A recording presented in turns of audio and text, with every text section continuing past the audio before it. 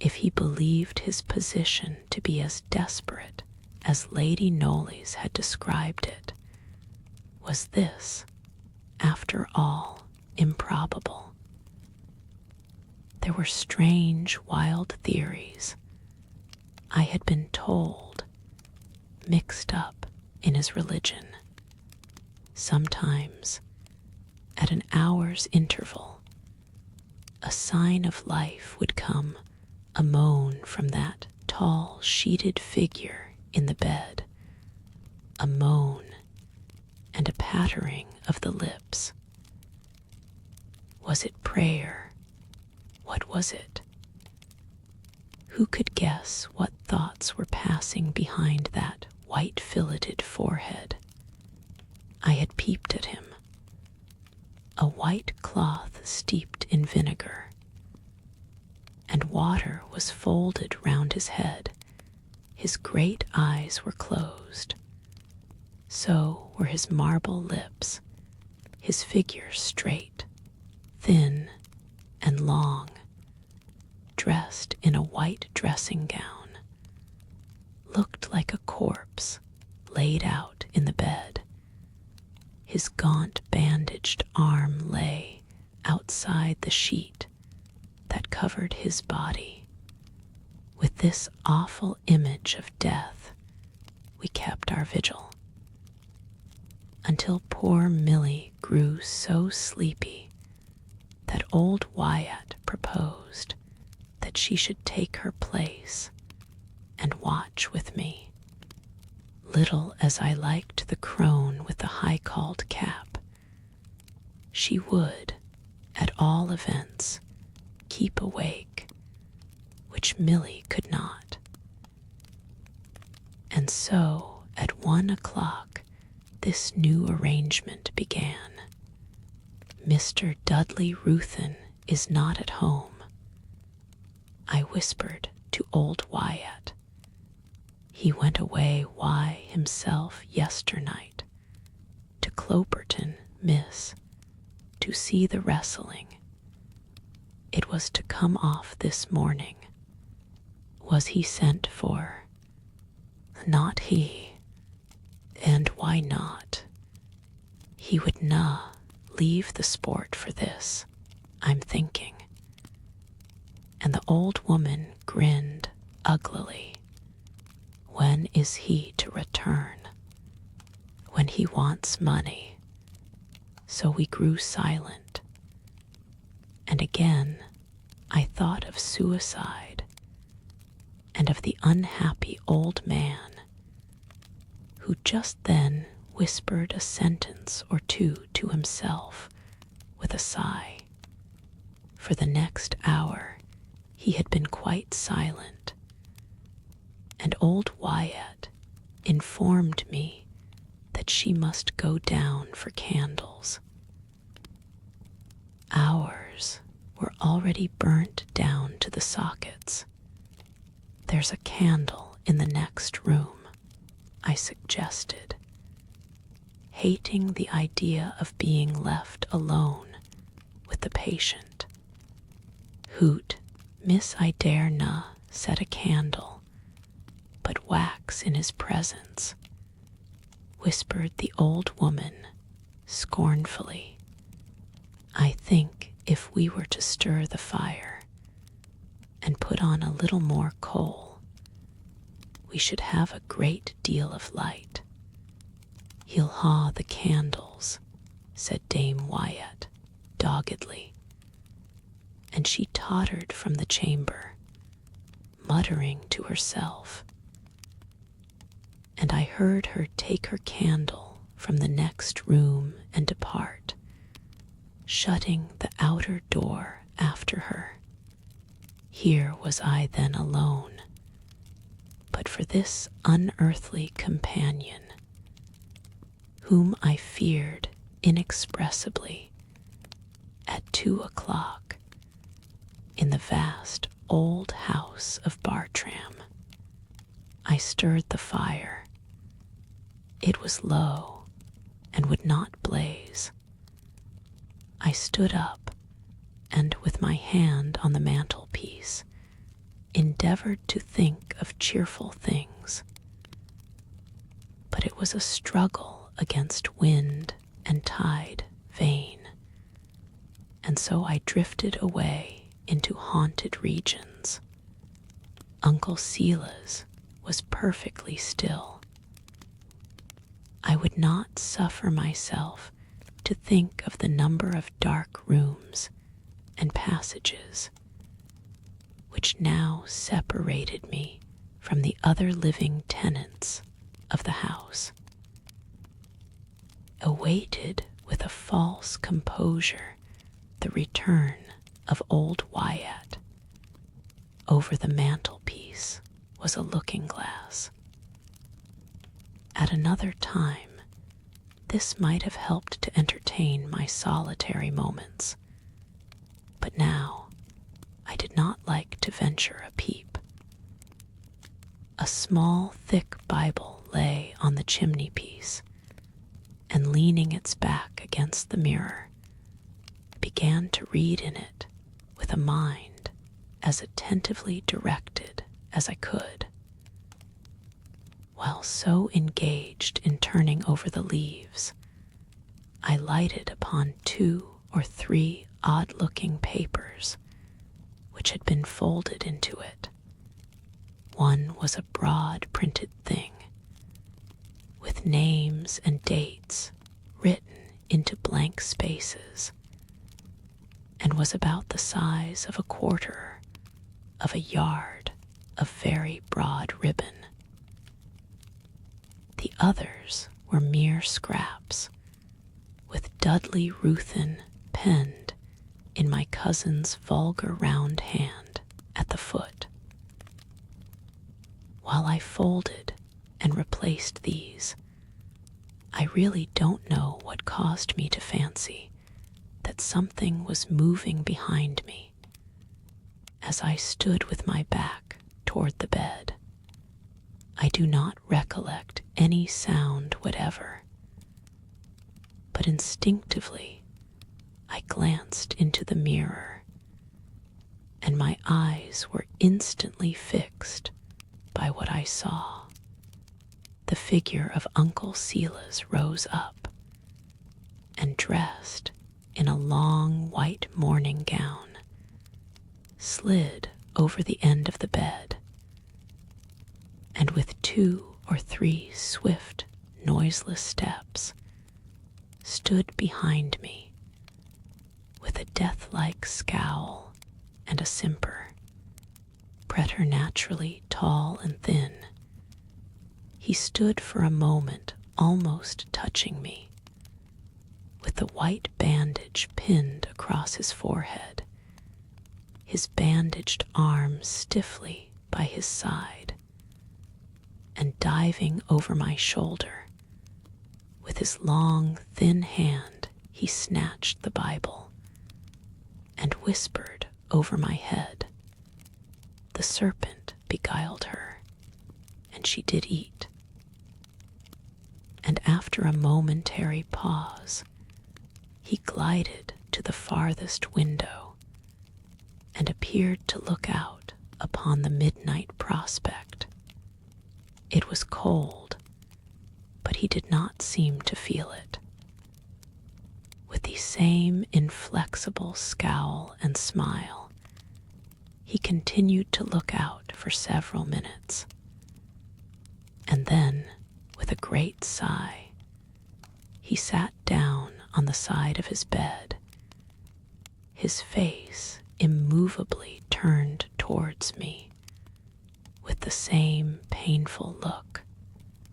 It seemed to me an hour before old Wyatt came back, and never was lover made happier at sight of his mistress than I to behold that withered crone. You may be sure I did not prolong my watch. There was now plainly no risk of my uncle's relapsing into lethargy. I had a long hysterical fit of weeping when I got into my room, with honest Mary Quince by my side. Whenever I closed my eyes, the face of Uncle Silas was before me, as I had seen it reflected in the glass. The sorceries of Bartram were enveloping me once more. Next morning, the doctor said he was quite out of danger, but very weak.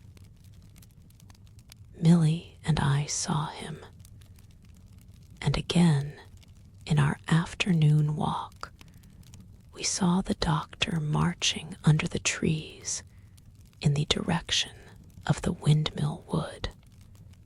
"Going down to see that poor girl there," he said, when he had made his salutation, prodding with his leveled stick in the direction. "Hawk or hawks, I think.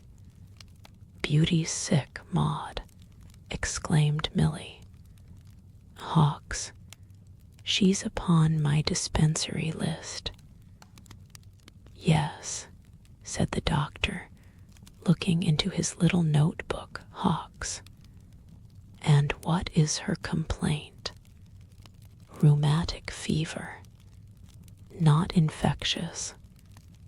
Not the least no more, as we say, Miss Ruthin, than a broken leg." And he laughed obligingly. So soon as the doctor had departed, Milly and I agreed to follow to Hawk's cottage and inquire more particularly how she was. To say truth, I am afraid it was rather for the sake of giving our walk a purpose and a point of termination than for any very charitable interest we might have felt in the patient.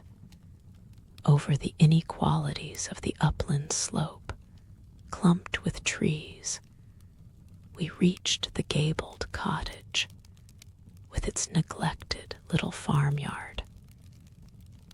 A rheumatic old woman was the only attendant, and having turned her ear in an attitude of attention, which induced us in gradually exalted keys to inquire how Meg was, she informed us in very loud tones that she had long lost her hearing and was perfectly deaf, and added considerately, "When the man comes in, a pen he'll tell ye what ye want." Through the door of a small room at the further end of that in which we were, we could see a portion of the narrow apartment of the patient, and hear her moans and the doctor's voice. "We'll see him, Milly, when he comes out. Let us wait here." So we stood upon the doorstone awaiting him. The sounds of suffering had moved my compassion and interested us for the sick girl. "Blessed if here isn't Pegtop," said Milly, "and the weather-stained red coat, the swarthy forbidding face, and sooty locks of old Hawks loomed in sight as he stumped, steadying himself with his stick, over the uneven pavement of the yard. He touched his hat gruffly to me, but did not seem half to like our being where we were, for he looked surlily and scratched his head under his wide awake. "Your daughter is very ill, I'm afraid," said I. "Aye, she'll be costin' me a handful, like her mother did," said Pegtop. "I hope her room is comfortable, poor thing." Aye, that's it, she be comfortable enough. I warrant more nor I it be all Meg. And nowt o' Dickon. When did her illness commence? I asked. Day the mare were shod, Saturday. I talked a bit why the workus folk, but they won't gee nowt, dang 'em. And how be I to dot? It be a lays hard bread why Silas, and a deal harder now she tan them pains. I won't stan it much longer. Gammon. If she keeps on that way, I'll just cut. See how the workus fellas ill like that. The doctor gives his services for nothing, I said, and does nothing, bless him. Ha, ha. No more nor that old deaf gammon there that costs me 3 tizzies a week, and hain't worth a h'porth, no more nor Meg there. That's making all she can owe them pains. They be all a foolin' o' me, and thinks I don't know tea-hay. We'll see. All this time, he was cutting a bit of tobacco into shreds on the window stone. A workin' man be same as a hoss. If he bain't cared, he can't work tisn't in him.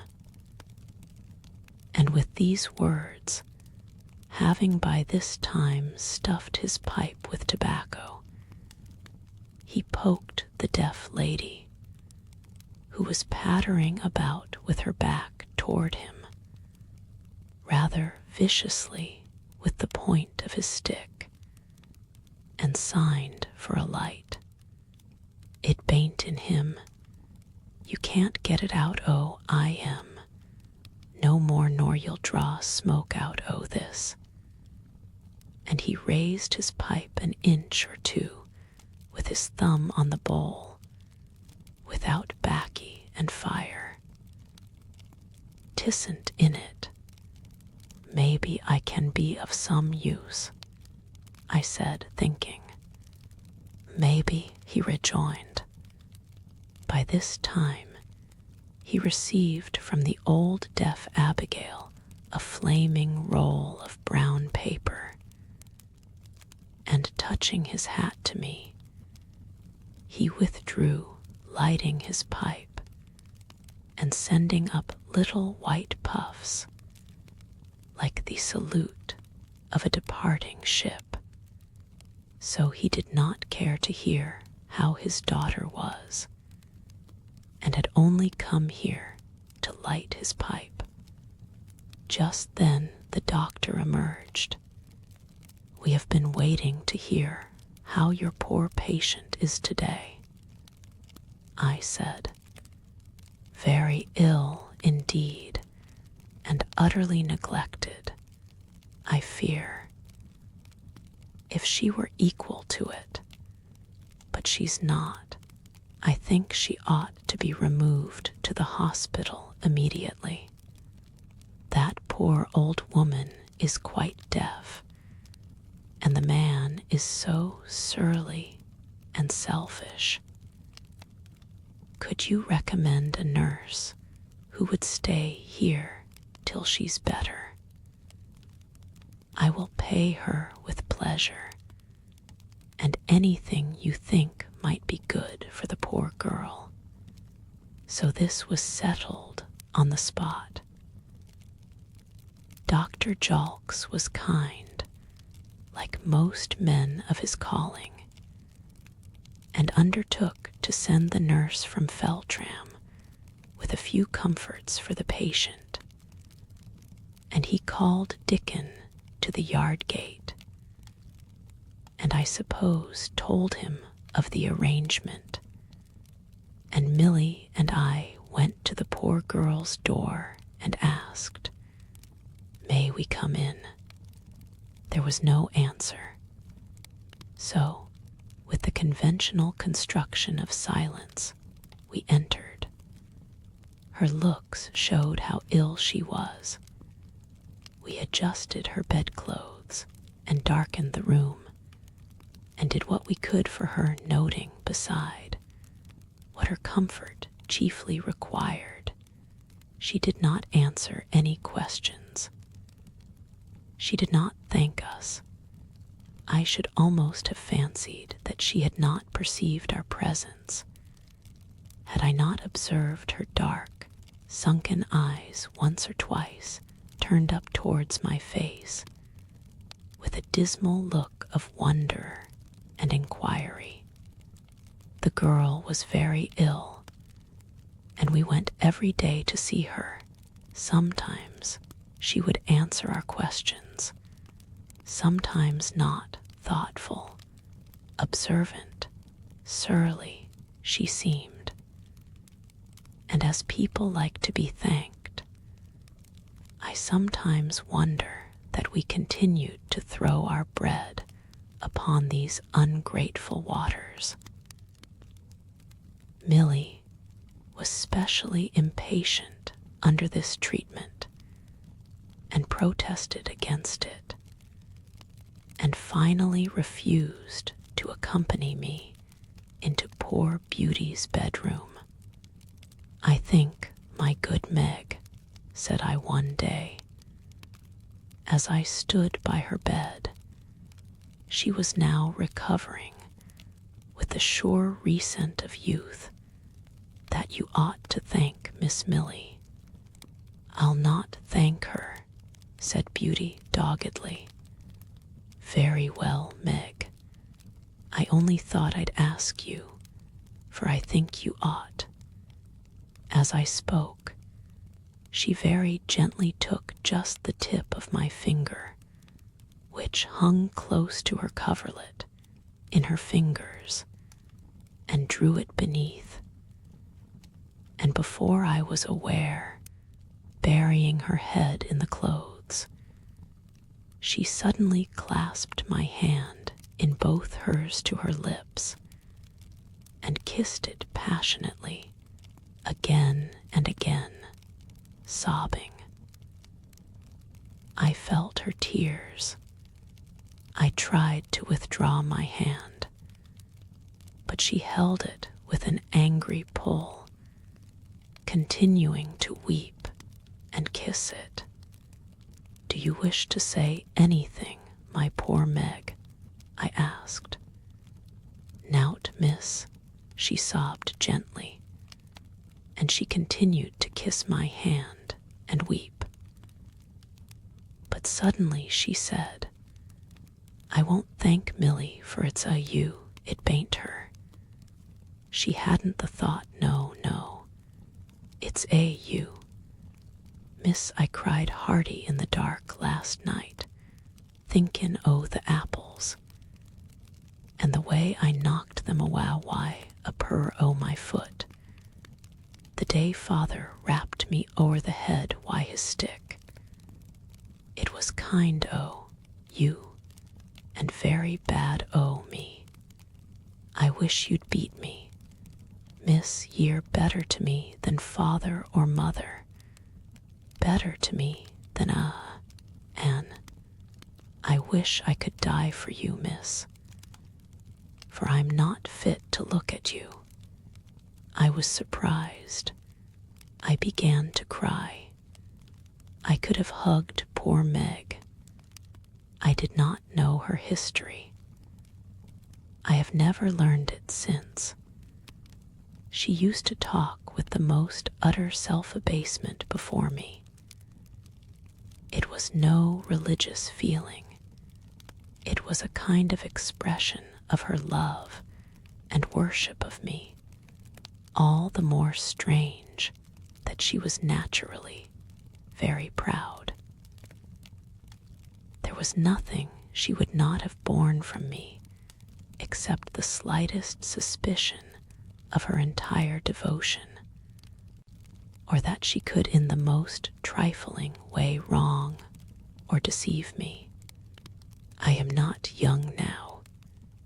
I have had my sorrows, and with them all that wealth, virtually unlimited, can command.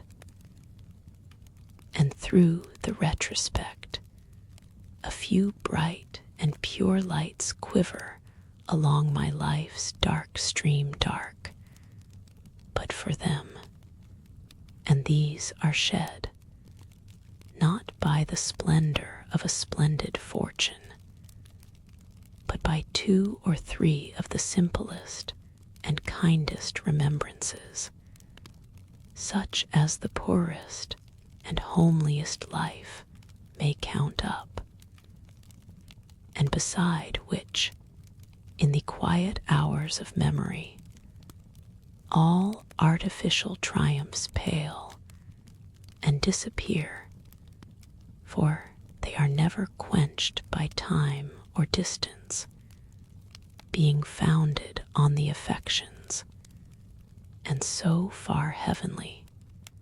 Chapter XLVII, a chapter full of lovers. We had about this time a pleasant and quite unexpected visit from Lord Ilbury. He had come to pay his respects, understanding that my Uncle Silas was sufficiently recovered to see visitors. And I think I'll run upstairs first and see him if he admits me. And then I have ever so long a message from my sister Mary for you and Miss Millicent. But I had better dispose of my business first, don't you think so? And I shall return in a few minutes. And as he spoke, our tremulous old butler returned to say that Uncle Silas would be happy to see him. So he departed, and you can't think how pleasant our homely sitting room looked with his coat and stick in it, guarantees of his return. Do you think, Milly, he is going to speak about the timber, you know, that Cousin Nolly spoke of? I do hope not. So do I, said Milly. I wish he'd stayed a bit longer with us first, for if he does, Father will sure to turn him out of doors, and we'll see no more of him. Exactly, my dear Milly. And he's so pleasant and good-natured, and he likes you awful well, he does. I'm sure he likes us both equally, Milly. He talked a great deal to you at Elverston, and used to ask you so often to sing those 2 pretty Lancashire ballads, I said. But you know, when you were at your controversies and religious exercises in the window, with that pillar of the church, the Rev. Spriggs Biddlepen, get a wow why your nonsense, Maud. How could I help answering when he dodged me up and down my testament and catechism? And I most hate him, I tell you. And Cousin Nolly's, you're such fools, I do. And whatever you say, the Lord likes you uncommon, and well you know it, ye hussy. I know no such thing, and you don't think it, you hussy. And I really don't care who likes me or who doesn't, except my relations. And I make the Lord a present to you, if you'll have him. In this strain were we talking when he re-entered the room, a little sooner than we had expected to see him. Milly, who, you are to recollect, was only in process of reformation and still retained something of the Derbyshire dairymaid gave me a little clandestine pinch on the arm just as he made his appearance. "I just refused a present from her," said odious Milly, in answer to his inquiring look, "because I knew she could not spare it." The effect of all this was that I blushed, one of my overpowering blushes. People told me they became me very much. Hope so, for the misfortune was frequent, and I think nature owed me that compensation. "It places you both in a most becoming light," said Lord Ilbury, quite innocently.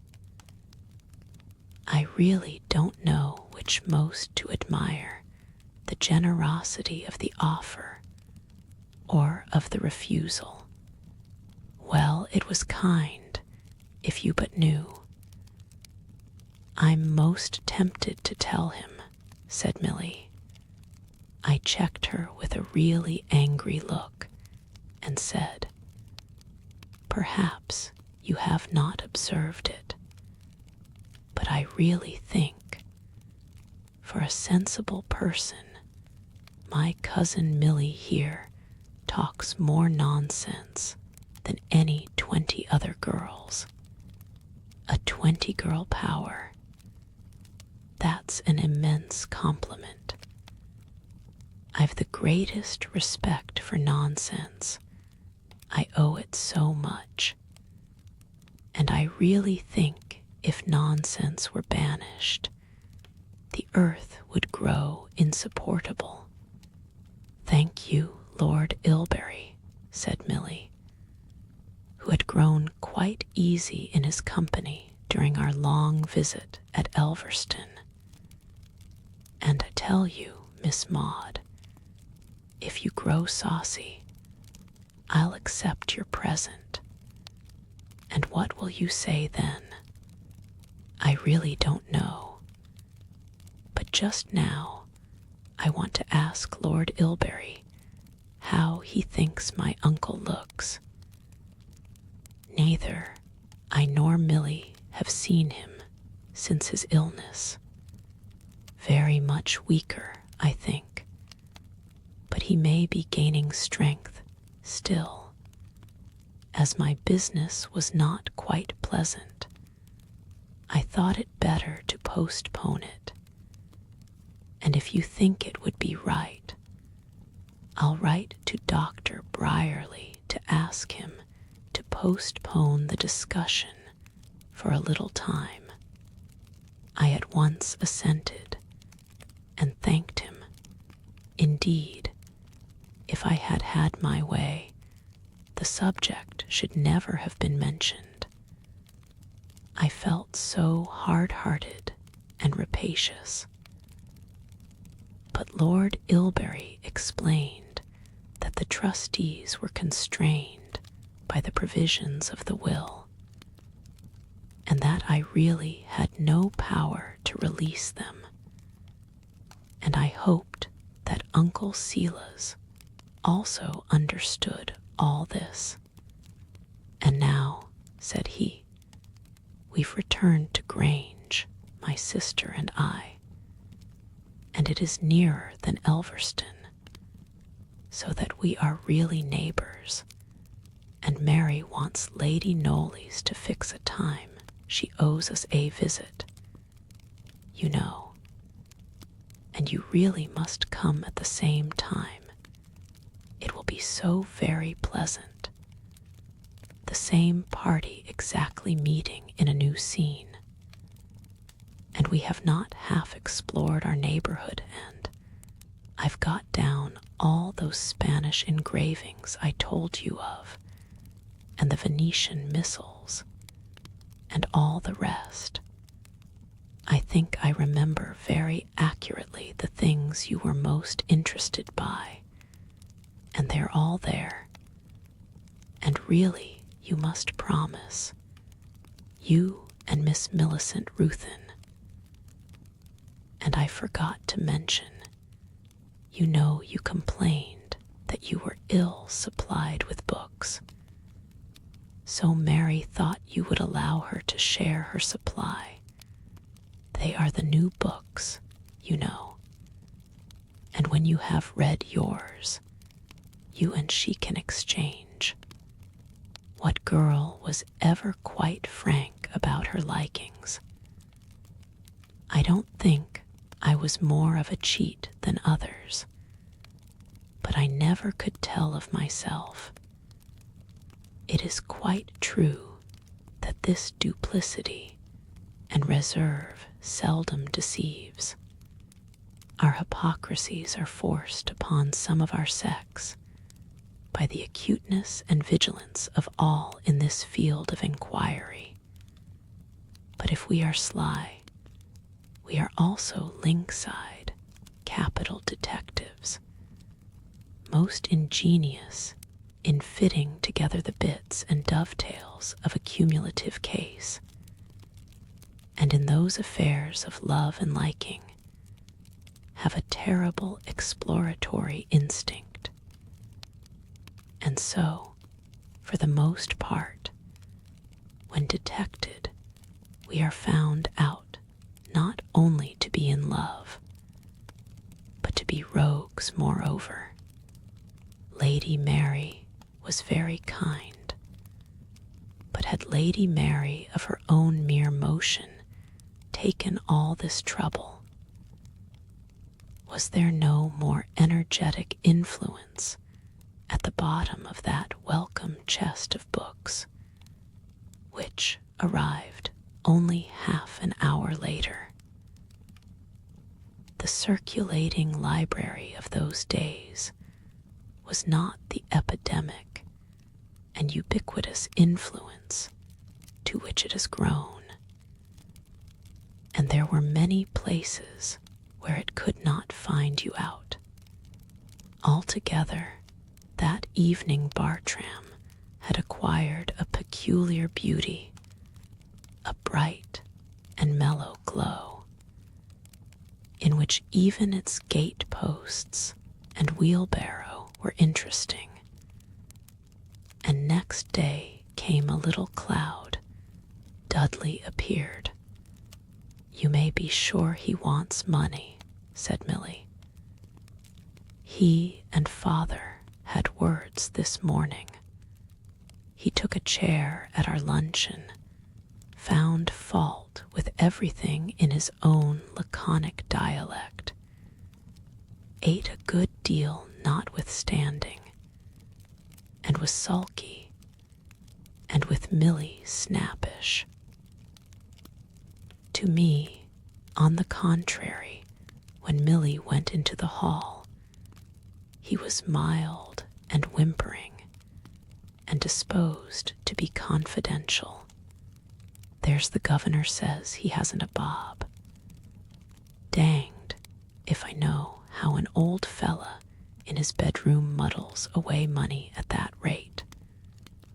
I don't suppose he thinks I can get along without tin, and he knows them trustees won't gee me a tizzy till they get what they calls an opinion, dang 'em. Brierly says he doubts.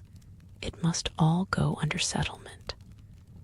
They'll settle me nicely if they do. And governor knows all about it, and won't gee me a danged brass farthin. And me why bills to pay, and lawyers, dang 'em, writing letters. He knows some at that hisself, does governor, and he might ha consideration a bit for his own flesh and blood, I say. But he never does nout for none but hisself.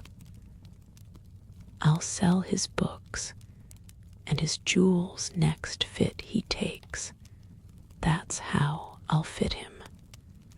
This amiable young man, glowering, with his elbows on the table and his fingers in his great whiskers, followed his homily, where clergymen append the blessing, with a muttered variety of very different matter.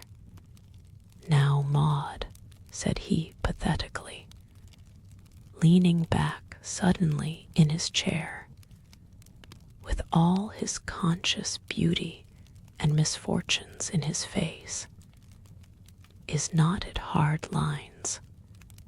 I thought the appeal was going to shape itself into an application for money, but it did not. I never knowed a real beauty first chop, of course. I mean, that wasn't kind along of it. And I'm a fella as can't get along without sympathy. That's why I say it. And isn't it hard lines now? Say it's hard lines, hain't it, Maud?"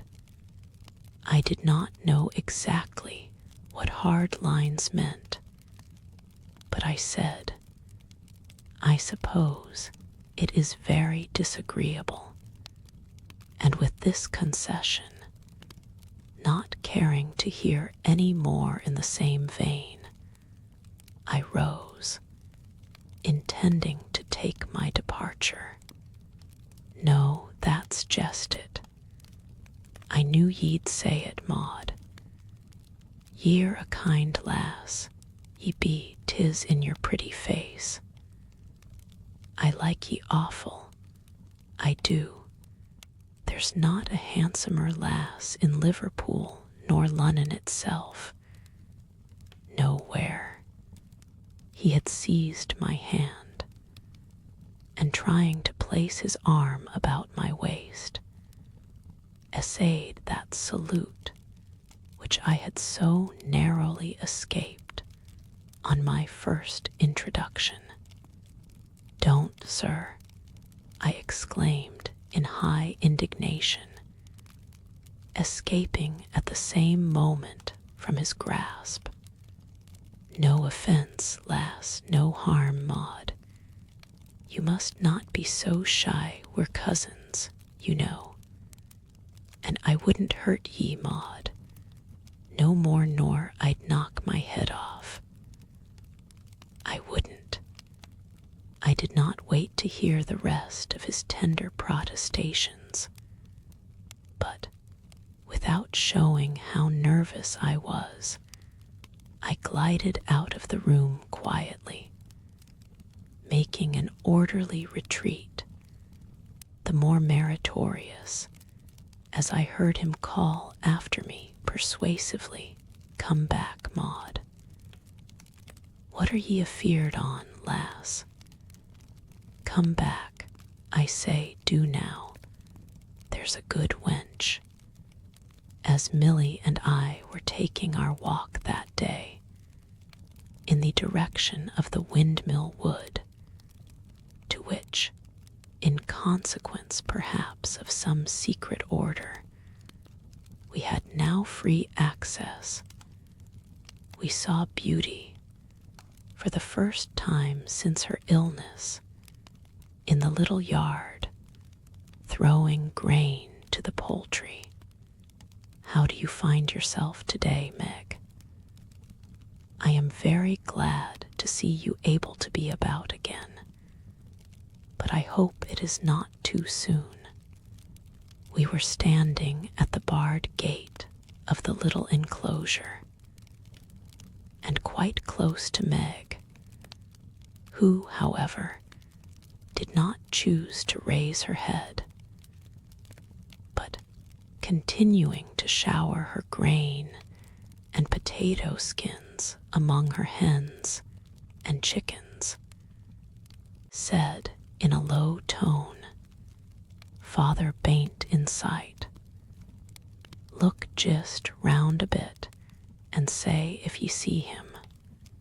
But Dickens dusky red costume was nowhere visible, so Meg looked up, pale and thin, and with her old, grave, observant eyes, and she said quietly, "'Tisn't that I'm not glad to see ye, but if father was to spy me talking friendly why ye, now that I'm hearty, and you haven't no more call to me, he'd be allays a-watching and thinkin' I was tellin' tales, and a pen he'd want me to worrit ye for money, Miss Maud, and 'tisn't here he'd spend it, but in the Feltram-Pottus's he would, and we want for nothin' that's good for us,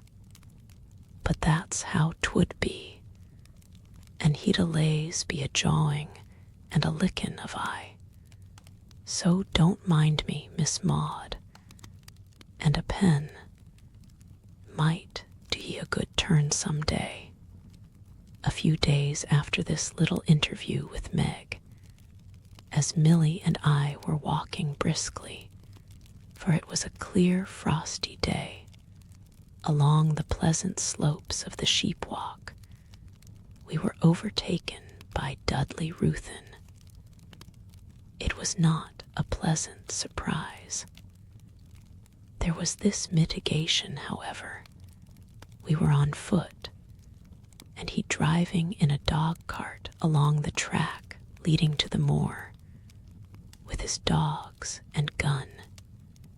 He brought his horse for a moment to a walk, and with a careless nod to me, removing his short pipe from his mouth, he said, "Governor's callin' for ye, Milly, and he told me to send you slick home to him if I saw you, and I think he'll gee ye some money, but ye better take him while he's in the humour, lass, or mayhap ye'll go long without."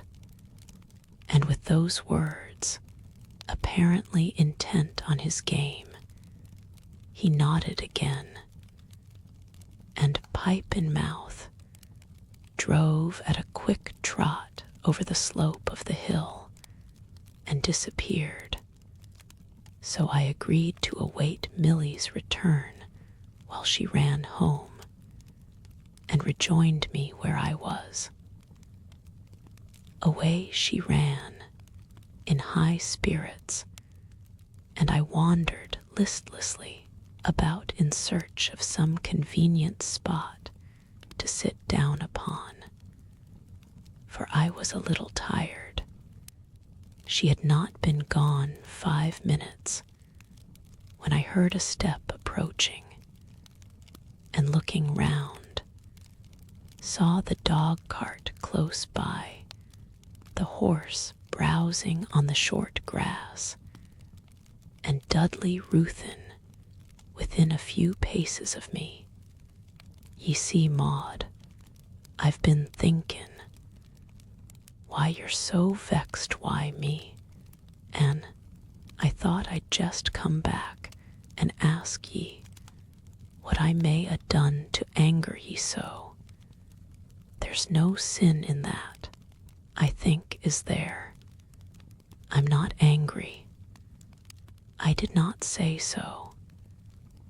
I hope that's enough, I said, startled, and notwithstanding my speech, very angry, for I felt instinctively that Milly's dispatch homeward was a mere trick, and I the dupe of this coarse stratagem. Well then, if ye bain't angry, so much the better, Maud. Only want to know why you're afeard o' me. I never struck a man foul, much less hurt a girl, in my days. Besides, Maud, I likes ye too well to hurt ye. Dang it, lass, you're my cousin, ye know, and cousins is allays together, and lovin' like, and none says again it. I've nothing to explain, there is nothing to explain. I've been quite friendly, I said hurriedly. Friendly? Well, if there bain't a cram.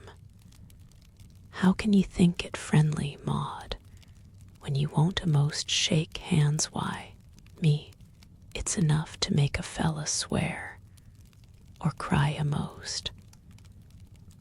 Why d'ye like aggravatin' a poor devil? Now bain't ye an ill-natured little puss, Maud, and I licken ye so well. You're the prettiest lass in Derbyshire. There's nothin' I wouldn't do for ye. And he backed his declaration with an oath. Be so good, then, as to re-enter your dog-cart and drive away, I replied, very much incensed. Now there it is again. Ye can't speak me civil.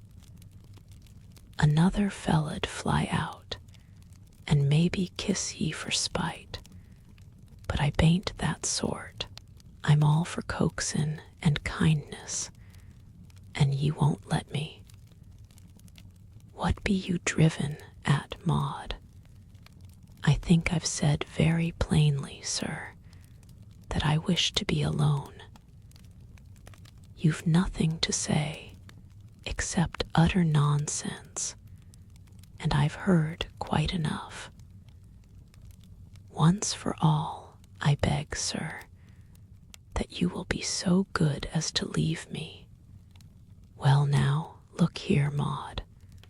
I'll do anything you like, burn me if I don't, if you'll only just be kind to me, like cousins should. What did I ever do to vex you? If you think I like any lass better than you, some fella at Elverston's been talkin'. Maybe it's nowt, but lies and nonsense. Not, but there's lots o' wenches likes me well enough, though I be a plain lad, and speaks my mind straight out.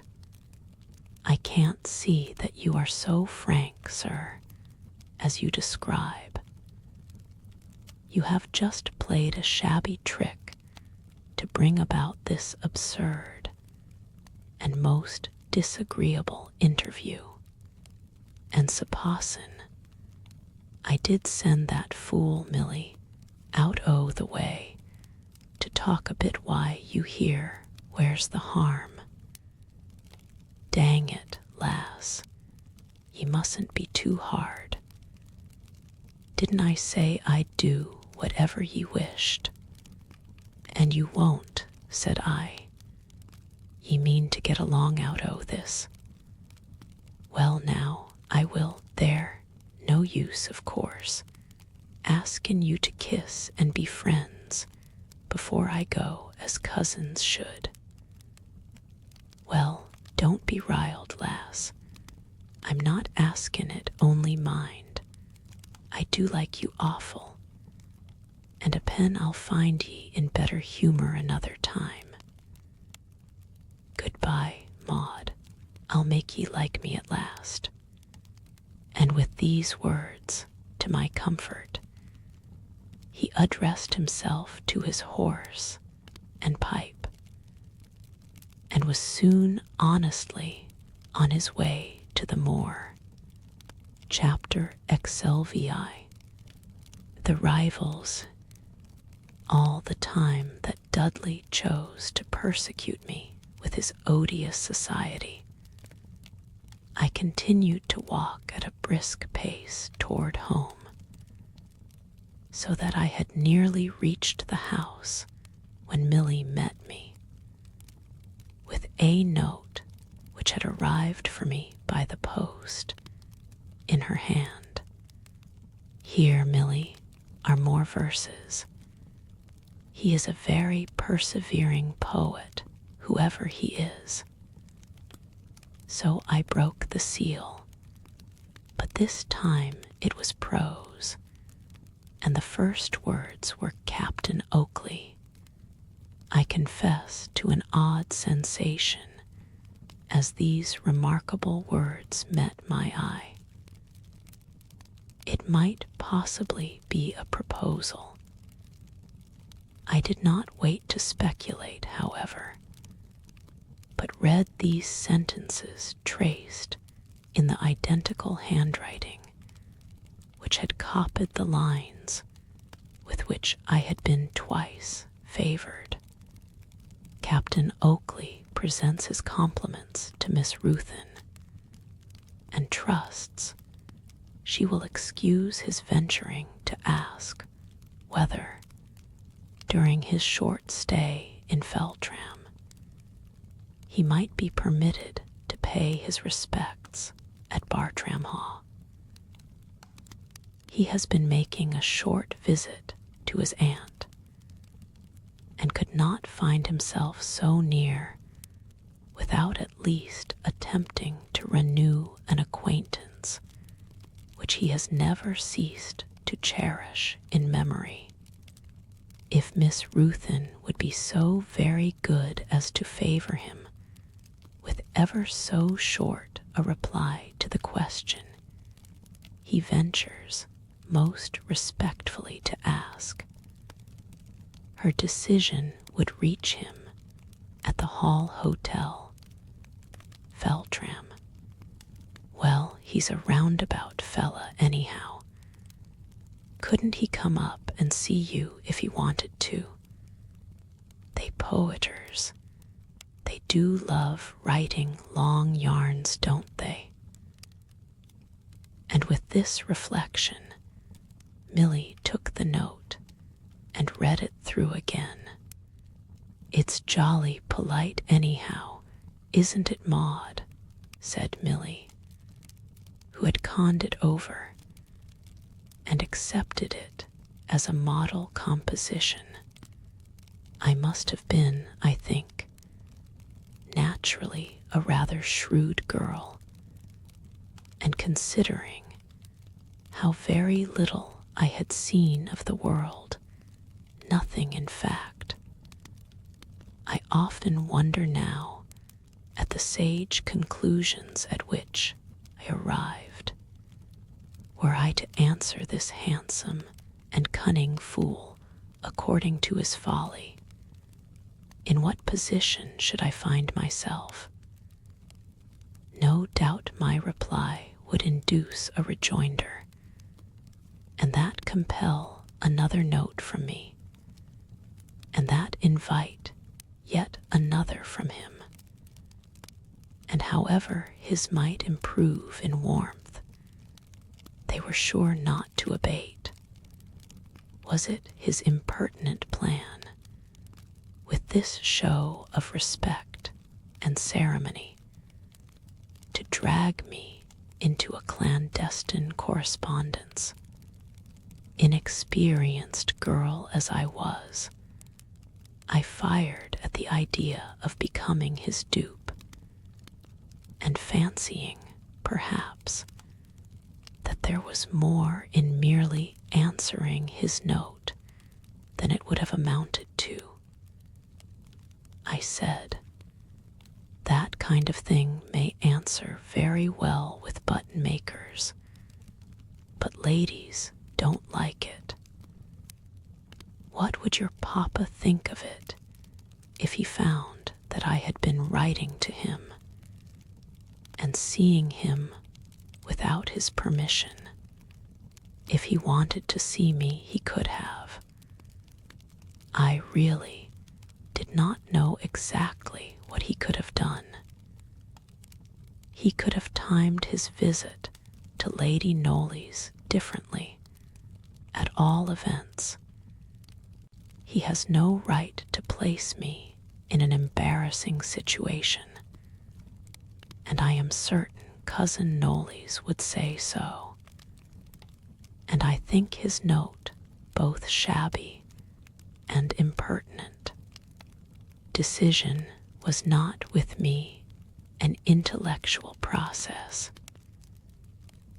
When quite cool, I was the most undecided of mortals. But once my feelings were excited, I was prompt and bold.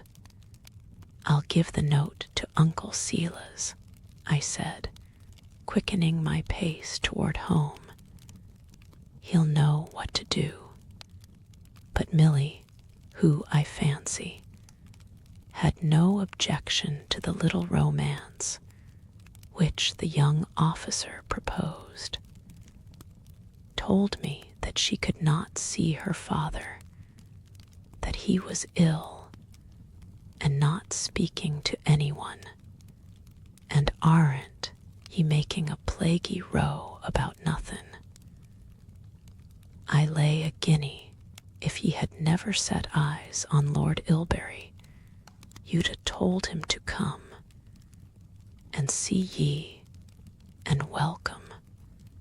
Don't talk like a fool, Milly. You never knew me do anything deceitful. Lord Ilbury has no more to do with it, you know very well, than the man in the moon. I was altogether very indignant. I did not speak another word to Milly. The proportions of the house are so great that it is a much longer walk than you would suppose from the hall door to Uncle Silas's room. But I did not cool all that way, and it was not till I had just reached the lobby and saw the sour, jealous face and high call of old Wyatt, and felt the influence of that neighborhood, that I paused to reconsider. I fancied there was a cool consciousness of success behind all the deferential phraseology of Captain Oakley, which nettled me extremely. No, there could be no doubt. I tapped softly at the door. "What is it now, miss?" snarled the querulous old woman with her shriveled fingers on the door handle. "Can I see my uncle for a moment? He's tired, and not a word from him all day long. Not ill, though. Awful bad in the night," said the old crone, with a sudden savage glare in my face, as if I had brought it about. "Oh, I'm very sorry. I had not heard a word of it. No one does, but old Wyatt. There's Milly there never asks neither his own child. Weakness or what? One o' them fits. He'll slide awa' in one o' them some day, and no one but old Wyatt to know nor ask word about it. That's how 'twill be. Will you please hand him this note, if he is well enough to look at it, and say I am at the door."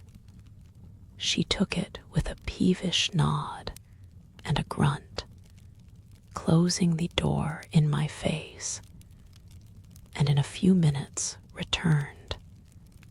"Come in, why ye," said Dame Wyatt, and I appeared.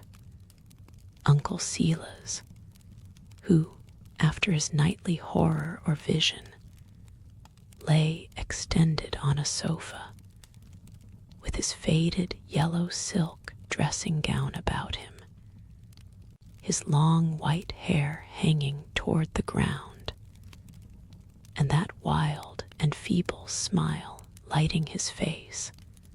A glimmer I feared to look upon his long, thin arms lay by his sides, with hands and fingers that stirred not, except when now and then a feeble motion.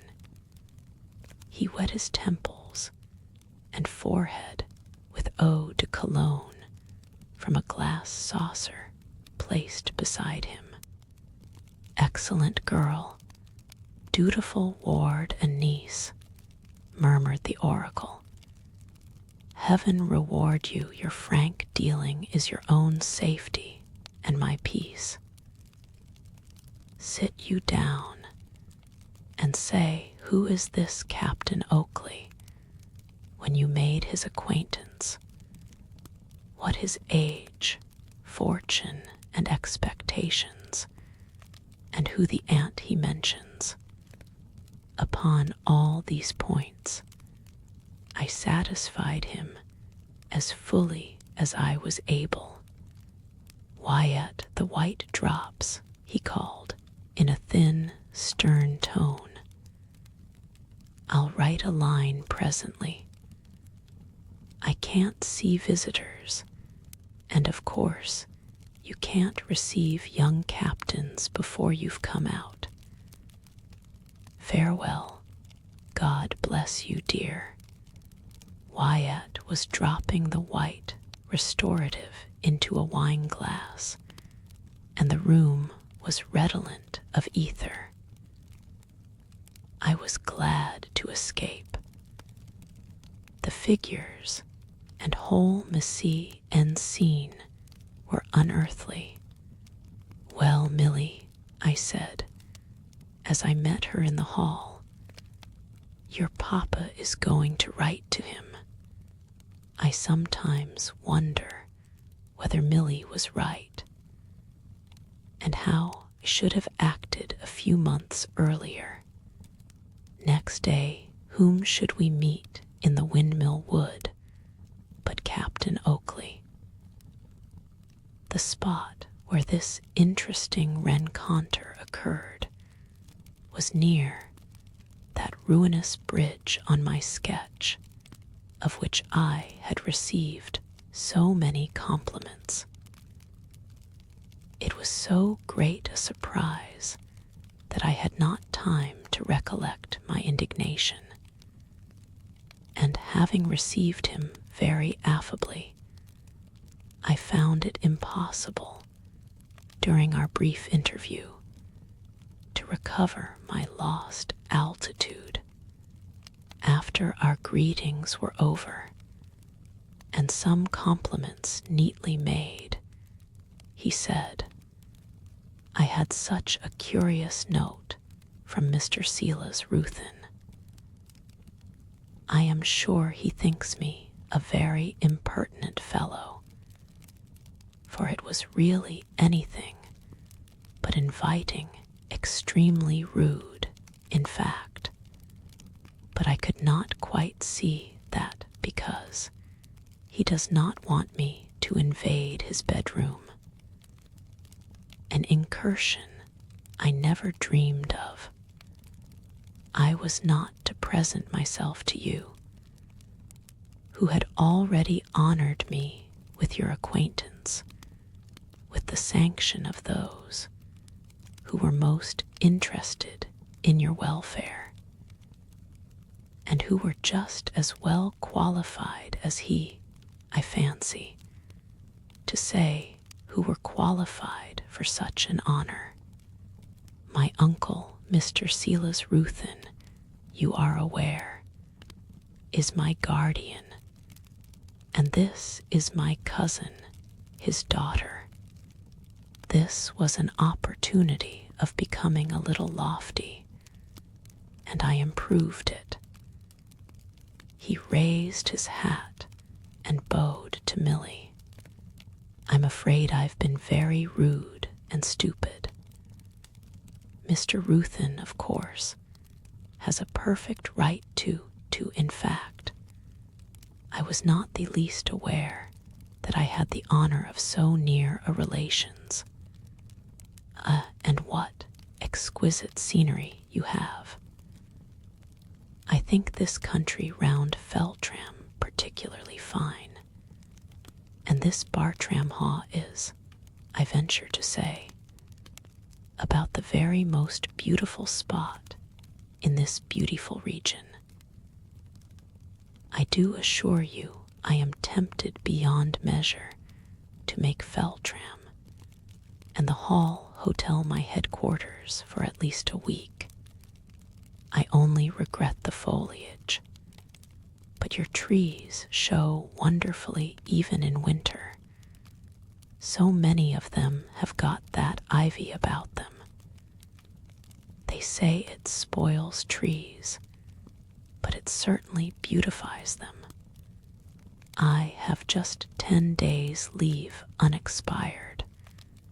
I wish I could induce you to advise me how to apply them.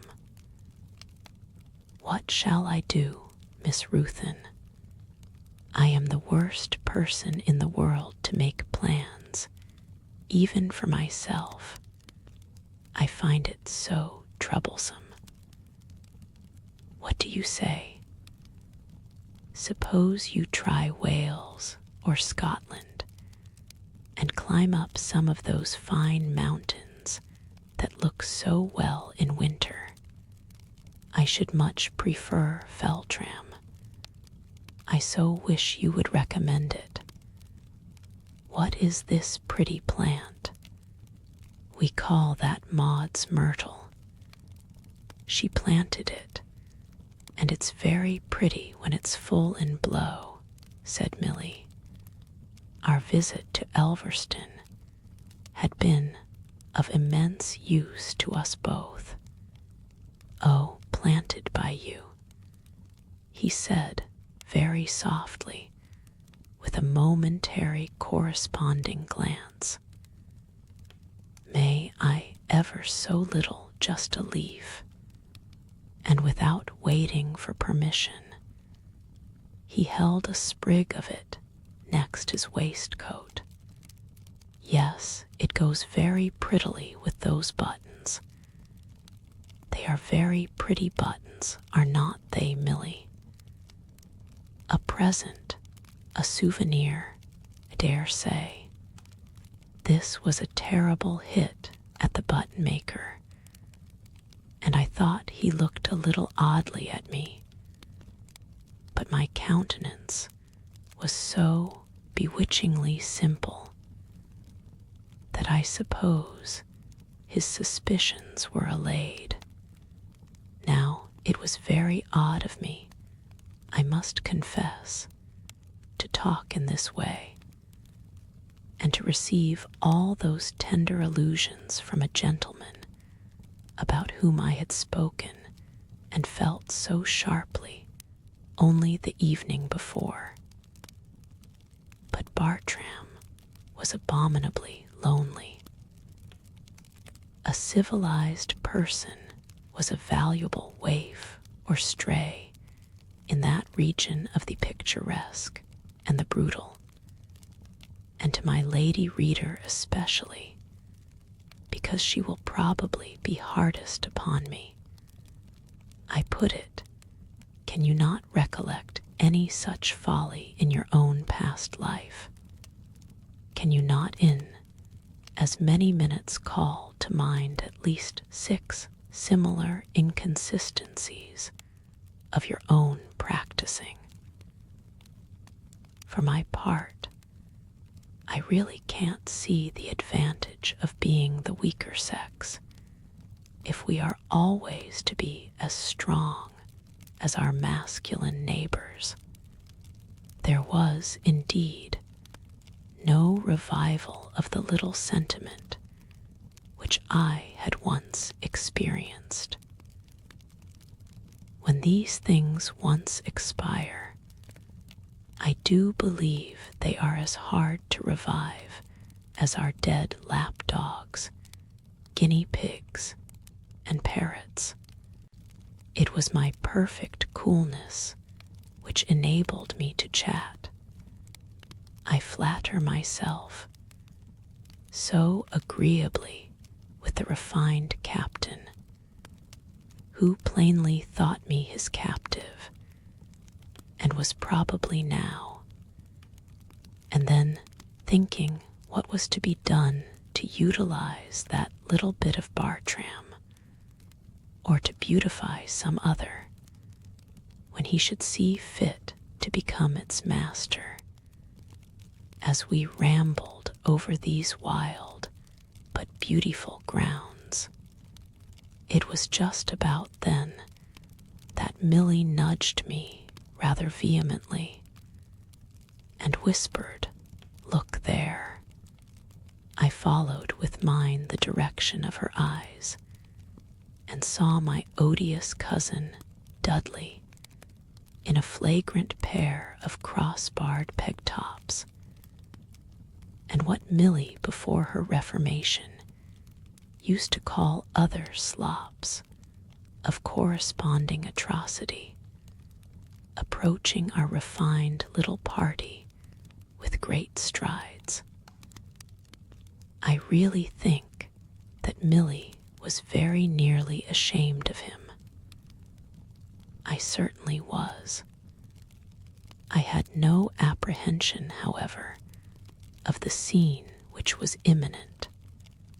The charming captain mistook him probably for some rustic servant of the place, for he continued his agreeable remarks up to the very moment when Dudley, whose face was pale with anger, and whose rapid advance had not served to cool him, without recollecting to salute either Milly or me, accosted our elegant companion as follows: "By your leave, master, bain't you summat in the wrong box here, don't you think?" He had planted himself directly in his front and looked unmistakably menacing. "May I speak to him?" "Will you excuse me?" said the captain blandly. "Ow, aye, they'll excuse ye ready enough, I dessay. You're to deal wi' me, though. Bain't ye in the wrong box now?" "I'm not conscious, sir, of being in a box at all," replied the captain with severe disdain. "It strikes me you are disposed to get up a row. Let us, if you please, get a little apart from the ladies, if that is your purpose. I mean to turn you out this the way ye came. If you make a row, so much the wuss for you, for I'll lick ye to fits." "Tell him not to fight," whispered Milly. "He'll a no chance why, Dudley." I saw Dickon Hawkes grinning over the paling on which he leaned.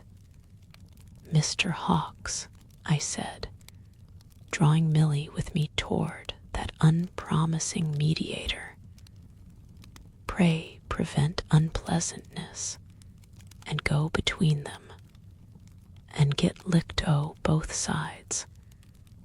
"Rather not, miss, thank ye," grinned Dickon tranquilly. "Who are you, sir?" demanded our romantic acquaintance with military sternness. "I'll tell you who you are, your Oakley, as stops at the hall, that Governor wrote, overnight, not to dare show your nose inside the grounds. You're a half-starved cap'n, come down here to look for a wife, and, before Dudley could finish his sentence, Captain Oakley, than whose face no regimentals could possibly have been more scarlet, at that moment, struck with his switch at Dudley's handsome features. I don't know how it was done, by some devilish cantrip sleight. A smack was heard, and the captain lay on his back on the ground, with his mouth full of blood. "How do ye like the taste o' that?" roared Dickon from his post of observation. In an instant, Captain Oakley was on his feet again, hatless, looking quite frantic, and striking out at Dudley, who was ducking and dipping quite coolly. And again, the same horrid sound, only this time it was double, like a quick postman's knock, and Captain Oakley was on the grass again, tapped his smeller by, thundered Dickon with a roar of laughter. "Come away, Milly, I'm growing ill," said I. "Drop it, Dudley. I tell ye you'll kill him," screamed Milly. But the devoted captain, whose nose and mouth and shirt front formed now but one great patch of blood, and who was bleeding beside over one eye, dashed at him again. I turned away. I felt quite faint and on the point of crying with mere horror. "Hammer away at his knocker," bellowed Dickon, in a frenzy of delight. "He'll break it now, if it ain't already," cried Milly, alluding, as I afterwards understood, to the captain's Grecian nose. Bravo, little Un. The captain was considerably the taller. Another smack, and I suppose Captain Oakley fell once more. "Hooray, the dinner service again, by," roared Dickon. "Stick to that. Over the same ground subsoil, I say. He ha'n't enough yet." In a perfect tremor of disgust, I was making as quick a retreat as I could, and as I did, I heard Captain Oakley shriek hoarsely, "You're a D prize fighter. I can't box you. I told ye I'd lick ye to fits," hooted Dudley. "But you're the son of a gentleman, and by, you shall fight me as a gentleman." A yell of hooting laughter from Dudley and Dickon followed this sally. "Gee, my love to the Colonel, and think o' me when ye look in the glass, won't ye? And so you're goin' arter all. Well, follow what's left o' your nose. Ye forgot some o' your ivories, didn't ye, on th grass?" These and many similar jibes followed the mangled captain in his retreat. Chapter XLVII. Dr. Bartram reappears. No one who has not experienced it can imagine the nervous disgust and horror which such a spectacle as we had been forced, in part, to witness leaves upon the mind of a young person of my peculiar temperament. It affected ever after my involuntary estimate of the principal actors in it. An exhibition of such thorough inferiority, accompanied by such a shock to the feminine sense of elegance, is not forgotten by any woman. Captain Oakley had been severely beaten by a smaller man. It was pitiable, but also undignified, and Milly's anxieties about his teeth and nose, though in a certain sense horrible, had also a painful suspicion of the absurd. People say, on the other hand, that superior prowess, even in such barbarous contests, inspires in our sex an interest akin to admiration. I can positively say in my case it was quite the reverse. Dudley Ruthven stood lower than ever in my estimation, for though I feared him more, it was by reason of these brutal and cold-blooded associations. After this, I lived in constant apprehension of being summoned to my uncle's room, and being called on for an explanation of my meeting with Captain Oakley, which, notwithstanding my perfect innocence, looked suspicious. But no such inquisition resulted. Perhaps he did not suspect me, or perhaps he thought, not in his haste, all women are liars, and did not care to hear what I might say. I rather lean to the latter interpretation. The exchequer just now, I suppose, by some means, was replenished. For next morning Dudley set off upon one of his fashionable excursions, as poor Milly thought them, to Wolverhampton, and the same day Dr. Brierly arrived. Milly and I, from my room window, saw him step from his vehicle to the courtyard. A lean man, with sandy hair and whiskers, was in the chaise with him. Dr. Brierly descended in the unchangeable black suit that always looked new and never fitted him. The doctor looked careworn, and older, I thought, by several years than when I last saw him. He was not shown up to my uncle's room.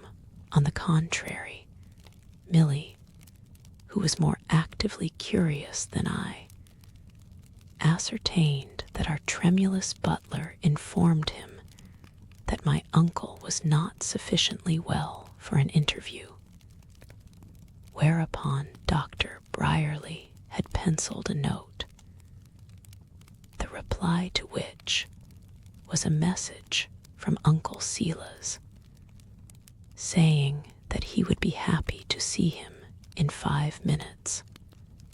As Milly and I were conjecturing what it might mean, and before the 5 minutes had expired, Mary Quince entered. "Wyatt bid me tell you, miss, your uncle wants you this minute." When I entered his room, Uncle Silas was seated at the table with his desk before him. He looked up. Could anything be more dignified, suffering, and venerable? "I sent for you, dear," he said very gently, extending his thin white hand and taking mine, which he held affectionately while he spoke, "because I desire to have no secrets, and wish you thoroughly to know all that concerns your own interests while subject to my guardianship. And I am happy to think, my beloved niece, that you requite my candor. Oh, here is the gentleman. Sit down, dear." Dr. Brierly was advancing, as it seemed, to shake hands with Uncle Silas, who, however, rose with a severe and haughty air, not the least overacted, and made him a slow, ceremonious bow. I wondered how the homely doctor could confront so tranquilly that astounding statue of hauteur. A faint and weary smile, rather sad than contemptuous, was the only sign he showed of feeling his repulse. "How do you do, miss?" he said, extending his hand and greeting me after his ungallant fashion, as if it were an afterthought. "I think I may as well take a chair, sir," said Dr. Brierly, sitting down serenely near the table and crossing his ungainly legs. My uncle bowed. "You understand the nature of the business, sir. Do you wish Miss Ruthin to remain?" asked Dr. Brierly. "I sent for her, sir," replied my uncle, in a very gentle and sarcastic tone, a smile on his thin lips, and his strangely contorted eyebrows raised for a moment contemptuously. "This gentleman, my dear Maud, thinks proper to insinuate that I am robbing you. It surprises me a little, and no doubt you have nothing to conceal, and wished you to be present while he favors me more particularly with his views. I'm right, I think, in describing it as robbery, sir." "Why," said Dr. Brierly thoughtfully, for he was treating the matter as one of right and not of feeling, "it would be, certainly, taking that which does not belong to you and converting it to your own use.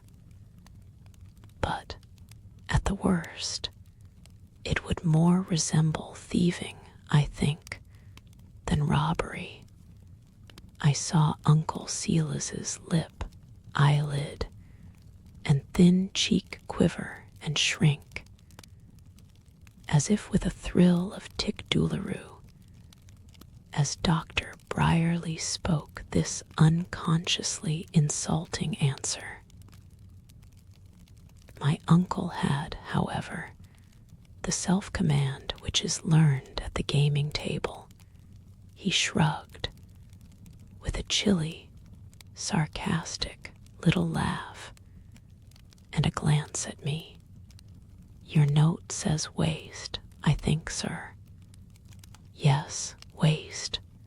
The felling and sale of timber in the Windmill Wood, the selling of oak bark, and burning of charcoal, as I'm informed," said Brierly, as sadly and quietly as a man might relate a piece of intelligence from the newspaper.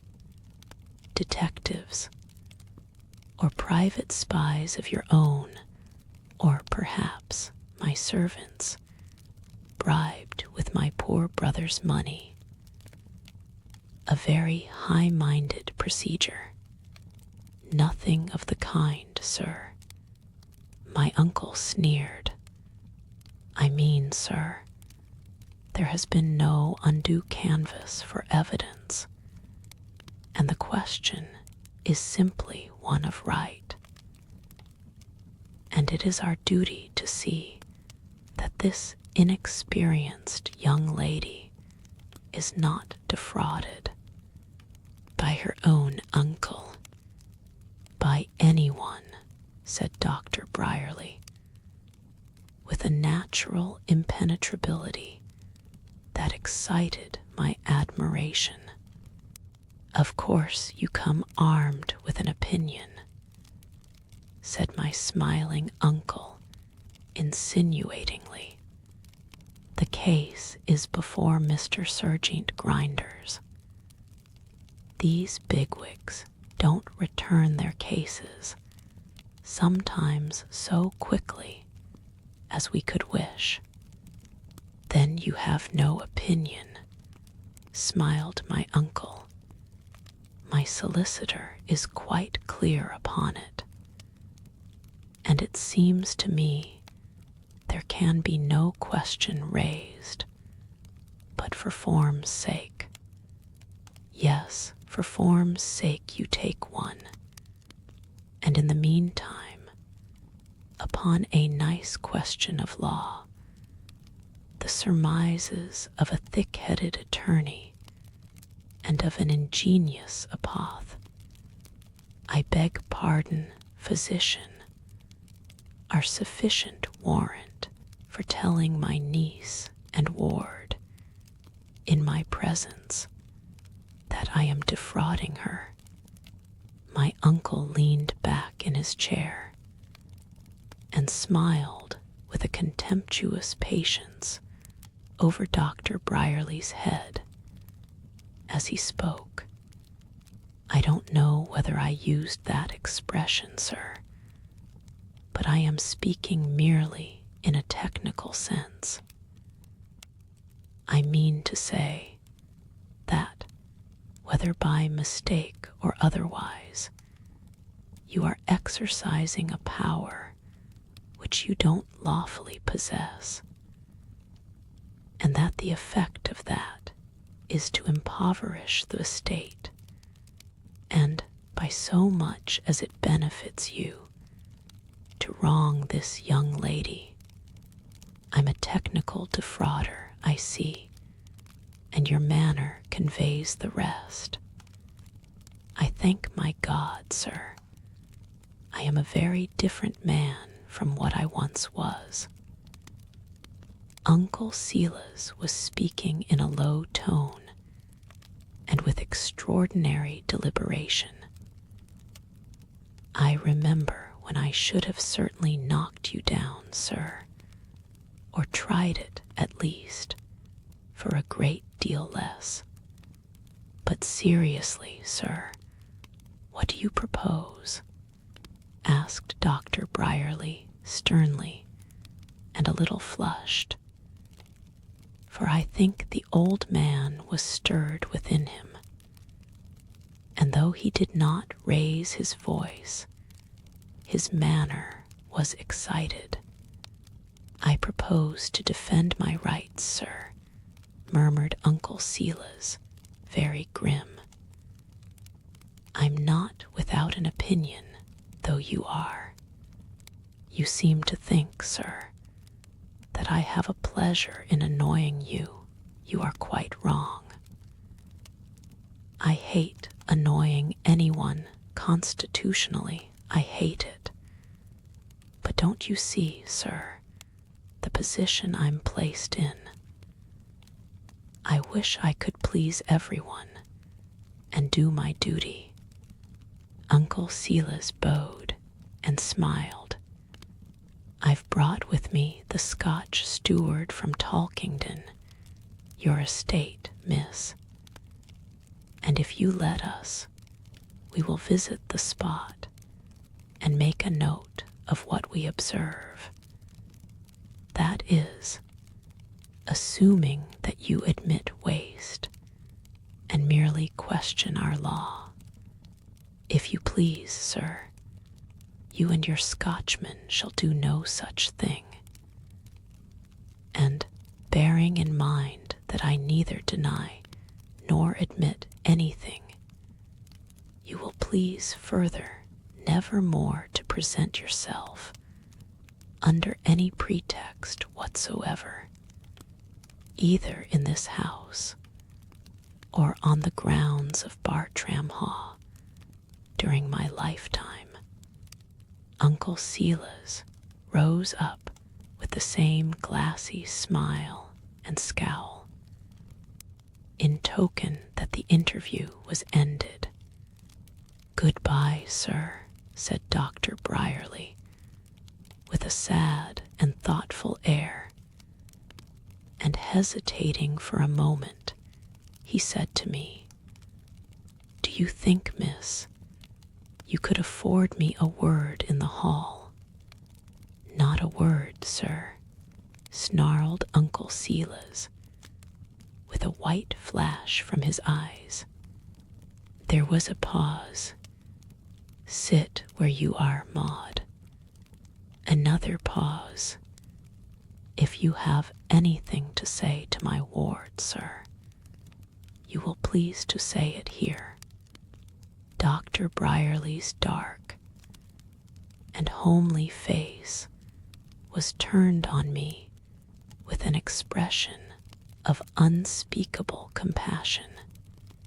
"I was going to say that if you think of any way in which can be of the least service, miss, I'm ready to act. That's all mind, anyway."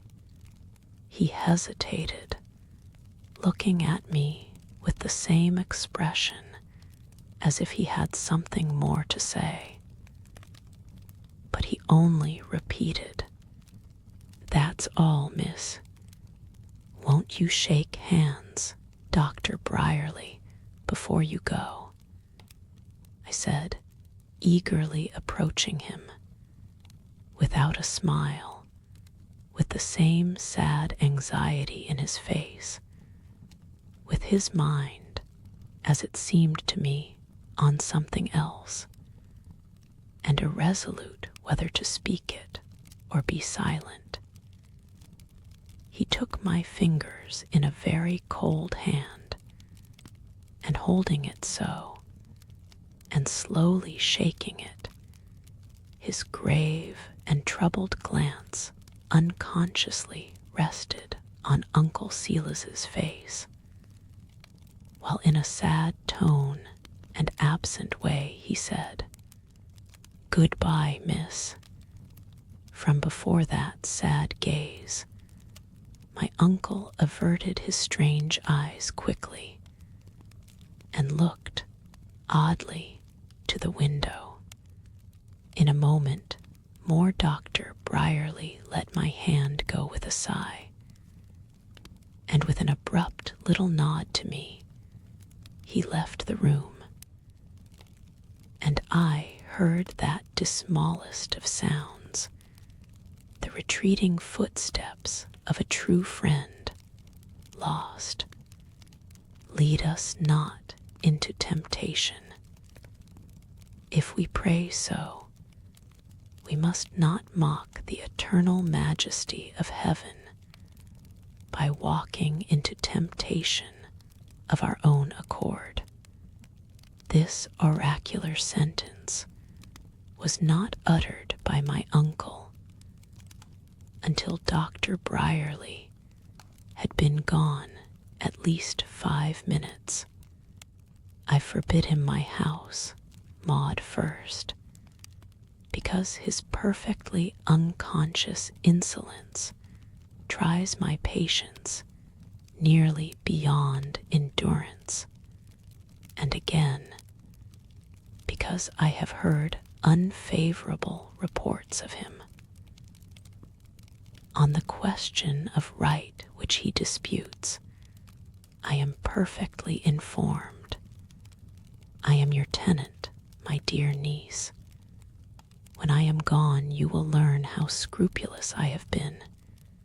You will see how, under the pressure of the most agonizing pecuniary difficulties, the terrific penalty of a misspent youth, I have been careful never, by a hair's breadth, to transgress the strict line of my legal privileges.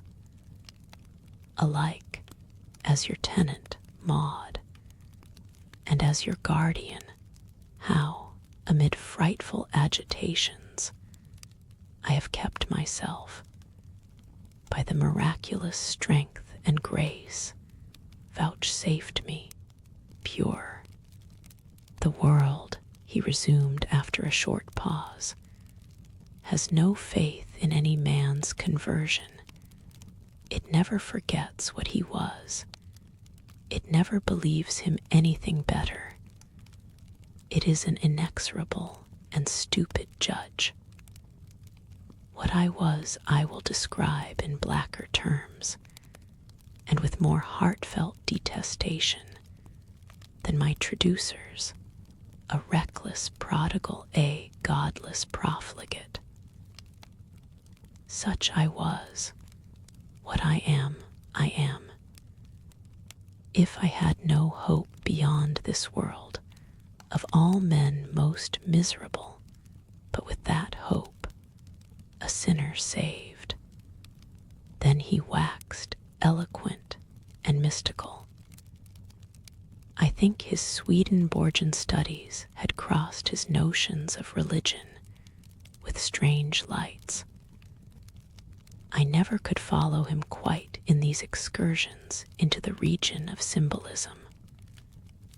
I only recollect that he talked of the deluge and the waters of Mara, and said, "I am washed, I am sprinkled," and then, pausing, bathed his thin temples and forehead with eau de cologne, a process which was, perhaps, suggested by his imagery of sprinkling, and so forth.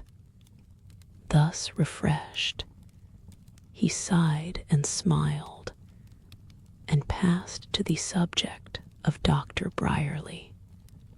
Of Dr. Brierly, I know that he is sly, that he loves money, was born poor, and makes nothing by his profession.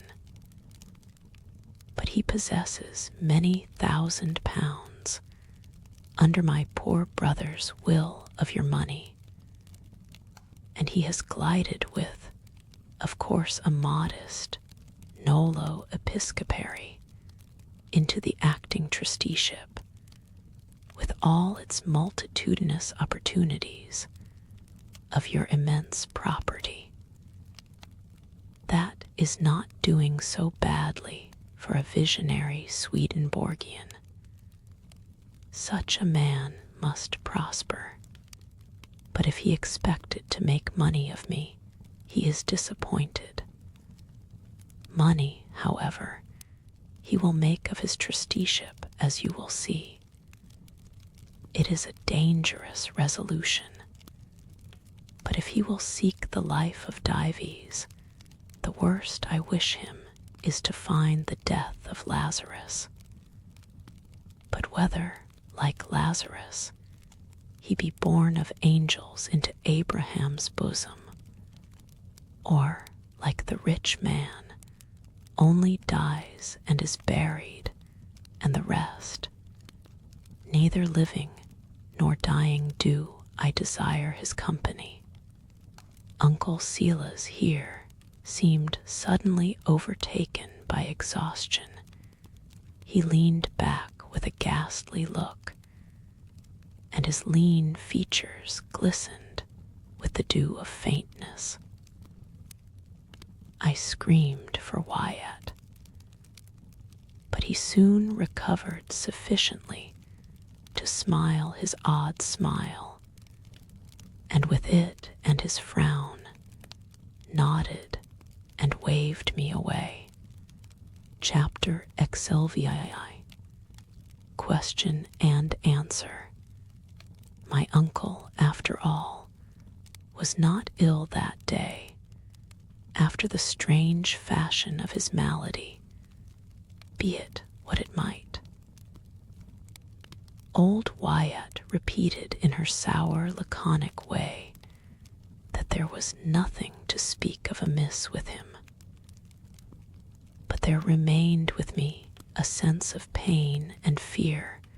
Dr. Brierly, notwithstanding my uncle's sarcastic reflections, remained, in my estimation, a true and wise friend. I had all my life been accustomed to rely upon others, And here, haunted by many unavowed and ill-defined alarms and doubts, the disappearance of an active and able friend caused my heart to sink. Still there remained my dear cousin Monica, and my pleasant and trusted friend, Lord Ilbury. And in less than a week arrived an invitation from Lady Mary to the Grange, for me and Milly to meet Lady Knollys. It was accompanied, she told me, by a note from Lord Ilbury to my uncle, supporting her request, and in the afternoon I received a message to attend my uncle in his room, an invitation from Lady Mary Carisbrooke for you and Milly to meet Monica Knollys. Have you received it? Asked my uncle so soon as I was seated. Answered in the affirmative, he continued, Now, Maud Ruthin, I expect the truth from you. I have been frank, so shall you. Have you ever heard me spoken ill of by Lady Knollys? I was quite taken aback. I felt my cheeks flushing. I was returning his fierce, cold gaze with a stupid stare, and remained dumb. Yes, Maud, you have. I looked down in silence. I know it, but it is right you should answer. Have you or have you not? I had to clear my voice twice or thrice. There was a kind of spasm in my throat. I am trying to recollect, I said at last. Do recollect, he replied imperiously. There was a little interval of silence. I would have given the world to be, on any conditions, anywhere else in the world. Surely, Maud, you don't wish to deceive your guardian. Come. The question is a plain one, and I know the truth already. I ask you again, have you ever heard me spoken ill of by Lady Knollys? Lady Knollys, I said, half articulately, speaks very freely and often half in jest. But, I continued, observing something menacing in his face, I have heard her express disapprobation of some things you have done. Come, Maud, he continued, in a stern, though still a low key. Did she not insinuate that charge then, I suppose, in a state of incubation? The other day presented here full-fledged, with beak and claws, by that scheming apothecary. The statement that I was defrauding you by cutting down timber upon the grounds. She certainly did mention the circumstance, but she also argued that it might have been through ignorance of the extent of your rights. Come, come, Maud, you must not prevaricate, girl. I will have it.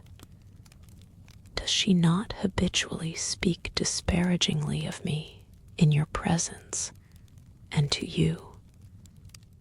Answer. I hung my head. Yes or no? Well, perhaps so, yes, I faltered, and burst into tears. There, don't cry. It may well shock you. Did she not, to your knowledge, say the same things in presence of my child Millicent? I know it.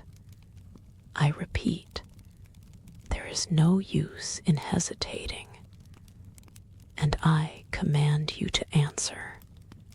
Sobbing, I told the truth. Now sit still while I write my reply. He wrote, with the scowl and smile so painful to witness, as he looked down upon the paper, and then he placed the note before me. Read that, my dear. It began, My dear LADYKNOLLYS.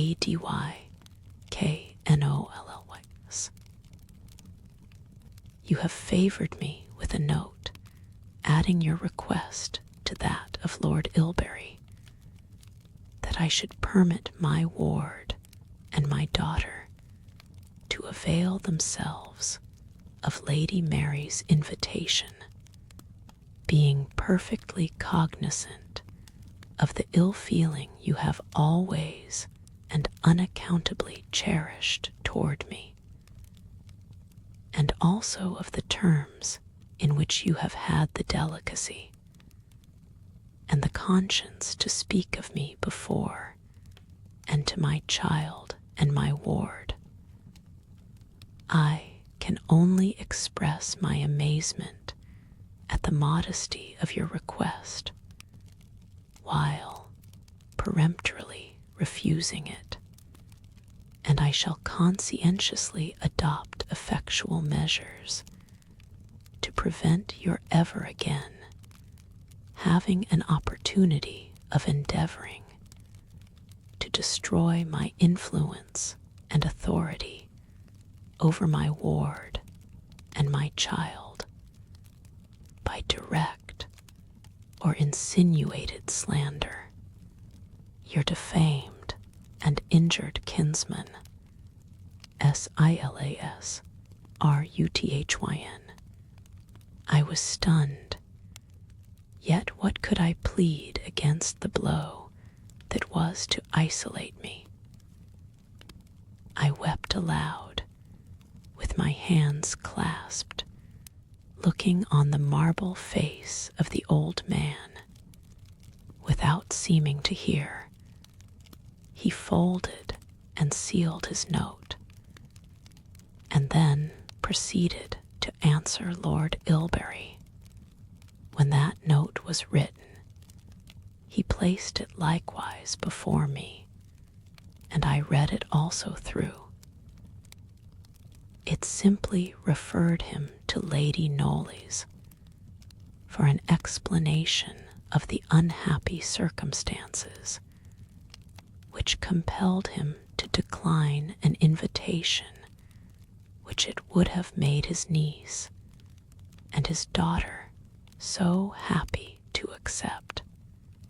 You see, my dear Maud, how frank I am with you, he said, waving the open note, which I had just read, slightly before he folded it. I think I may ask you to reciprocate my candor. Dismissed from this interview, I ran to Milly, who burst into tears from sheer disappointment. So we wept and wailed together. But in my grief, I think there was more reason. I sat down to the dismal task of writing to my dear Lady Knollys. I implored her to make her peace with my uncle, told her how frank he had been with me, and how he had shown me his sad reply to her letter. I told her of the interview to which he had himself invited me with Dr. Brierly, how little disturbed he was by the accusation, no sign of guilt, quite the contrary, perfect confidence. I implored of her to think the best, and remembering my isolation, to accomplish a reconciliation with Uncle Silas. Only think, I wrote, I only 19 and 2 years of solitude before me. What a separation. No broken merchant ever signed the schedule of his bankruptcy with a heavier heart than did I this letter. The griefs of youth are like the wounds of the gods. There is an ichor which heals the scars from which it flows. And thus Milly and I consoled ourselves, and next day enjoyed our ramble, our talk and readings, with a wonderful resignation to the inevitable. Milly and I stood in the relation of Lord Duberly to Dr. Pangloss.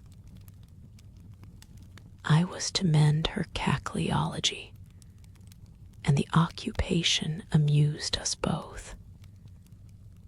I think at the bottom of our submission to destiny lurked a hope that Uncle Silas, the inexorable, would relent, or that cousin Monica, that siren, would win and melt him to her purpose. Whatever comfort, however, I derived from the absence of Dudley was not to be of very long duration, for one morning, as I was amusing myself alone with a piece of worsted work, thinking, and just at that moment, not unpleasantly, of many things, my cousin Dudley entered the room, back again like a bad halfpenny, ye see. And how a ye been ever since, lass? Purely, I warrant, be your looks. I'm jolly glad to see ye. I am no cattle going like ye, Maud. I think I must ask you to let go my hand, as I can't continue my work, I said, very stiffly, hoping to chill his enthusiasm a little. Anything to pleasure ye, Maud. Tain't in my heart to refuse ye nout. I ha' been to Wolverhampton, lass, jolly row there, and run over to Leamington. A'most broke my neck, faith. Why, a borrowed horse arter the dogs, ye would not care, Maud, if I broke my neck, would ye? Well, a pen, just a little, he good-naturedly supplied, as I was silent. Little over a week since I left here, by George. And to me, it's half the almanac like. Can ye guess the reason, Maud? Have you seen your sister, Milly, or your father since your return? I asked coldly. They'll keep, Maud. Never mind 'em. It be you I want to see. It be you I were thinkin' on a' the time. I tell ye, lass, I'm allays a-thinkin' on ye. I think you ought to go and see your father. You have been away, you say, some time. I don't think it is respectful, I said, a little sharply. If ye bid me go, I'd a'most go. But I could not quite. There's nowt on earth I would not do for you, Maud, except leaving you. And that, I said, with a petulant flush, is the only thing on earth I would ask you to do. Blessed if you bain't a blushin', Maud, he drawled, with an odious grin. His stupidity was proof against everything. It is too bad, I muttered, with an indignant little pat of my foot and mimic stamp. Well, you lasses be queer cattle, ye're angry why me now. 'Cause ye think I got into mischief, ye do. Maud, ye note, ye buxom little fool, down there at Wolverhampton. And just for that year, ready to turn me off again the minute I come back. 'Tisn't fair. I don't understand you, sir, and I beg that you'll leave me. Now, didn't I tell ye about leavin' ye, Maud? 'Tis the only thing I can't compass for your sake. I'm just a child in your hands, I am, ye know. I can lick a big fella to pot as limp as a rag, by George. His oaths were not really so mild. Ye see some at that t'other day. Well, don't be vexed, Maud. 'Twas all along o' you, ye know. I were a bit jealous. A pen. But anyhow I can do it. And look at me here. Just a child, I say, in your hands. I wish you'd go away. Have you nothing to do, and no one to see? Why can't you leave me alone, sir? 'Cause I can't, Maud, that's just why. And I wonder, Maud, how can you be so ill-natured? When you see me like this, how can ye? I wish Milly would come, said I peevishly, looking toward the door. Well, I'll tell you how it is, Maud. I may as well have it out. I like you better than any lass that ever I saw. A deal you're nicer by chalks. There's none like ye, there isn't. And I wish you'd have me. I ha'n't much tin father's run through a deal. He's pretty well up a tree, ye know. But though I bain't so rich as some folk, I'm a better man. A pen. And if ye'd take a tidy lad, that likes ye awful, and id die for your sake, why here he is. What can you mean, sir? I exclaimed, rising in indignant bewilderment. I mean, Maud, if ye'll marry me, you'll never ha cause to complain. I'll never let ye want for nowt, nor gie ye a wry word. Actually a proposal, I ejaculated, like a person speaking in a dream. I stood with my hand on the back of a chair, staring at Dudley and looking, I dare say, as stupefied as I felt. There's a good lass. Ye would not deny me, said the odious creature, with one knee on the seat of the chair, behind which was standing, and attempting to place his arm lovingly round my neck. This effectually roused me, and starting back, I stamped upon the ground with actual fury.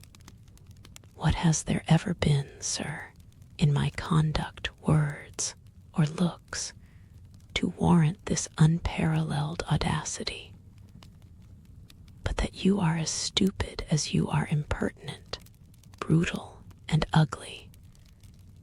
You must, long ago, sir, have seen how I dislike you. How dare you, sir, Don't presume to obstruct me. I'm going to my uncle.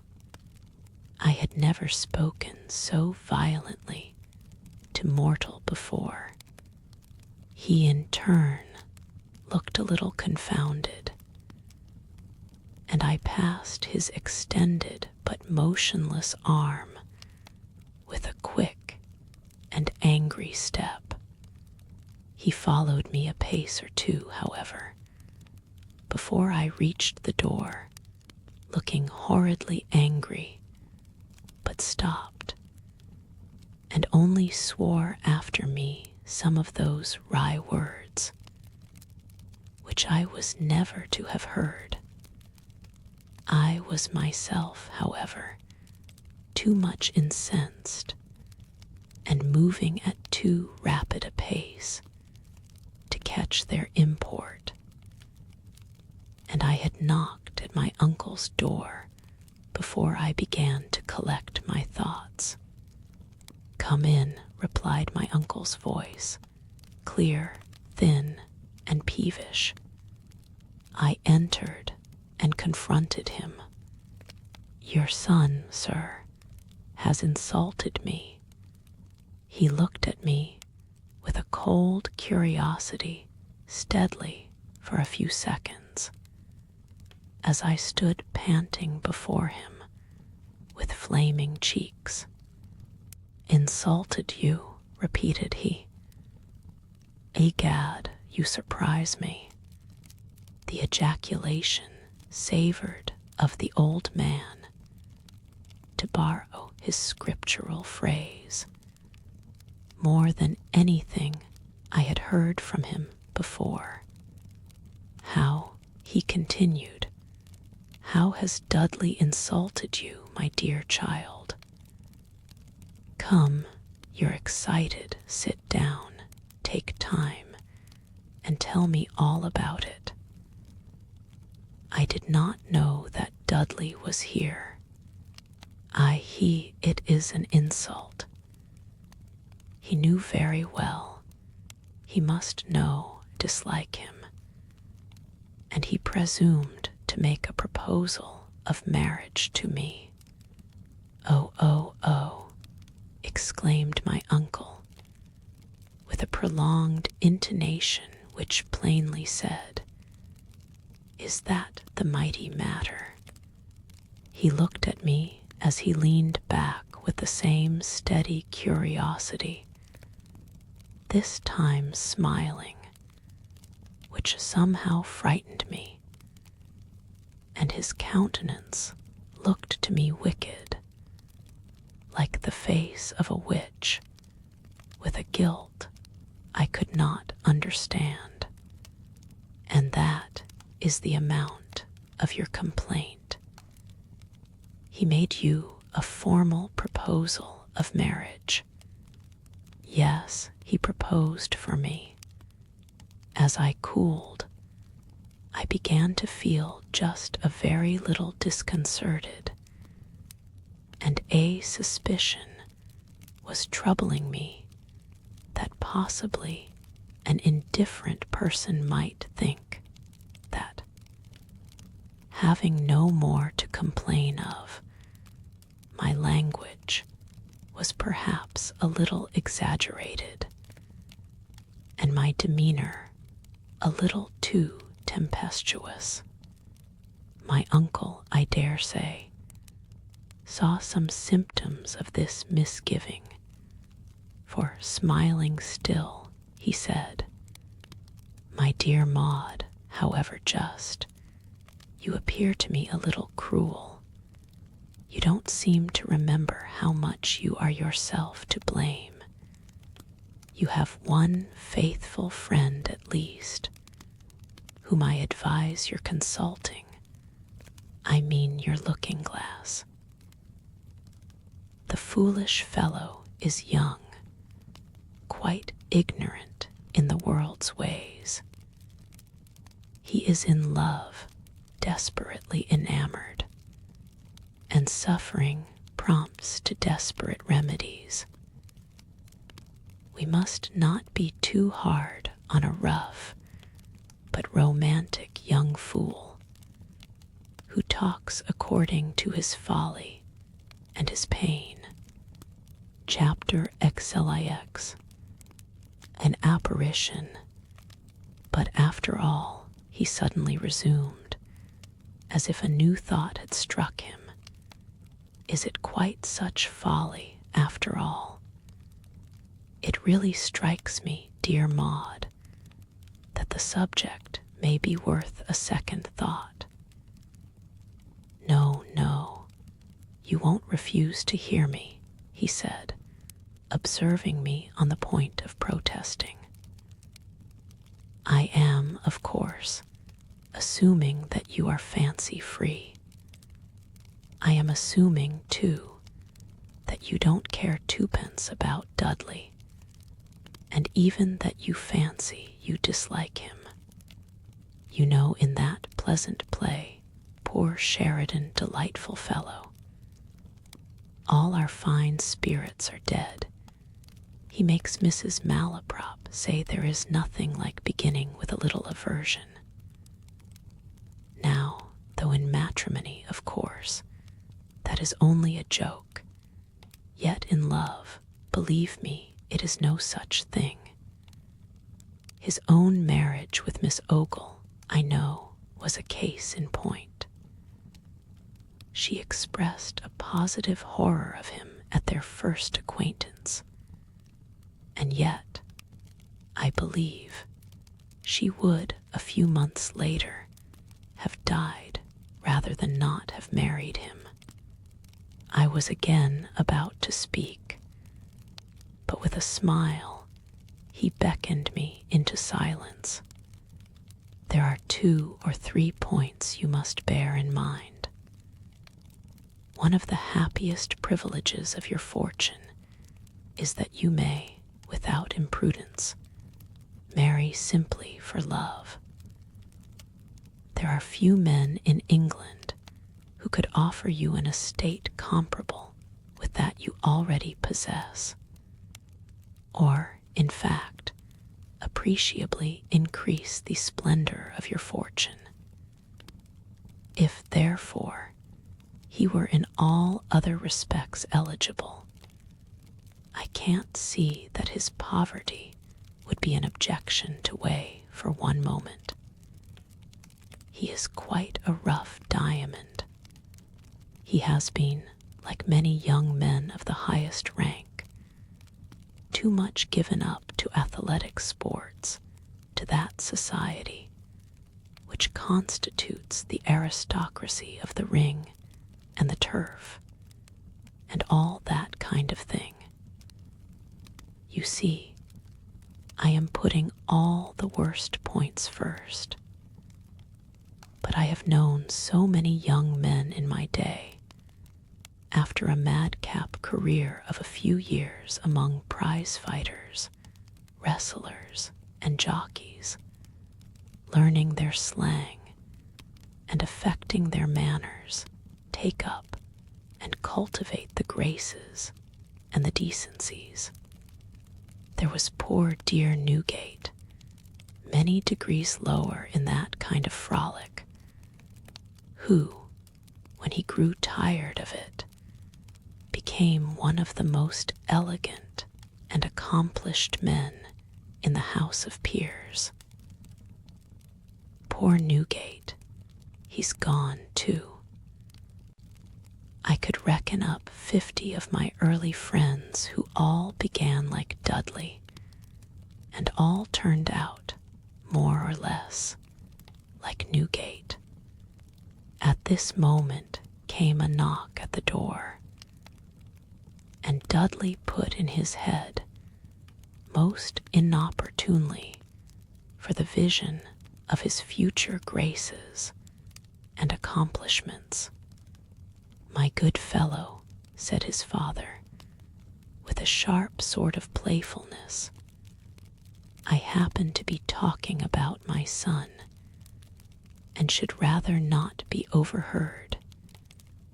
You will, therefore, choose another time for your visit. Dudley hesitated gruffly at the door, but another look from his father dismissed him. "And now, my dear, you are to remember that Dudley has fine qualities.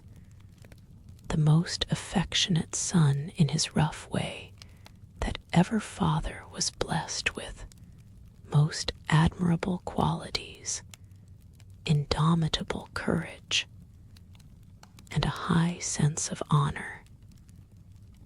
And lastly, that he has the Ruthen blood, the purest blood. I maintain it, in England." My uncle, as he said this, drew himself up a little, unconsciously.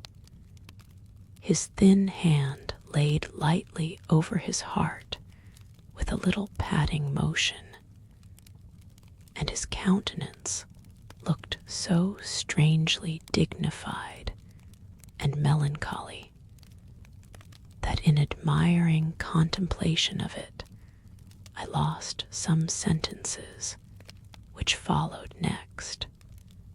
"Therefore, dear, naturally anxious that my boy should not be dismissed from home, as he must be, should you persevere in rejecting his suit, I beg that you will reserve your decision to this day fortnight, when I will with much pleasure hear what you may have to say on the subject. But till then, observe me not a word." That evening he and Dudley were closeted for a long time. I suspect that he lectured him on the psychology of ladies, for a bouquet was laid beside my plate every morning at breakfast, which it must have been troublesome to get, for the conservatory at Bartram was a desert. In a few days more, an anonymous green parrot arrived in a gilt cage, with a little note in a clerk's hand, addressed to Miss Ruthen of Knoll, Bartram-Haugh, and C. It contained only directions for caring green parrot, at the close of which, underlined, the words appeared, "The bird's name is Maud." The bouquets I invariably left on the tablecloth, where I found them. The bird I insisted on Milly's keeping as her property. During the intervening fortnight, Dudley never appeared, as he used sometimes to do before, at luncheon, nor looked in at the window as we were at breakfast. He contented himself with one day placing himself in my way in the hall in his shooting accoutrements, and with a clumsy, shuffling kind of respect, and hat in hand, he said, "I think, miss, I must a spoke uncivil t'other day. I was so awful put about, and didn't know no more nor a child what I was saying, and I wanted to tell ye I'm sorry for it, and I beg your pardon, very humble, I do. I did not know what to say. I therefore said nothing, but made a grave inclination and passed on. 2 or 3 times Milly, and I saw him at a little distance in our walks. He never attempted to join us. Once only he passed so near that some recognition was inevitable, and he stopped, and in silence lifted his hat with an awkward respect. But although he did not approach us, He was ostentatious with a kind of telegraphic civility in the distance. He opened gates. He whistled his dogs to heel. He drove away cattle, and then himself withdrew. I really think he watched us occasionally to render these services, for in this distant way we encountered him decidedly oftener than we used to do before his flattering proposal of marriage. You may be sure that we discussed, Milly and I, that occurrence pretty constantly in all sorts of moods. Limited as had been her experience of human society, she very clearly saw now how far below its presentable level was her hopeful brother. The fortnight sped swiftly, as time always does when something we dislike and shrink from awaits us at its close. I never saw Uncle Silas during that period. It may seem odd to those who merely read the report of our last interview, in which his manner had been more playful and his talk more trifling than in any other, that from it I had carried away a profounder sense of fear and insecurity than from any other. It was with a foreboding of evil and an awful dejection that on a very dark day in Milly's room I awaited the summons which I was sure would reach me from my punctual guardian. As I looked from the window upon the slanting rain and leaden sky, and thought of the hated interview that awaited me, I pressed my hand to my troubled heart and murmured, "Oh, that I had wings like a dove! Then would I flee away and be at rest." Just then the prattle of the parrot struck my ear. I looked round on the wire cage and remembered the words. The bird's name is Maud. Poor bird, I said.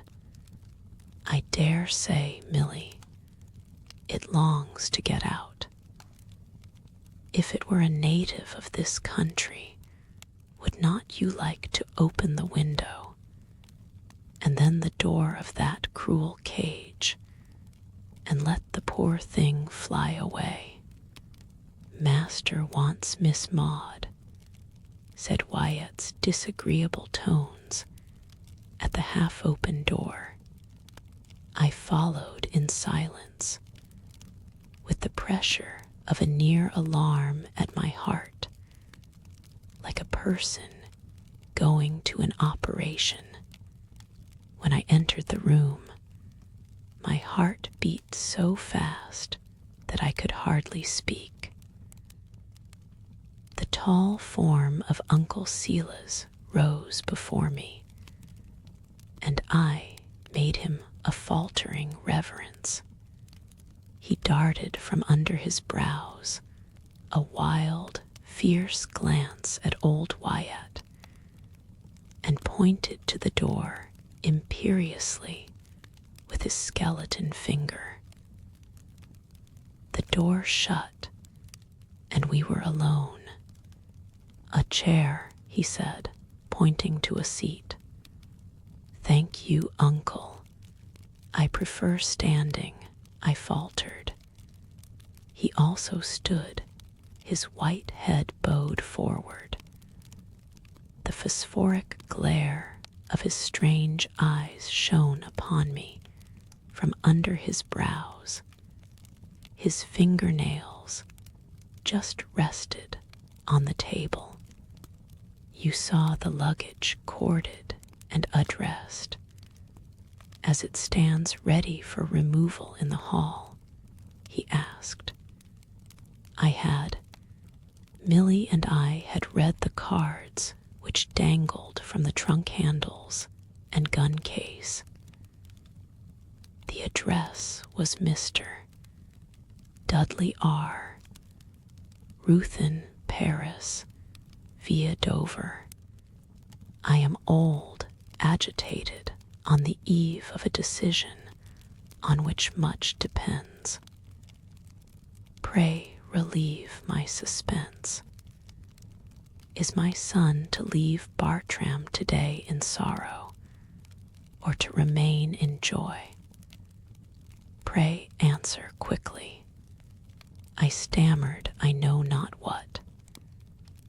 I was incoherent, wild, perhaps, but somehow I expressed my meaning, my unalterable decision. I thought his lips grew whiter, and his eyes shone brighter as I spoke. When I had quite made an end, he heaved a great sigh, and turning his eyes slowly to the right and the left, like a man in a helpless distraction, he whispered, God's will be done. I thought he was upon the point of fainting. A clay tint darkened the white of his face, and, seeming to forget my presence, he sat down, looking with a despairing scowl on his ashy old hand as it lay upon the table. I stood gazing at him, feeling almost as if I had murdered the old man, he still gazing askance, with an imbecile scowl upon his hand. Shall I go, sir? I at length found courage to whisper. Go, he said, looking up suddenly, and it seemed to me as if a stream of cold sheet lightning had crossed and enveloped me for a moment. Go, oh, yes, yes, Maud, go. I must see poor Dudley before his departure, he added, as it were, in soliloquy, trembling lest he should revoke his permission to depart. I glided quickly and noiselessly from the room. Old Wyatt was prowling outside with a cloth in her hand, pretending to dust the carved door case. She frowned a stare of inquiry over her shrunken arm on me as I passed. Milly, who had been on the watch, ran and met me. We heard my uncle's voice as I shut the door, calling Dudley. He had been waiting, probably, in the adjoining room. I hurried into my chamber with Milly at my side, and there my agitation found relief in tears, as that of girlhood naturally does. A little while after we saw from the window Dudley, looking, I thought, very pale, get into a vehicle, on the top of which his luggage lay, and drive away from Bartram. I began to take comfort. His departure was an inexpressible relief. His final departure, a distant journey. We had tea in Milly's room that night. Firelight and candles are inspiring. In that red glow, I always felt and feel more safe, as well as more comfortable. than in the daylight, quite irrationally, for we know the night is the appointed day of such as love the darkness better than light, and evil walks thereby. But so it is. Perhaps the very consciousness of external danger enhances the enjoyment of the well-lighted interior, just as the storm does that roars and hurtles over the roof. While Millie and I were talking, very cozily, a knock came to the room door, and without waiting for an invitation to enter, old Wyatt came in, and glowering at us, with her brown claw upon the door handle, she said to Millie, "Ye must leave your funnin', Miss Millie, and take your turn in your father's room." "Is he ill?" I asked. She answered, addressing not me, but Millie, "A wrought 2 hours in a fit arter Master Dudley went. 'Twill be the death o' him, I'm thinkin', poor old fella. I were sorry myself when I saw Master Dudley a-going off in the moist today, poor fella. There's trouble enough in the family without that, but 'twon't be a family long, I'm thinkin'. Nowt but trouble, since late changes came," judging by the sour glance she threw on me as she said this. I concluded that I represented those late changes to which all the sorrows of the house were referred. I felt unhappy under the ill will even of this odious old woman, being one of those unhappily constructed mortals who cannot be indifferent when they reasonably ought, and always yearn after kindness, even that of the worthless. I must go. I wish you'd come wy me, Maud. I'm so afraid all alone, said Millie, imploringly. Certainly, Millie, I answered, not liking it. You may be sure you shan't sit there alone. So together we went, old Wyatt cautioning us for our lives to make no noise. We passed through the old man's sitting room, where that day had occurred his brief but momentous interview with me, and his parting with his only son, and entered the bedroom at the farther end.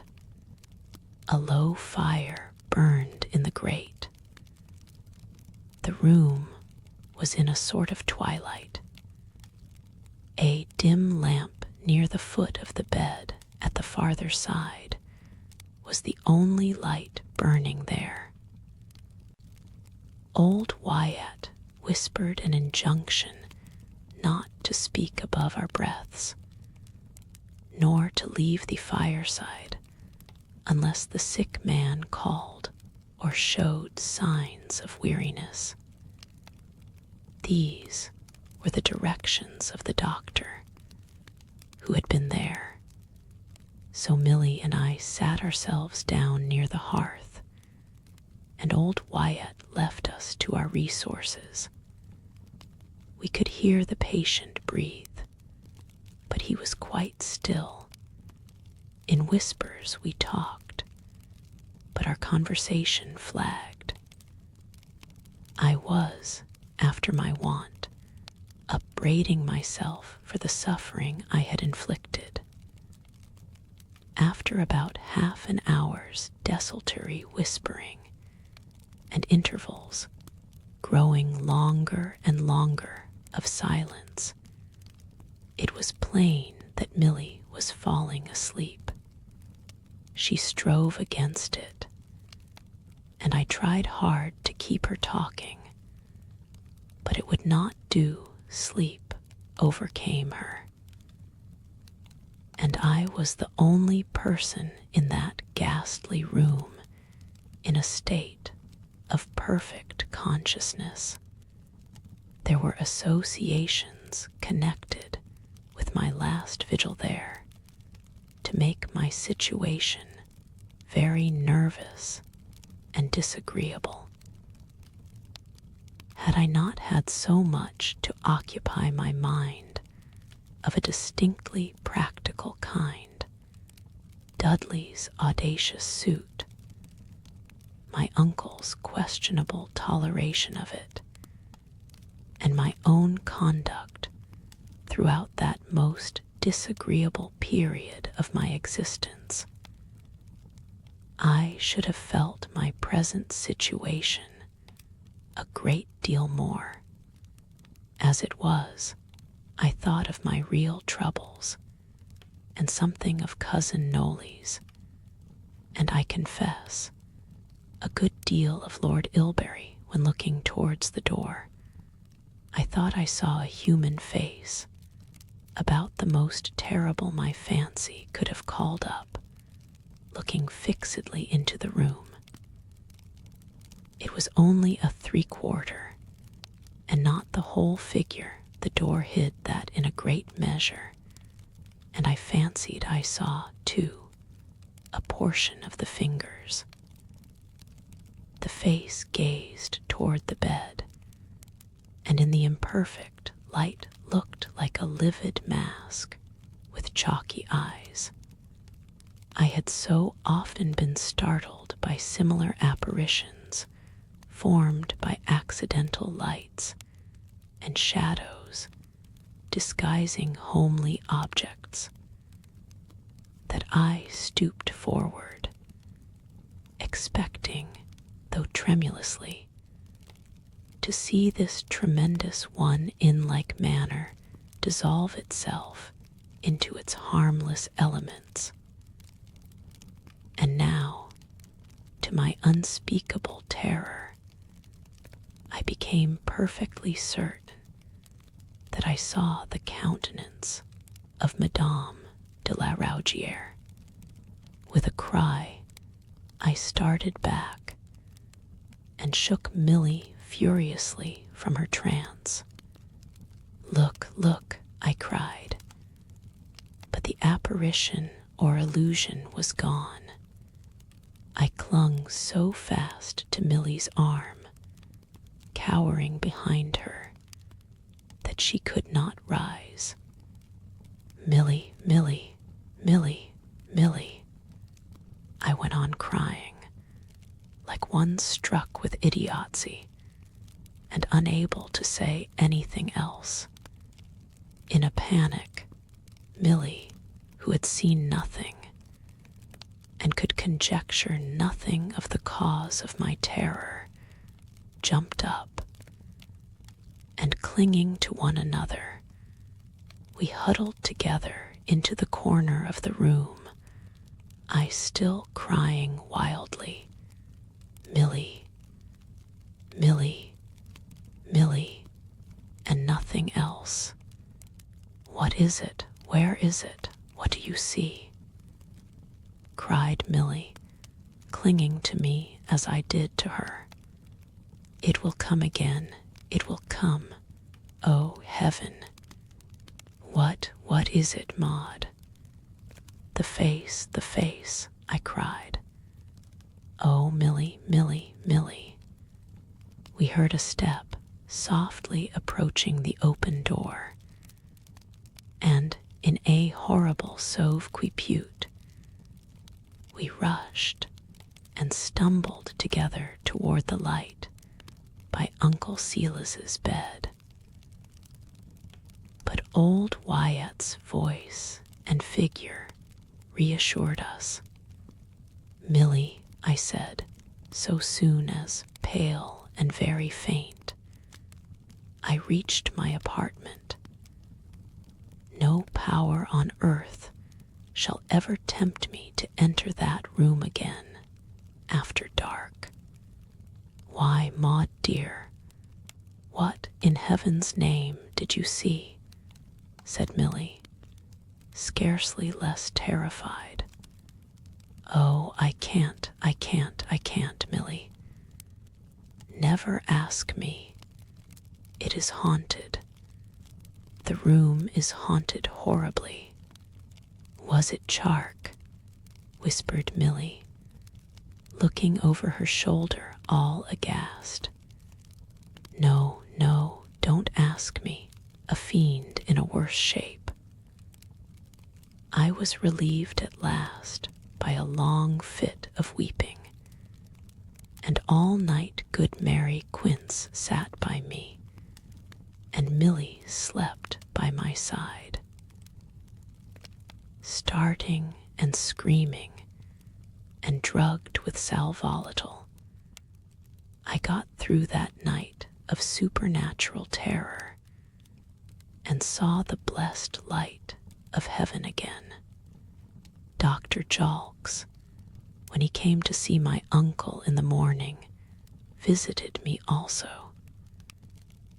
He pronounced me very hysterical, made minute inquiries respecting my hours and diet, asked what I had had for dinner yesterday. There was something a little comforting in his cool and confident pooh-poohing of the ghost theory. The result was a regimen which excluded tea and imposed chocolate and porter earlier hours, and I forget all beside. And he undertook to promise that if I would but observe his directions, I should never see a ghost again. Chapter L. Mill Weiss, farewell. A few days' time saw me much better.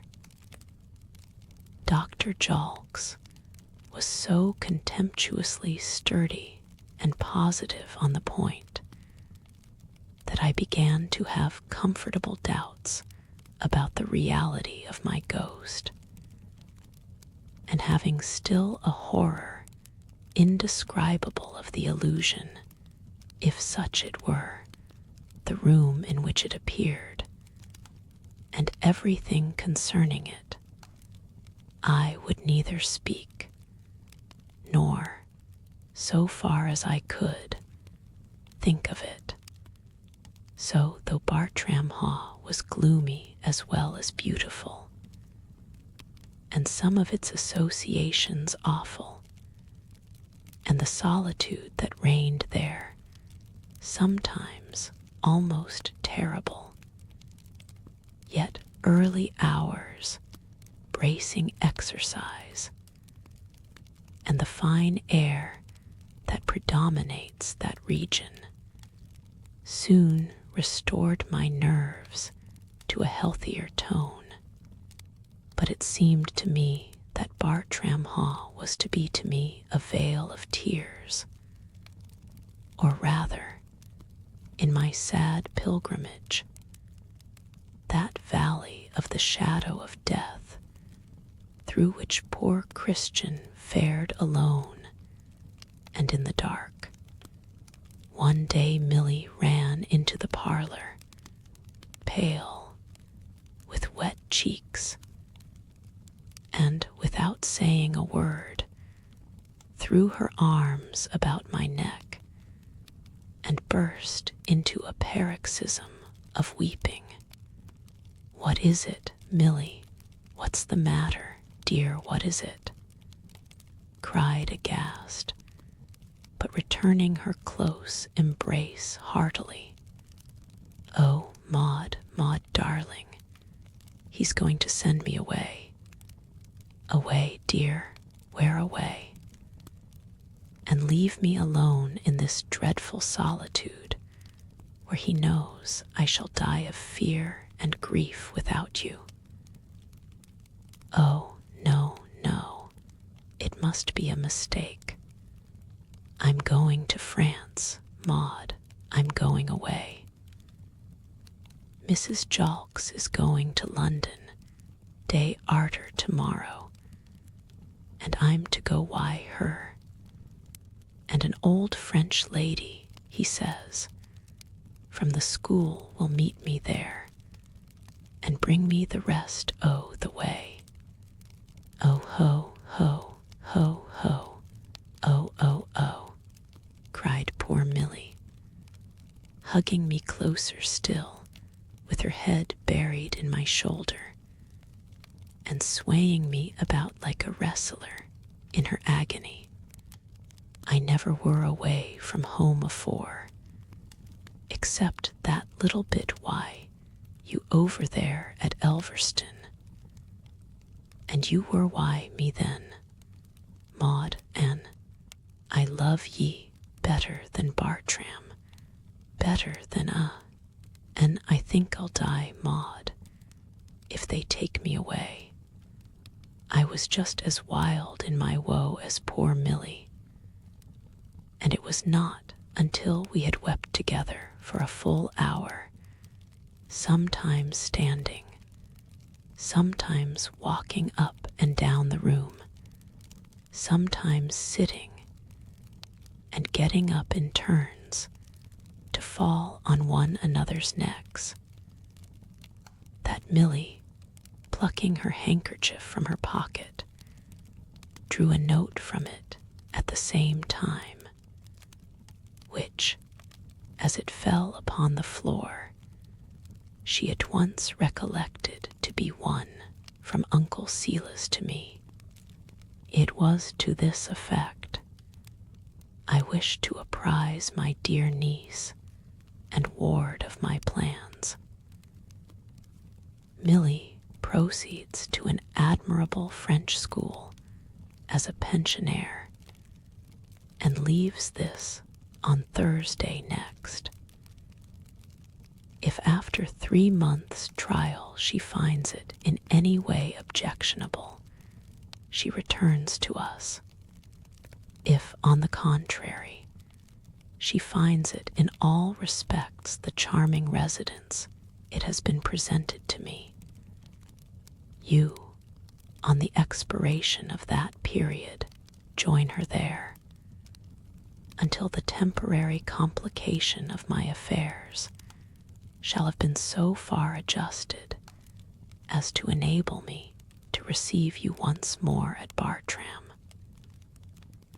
hoping for happier days, and wishing to assure you that 3 months is the extreme limit of your separation from my poor Milly.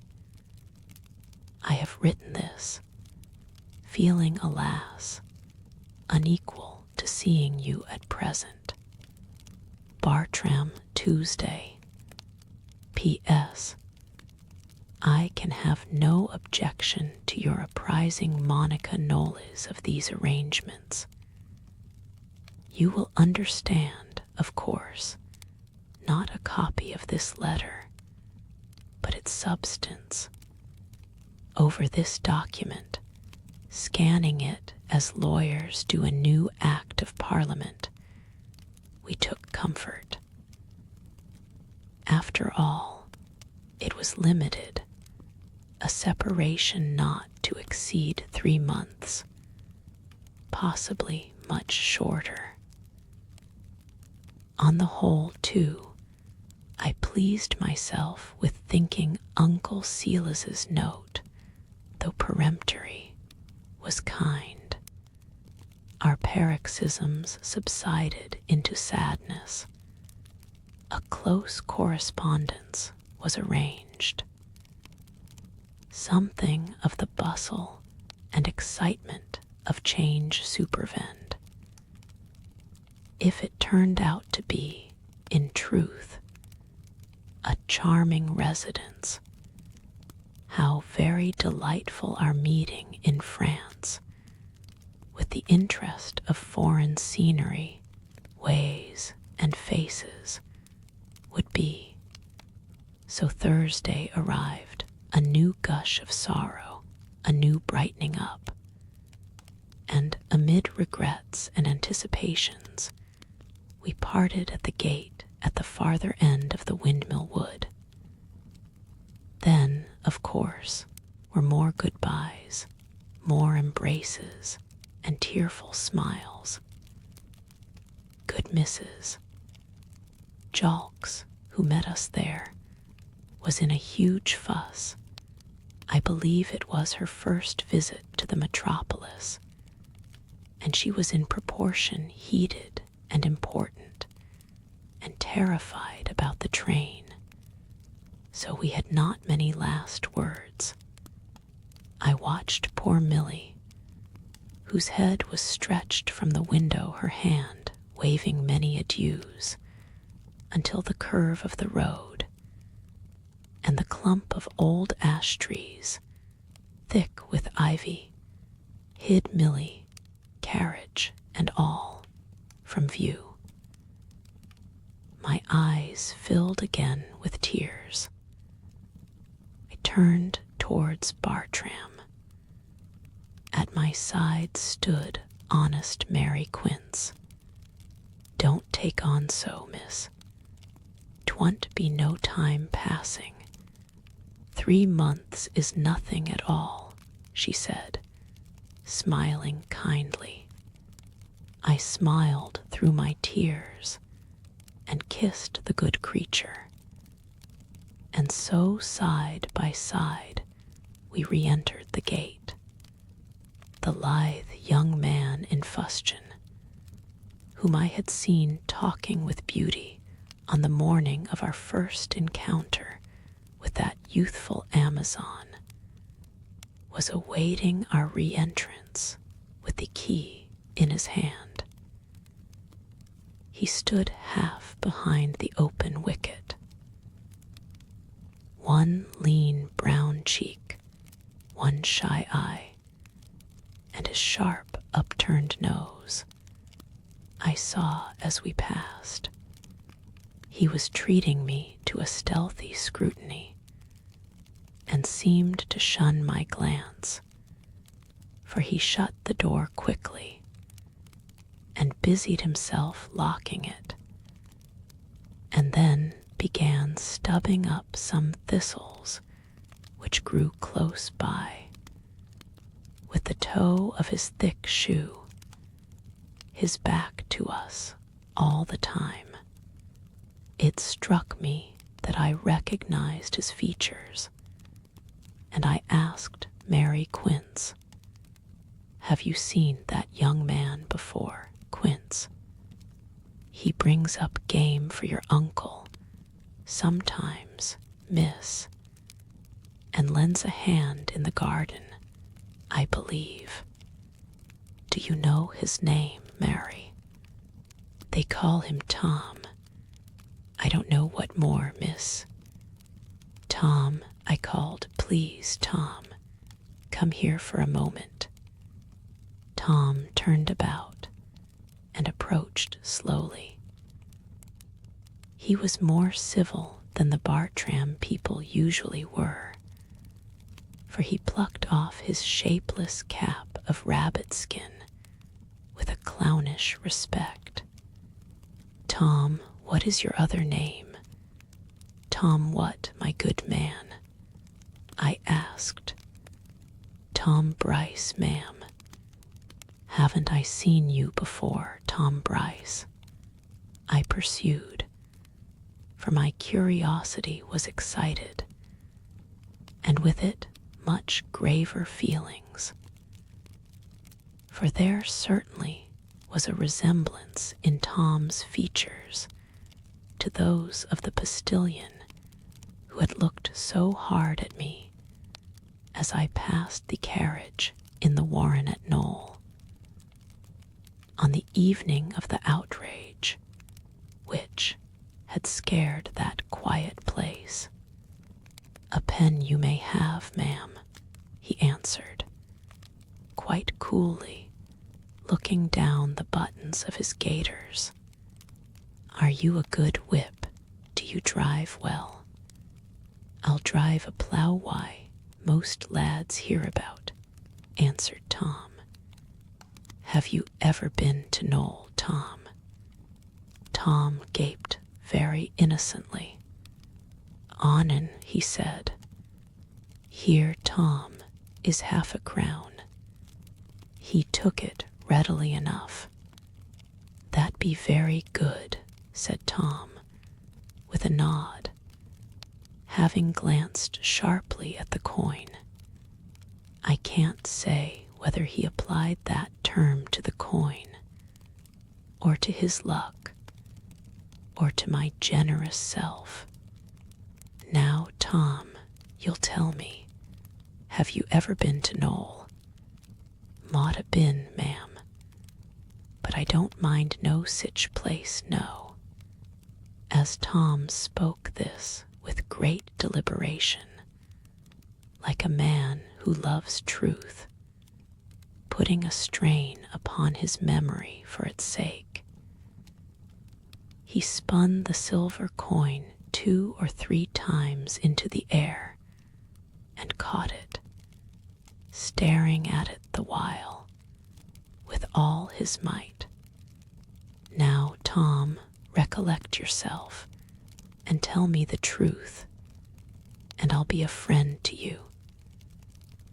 Did you ride postilion to a carriage having a lady in it, and I think several gentlemen, which came to the grounds of Knoll, when the party had their luncheon on the grass, and there was a quarrel with the gamekeepers? Try, Tom, to recollect.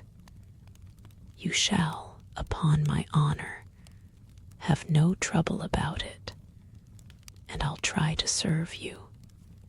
Tom was silent, while with a vacant gape he watched the spin of his half-crown twice, and then catching it with a smack in his hand, which he thrust into his pocket, he said, still looking in the same direction, I never rid postilion in my days, ma'am. I know nowt o' sich a place, though a pen I mought ha' been there, Knoll, ye cat. I was ne'er out o' Derbyshire, but thrice to Warwick Fair, why horses be rail, and twice to York. You're certain, Tom? Sartin sure, ma'am. And Tom made another loudish salute, and cut the conference short by turning off the path and beginning to hollow after some trespassing cattle. I had not felt anything like so nearly sure in this essay at identification as I had in that of Dudley. Even of Dudley's identity with the Church Scarsdale man, I had daily grown less confident, and indeed, had it been proposed to bring it to the test of a wager, I do not think I should, in the language of sporting gentlemen, have cared to back my original opinion. There was, however, a sufficient uncertainty to make me uncomfortable, and there was another uncertainty to enhance the unpleasant sense of ambiguity. On our way back, we passed the bleaching trunks and limbs of several ranks of barkless oaks lying side by side, some squared by the hatchet, perhaps sold, for there were large letters and Roman numerals traced upon them in red chalk. I sighed as I passed them by, not because it was wrongfully done, for I really rather leaned to the belief that Uncle Silas was well advised in point of law. But alas, here lay low the grand old family decorations of Bartram-Haugh, not to be replaced for centuries to come, under whose spreading boughs the Ruthens of 300 years ago had hawked and hunted. On the trunk of one of these I sat down to rest, Mary Quince meanwhile pattering about in unmeaning explorations. While thus listlessly seated, the girl Meg Hawkes walked by, carrying a basket. "Hish," she said quickly as she passed, without altering a pace or raising her eyes. "Don't ye speak, nor look, feyther spies us. I'll tell ye next turn." Next turn, when was that? Well, she might be returning, and as she could not then say more than she had said, in merely passing without a pause, I concluded to wait for a short time and see what would come of it. After a short time, I looked about me a little, and I saw Dickon Hawkes, Pegtop, as poor Milly used to call him, with an axe in his hand, prowling luridly among the timber. Observing that I saw him, he touched his hat sulkily, and by and by passed me, muttering to himself. He plainly could not understand what business I could have in that particular part of the windmill wood, and let me see it in his countenance. His daughter did pass me again, but this time he was near, and she was silent. Her next transit occurred as he was questioning Mary Quince at some little distance, and as she passed precisely in the same way, she said, "Don't you be alone, why? Master Dudley nowhere for the world's worth." The injunction was so startling that I was on the point of questioning the girl. But I recollected myself and waited in the hope that in her future transits she might be more explicit. But one word more she did not utter, and the jealous eye of old Pegtop was so constantly upon us that I refrained. There was vagueness and suggestion enough in the oracle to supply work for many an hour of anxious conjecture, and many a horrible vigil by night. Was I never to know peace at Bartram-Haugh? 10 days of poor Milly's absence and of my solitude had already passed when my uncle sent for me to his room, when old Wyatt stood at the door, mumbling and snarling her message. My heart died within me. It was late, just that hour when dejected people feel their anxieties most, when the cold gray of twilight has deepened to its darkest shade, and before the cheerful candles are lighted, and the safe quiet of the night sets in. When I entered my uncle's sitting room, though his window shutters were open, and the wan streaks of sunset visible through them, like narrow lakes in the chasms of the dark western clouds. A pair of candles were burning. One stood upon the table by his desk, the other on the chimney-piece, before which his tall, thin figure stooped.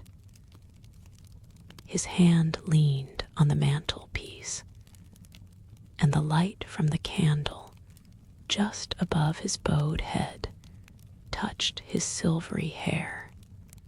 He was looking, as it seemed, into the subsiding embers of the fire, and was a very statue of forsaken dejection and decay.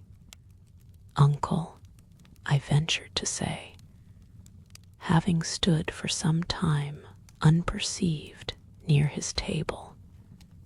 "Ah, yes, Maud, my dear child, my dear child." He turned, and with the candle in his hand, smiling his silvery smile of suffering on me, he walked more feebly and stiffly, I thought, than I had ever seen him move before. "Sit down, Maud, pray sit there." I took the chair he indicated. "In my misery and my solitude, Maud, I have invoked you like a spirit, and you appear." With his two hands leaning on the table, he looked across at me in a stooping attitude. He had not seated himself.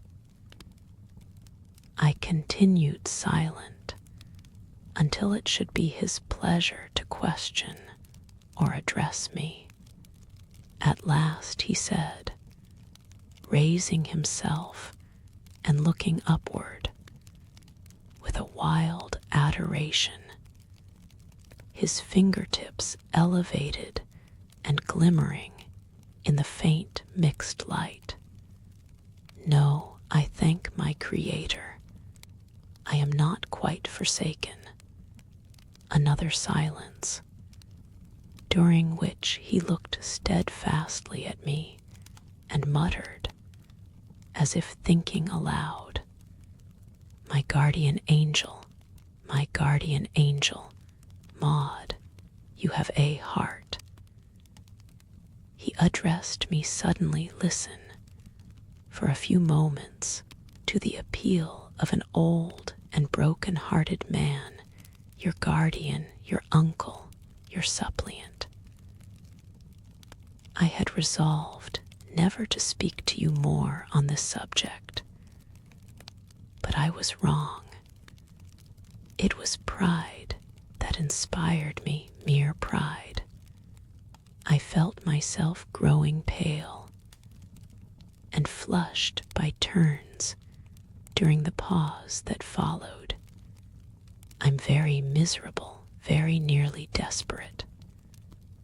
What remains for me? What remains? Fortune has done her worst, thrown in the dust. Her wheels rolled over me, and the servile world, who follow her chariot like a mob, stamp upon the mangled wretch. All this had passed over me, and left me scarred and bloodless in this solitude. It was not my fault, Maud. I say it was no fault of mine.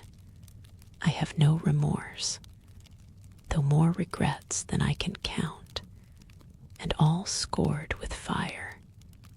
As people passed by Bartram, and looked upon its neglected grounds and smokeless chimneys, they thought my plight, I dare say, about the worst a proud man could be reduced to. They could not imagine one half its misery.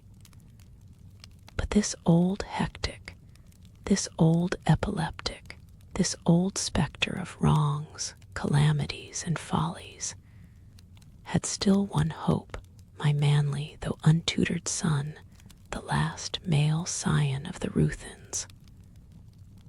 Maud, have I lost him? His fate, my fate, I may say Milly's fate, we all await your sentence.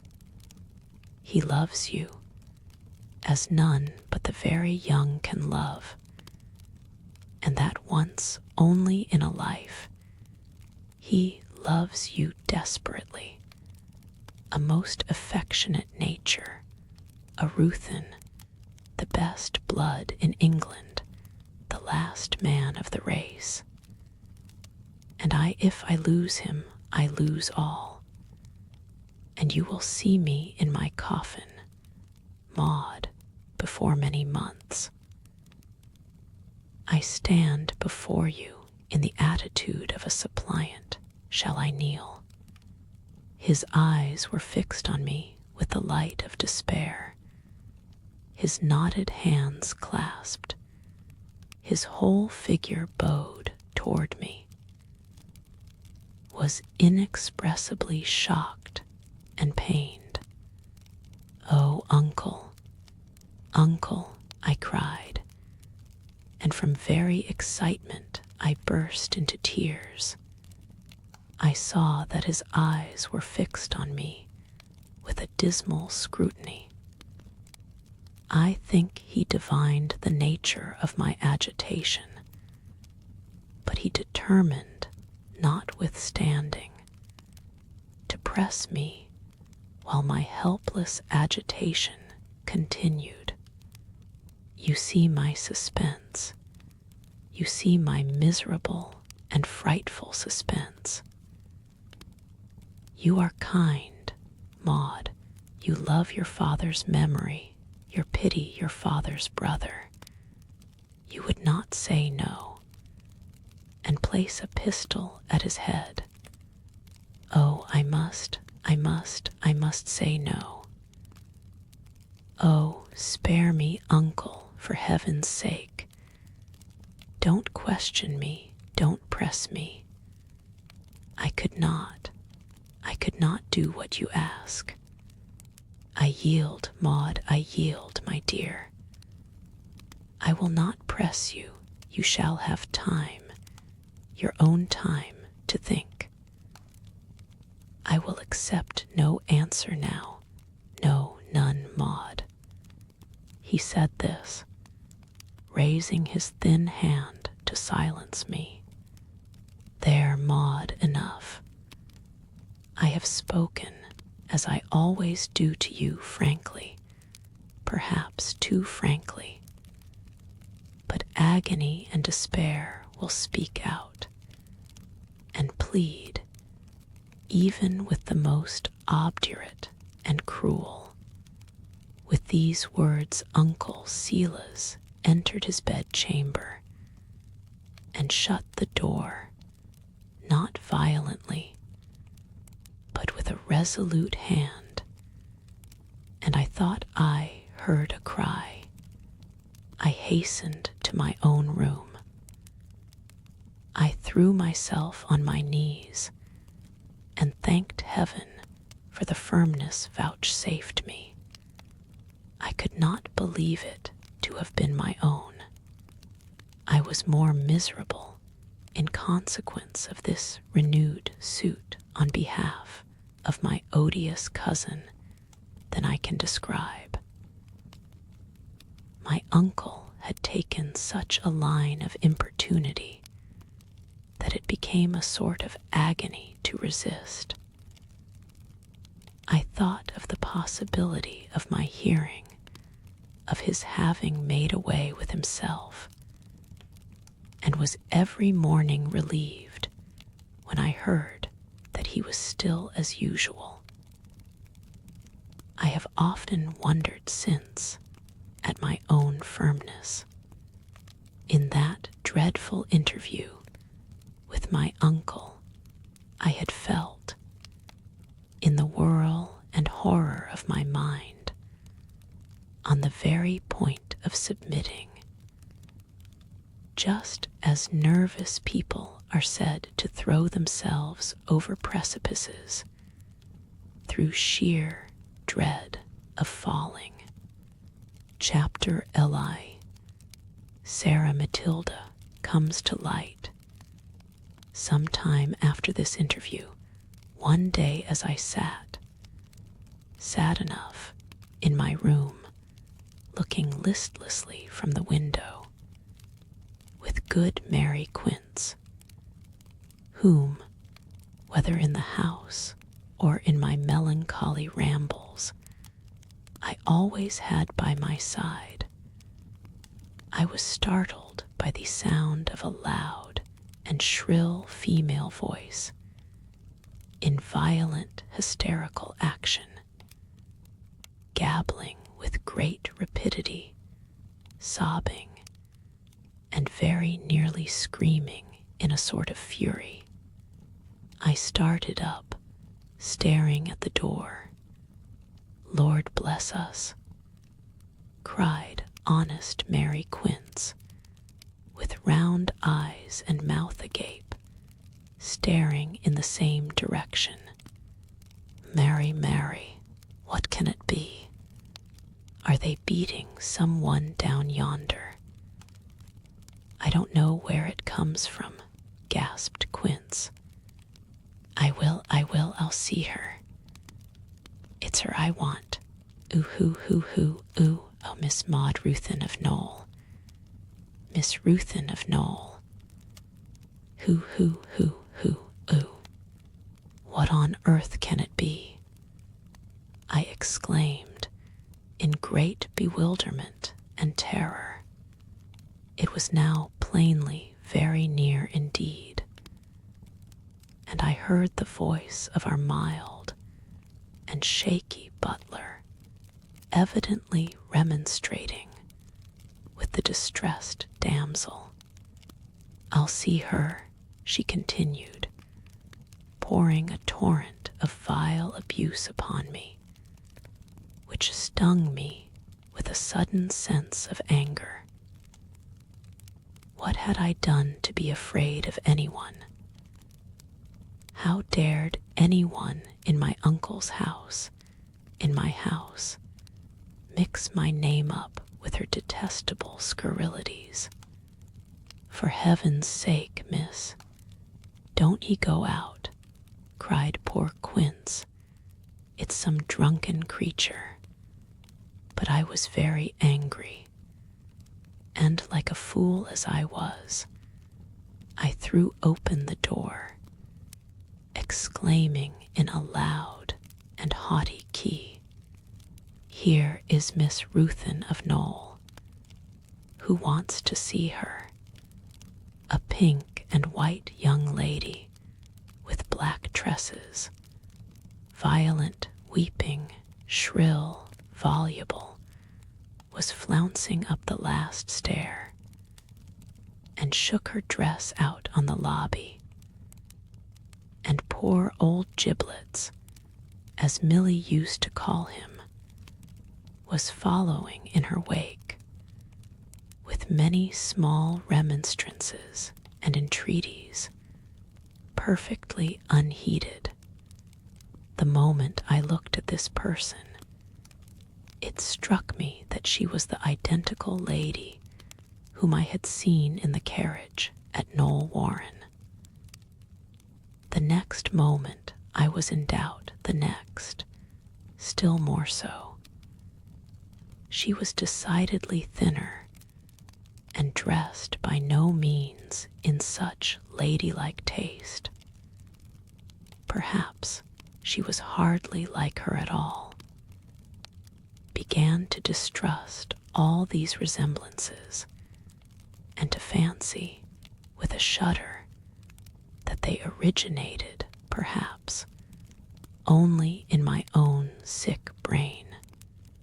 On seeing me, this young lady, as it seemed to me, a good deal of the barmaid or lady's maid species, dried her eyes fiercely, and with a flaming countenance, called upon me peremptorily to produce her lawful husband.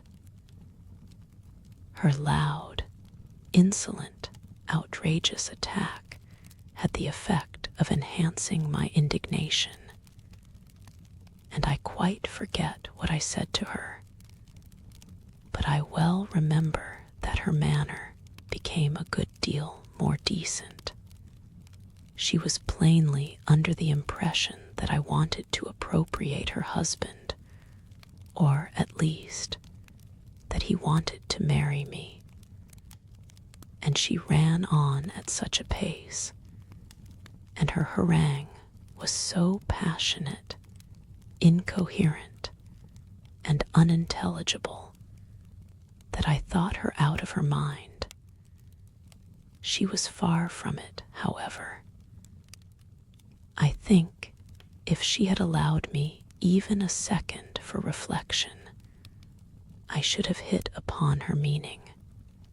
As it was, nothing could exceed my perplexity, until, plucking a soiled newspaper from her pocket, she indicated a particular paragraph, already sufficiently emphasized by double lines of red ink at its sides. It was a Lancashire paper of about 6 weeks since, and very much worn and soiled for its age. I remember in particular a circular stain from the bottom of a vessel, either of coffee or brown stout. The paragraph was as follows, recording an event a year or more anterior to the date of the paper. M-A-R-R-I-A-G. On Tuesday, August 7, 18, at Leatherwick Church, by the Rev. Arthur Hughes, Dudley R. Ruthin, Esquire, only son and heir of Silas Ruthin, Esquire of Bartram-Haugh, Derbyshire, to Sarah Matilda, second daughter of John Mangles Esq, of Wigan, in this county. At first I read nothing but amazement in this announcement, but in another moment I felt how completely I was relieved, and showing, I believe, my intense satisfaction in my countenance, for the young lady eyed me with considerable surprise and curiosity. I said, "This is extremely important. You must see Mr. Silas Ruthin this moment. I am certain he knows nothing of it. I will conduct you to him. No more he does. I know that myself," she replied, following me with a self-asserting swagger and a great rustling of cheap silk. As we entered, Uncle Silas looked up from his sofa and closed his revue d'estumans. "What is all this?" he inquired dryly. "This lady has brought with her a newspaper containing an extraordinary statement which affects our family," I answered. Uncle Silas raised himself and looked with a hard, narrow scrutiny at the unknown young lady. "A libel, I suppose, in the paper," he said, extending his hand for it. "No, uncle, no, only a marriage," I answered. "Not Monica," he said, as he took it. "Pa, it smells all over of tobacco and beer," he added, throwing a little eau de cologne over it.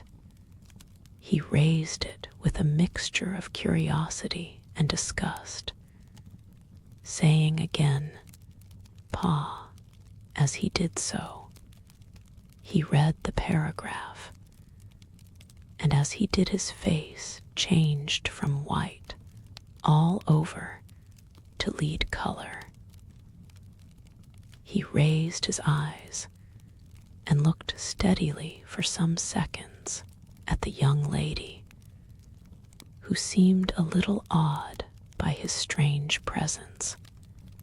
"And you are, I suppose, the young lady, Sarah Matilda née Mangles, mentioned in this little paragraph," he said, in a tone you would have called a sneer, were it not that it trembled.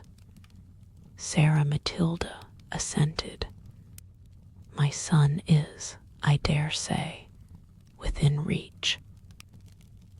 It so happens that I wrote to arrest his journey and summon him here some days since, some days since, some days since," he repeated slowly, like a person whose mind has wandered far away from the theme on which he is speaking.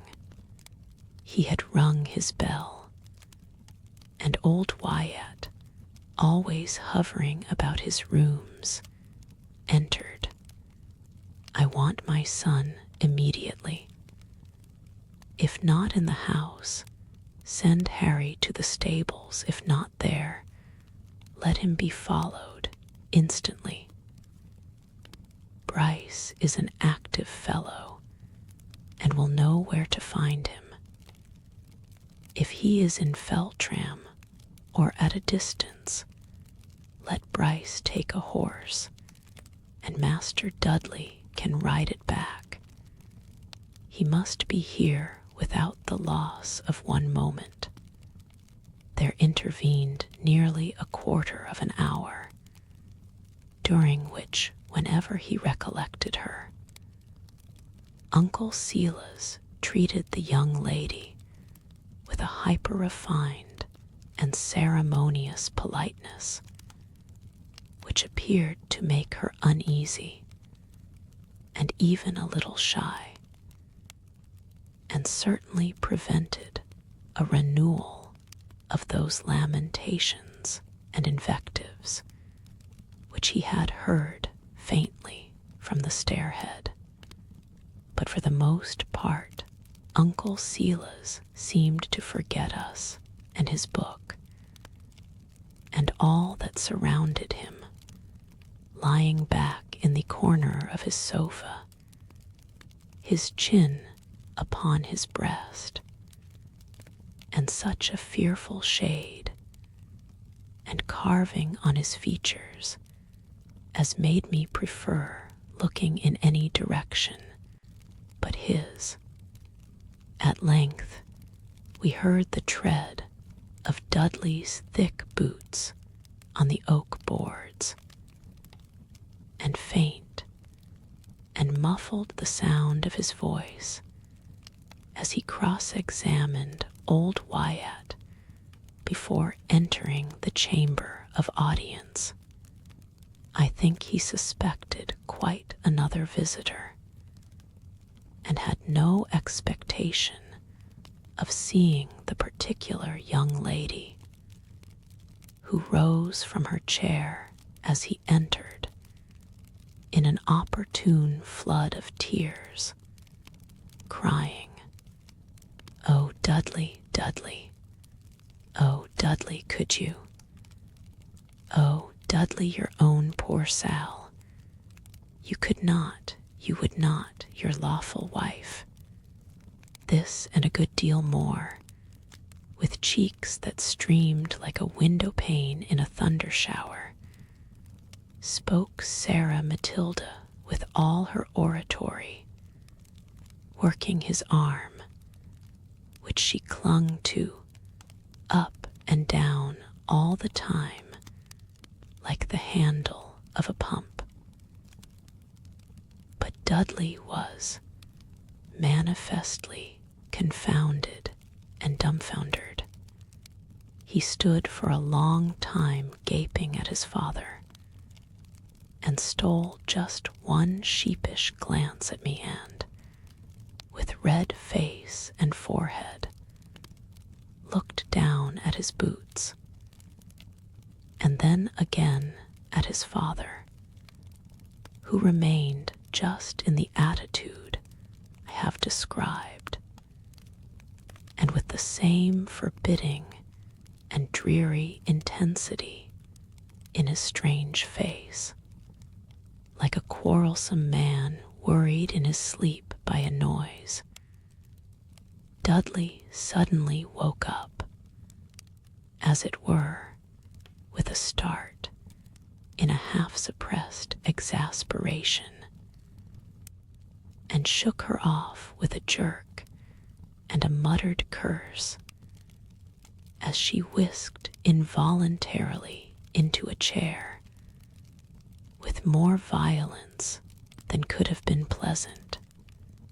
Judging by your looks and demeanor, sir, I can almost anticipate your answers, said my uncle, addressing him suddenly. Will you be good enough, pray, Madame, parenthetically to our visitor, command yourself for a few moments. Is this young person the daughter of a Mr. Mangles, and is her name Sarah Matilda? I dissay, answered Dudley hurriedly. Is she your wife? Is she my wife? Repeated Dudley, ill at ease. Yes, sir, it is a plain question.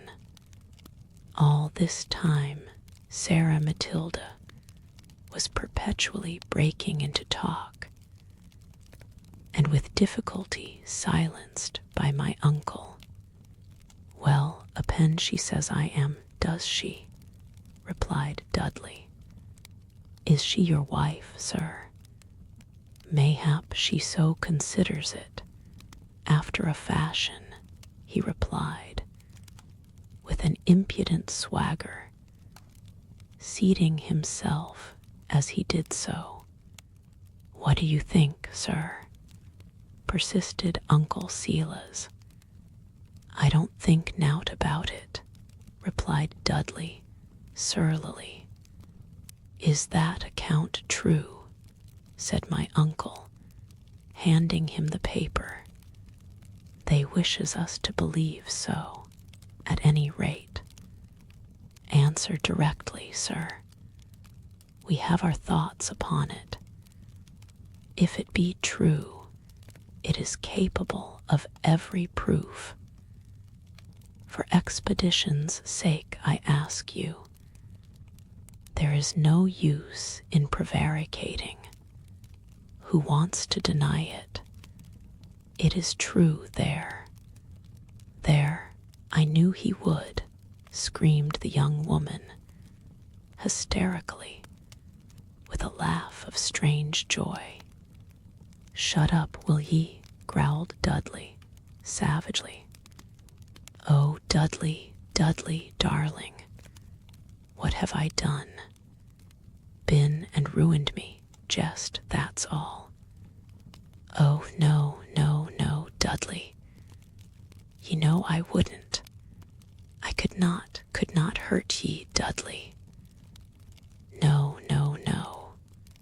He grinned at her, and with a sharp side nod said, Wait a bit. Oh, Dudley, don't be vexed, dear. I did not mean it. Would not hurt ye for all the world. Never. Well, never mind. You and yours tricked me finely, and now you've got me, that's all. My uncle laughed, a very odd laugh. I knew it, of course, and upon my word, madame, You and he make a very pretty couple, sneered Uncle Silas. Dudley made no answer, looking, however, very savage. And with this poor young wife, so recently wedded, the low villain had actually solicited me to marry him. I am quite certain that my uncle was as entirely ignorant as I of Dudley's connection, and had therefore no participation in this appalling wickedness, and I have to congratulate you, my good fellow, on having secured the affections of a very suitable and vulgar young woman. I bain't the first o' the family as a done the same, retorted Dudley.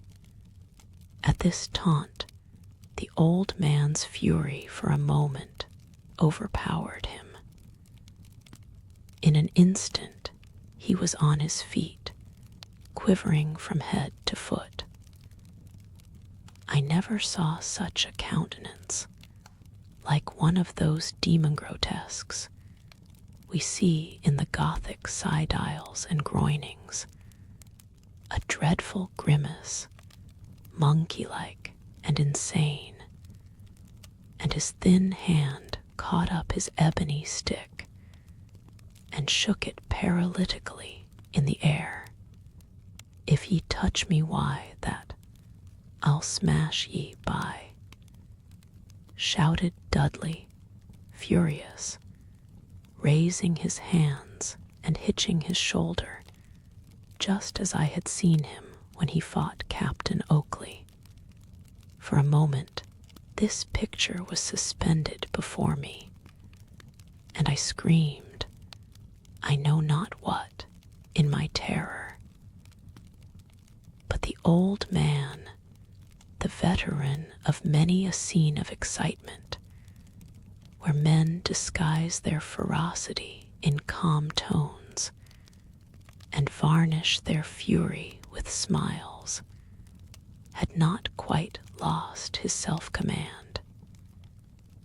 He turned toward me and said, "Does he know what he's saying?" And with an icy laugh of contempt, his high, thin forehead still flushed, he sat down trembling. "If you want to say aught, I'll hear ye. Ye may jaw me all he like, and I'll stand it. Oh, I may speak." "Thank you," sneered Uncle Silas, glancing slowly round at me and breaking into a cold laugh. I don't mind cheek, not I. But you must not go for to do that, ye know." "Gammon. I won't stand a blow. I won't frow no one. Well, sir, availing myself of your permission to speak, I may remark, without offense to the young lady, that I don't happen to recollect the name Mangles among the old families of England. I presume you have chosen her chiefly for her virtues and her graces, Mrs. Sarah Matilda, not apprehending this compliment quite as Uncle Silas meant it, dropped a courtesy, notwithstanding her agitation, and wiping her eyes, said, with a blubbered smile, "You're very kind, sure. I hope, for both your sakes, she has got a little money. Don't see how you are to live else. You're too lazy for a gamekeeper, and I don't think you could keep a pothouse. You are so addicted to drinking and quarreling." The only thing I am quite clear upon is that you and your wife must find some other abode than this. You shall depart this evening. And now, Mr. and Mrs. Dudley Ruthven, you may quit this room, if you please. Uncle Silas had risen and made them one of his old courtly bows, smiling a death-like sneer, and pointing to the door with his trembling fingers. "Come, will ye," said Dudley, grinding his teeth. "You're pretty well done here," not half understanding the situation, but looking woefully bewildered. She dropped a farewell courtesy at the door. "Will ye cut?" barked Dudley, in a tone that made her jump. And suddenly, without looking about, he strode after her from the room. Maud, how shall I recover this? The vulgar villain, the fool, what an abyss were we approaching! And for me the last hope gone, and for me utter, irretrievable ruin. He was passing his fingers tremulously back and forward along the top of the mantelpiece, like a man in search of something, and continued so, looking along it feebly and vacantly, although there was nothing there. I wish, uncle, you do not know how much I wish I could be of any use to you. Maybe I can." He turned and looked at me sharply. "Maybe you can," he echoed slowly. "Yes, maybe you can," he repeated more briskly. Let us see, let us think that fellow. My head. You're not well, uncle. Oh, yes, very well. We'll talk in the evening. I'll send for you." I found Wyatt in the next room and told her to hasten, as I thought he was ill. I hope it was not very selfish, but such had grown to be my horror of seeing him in one of his strange seizures, that I hastened from the room precipitately, partly to escape the risk of being asked to remain. The walls of Bartram House are thick, and the recess at the doorway deep. As I closed my uncle's door, I heard Dudley's voice on the stairs. I did not wish to be seen by him or by his lady, as his poor wife called herself, who was engaged in vehement dialogue with him as I emerged, and not caring either to re-enter my uncle's room, I remained quietly ensconced within the heavy door-case, in which position I overheard Dudley say, with a savage snarl, "You'll just go back the way ye came. I'm not goin' why ye, if that's what ye be driven at, dang your impitence. Oh, Dudley dear, what have I done? What have I done ye hate me so? What ye done? Ye vicious little beast, ye. You've got us turned out and disinherited, why you're bosh. That's all, don't ye think it's enough?" I could only hear her sobs and shrill tones in reply, for they were descending the stairs. and Mary Quince reported to me, in a horrified sort of way, that she saw him bundle her into the fly at the door, like a truss of hay into a hayloft. And he stood with his head in at the window, scolding her, till it drove away. I knew he were jawing her, poor thing, by the way he kept wagging his head, and he had his fist inside, a shackin' in her face. I'm sure he looked wicked enough for anything, and she crying like a babby, and lookin' back, and wavin' her wet handkercher to him, poor thing, and she so young. 'Tis a pity, dear me. I often think, miss, 'tis well for me I never was married. And see how we all would like to get husbands for all that, though so few is happy together. 'Tis a queer world, and them that's single is maybe the best off after all. Chapter LXII. The Picture of a Wolf. I went down that evening to the sitting room, which had been assigned to Milly and me, in search of a book, my good Mary Quince always attending me.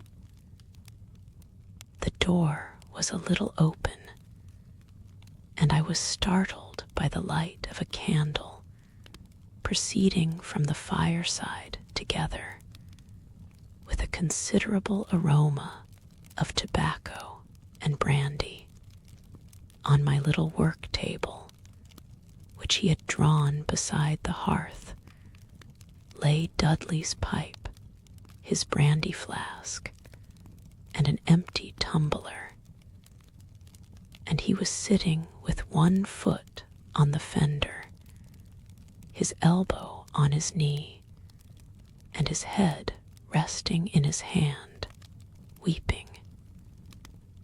His back being a little toward the door, he did not perceive us, and we saw him rub his knuckles in his eyes, and heard the sounds of his selfish lamentation. Mary and I stole away quietly, leaving him in possession, wondering when he was to leave the house, according to the sentence which I had heard pronounced upon him. I was delighted to see old Giblets quietly strapping his luggage in the hall, and heard from him in a whisper that he was to leave that evening by rail. He did not know whither. About half an hour afterwards, Mary Quince, going out to reconnoiter, heard from old Wyatt in the lobby that he had just started to meet the train.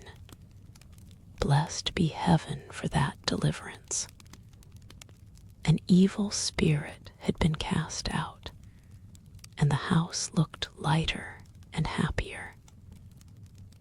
It was not until I sat down in the quiet of my room that the scenes and images of that agitating day began to move before my memory in orderly procession, and for the first time appreciated with a stunning sense of horror and a perfect rapture of thanksgiving the value of my escape and the immensity of the danger which had threatened me.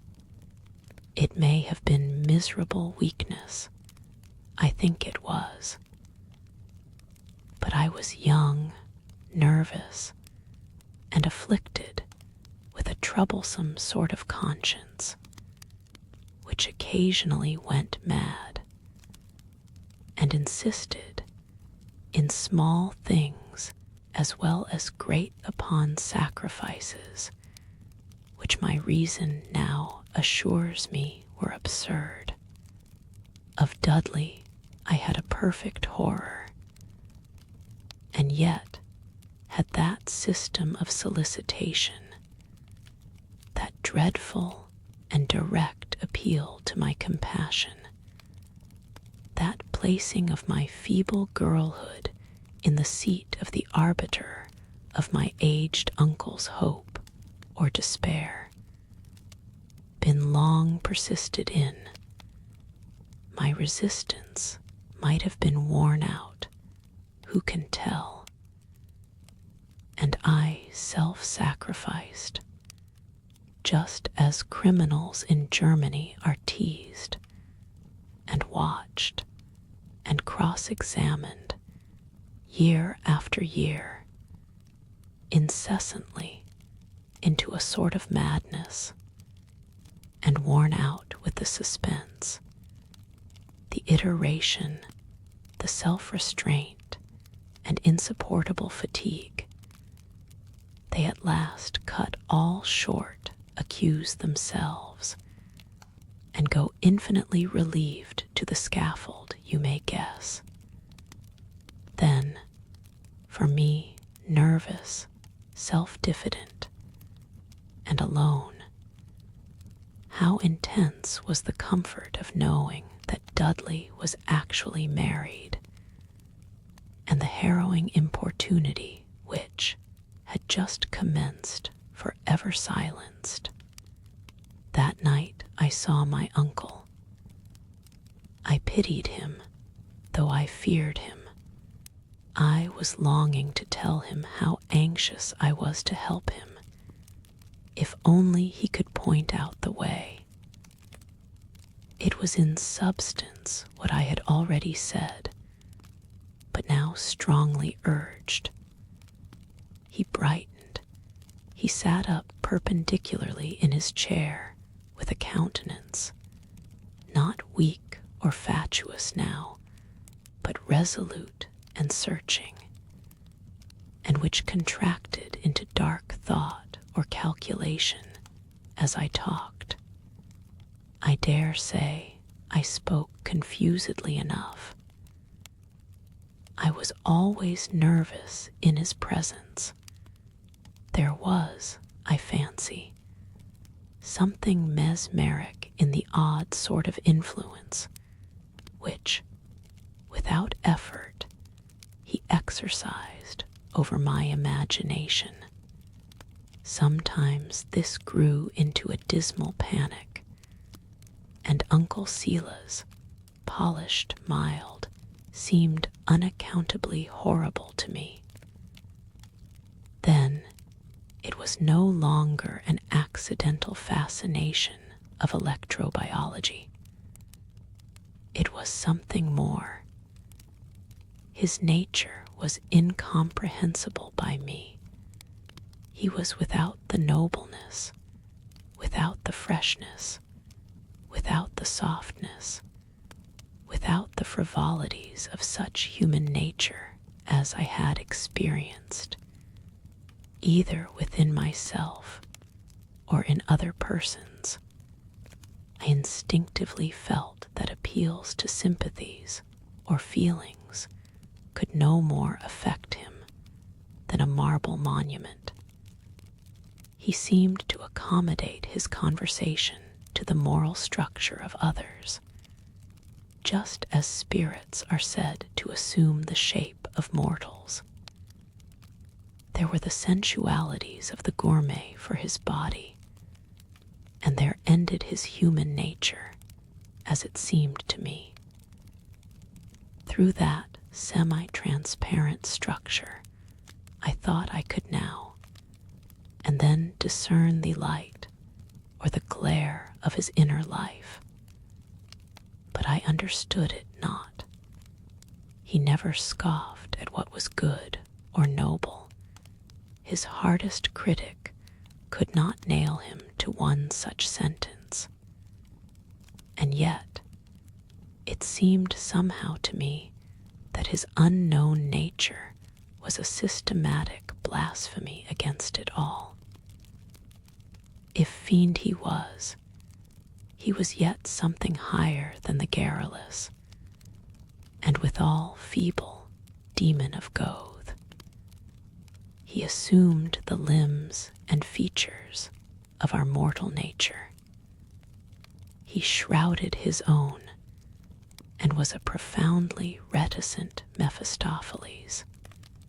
Gentle he had been to me, kindly he had nearly always spoken, but it seemed like the mild talk of one of those goblins of the desert, whom Asiatic superstition tells of, who appear in friendly shapes to stragglers from the caravan, beckon to them from afar, call them by their names, and lead them where they are found no more. Was, then, all his kindness but a phosphoric radiance covering something colder and more awful than the grave? It is very noble of you, Maud. It is angelic.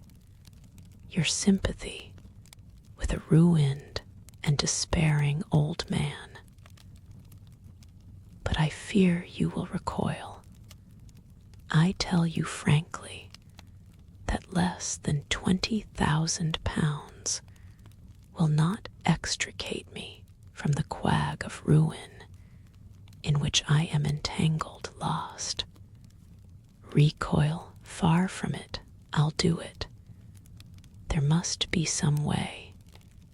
Enough, my fair young protectress, celestial enthusiast enough. Though you do not, yet I recoil. I could not bring myself to accept this sacrifice. What signifies, even to me, my extrication? I lie a mangled wretch, with 50 mortal wounds on my crown.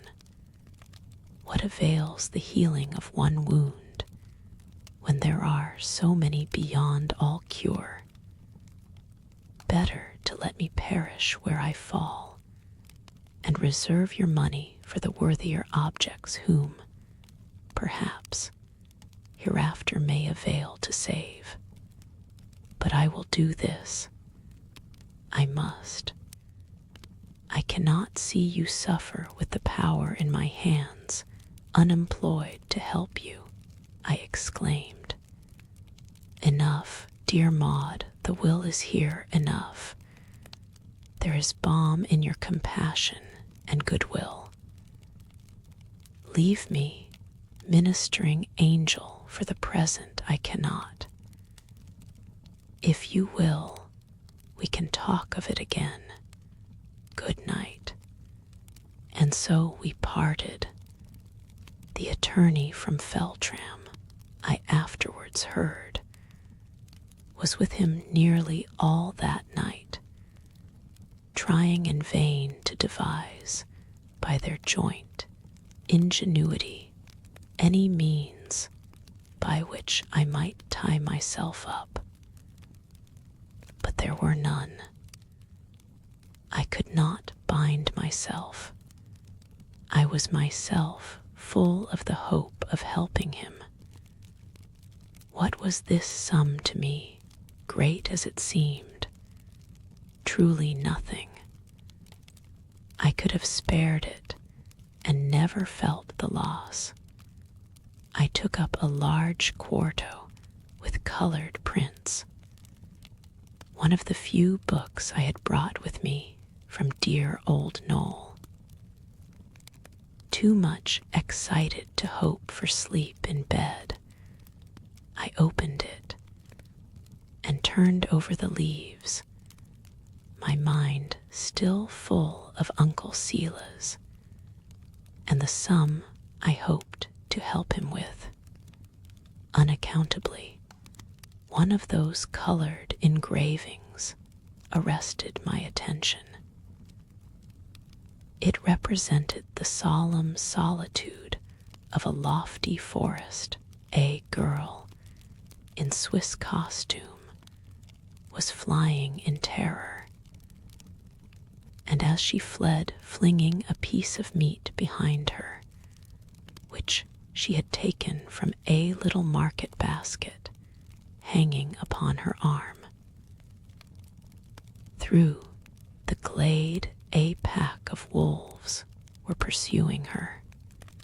The narrative told that on her return homeward with her marketing, she had been chased by wolves and barely escaped by flying at her utmost speed, from time to time retarding, as she did so, the pursuit by throwing, piece by piece, the contents of her basket in her wake, to be devoured and fought for by the famished beasts of prey.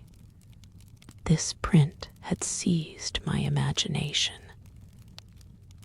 I looked with a curious interest on the print. Something in the disposition of the trees, their great height, and rude boughs interlacing, and the awful shadow beneath, reminded me of a portion of the Windmill Wood where Milly and I had often rambled. Then I looked at the figure of the poor girl, flying for her life, and glancing terrified over her shoulder.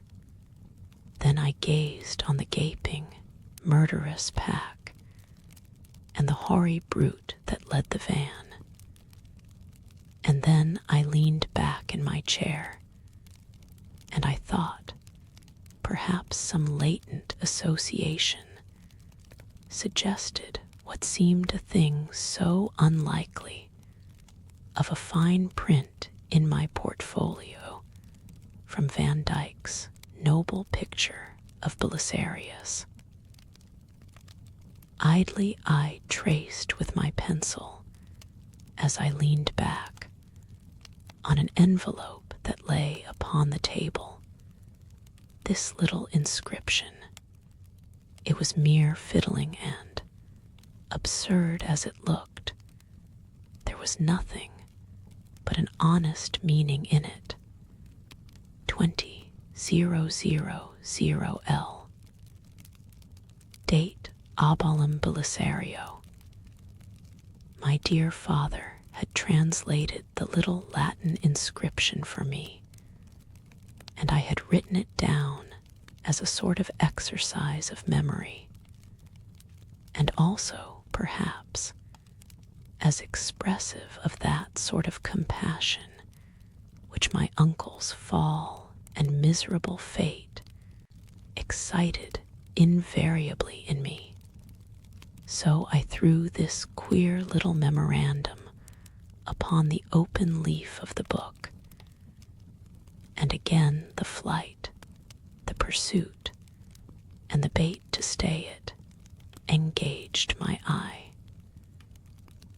And I heard a voice near the hearthstone, as I thought, say, in a stern whisper, "Fly the fangs of Belisarius." "What's that?" said I, turning sharply to Mary Quince.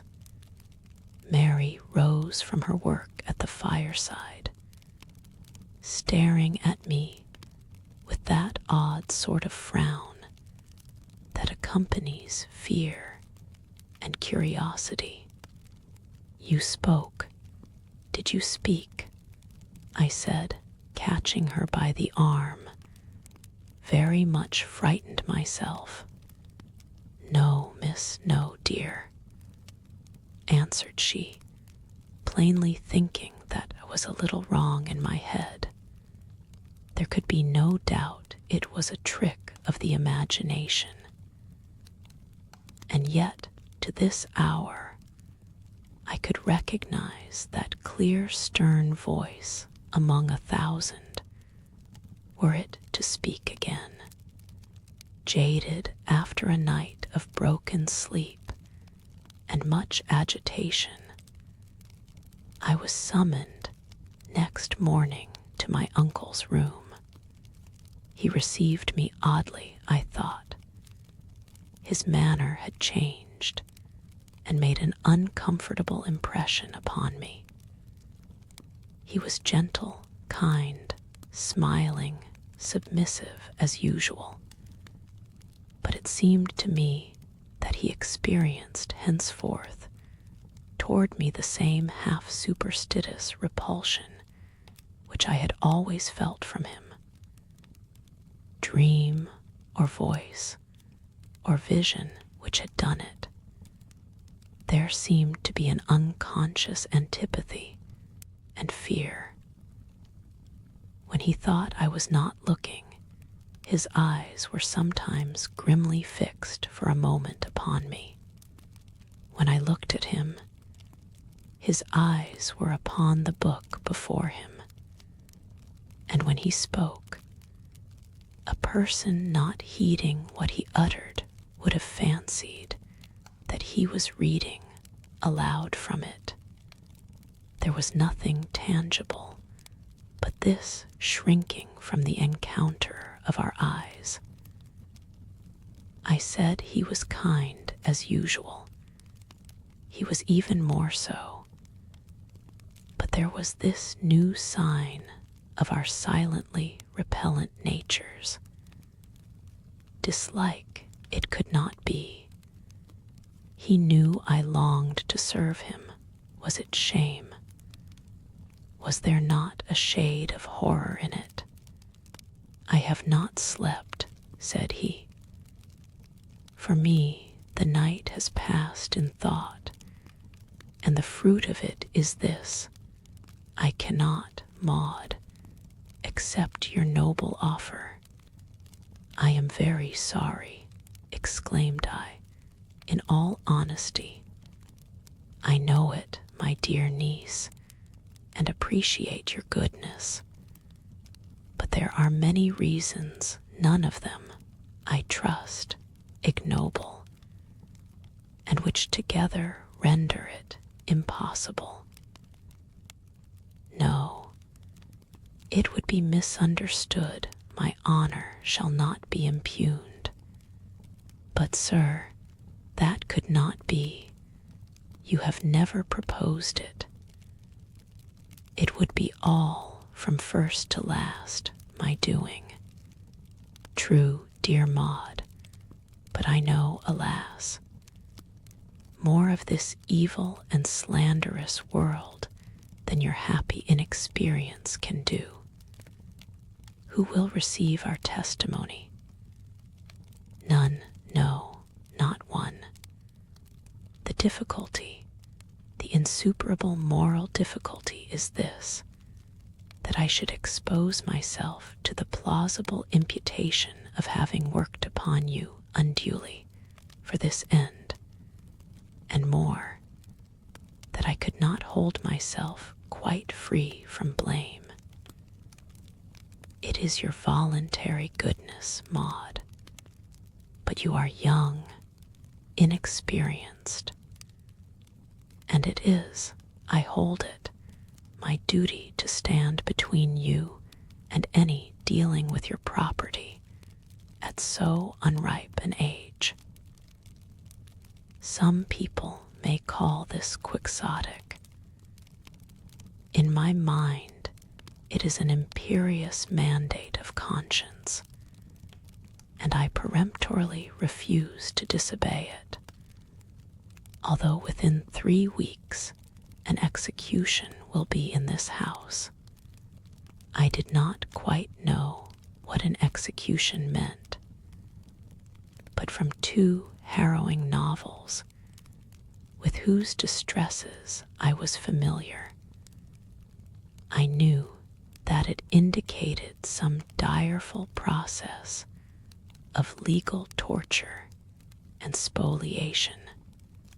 Oh, Uncle oh, sir, you cannot allow this to happen. What will people say of me? And there is poor Milly and everything. think what it will be. It cannot be helped. You cannot help it, Maud. Listen to me. There will be an execution here. I cannot say exactly how soon, but I think in a little more than a fortnight. I must provide for your comfort. You must leave. I have arranged that you shall join Milly for the present in France till I have time to look about me. You had better, I think, write to your cousin, Lady Knollys. She, with all her oddities, has a heart. Can you say, Maud, that I have been kind? You have never been anything but kind, I exclaimed. That I've been self-denying when you made me a generous offer. He continued. That I now act to spare you pain. You may tell her, not as a message from me, but as a fact, that I am seriously thinking of vacating my guardianship, that I feel have done her an injustice, and that, so soon as my mind is a little less tortured, I shall endeavor to effect a reconciliation with her, and would wish ultimately to transfer the care of your person and education to her. You may say I have no longer an interest even in vindicating my name. My son has wrecked himself by a marriage. I forgot to tell you he stopped at Feltram, and this morning wrote to pray a parting interview. If I grant it, it shall be the last. I shall never see him or correspond with him more. The old man seemed much overcome, and held his handkerchief to his eyes. He and his wife are, I understand, about to emigrate, the sooner the better, he resumed bitterly.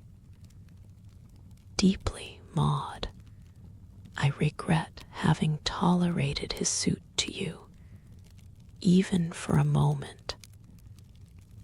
Had I thought it over, as I did the whole case last night, nothing could have induced me to permit it.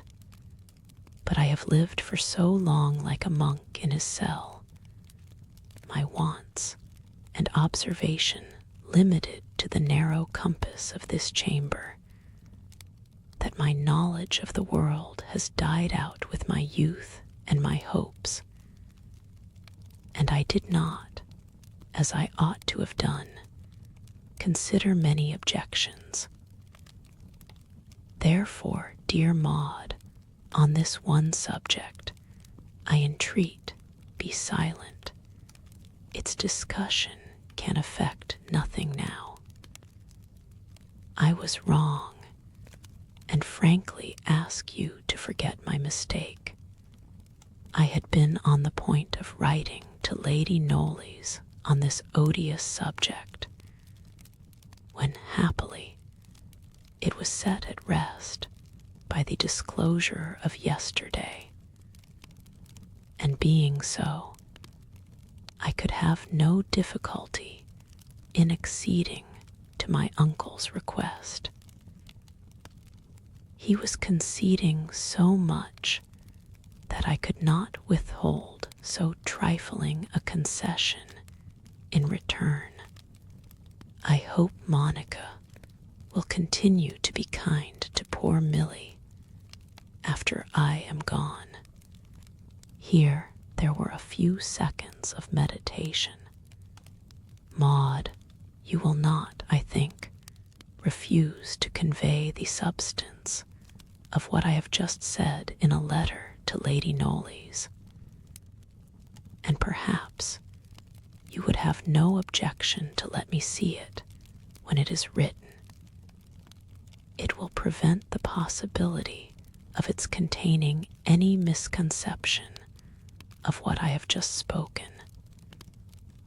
And Maud, you won't forget to say whether I have been kind. It would be a satisfaction to me to know that Monica was assured that I never either teased or bullied my young ward.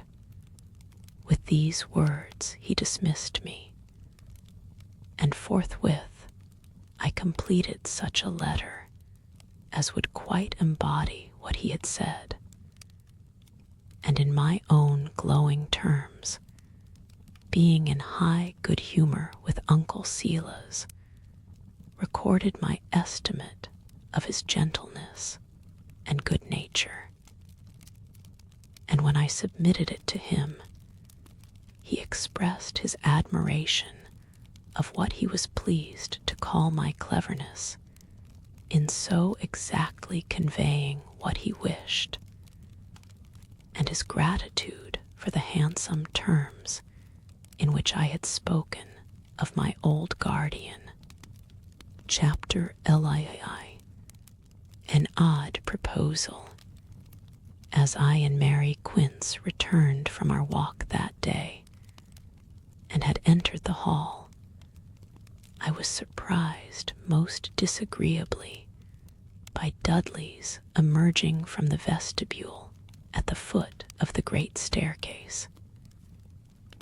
He was, I suppose, in his traveling costume, a rather soiled white surtout, a great colored muffler in folds about his throat, his chimney pot on, and his fur cap sticking out from his pocket. He had just descended, I suppose, from my uncle's room. On seeing me, he stepped back and stood with his shoulders to the wall, like a mummy in a museum. I pretended to have a few words to say to Mary before leaving the hall, in the hope that, as he seemed to wish to escape me, he would take the opportunity of getting quickly off the scene. But he had changed his mind, it would seem, in the interval, for when I glanced in that direction again, he had moved toward us and stood in the hall with his hat in his hand. I must do him the justice to say he looked horribly dismal, sulky, and frightened. Yield ye me a word, miss, only a thing I ought to say for your good by, mind. It's for your good, miss. Dudley stood a little way off, viewing me, with his hat in both hands and a glooming countenance. I detested the idea of either hearing or speaking to him, but I had no resolution to refuse, and only saying, I can't imagine what you can wish to speak to me about, I approached him. Wait there at the banister, Quince. There was a fragrance of alcohol about the flushed face and gaudy muffler of this odious cousin, which heightened the effect of his horribly dismal features. He was speaking, besides, a little thickly, but his manner was dejected, and he was treating me with an elaborate and discomfited respect which reassured me. I'm a bit up a tree, miss, he said, shuffling his feet on the oak floor. I behaved a d, fool, but I bain't one o they sort. A fella as ill fight his man, and stan up to fair, don't ye see? And bain't one they sort no, dang it, I bain't. Dudley delivered his puzzling harangue with a good deal of undertoned vehemence, and was strangely agitated. He, too, had got an unpleasant way of avoiding my eye, and glancing along the floor from corner to corner as he spoke, which gave him a very hangdog air. He was twisting his fingers in his great sandy whisker, and pulling it roughly enough to drag his cheek about by that savage purchase. And with his other hand, he was crushing and rubbing his hat against his knee. The old boy above there be half crazed, I think. He don't mean half as he says thoff, not he. But I'm in a bad fix anyhow, a regular sell it's been, and I can't get a tizzy out of him. So, ye see, I'm up a tree, miss, and he sich a one. He'll make it a wuss mull if I let him. He's as sharp me as one them lawyer chaps, dang 'em. And he's a lot of I.O.'s, and rubbage mine. And Brierly writes to me, he can't gee me my legacy, 'cause he's got a notice from Archer, and Slay a warnin' him not to gee me as much as a bob. For I signed it away to Governor, he says, which I believe's a lie. I may 'a signed some writing a pen I did when I was a bit cut one night, but that's no way to catch a gentleman, and 'twon't stand. There's justice to be had, and 'twon't stand, I say, and I'm not in his hands that way. Though I may be a bit up the spout, too, I don't deny, only I bain't agon the whole hog all at once. I'm none they sort. He'll find I bain't. Here Mary Quince coughed demurely from the foot of the stair, to remind me that the conversation was protracted. I don't very well understand, I said gravely, and I am now going upstairs. Don't jest a minute, miss. It's only a word, ye see. We'll be goin' tea, Australia, Sary Mangles, and me aboard the Seamew on the 5th. I'm for Liverpool tonight, and she'll meet me there, and please God Almighty, ye'll never see me more, and I'd rather gee ye a lift, Maud, before I go. And I tell ye what, if ye'll just gee me your written promise ye'll gee me that 20,000 ye were offering to gee the Governor, I'll take ye cleverly out o' Bartram, and put ye your cousin Nolly's, or anywhere ye like best.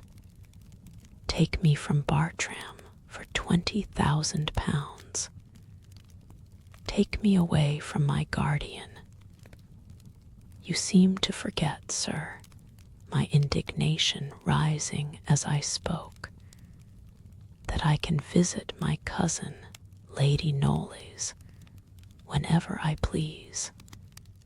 Well, that is as it may be, he said, with a sulky deliberation, scraping about a little bit of paper that lay on the floor with the toe of his boot. It is as it may be, and that is as I say, sir, considering how you have treated me, your mean, treacherous, and infamous suit, and your cruel treason to your poor wife, I am amazed at your effrontery. I turned to leave him, being, in truth, in one of my passions. "Don't ye be a-flying out," he said peremptorily, and catching me roughly by the wrist, "I bain't a-going to vex ye. What a mouth you be, as can't see your way. Can't ye speak why common sense, like a woman, dang it, for once, and not keep brawling like a brat? Can't ye see what I'm saying?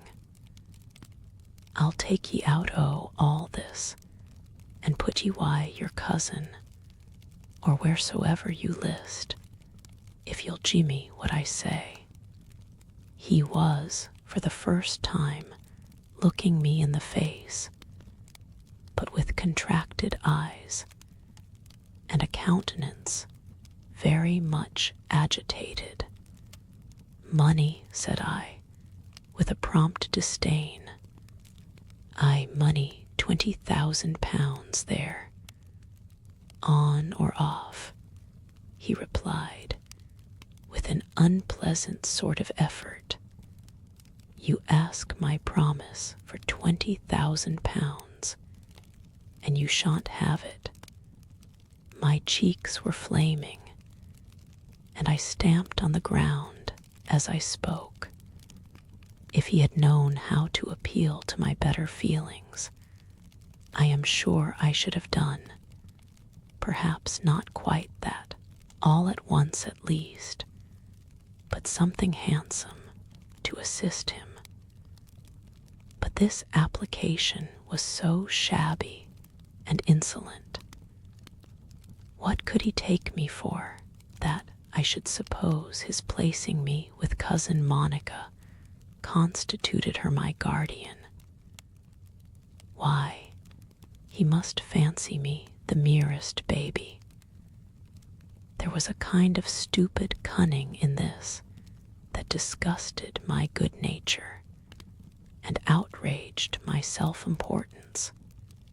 "You won't gie me that, then," he said, looking down again with a frown, and working his mouth and cheeks about, as I could fancy a man rolling a piece of tobacco in his jaw. "Certainly not, sir," I replied. "Take it, then," he replied, still looking down, very black and discontented. I joined Mary Quince, extremely angry. As I passed under the carved oak arch of the vestibule, I saw his figure in the deepening twilight. The picture remains in its murky halo, fixed in memory. Standing where he last spoke in the center of the hall, not looking after me, but downward, and as well as I could see, with the countenance of a man who has lost a game, and a ruinous wager too, that is black and desperate. I did not utter a syllable on the way up. When I reached my room, I began to reconsider the interview more at my leisure.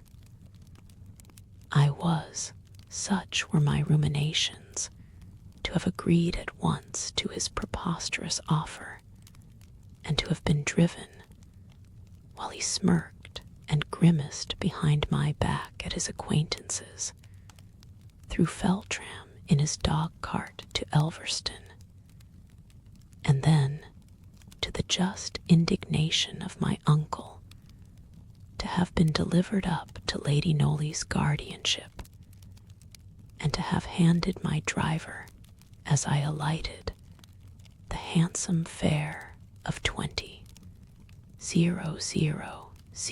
L.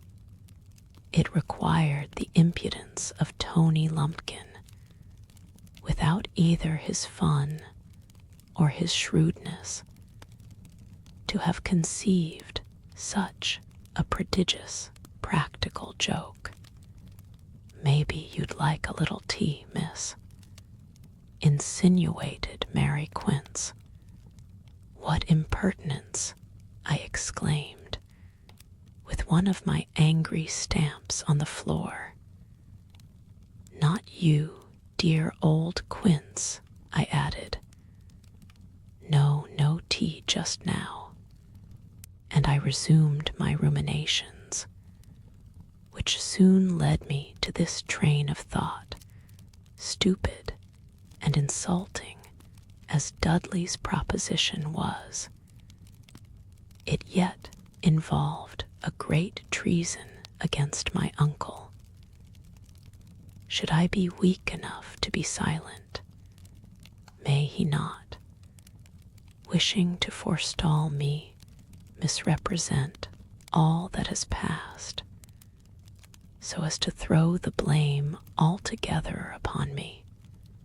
This idea seized upon me with a force which I could not withstand, and on the impulse of the moment I obtained admission to my uncle and related exactly what had passed.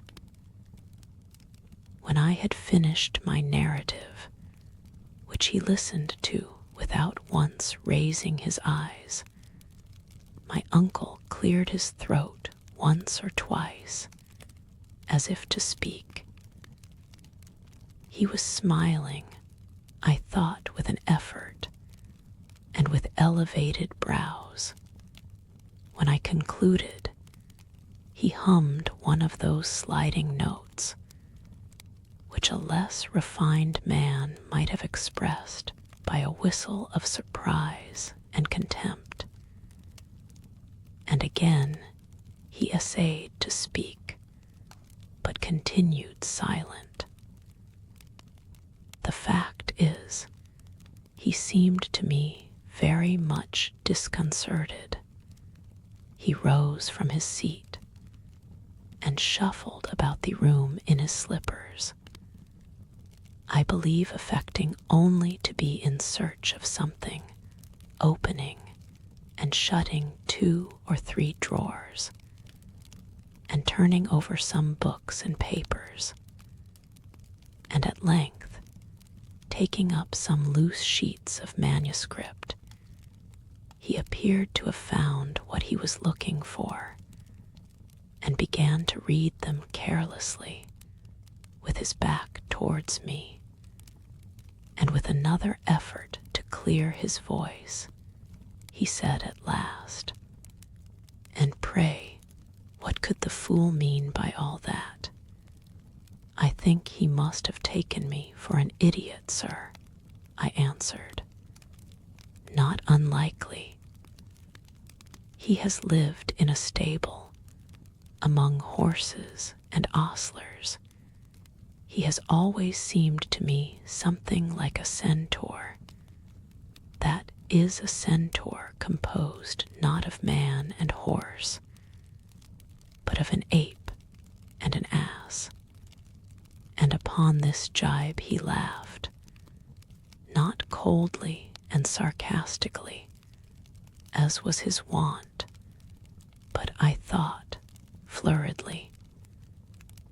And continuing to look into his papers, he said, his back still toward me as he read, "And he did not favor you with an exposition of his meaning, which, except in so far as it estimated his deserts at the modest sum you have named, appears to me too oracular to be interpreted without a kindred inspiration."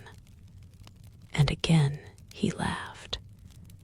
He was growing more like himself.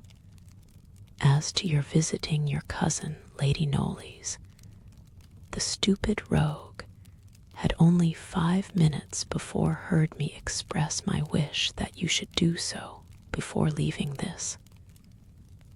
I am quite resolved you shall, that is, unless, dear Maud, you should yourself object. But of course, we must wait for an invitation, which, I conjecture, will not be long in coming. In fact, your letter will naturally bring it about, and I trust open the way to a permanent residence with her. The more I think it over, the more am I convinced, dear niece, that as things are likely to turn out, my roof would be no desirable shelter for you, and that, under all circumstances, hers would. Such were my motives, Maud, in opening, through your letter, a door of reconciliation between us. I felt that I ought to have kissed his hand, that he had indicated precisely the future that I most desired. And yet, there was within me a vague feeling, akin to suspicion, akin to dismay which chilled and overcast my soul.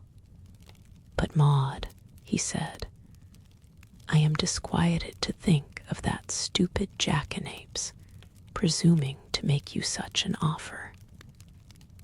A creditable situation, truly, arriving in the dark at Elverston, under the solitary escort of that wild young man, with whom you would have fled from my guardianship. And Maud, I tremble as I ask myself the question, would he have conducted you to Elverston at all?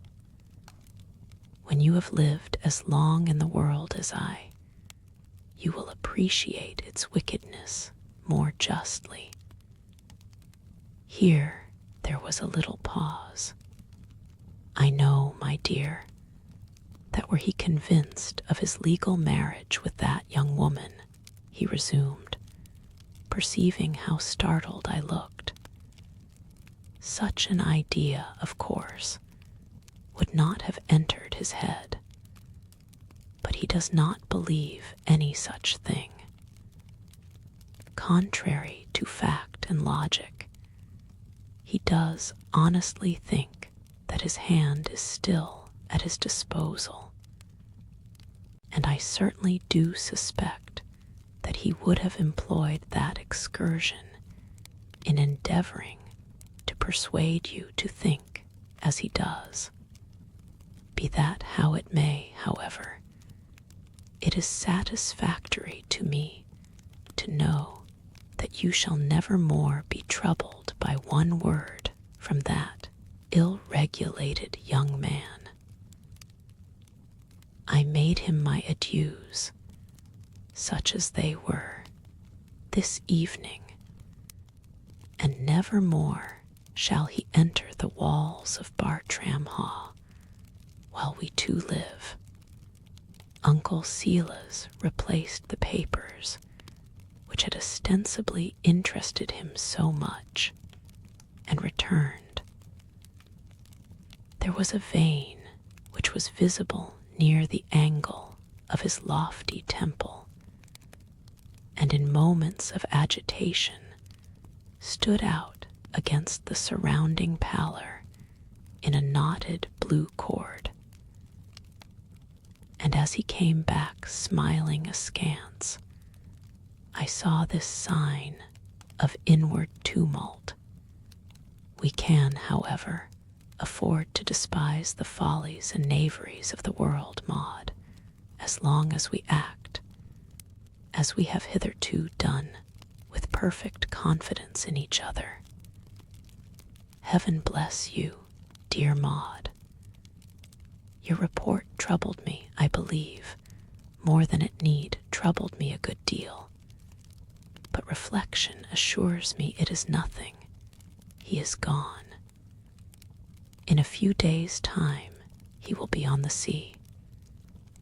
I will issue my orders tomorrow morning, and he will never more, during his brief stay in England, gain admission to Bartram-Haugh.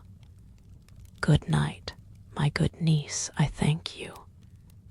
And so I returned to Mary Quince, on the whole happier than I had left her, but still with the confused and jarring vision, could not interpret perpetually rising before me. And as, from time to time, shapeless anxieties agitated me, relieving them by appeals to him who alone is wise and strong, next day brought me a good-natured gossiping letter from dear Milly, written in compulsory French, which was, in some places, very difficult to interpret. She gave me a very pleasant account of the place, and her opinion of the girls who were inmates, and mentioned some of the nuns with high commendation.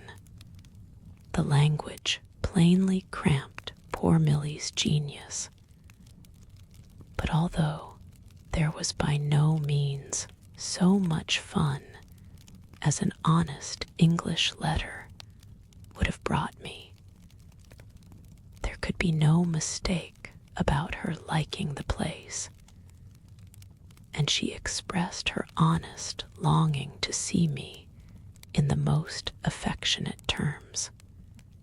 This letter came enclosed in one to my uncle, from the proper authority in the convent, and as there was neither address within nor postmark without, I was as much in the dark as ever as to poor Milly's whereabouts.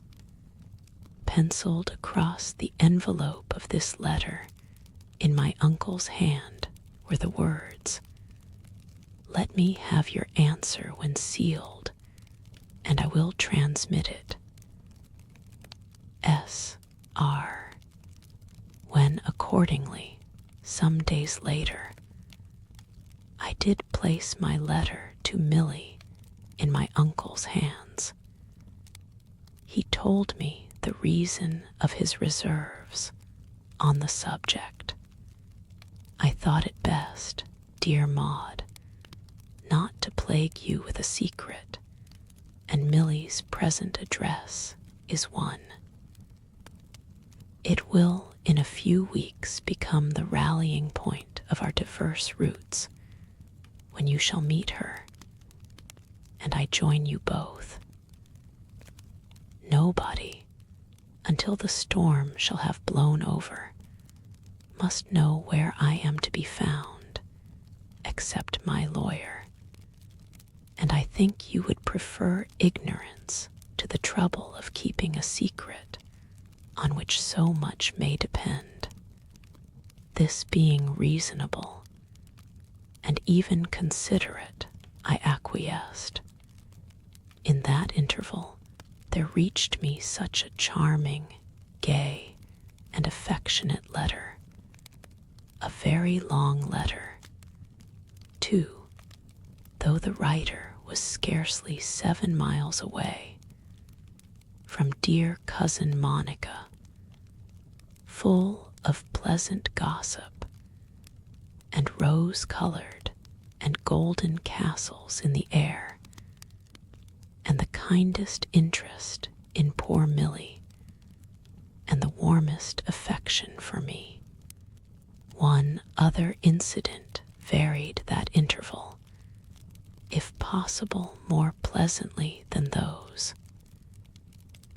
It was the announcement in a Liverpool paper of the departure of the Seamew, bound for Melbourne, and among the passengers were reported Dudley Ruthven, Esquire of Bartram-Haugh, and Mrs. D. Ruthven, and now I began to breathe freely. I plainly saw the end of my probation approaching. A short excursion to France, a happy meeting with Milly, and then a delightful residence with cousin Monica for the remainder of my nonage. You will say then that my spirits and my serenity were quite restored. Not quite. How marvelously lie our anxieties in filmy layers, one over the other. Take away that which has lain on the upper surface for so long, the care of cares, the only one, as it seemed to you, between your soul and the radiance of heaven, and straight you find a new stratum there. As physical science tells us no fluid is without its skin, so does it seem with this fine medium of the soul, and these successive films of care that form upon its surface on mere contact with the upper air and light. What was my new trouble? A very fantastic one, you will say, the illusion of a self-tormentor. It was the face of Uncle Silas which haunted me. Notwithstanding the old pale smile, there was a shrinking grimness and the always averted look. Sometimes I fancied his mind was disordered. I could not account for the eerie lights and shadows that flickered on his face, except so. There was a look of shame and fear of me, amazing as that seems, in the sheen of his peaked smile. I thought, perhaps he blames himself for having tolerated Dudley's suit, for having urged it on grounds of personal distress, for having altogether lowered, though under sore temptation, both himself and his office, and he thinks that he has forfeited my respect. Such was my analysis. But in the coupe d'oeil of that white face that dazzled me in darkness and haunted my daily reveries with a faded light, there was an intangible character of the insidious and the terrible. Chapter LXII, In Search of Mr. Charke's Skeleton. On the whole, however, I was unspeakably relieved. Dudley Ruthven, Esquire, and Mrs. D. Ruthven were now skimming the blue waves on the wings of the Seamew, and every morning widened the distance between us, which was to go on increasing until it measured a point on the Antipodes. The Liverpool paper containing this golden line was carefully preserved in my room, and like the gentleman who, when much tried by the shrewish heiress whom he had married, used to retire to his closet and read over his marriage settlement, I used, when blue devils haunted me, to to unfold my newspaper and read the paragraph concerning the seamew. The day I now speak of was a dismal one of sleety snow.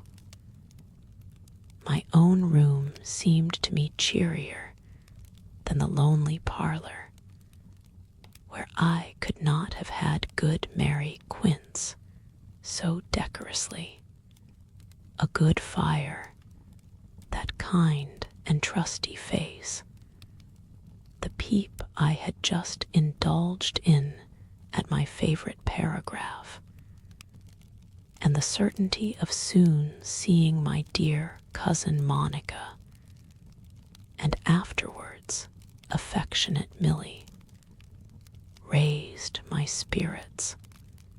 So, said I, as old Wyatt, you say, is laid up with rheumatism, and can't turn up to scold me, I think I'll run upstairs and make an exploration, and find poor Mr. Charke's skeleton in a closet.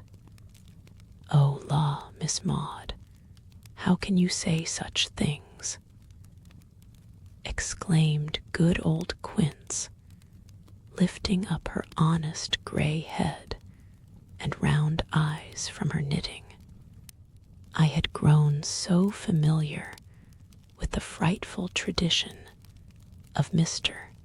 Charke and his suicide that I could now afford to frighten old Quince with him. I am quite serious.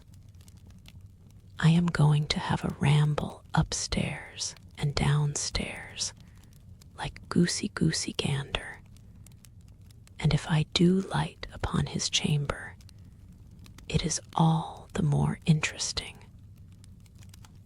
I feel so like Adelaide in The Romance of the Forest, the book I was reading to you last night, when she commenced her delightful rambles through the interminable ruined abbey in the forest. Shall I go with you, miss? No, Quince, stay there, keep a good fire, and make some tea. I suspect I shall lose heart and return very soon. And with a shawl about me, cowl fashion, over my head, I stole upstairs. I shall not recount with the particularity of the conscientious heroine of Mrs. Anne Radcliffe all the suites of apartments, corridors, and lobbies which I threaded in my ramble. It will be enough to mention that I lighted upon a door at the end of a long gallery, which I think ran parallel with the front of the house. It interested me because it had the air of having been very long undisturbed.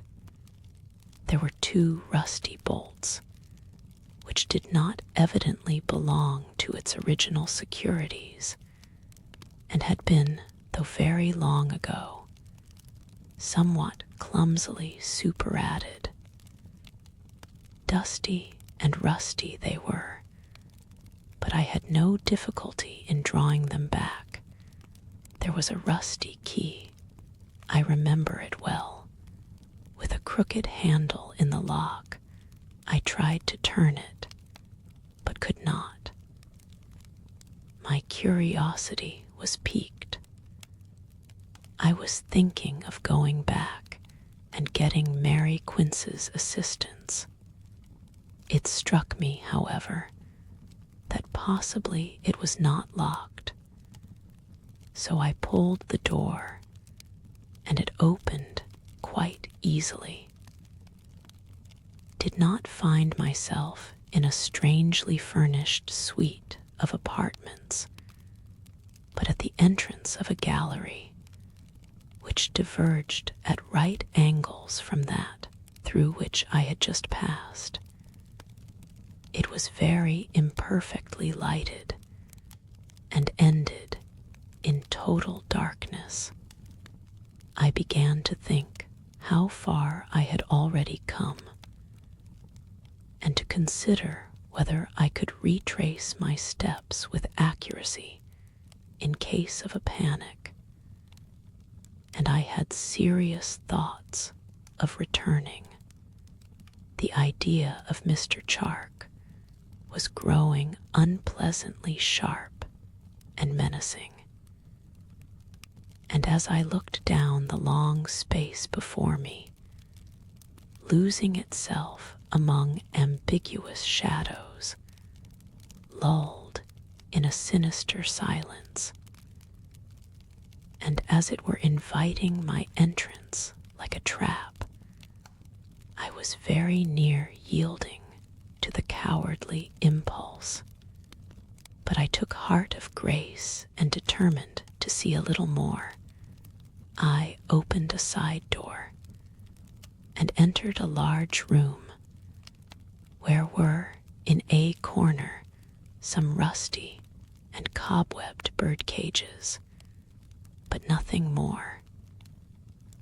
It was a wainscoted room, but a white mildew stained the panels. I looked from the window.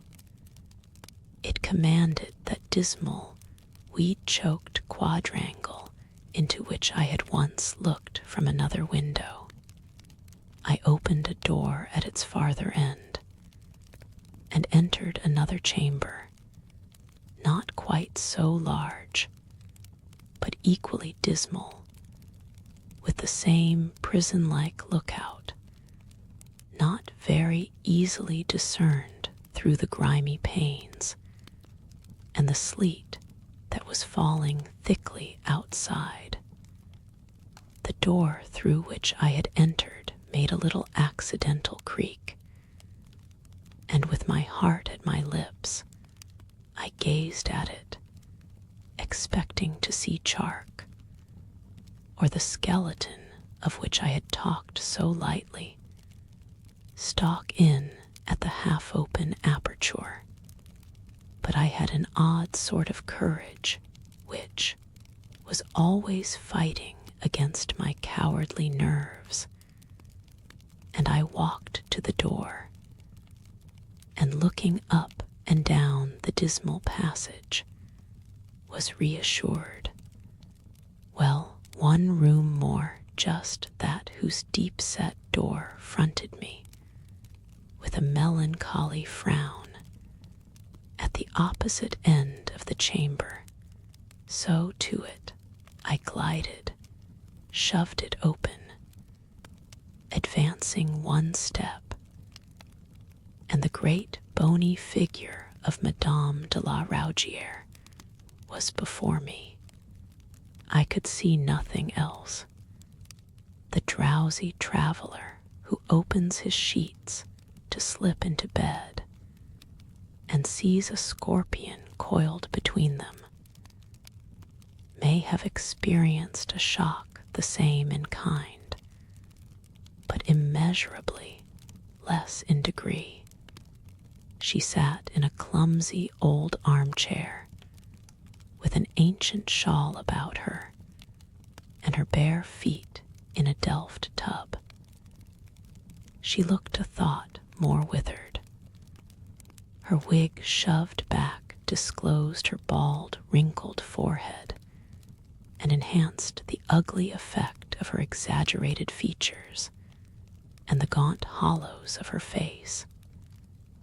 With a sense of incredulity and terror, I gazed, freezing, at this evil phantom, who returned my stare for a few seconds with a shrinking scowl, dismal and grim, as of an evil spirit detected.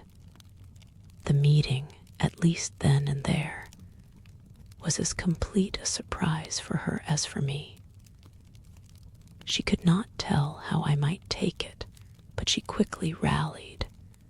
burst into a loud screeching laugh, and with her old Walpurgis gaiety, danced some fantastic steps in her bare wet feet, tracking the floor with water, and holding out with finger and thumb, in dainty caricature, her slammakin old skirt, while she sang some of her nasal patois with an abominable hilarity and emphasis. With a gasp, I too recovered from the fascination of the surprise. I could not speak, though, for some seconds, and Madame was first. Ah, dear Maud, what surprise! Are we not overjoyed, dearest, and cannot speak? I am full of joy, quite charmed, Ravy, of seeing you. So are you of me, your face betray. Ah, yes, thou dear little baboon. Here is poor Madame once more. Who could have imagined? I thought you were in France, Madame, I said, with a dismal effort. And so I was, dear Maud. I have just arrived. Your Uncle Silas, he wrote to the superioress for gouvernante to accompany a young lady. That is you, Maud, on her journey, and she send me. And so, ma cheer, here is poor Madame arrive to charge herself of that affair. How soon do we leave for France, Madame? I asked. I do not know, but the old woman, what is her name? Wyatt, I suggested. Oh, oui, Wyatt, she says 2-3 week. And who conduct you to poor Madame's apartment, my dear Maud? She inquired insinuatingly. No one, I answered promptly. I reached it quite accidentally, and I can't imagine why you should conceal yourself. Something like indignation kindled in my mind as I began to wonder at the sly strategy which had been practiced upon me. I have not concealed myself, mademoiselle, retorted the governess. I have acted precisely as I have been ordered. Your uncle, Mr. Silas Ruthin, he is afraid, Wyatt says, to be interrupted by his creditors, and everything must be done very quaintly. I have been commanded to avoid me faire voir, you know, and I must obey my employer, voila tout. And for how long have you been residing here? I persisted in the same resentful vein. About a week. It is such triste place. I am so glad to see you, Maud. I've been so isolé, you dear little fool. You are not glad, Madame. You don't love me. You never did, I exclaimed with sudden vehemence. Yes, I am very glad, you know not, cheer petite eyes. How I have desire to educate you a little more. Let us understand one another. You think I do not love you, mademoiselle, because you have mentioned to your poor papa that little dérèglement in his library. I have repent very often that so great indiscretion of my life. I thought to find some letters of Dr. Brayerly. I think that man was trying to get your property, my dear Maud, and if I had found something, I would tell you all about.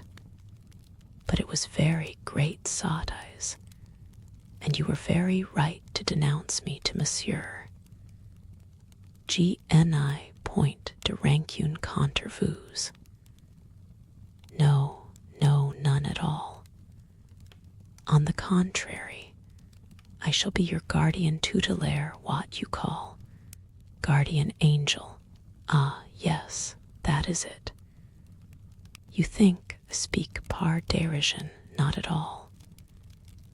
No, my dear Cheel, I do not speak par mockery, unless perhaps the very least degree in the world.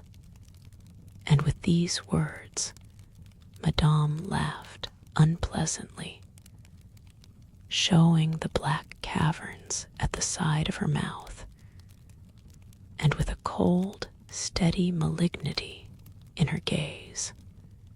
Yes, I said, I know what you mean, Madame. You hate me. Oh, what great ugly word. I am shocked. Vous me fates haunt, poor Madame. She never hate anyone, she loves all her friends, and her enemies she leaves to heaven, while I am, as you see, more gay, more joyous than ever. They have not been happy, no, they have not been fortunate, these others.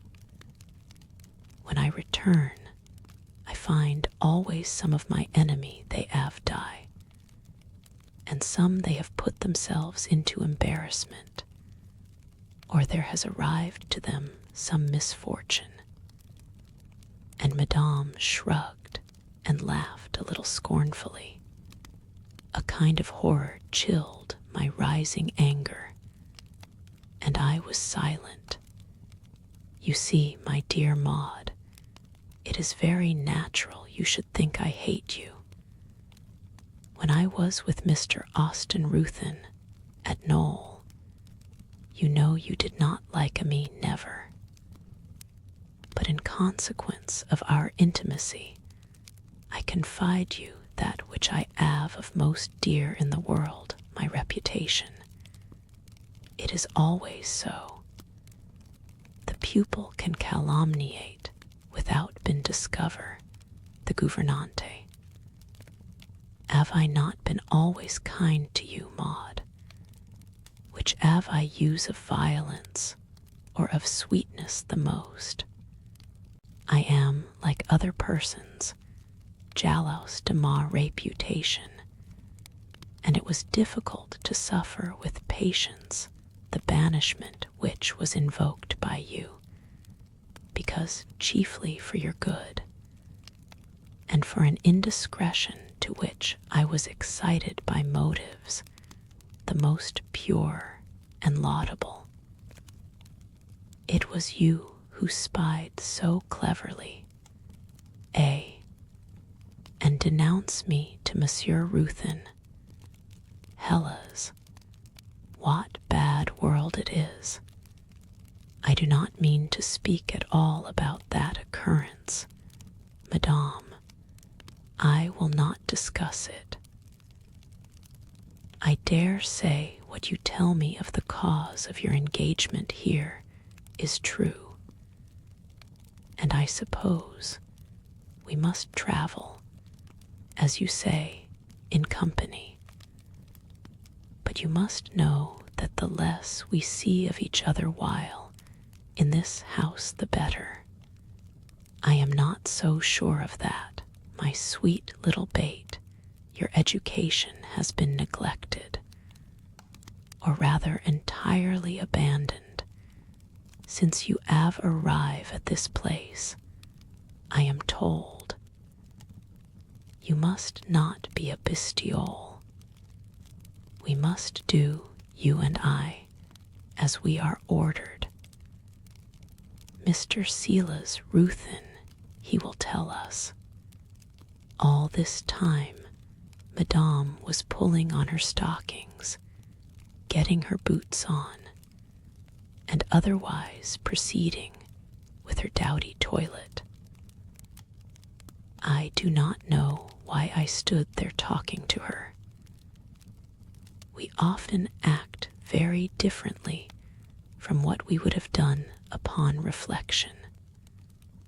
I had involved myself in a dialogue, as wiser generals than have entangled themselves in a general action when they meant only an affair of outposts. I had grown a little angry, and would not betray the least symptom of fear, although I felt that sensation profoundly. My beloved father thought you so unfit a companion for me that he dismissed you at an hour's notice. And I am very sure that my uncle will think as he did. You are not a fit companion for me. And had my uncle known what had passed, he would never have admitted you to this house. Never. Hellas quell disgrace.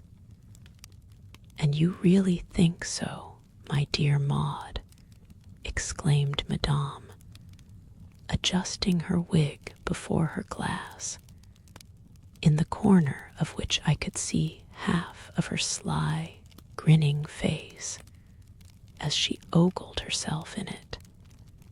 I do, and so do you, Madame, I replied, growing more frightened. It may be, we shall see. But everyone is not so cruel as you, ma chère petite calumniatrice. You shan't call me those names, I said, in an angry tremor. What name, dearest Chiel? Calumniatrice. That is an insult. Why, my most foolish little Maud, we may say rogue, and 1,000 other little words in play, which we do not say seriously. You are not playing. You never play, you are angry. And you hate me, I exclaimed vehemently. Oh, fie, what shame. Do you not perceive, dearest Chiel, how much education you still need? You are proud, little demoiselle you must become, on the contrary, quite humble. G ferai baiser le babouin avous. Ha, ha, ha. I will make a you to keys the monkey. You are too proud, my dear Chiel.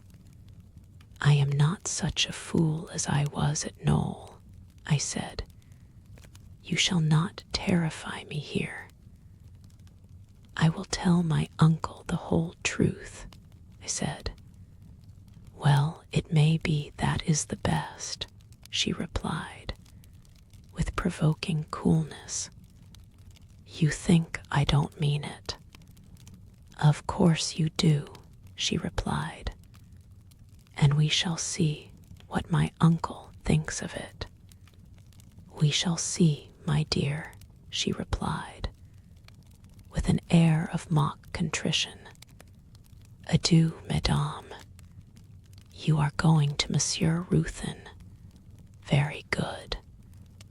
I made her no answer, but more agitated than I cared to show her, I left the room. I hurried along the twilight passage and turned into the long gallery that opened from it at right angles. I had not gone 6 steps on my return when I heard a heavy tread and a rustling behind me. I am ready, my dear. I will accompany you, said the smirking phantom, hurrying after me. Very well, was my reply, and threading our way, with a few hesitations and mistakes, we reached and descended the stairs, and in a minute more stood at my uncle's door. My uncle looked hard and strangely at us as we entered. He looked, indeed, as if his temper was violently excited, and glared and muttered to himself for a few seconds, and treating Madame to a stare of disgust, he asked peevishly, "Why am I disturbed, pray?" "Miss Maud Aruthin, she will explain," replied Madame, with a great courtesy, like a boat going down in a ground swell. "Will you explain, my dear?" he asked, in his coldest and most sarcastic tone. I was agitated, and I am sure my statement was confused. I succeeded, however, in saying what I wanted. "Why, Madame, this is a grave charge. Do you admit it, pray?" Madame, with the coolest possible effrontery, denied it all with the most solemn asseverations, and with streaming eyes and clasped hands, conjured me melodramatically to withdraw that intolerable story, and to do her justice. I stared at her for a while astounded, and turning suddenly to my uncle, as vehemently asserted the truth of every syllable I had related. "You hear, my dear child, you hear her deny everything. What am I to think?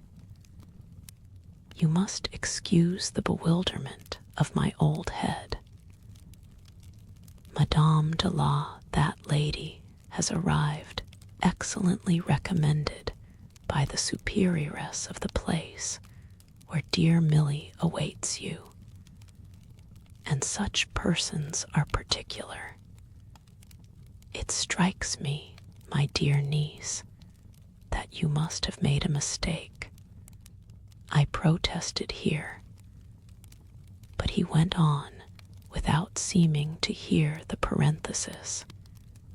I know, my dear Maud, that you are quite incapable of willfully deceiving anyone, but you are liable to be deceived like other young people. You were, no doubt, very nervous, and but half awake when you fancied you saw the occurrence you describe, and Madame de la Rougière, I supplied. Yes, thank you, Madame de la Rougière, who has arrived with excellent testimonials, strenuously denies the whole thing. Here is a conflict, my dear, in my mind a presumption of mistake. I confess I should prefer that theory to a peremptory assumption of guilt. I felt incredulous and amazed. It seemed as if a dream were being enacted before me. A transaction of the most serious import, which I had witnessed with my own eyes, and described with unexceptionable minuteness and consistency, is discredited by that strange and suspicious old man with an imbecile coolness. It was quite in vain my reiterating my statement, backing it with the most earnest asseverations. I was beating the air. It did not seem to reach his mind. It was all received with a simper of feeble incredulity. He patted and smoothed my head. He laughed gently and shook his while I insisted. And Madame protested her purity in now tranquil floods of innocent tears, and murmured mild and melancholy prayers for my enlightenment and reformation. I felt as if I should lose my reason. There now, dear Maud, we have heard enough. It is, I do believe, a delusion. Madame de la Raugière will be your companion at the utmost for 3 or 4 weeks. Do exercise a little of your self-command and good sense. You know how I am tortured. Do not, I entreat, add to my perplexities. You may make yourself very happy with Madame if you will. I have no doubt.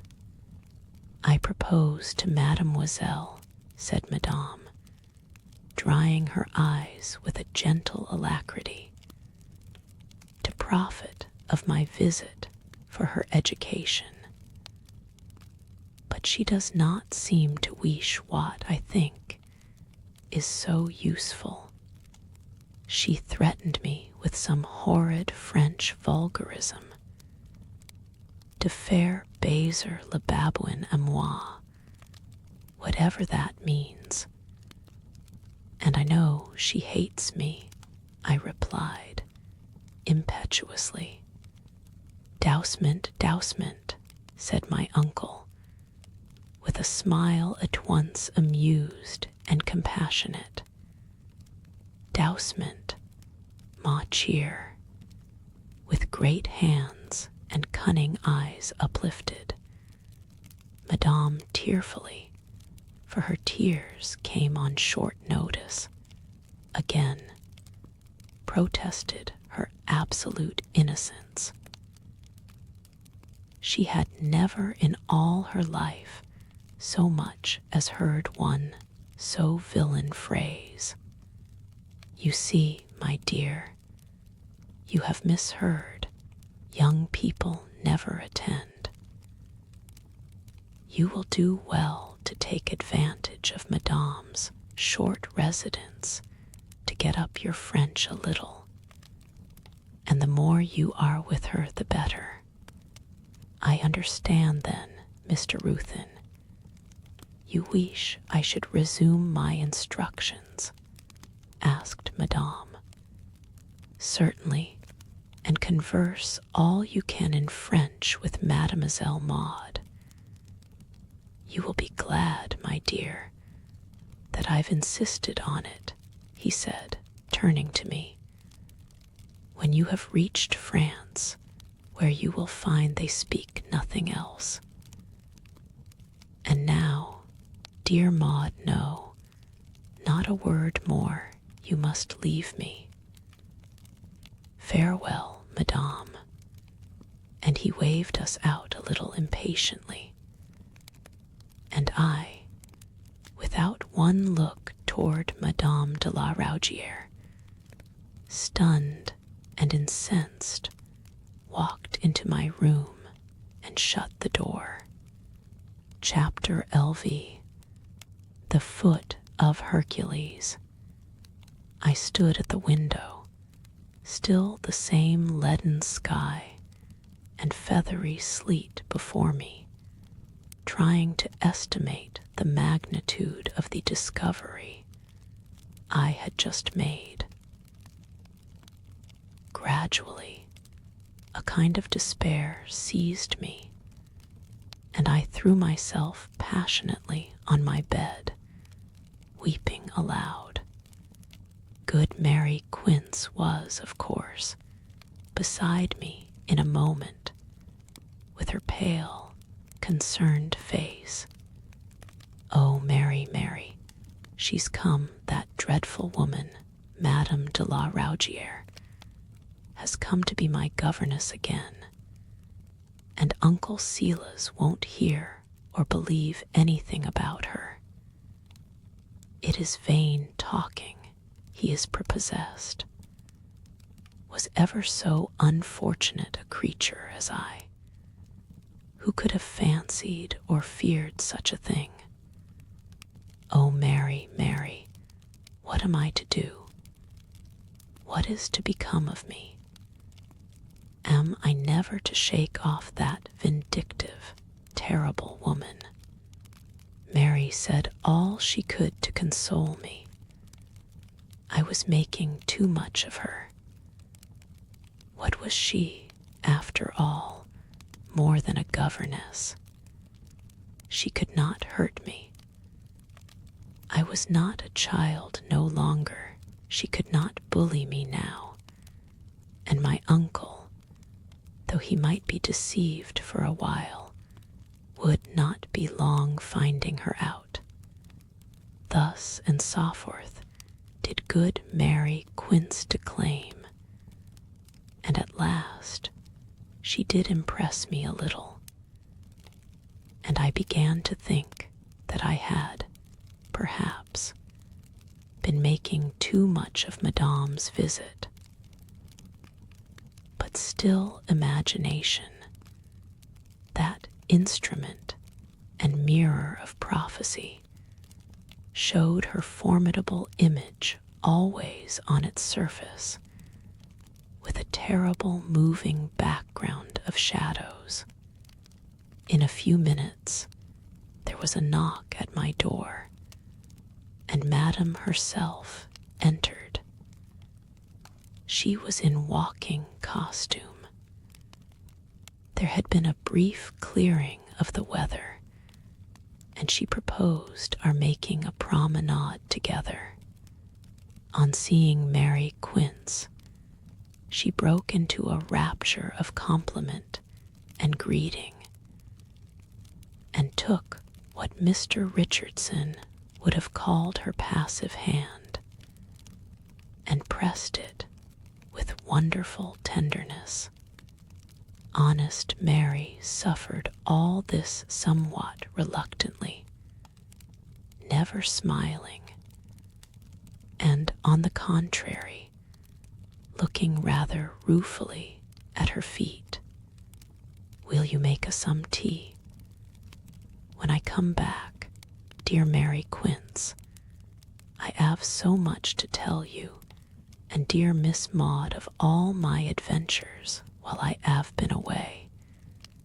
It will make you laugh ever so much.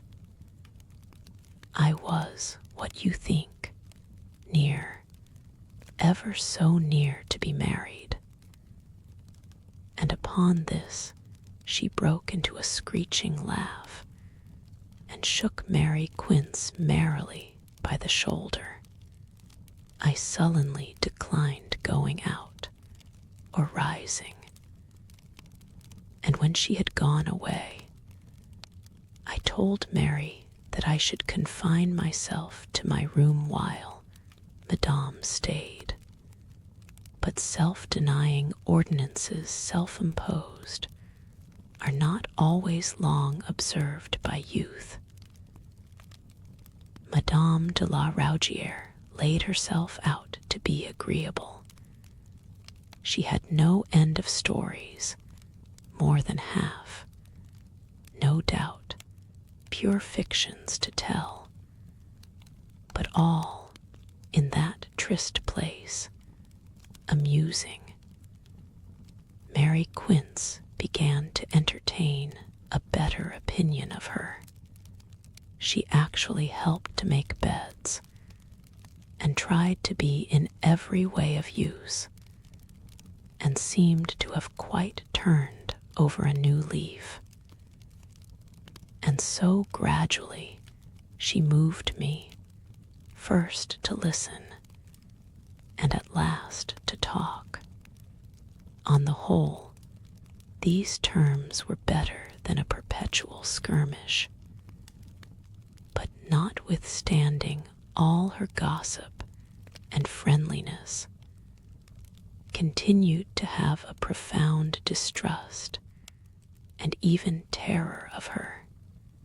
She seemed curious about the Bartram-Haugh family and all their ways, and listened darkly when I spoke.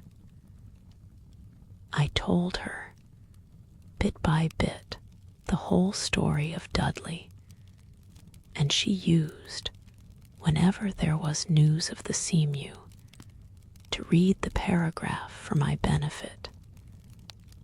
And in poor Milly's battered little atlas, she used to trace the ship's course with a pencil, writing in, from point to point, the date at which the vessel was spoken at sea.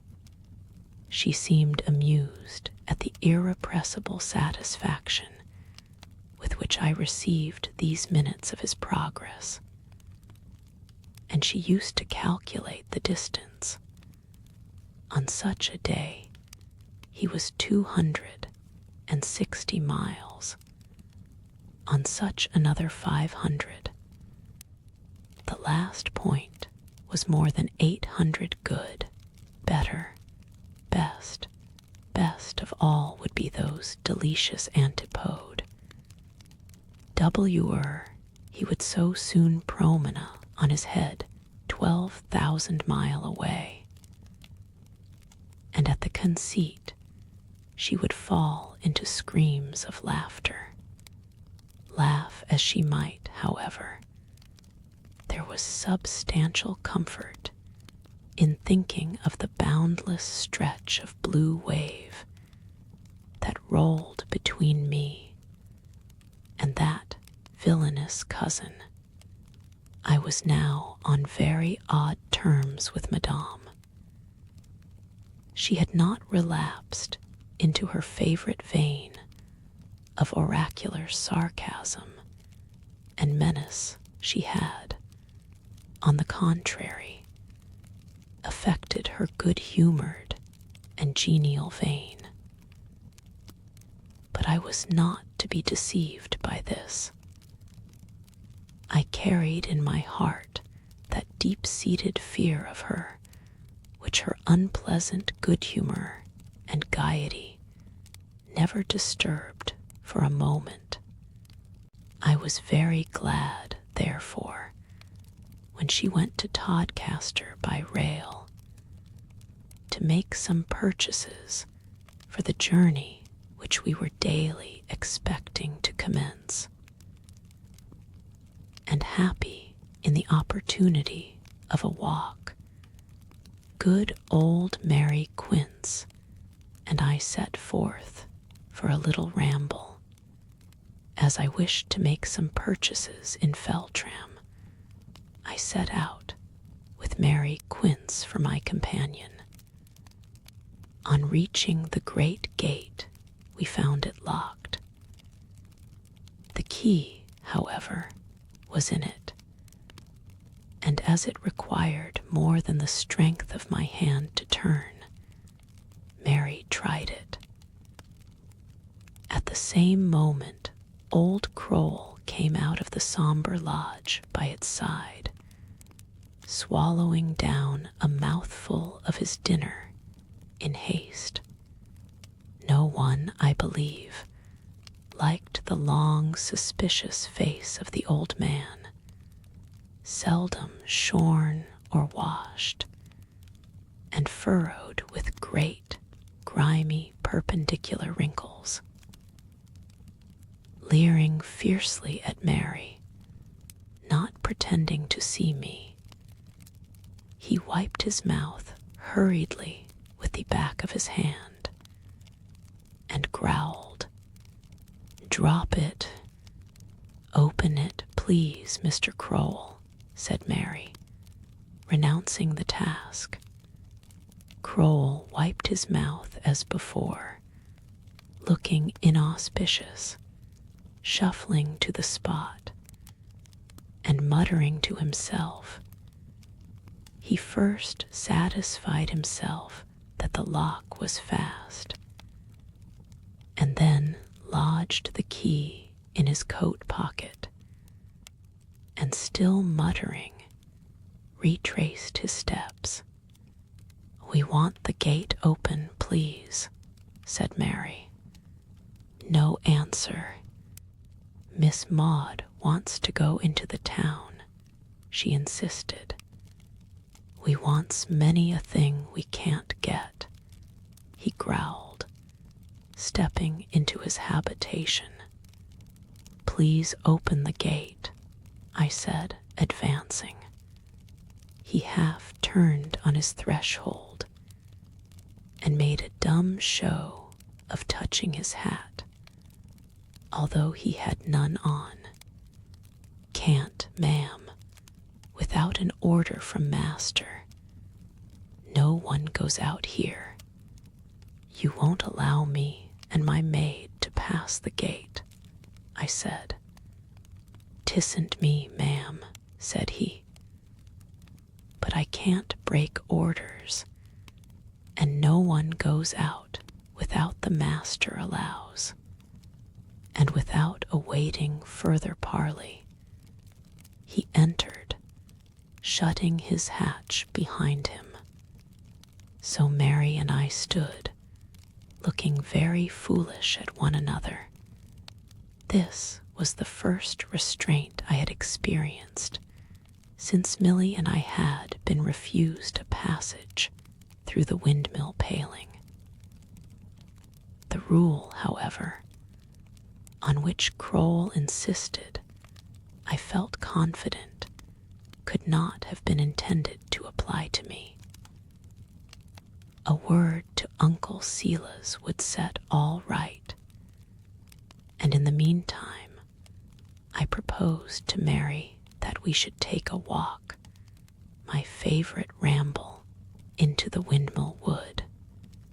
I looked toward Dickens's farmstead as we passed, thinking that Beauty might have been there.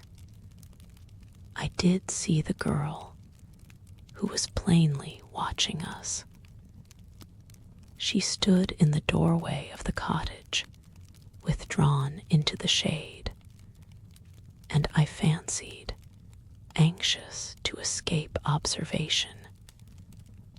When we had passed on a little, I was confirmed in that belief by seeing her run down the footpath, which led from the rear of the farmyard in the direction contrary to that in which we were moving. So, I thought, poor Meg falls from me. Mary Quince and I rambled on through the wood till we reached the windmill itself, and seeing its low arched door open, we entered the chiaroscuro of its circular basement. As we did so, I heard a rush and the creak of a plank, and looking up, I saw just a foot, no more disappearing through the trapdoor. In the case of one we love or fear intensely, what feats of comparative anatomy will not the mind unconsciously perform? Constructing the whole living animal from the turn of an elbow, the curl of a whisker, a segment of a hand. How instantaneous and unerring is the instinct. "Oh, Mary, what have I seen?" I whispered, recovering from the fascination that held my gaze fast to the topmost rounds of the ladder that disappeared in the darkness above the open door in the loft. "Come, Mary, come away." At the same instant appeared the swarthy, sullen face of Dickon Hawkes in the shadow of the aperture. Having but one serviceable leg, his descent was slow and awkward, and having got his head to the level of the loft, he stopped to touch his hat to me, and to hasp and lock the trapdoor. When this was done, the man again touched his hat and looked steadily and searchingly at me for a second or so, while he got the key into his pocket. These fellas stores their flour too long, ma'am. There's a deal trouble a-looking arter it. I'll talk why Silas and settle that. By this time he had got upon the worn-tiled floor, and touching his hat again, he said, "I'm a-goin' to lock the door, ma'am." So with a start, and again whispering, "Come, Mary, come away," with my arm fast in hers, we made a swift departure. "I feel very faint, Mary," said I. "Come quickly. There's nobody following us." "No, miss, dear. That man with the wooden leg is putting a padlock on the door." "Come very fast," I said. And when we had got a little farther, I said, "Look again, and see whether anyone is following." "No one, miss," answered Mary, plainly surprised. "He's putting the key in his pocket, and standin' there a-lookin' after us." "Oh, Mary, did not you see it?" "What, miss?" asked Mary, almost stopping. "Come on, Mary. Don't pause. They will observe us," I whispered, hurrying her forward. "What did you see, miss?" repeated Mary. "Mr. Dudley," I whispered, with a terrified emphasis, not daring to turn my head as I spoke.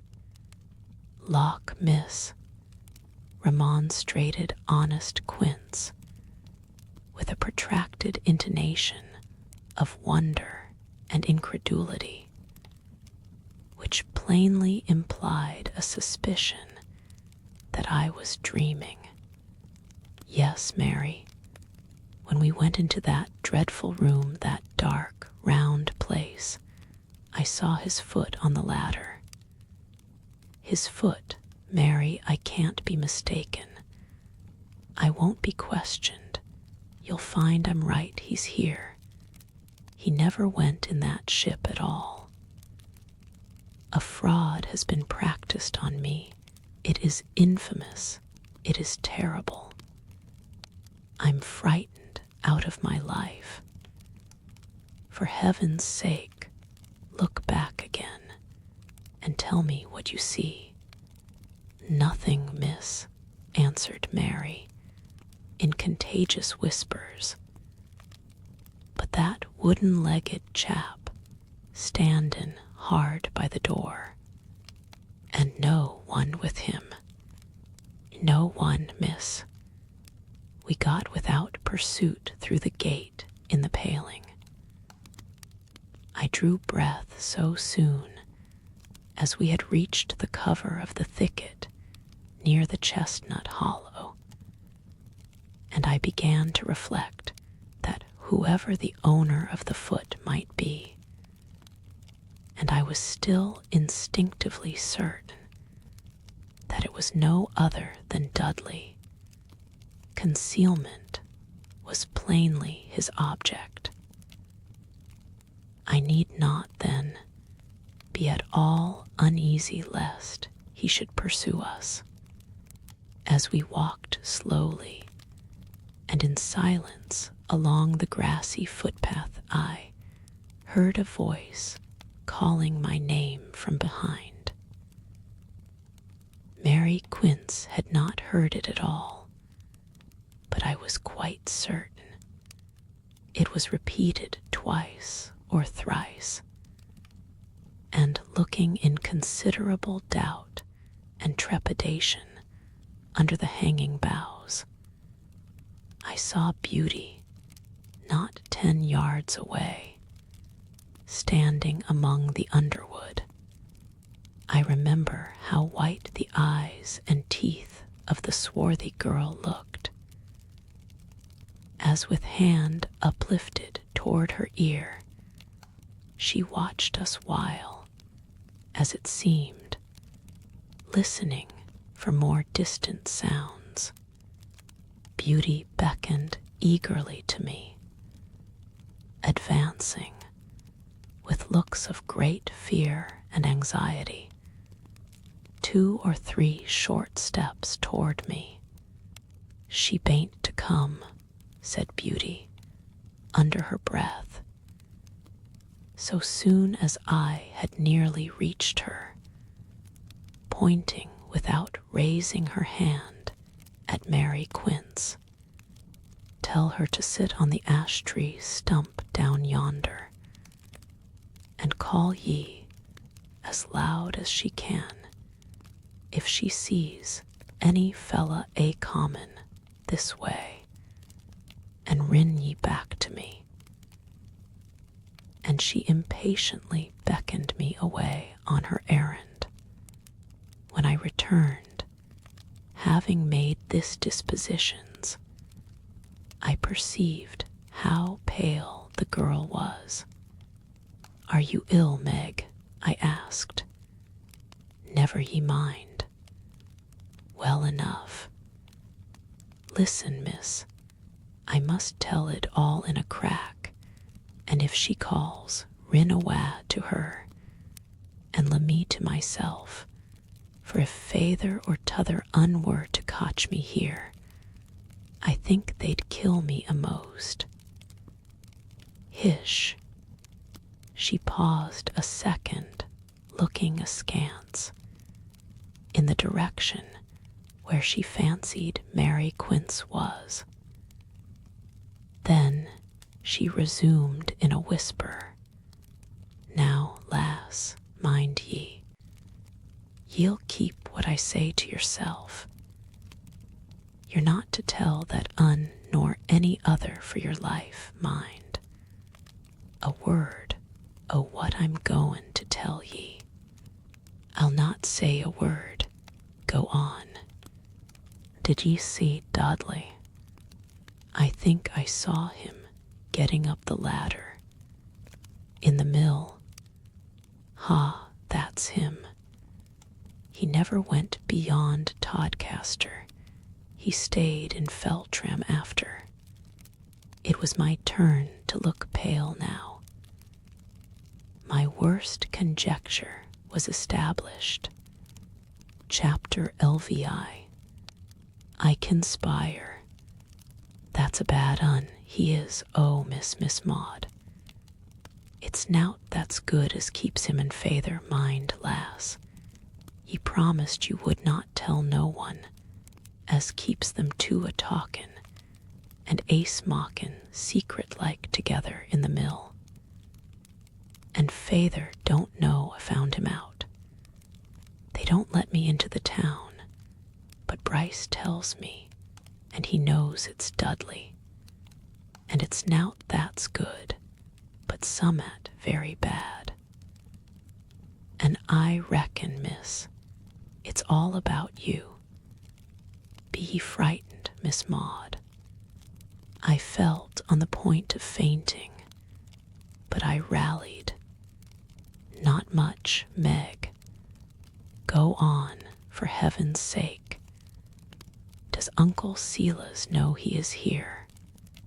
Well, miss, they were with him. Bryce told me, from 11 o'clock to nigh 1:00 Tuesday night, and went in and come out like thieves. Feared ye'd see 'em. And how does Bryce know anything bad? I asked, with a strange, freezing sensation creeping from my heels to my head and down again. I am sure deadly pale, but speaking very collectedly.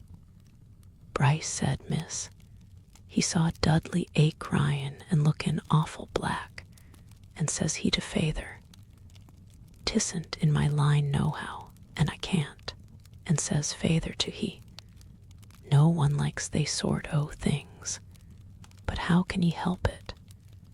The old boy's behind ye why his pitchfork, and ye canna stop." And why that he bethought him o' Bryce, and says he, "What be ye a-doin' there? Get ye down why the nags to blacksmith, do ye?" And oop gets Dudley pullin' his hat o'er his brows, and says he, "I wish I was in the seamew. I'm good for nowt why, this thing a-hangin' o'er me." And that's all as Bryce heard. And he's afeard of feyther, and Dudley awful. Dudley could lick him to pot if he crossed him, and he and feyther think nowt o' havin' him afore the justices for poachin', and swearin' him into jail. But why does he think it's about me? "Hish," said Meg, who fancied she heard a sound, but all was quiet. "I can't say we're in danger, lass. I don't know why, but he does, and so do I, and, for that matter, so do ye. Meg, I'll leave Bartram." "Ye can't." "Can't? What do you mean, girl?" "They won't let ye oot. The gates is all locked. They've dogs, they've bloodhounds," Bryce says. "Ye can't get oot, mind. Put that oot o' your head. I tell ye what ye'll do. Write a bit o' a note to the lady yonder at Elverston, and though Bryce be a wild fella, and a pen not o'er good sometimes, he likes me, and I'll make him take it. Feyther will be grindin' at mill tomorrow. Coom ye here about 1 o'clock, that's if ye see the mill sails 8 turnin', and me and Bryce will meet ye here. Bring that old lass why ye, there's an old French un, though, that talks why Dudley. Mind ye, that un knows nowt o' the matter. Bryce be a kind lad to me, whatsoe'er he be why others, and I think he won't split. Now, lass, I must go. God help ye, God bless ye, and for the world's wealth, don't ye let one o' them see ye have got aught in your head, not even that un." Before I could say another word, the girl had glided from me with a wild gesture of silence and a shake of her head. I can't at all account for the state in which I was. There are resources both of energy and endurance in human nature which we never suspect until the tremendous voice of necessity summons them into play. Petrified with a totally new horror, but with something of the coldness and impassiveness of the transformation, I stood, spoke, and acted, a wonder, almost a terror to myself. I met Madame on my return as if nothing had happened. I heard her ugly gabble, and looked at the fruits of her hours shopping as I might hear and see and talk and smile in a dream. But the night was dreadful. When Mary Quince and I were alone, I locked the door. I continued walking up and down the room with my hands clasped, looking at the inexorable floor, the walls, the ceiling, with a sort of imploring despair. I was afraid to tell my dear old Mary. The least indiscretion would be failure, and failure destruction. I answered her perplexed solicitudes by telling her that I was not very well, that I was uneasy.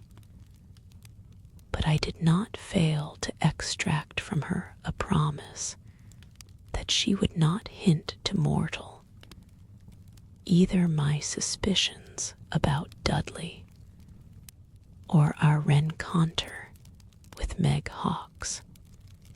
I remember how, when after we had got late at night into bed, I sat up, shivering with horror in mine, while honest Mary's tranquil breathing told how soundly she slept.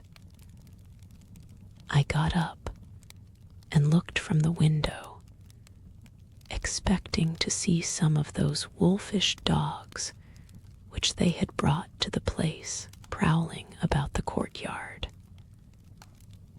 Sometimes I prayed and felt tranquilized and fancied that I was perhaps to have a short interval of sleep, but the serenity was delusive, and all the time my nerves were strung hysterically. Sometimes I felt quite wild and on the point of screaming. At length that dreadful night passed away. Morning came, and a less morbid, though hardly a less terrible state of mind. Madame paid me an early visit. A thought struck me. I knew that she loved shopping, and I said, quite carelessly, "Your yesterday's shopping tempts me, Madame, and I must get a few things before we leave for France. Suppose we go into Feltram today and make my purchases, you and I." She looked from the corner of her cunning eye in my face without answering. I did not blench, and she said, "Very good. I would be very happy." And again she looked oddly at me. "What hour, my dear Maud?" 1 o'clock. "I think that we'll do very well, eh?" I assented, and she grew silent. I wonder whether I did look as careless as I tried. I do not know. Through the whole of this awful period I was, I think, supernatural. And I even now look back with wonder upon my strange self-command. Madame, I hoped, had heard nothing of the order which prohibited my exit from the place. She would herself conduct me to Feltram, and secure, by accompanying me, my free egress. Once in Feltram, I would assert my freedom and manage to reach my dear cousin Nolly's. Back to Bartram no power should convey me. My heart swelled and fluttered in the awful suspense of that hour. O Bartram-Haugh, how came you by those lofty walls, which of my ancestors had begirt me with an impassable barrier in this horrible strait? Suddenly I remembered my letter to Lady Knollys. If I were disappointed in effecting my escape through Feltram, all would depend upon it. Having locked my door, I wrote as follows: O my beloved cousin, as you hope for comfort in your hour of fear, aid me now. Dudley has returned and is secreted somewhere about the grounds. It is a fraud. They all pretend to me that he is gone away in the Seamew, and he or they had his name published as one of the passengers. Madame de la Raugière has appeared. She is here, and my uncle insists on making her my close companion. I am at my wits' ends. I cannot escape. The walls are a prison, and I believe the eyes of my jailers are always upon me. Dogs are kept for pursuit, yes, dogs, and the gates are locked against my escape. God help me, I don't know where to look or whom to trust. I fear my uncle more than all. I think I could bear this better if I knew what their plans are, even the worst. If ever you loved or pitied me, dear cousin, I conjure you, help me in this extremity. Take me away from this. Oh, darling, for God's sake, take me away. Your distracted and terrified cousin, M.A.U.D. Bartram-Haugh.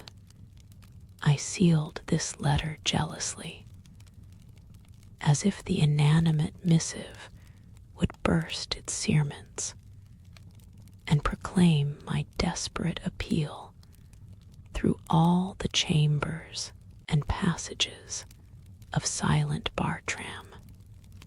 Old Quince, greatly to cousin Monica's amusement, persisted in furnishing me with those capacious pockets which belonged to a former generation. I was glad of this old-world eccentricity now, and placed my guilty letter, that, amidst all my hypocrisies, spoke out with terrible frankness, deep in this receptacle, and having hid away the pen and ink, my accomplices, I opened the door and resumed my careless looks, awaiting Madame's return. I was to demand to Mr. Ruthven the permission to go to Feltram, and I think he will allow. He want to speak to you. With Madame, I entered my uncle's room. He was reclining on a sofa, his back towards us, and his long white hair, as fine as spun glass, hung over the back of the couch. I was going to ask you, dear Maud, to execute 2 or 3 little commissions for me in Feltram. My dreadful letter felt lighter in my pocket, and my heart beat violently. But I have just recollected that this is a market day, and Feltram will be full of doubtful characters and tipsy persons, so we must wait till tomorrow. And Madame says, very kindly, that she will, as she does not so much mind make any little purchases today which cannot conveniently wait. Madame assented with a courtesy to Uncle Silas, and a great hollow smile to me. By this time, Uncle Silas had raised himself from his reclining posture, and was sitting, gaunt and white, upon the sofa. "News of my prodigal today," he said, with a peevish smile, drawing the newspaper towards him. "The vessel has been spoken again. How many miles away, do you suppose?" He spoke in a plaintive key, looking at me with hungry eyes and a horribly smiling countenance. "How far do you suppose Dudley is today?" And he laid the palm of his hand on the paragraph as he spoke. Guess. For a moment, I fancied this was a theatric preparation to give point to the disclosure of Dudley's real whereabouts. It was a very long way. "Guess," he repeated, so stammering a little and pale, I performed the required hypocrisy, after which my uncle read aloud for my benefit the line or two in which were recorded the event, and the latitude and longitude of the vessel at the time, of which Madame made a note in her memory, for the purpose of making her usual tracing in poor Milly's atlas. I cannot say how it really was, but I fancied that Uncle Silas was all the time reading my countenance with a grim and practiced scrutiny. But nothing came of it, and we were dismissed. Madame loved shopping, even for its own sake, but shopping with opportunities of peculation still more. She had had her luncheon and was dressed for the excursion. She did precisely what I now most desired. She proposed to take charge of my commissions and my money, and thus entrusted, left me at liberty to keep tryst at the Chestnut Hollow. So soon as I had seen Madame fairly off, I hurried Mary Quince and got my things on quickly. We left the house by the side entrance, which I knew my uncle's windows did not command. Glad was I to feel a slight breeze, enough to make the mill sails revolve, and as we got further into the grounds and obtained a distant view of the picturesque old windmill, I felt inexpressibly relieved on seeing that it was actually working. We were now in the Chestnut Hollow, and I sent Mary Quince to her old point of observation, which commanded a view of the path in the direction of the Windmill Wood, with her former order to call "I've found it," as loudly as she could, in case she should see anyone approaching. I stopped at the point of our yesterday's meeting. I peered under the branches, and my heart beat fast as I saw Meg Hawkes awaiting me. Chapter LVII. The letter "Come away, lass," whispered Beauty, very pale. "He's here, Tom Bryce." And she led the way, shoving aside the leafless underwood, and we reached Tom. The slender youth, groom or poacher, he might answer for either with his short coat and gaitered legs, was sitting on a low horizontal bough, with his shoulder against the trunk. "Don't ye mind, sit ye still, lad," said Meg, observing that he was preparing to rise, and had entangled his hat in the boughs. "Sit ye still, and hark to the lady. He'll take it, Miss Maud, if he can, why na ye, lad?" "As I'll take it," he replied, holding out his hand. "Tom Bryce, you won't deceive me." "Noa, sure," said Tom and Meg, nearly in the same breath. "You are an honest English lad, Tom. You would not betray me." I was speaking imploringly. "Noa, sure," repeated Tom. There was something a little unsatisfactory in the countenance of this light-haired youth, with the sharpish, upturned nose. Throughout our interview, he said next to nothing, and smiled lazily to himself, like a man listening to a child's solemn nonsense, and leading it on with an amused irony from one wise sally to another.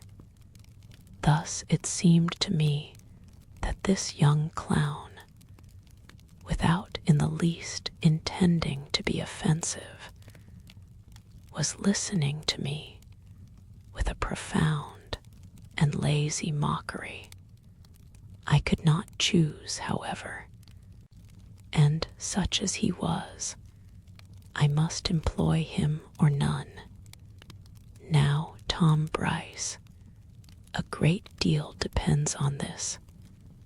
"That's true for her, Tom Bryce," said Meg, who now and then confirmed my asseverations.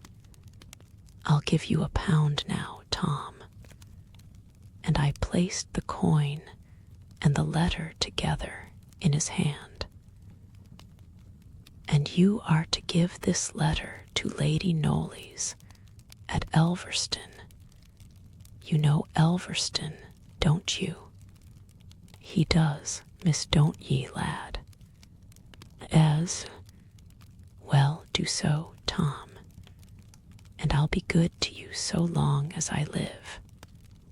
D'ye hear, lad?" "As," said Tom, "it's very good."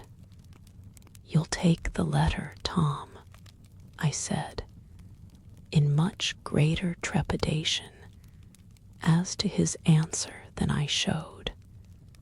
"As I'll take the letter," said he, rising, and turning it about in his fingers under his eye, like a curiosity. "Tom Bryce," I said, "if you can't be true to me, say so. But don't take the letter except to give it to Lady Knollys at Elverston. If you won't promise that, let me have the note back, keep the £1. But tell me that you won't mention my having asked you to carry a letter to Elverston to anyone." For the first time, Tom looked perfectly serious. He twiddled the corner of my letter between his finger and thumb, and wore very much the countenance of a poacher about to be committed. "I don't want to chouse ye, miss, but I must take care o' myself, ye see. The letters goes all through Silas's fingers to the post, and he'd know damn well this warrant among 'em. They do say he opens 'em and reads 'em before they go, and that's his diversion. I don't know, but I do believe that's how it be, and if this one turned up, they'd all know it went behand, and I'd be spotted for't. But you know who I am, Tom, and I'd save you, said I eagerly. Ye'd want savin yourself, I'm thinkin', if that feel oot, said Tom cynically. I don't say, though I'll not take it, only this. Won't run my head again a wall for no one. Tom, I said, with a sudden inspiration, give me back the letter, and take me out of Bartram. Take me to Elverston. It will be the best thing for you, Tom. I mean, it will indeed, that ever befell you. With this clown I was pleading, as for my life. My hand was on his sleeve. I was gazing imploringly in his face, but it would not do. Tom Bryce looked amused again, swung his head a little on one side, grinning sheepishly over his shoulder on the roots of the trees beside him, as if he were striving to keep himself from an uncivil fit of laughter.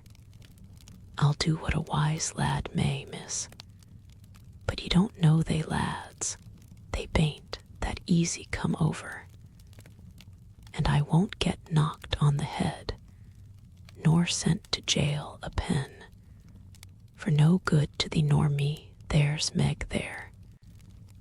She knows well enough I could na manage that, so I won't try it, miss, by no chance. No offense, miss, but I'd rather not, and I'll just try what I can make o' this. That's all I can do for ye. Tom Bryce, with these words, stood up and looked uneasily in the direction of the Windmill Wood. Mind ye, miss, cum what will, ye'll not tell o' me. War ill ye go now, Tom? Inquired Meg uneasily. Never ye mind, lass, answered he, breaking his way through the thicket, and soon disappearing. As that ill be it, he'll get into the sheep-walk behind the mound. They're all down yonder. Get ye back, miss, to the hoose. Be the side door, mind ye.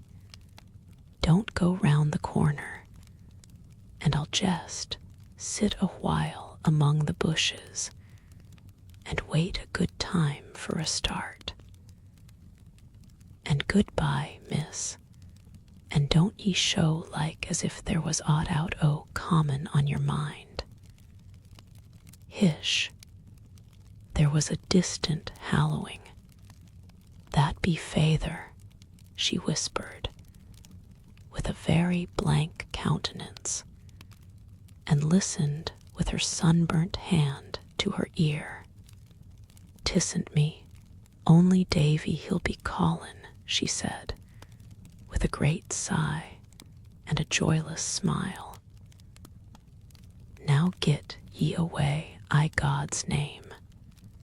So running lightly along the path, under cover of this thick wood, I recalled Mary Quince, and together we hastened back again to the house, and entered, as directed, by the side door, which did not expose us to be seen from the Windmill Wood, and, like two criminals, we stole up by the back stairs, and so through the side gallery to my room, and there sat down to collect my wits, and try to estimate the exact effect of what had just occurred.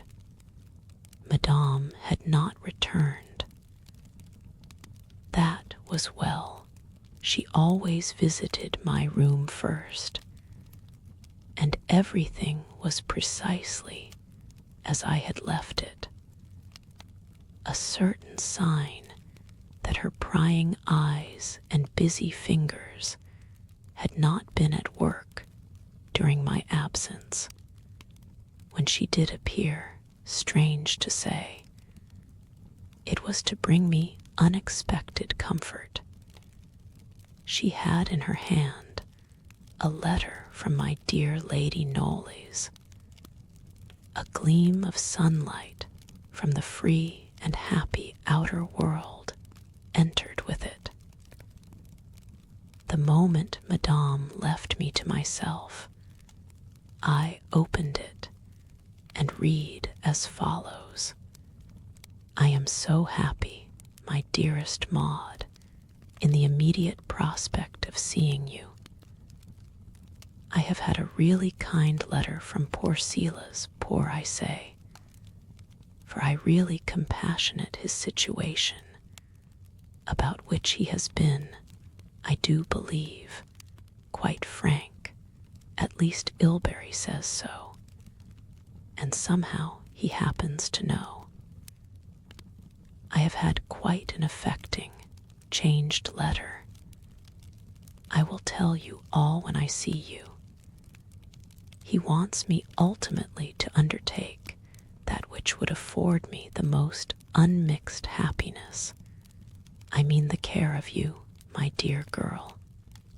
I only fear lest my too eager acceptance of the trust should excite that vein of opposition which is in most human beings, and induce him to think over his offer less favorably again.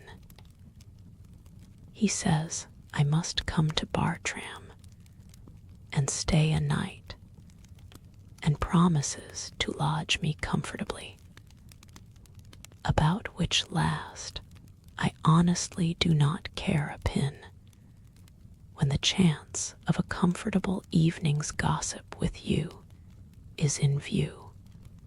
Silas explains his sad situation, and must hold himself in readiness for early flight, if he would avoid the risk of losing his personal liberty. It is a sad thing that he should have so irretrievably ruined himself, that poor Austen's liberality seems to have positively precipitated his extremity. His great anxiety is that I should see you before you leave for your short stay in France. He thinks you must leave before a fortnight. I am thinking of asking you to come over here. I know you would be just as well at Elverston as in France, but perhaps, as he seems disposed to do what we all wish, it may be safer to let him set about it in his own way. The truth is, I have so set my heart upon it that I fear to risk it by crossing him even in a trifle. He says I must fix an early day next week, and talks as if he meant to urge me to make a longer visit than he defined. I shall be only too happy. I begin, my dear Maud, to think that there is no use in trying to control events, and that things often turn out best, and most exactly to our wishes, by being left quite to themselves. I think it was Talleyrand who praised the talent of waiting so much. In high spirits, and with my head brimful of plans, I remain, dearest Maud, ever your affectionate cousin, Monica. Here was an inexplicable puzzle. A faint radiance of hope, however, began to overspread a landscape only a few minutes before darkened by total eclipse. But construct what theory might, all were inconsistent with many well-established and awful incongruities, and their wrecks lay strewn over the troubled waters of the gulf into which I gazed. Why was Madame here? Why was Dudley concealed about the place? Why was I a prisoner within the walls? What were those dangers which Meg Hawkes seemed to think so great and so imminent as to induce her to risk her lover's safety for my deliverance? All these menacing facts stood grouped together against the dark certainty that never were men more deeply interested in making away with one human being than were Uncle Silas and Dudley in removing me. Sometimes to these dreadful evidences I abandoned my soul. Sometimes, reading Cousin Monica's sunny letter, the sky would clear, and my terrors melt away like nightmares in the morning. I never repented, however, that I had sent my letter by Tom Bryce. Escape from Bartram-Haugh was my hourly longing. That evening, Madame invited herself to tea with me. I did not object.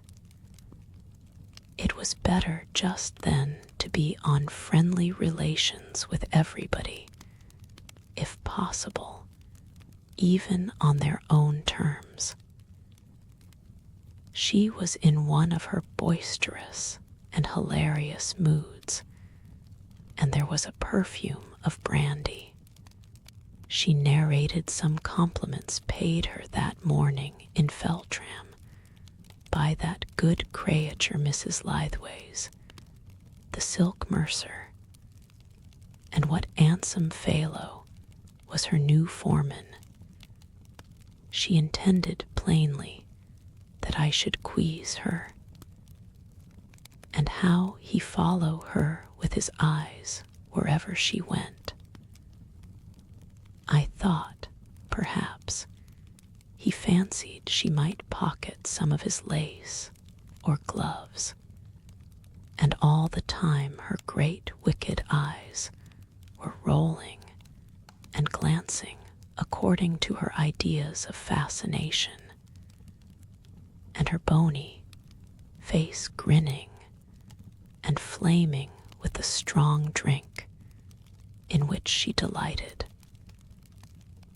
She sang twaddling chansons, and being, as was her wont under such exhilarating influences, in a vaporing mood, she vowed that I should have my carriage and horses immediately.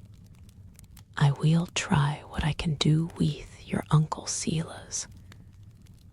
We are very good old friends, Mr. Ruthin and I, she said, with a leer which I did not understand, and which yet frightened me. I never could quite understand why these Jezebels like to insinuate the dreadful truth against themselves, but they do. Is it the spirit of feminine triumph overcoming feminine shame and making them vaunt their fall as an evidence of bygone fascination and existing power? Need we wonder? Have not women preferred hatred to indifference and the reputation of witchcraft, with all its penalties, to absolute insignificance, thus as they enjoyed the fear inspired among simple neighbors by their imagined traffic with the father of ill? Did Madame, I think, relish with a cynical vainglory the suspicion of her satanic superiority? Next morning, Uncle Silas sent for me. He was seated at his table and spoke his little French greeting, smiling as usual, pointing to a chair opposite. "How far, I forget," he said, carelessly laying his newspaper on the table. "Did you yesterday guess Dudley to be 1,100 miles? I thought it was." "Oh yes, so it was." And then there was an abstracted pause. "I have been writing to Lord Ilbury, your trustee," he resumed. "I ventured to say, my dear Maud, for having thoughts of a different arrangement for you, more suitable under my distressing circumstances. I do not wish to vacate without some expression of your estimate of my treatment of you while under my roof.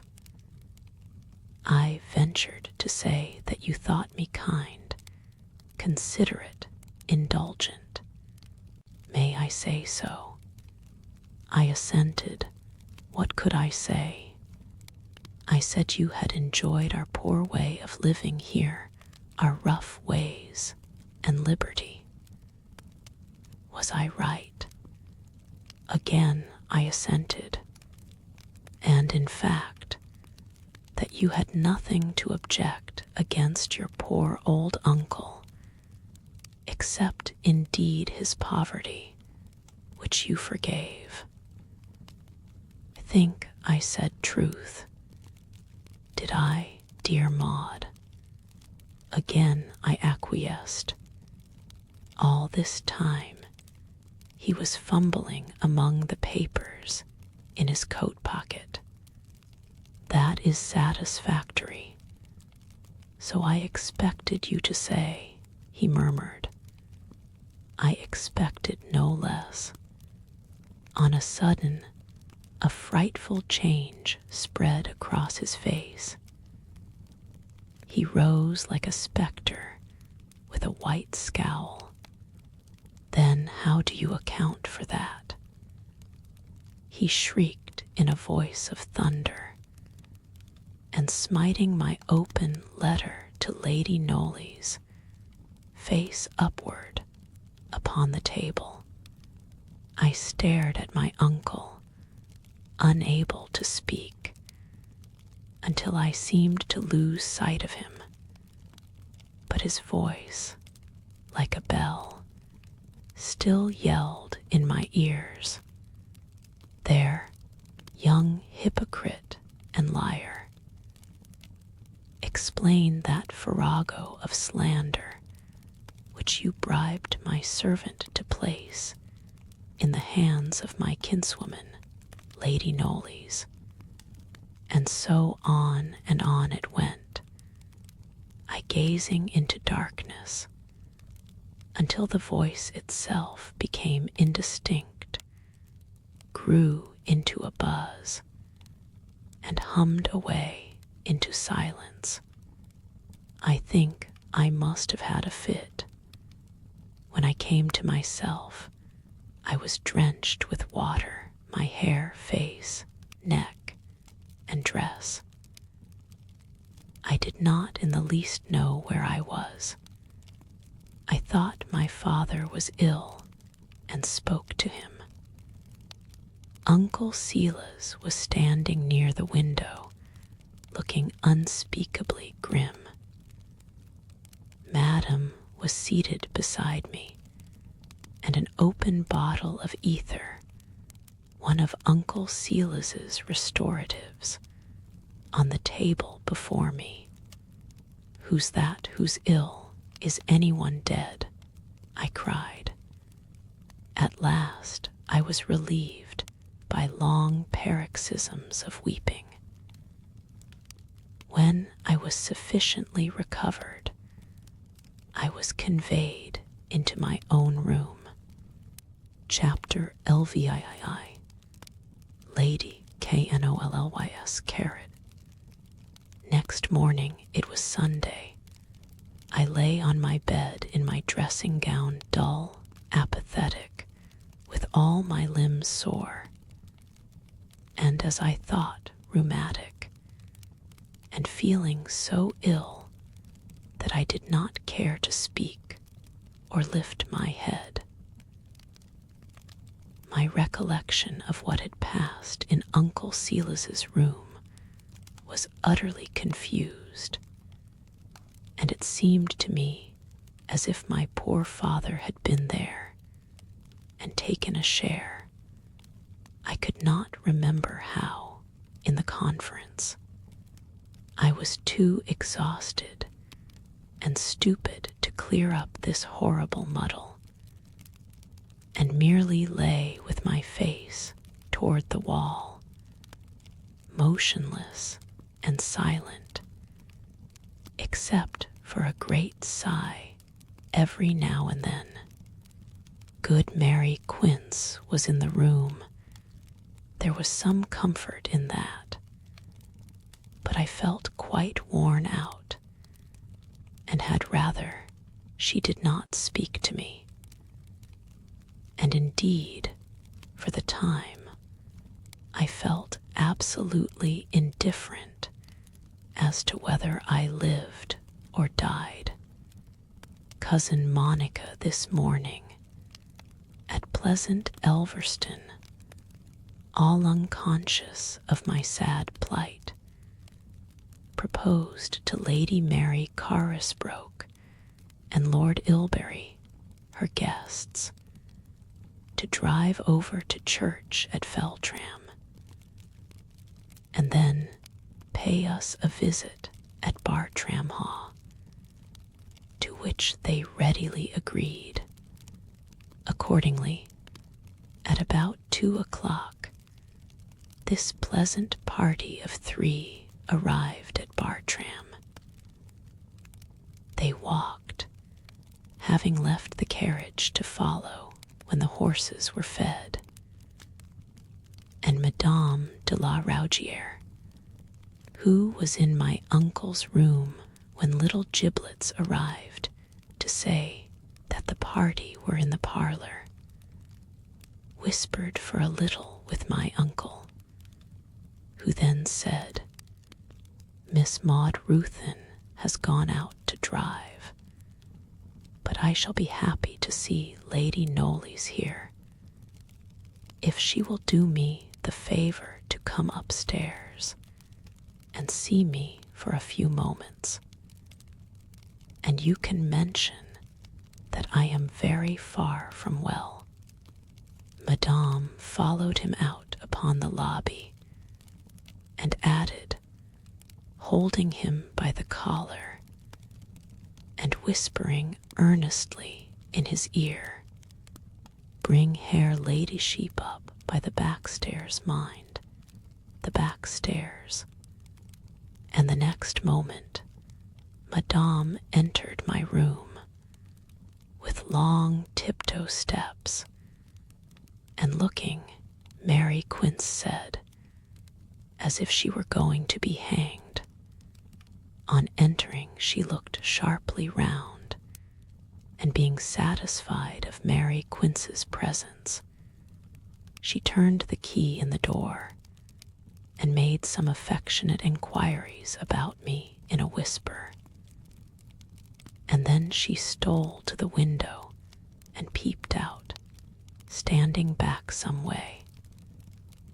After which she came to my bedside, murmured some tender sentences, drew the curtain a little, and making some little fidgety adjustments about the room. Among the rest, she took the key from the lock quietly and put it into her pocket. This was so odd a procedure that honest Mary Quince rose stoutly from her chair, pointing to the lock, with her frank little blue eyes fixed on Madame, and she whispered, "Won't you put the key in the lock, please?" "Oh, certainly, Mary Quince, but it is better it shall be locked, for I think her uncle he is coming to see her, and I am sure she would be very much frightened, for he is very much displeased, don't you see? And we can tell him she is not well enough, or asleep, and so he will go away again, without any trouble." I heard nothing of this, which was conducted in close whispers, and Mary, although she did not give Madame credit for caring whether I was frightened or not, and suspected her motives in everything, acquiesced grudgingly, fearing lest her alleged reason might possibly be the true one. So Madame hovered about the door uneasily, and of what went on elsewhere during that period Lady Knollys afterwards gave me the following account. We were very much disappointed, but of course I was glad to see Silas, and your little hobgoblin butler led me upstairs to his room a different way, I think, from that I came before. But I don't know the house of Bartram well enough to speak positively. I only know that I was conducted quite across his bedroom, which I had not seen on my former visit, and so into his sitting room, where I found him. He seemed very glad to see me, came forward smiling.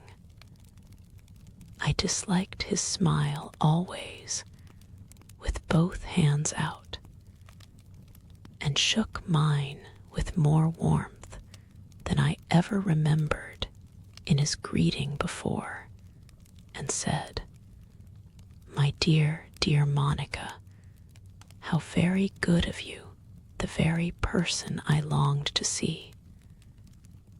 I have been miserably ill, the sad consequence of still more miserable anxiety. Sit down, pray, for a moment." And he paid me some nice little French compliment in verse. "And where is Maud?" said I. "I think Maud is by this time about halfway to Elverston," said the old gentleman. I persuaded her to take a drive, and advised a call there, which seemed to please her, so I conjecture she obeyed. "How very provoking," cried I. "My poor Maud will be sadly disappointed, but you will console her by a visit. You have promised to come, and I shall try to make you comfortable. I shall be happier, Monica, with this proof of our perfect reconciliation. You won't deny me. Certainly not. I am only too glad to come, said I. And I want to thank you, Silas. For what? Said he. For wishing to place Maud in my care. I am very much obliged to you. I did not suggest it. I must say, Monica, with the least intention of obliging you, said Silas. I thought he was going to break into one of his ungracious moods. But I am obliged to you, very much obliged to you, Silas, and you shan't refuse my thanks. I am happy, at all events, Monica, in having won your goodwill. We learn at last that in the affections only are our capacities for happiness, and how true is St. Paul's preference of love, the principle that abideth. The affections, dear Monica, are eternal, and being so, celestial, divine, and consequently happy, deriving happiness and bestowing it, I was always impatient of his or anybody else's metaphysics. But I controlled myself and only said, with my customary impudence, Well, dear Silas, and when do you wish me to come? The earlier the better, said he. Lady Mary and Ilbury will be leaving me on Tuesday morning. I can come to you in the afternoon, if you think Tuesday a good day. Thank you, dear Monica. I shall be, I trust, enlightened by that day as to my enemy's plans. It is a humiliating confession, Monica, but I am past feeling that. It is quite possible that an execution may be sent into this house tomorrow, and an end of all my schemes. It is not likely, however, hardly possible before 3 weeks, my attorney tells me. I shall hear from him tomorrow morning, and then I shall ask you to name a very early day. If we are to have an unmolested fortnight certain, you shall hear, and name your own day.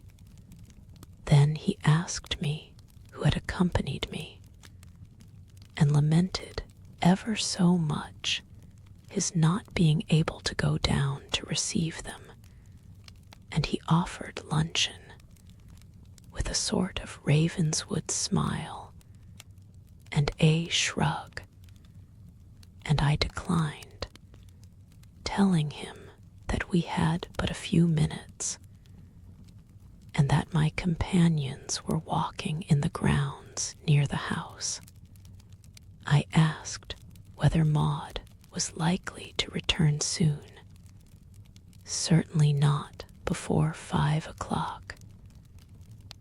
He thought we should probably meet her on our way back to Elverston, but could not be certain, as she might have changed her plans. So then came, no more remaining to be said, a very affectionate parting. I believe all about his legal dangers was strictly true. How he could, unless that horrid woman had deceived him, with so serene a countenance tell me all those gross untruths about Maud, I can only admire. In the meantime, as I lay in my bed, Madame, gliding hither and thither, whispering sometimes, listening at others. I suddenly startled them both by saying, "Whose carriage?" "What carriage, dear?" inquired Quince, whose ears were not so sharp as mine.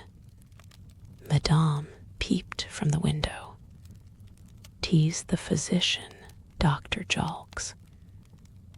"He is come to see your uncle, my dear," said Madame.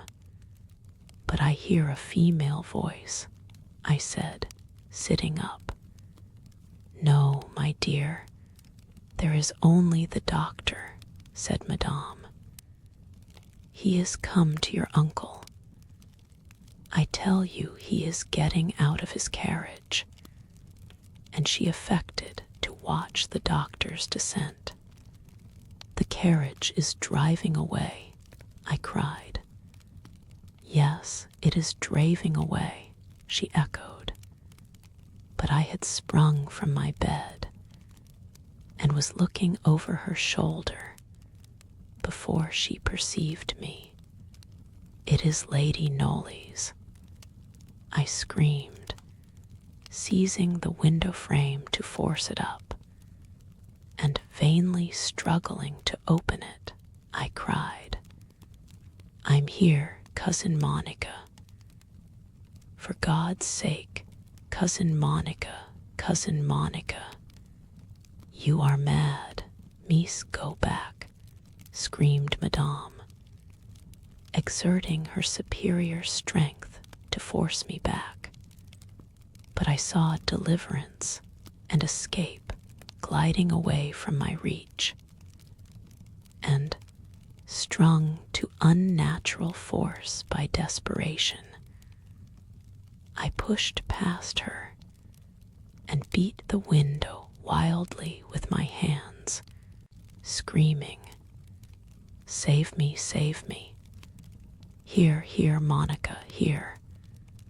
Cousin, cousin, oh, save me!" Madame had seized my wrists, and a wild struggle was going on. A window pane was broken, and I was shrieking to stop the carriage. The Frenchwoman looked black and haggard as a fury, as if she could have murdered me. Nothing daunted, frantic, I screamed in my despair. Seeing the carriage drive swiftly away, seeing Cousin Monica's bonnet as she sat chatting with her vis-a-vis. "Oh, oh, oh," I shrieked in vain and prolonged agony, as Madame, exerting her strength and matching her fury against my despair, forced me back in spite of my wild struggles, and pushed me sitting on the bed, where she held me fast, glaring in my face, and chuckling and panting over me. I think I felt something of the despair of a lost spirit. I remember the face of poor Mary Quince, its horror, its wonder, as she stood gaping into my face, over Madame's shoulder, and crying, "What is it, Miss Maud? What is it, dear?" and turning fiercely on Madame, and striving to force her grasp from my wrists. "Are you hurting the child? Let her go, let her go. I will let her go. What old fool are you, Mary Quince? She is mad, I think. She has lost her head. Oh, Mary, cry from the window." "Stop the carriage," I cried. Mary looked out, but there was by this time, of course, nothing in sight. "Why don't you stop the carriage?" sneered Madame. Call A the coachman and the postilion. W is the footman. Bah, elle a le cerveau mal timbré. Oh, Mary, Mary, is it gone, is it gone? Is there nothing there? Cried I, rushing to the window, and turning to Madame, after a vain straining of my eyes, my face against the glass. Oh, cruel, cruel, wicked woman, why have you done this? What was it to you? Why do you persecute me? What good can you gain by my ruin?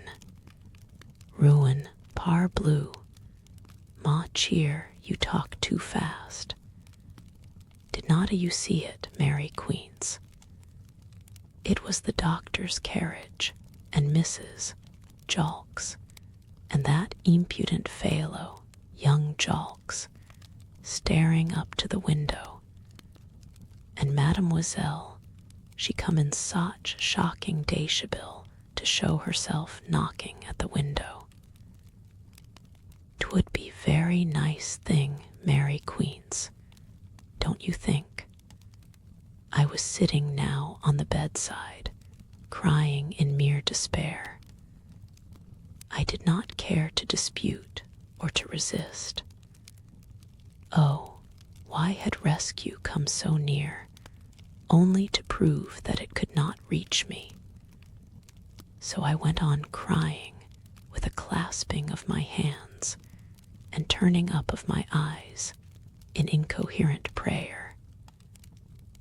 I was not thinking of Madame, or of Mary Quince, or any other person, only babbling my anguish and despair helplessly in the ear of heaven. I did not think there was such fool. What enfant gâté? My dear Cheel, what can you mean by such strange language and conduct? What, for should you wish to display yourself in the window in such horrible deshabille to the people in the doctor's coach? It was Cousin Nolly's, Cousin Nolly's. Oh, Cousin Nolly's, you're gone, you're gone, you're gone. And if it was Lady Nolly's coach, there was certainly a coachman and a footman. And whoever has the coach, there was young gentlemen in it. If it was Lady Nolly's carriage, it would have been worse than the doctor. It is no matter, it is all over. Oh, Cousin Monica, your poor Maud, where is she to turn? Is there no help? That evening, Madame visited me again, in one of her sedate and moral moods. She found me dejected and passive, as she had left me. I think, Maud, there is news, but I am not certain.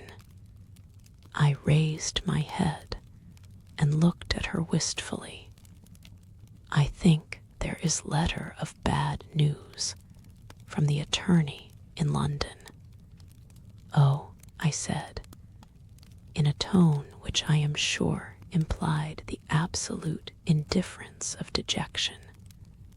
But my dear Maud, if to be so, we shall go at once, you and me, to join Miss Millicent in France.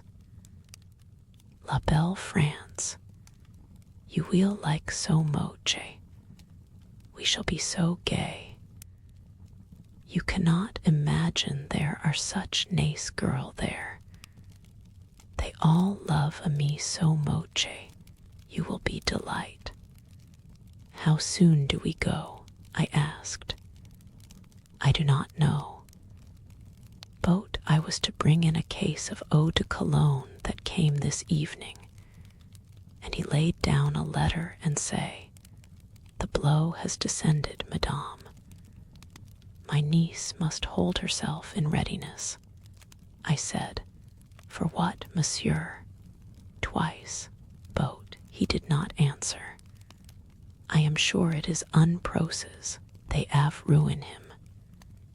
"Eh bien, my dear. I suppose we shall leave this tryst place immediately. I am so rejoiced. It appears to me un cimetière. Yes, I should like to leave it," I said, sitting up, with a great sigh and sunken eyes. It seemed to me that I had quite lost all sense of resentment towards Madame. A debility of feeling had supervened the fatigue, I suppose, and prostration of the passions. "I will make excuse to go into his room again," said Madame, "and I will endeavor to learn something more from him, and I will come back again to you in half an hour." She departed, but in half an hour did not return. I had a dull longing to leave Bartram-Haugh. For me, since the departure of poor Milly, it had grown like the haunt of evil spirits, and to escape on any terms from it was a blessing unspeakable.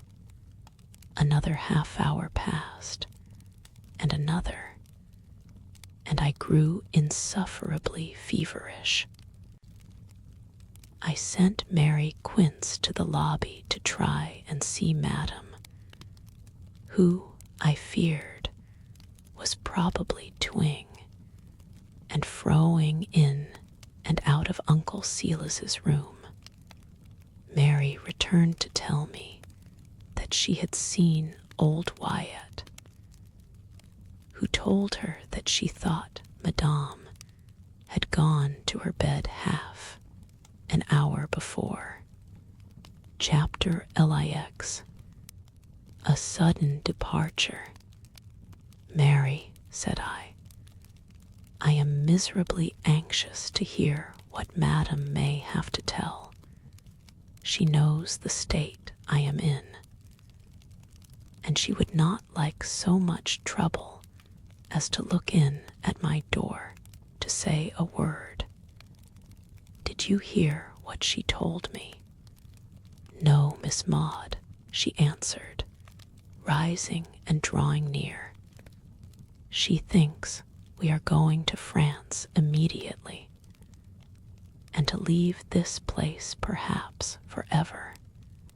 Heaven be praised for that, if it be so, miss," said Mary, with more energy than was common with her. "For there is no luck about it, and I don't expect to see you ever well or happy in it. You must take your candle, Mary, and make out her room upstairs. I found it accidentally myself one evening, but Wyatt won't let us upstairs. Don't mind her, Mary, I tell you to go. You must try. Can't sleep till we hear." "What direction is her room in, miss?" asked Mary. "Somewhere in that direction, Mary," I answered, pointing. "I cannot describe the turns, but I think you will find it if you go along the great passage to your left, on getting to the top of the stairs, till you come to the cross galleries, and then turn to your left. And when you have passed 4 or perhaps 5 doors, you must be very near it, and I am sure she will hear if you call. But will she tell me she is such a rum-un, miss? Suggested Mary. Tell her exactly what I have said to you. And when she learns that you already know as much as I do, she may, unless, indeed, she wishes to torture me. If she won't, perhaps at least you can persuade her to come to me for a moment.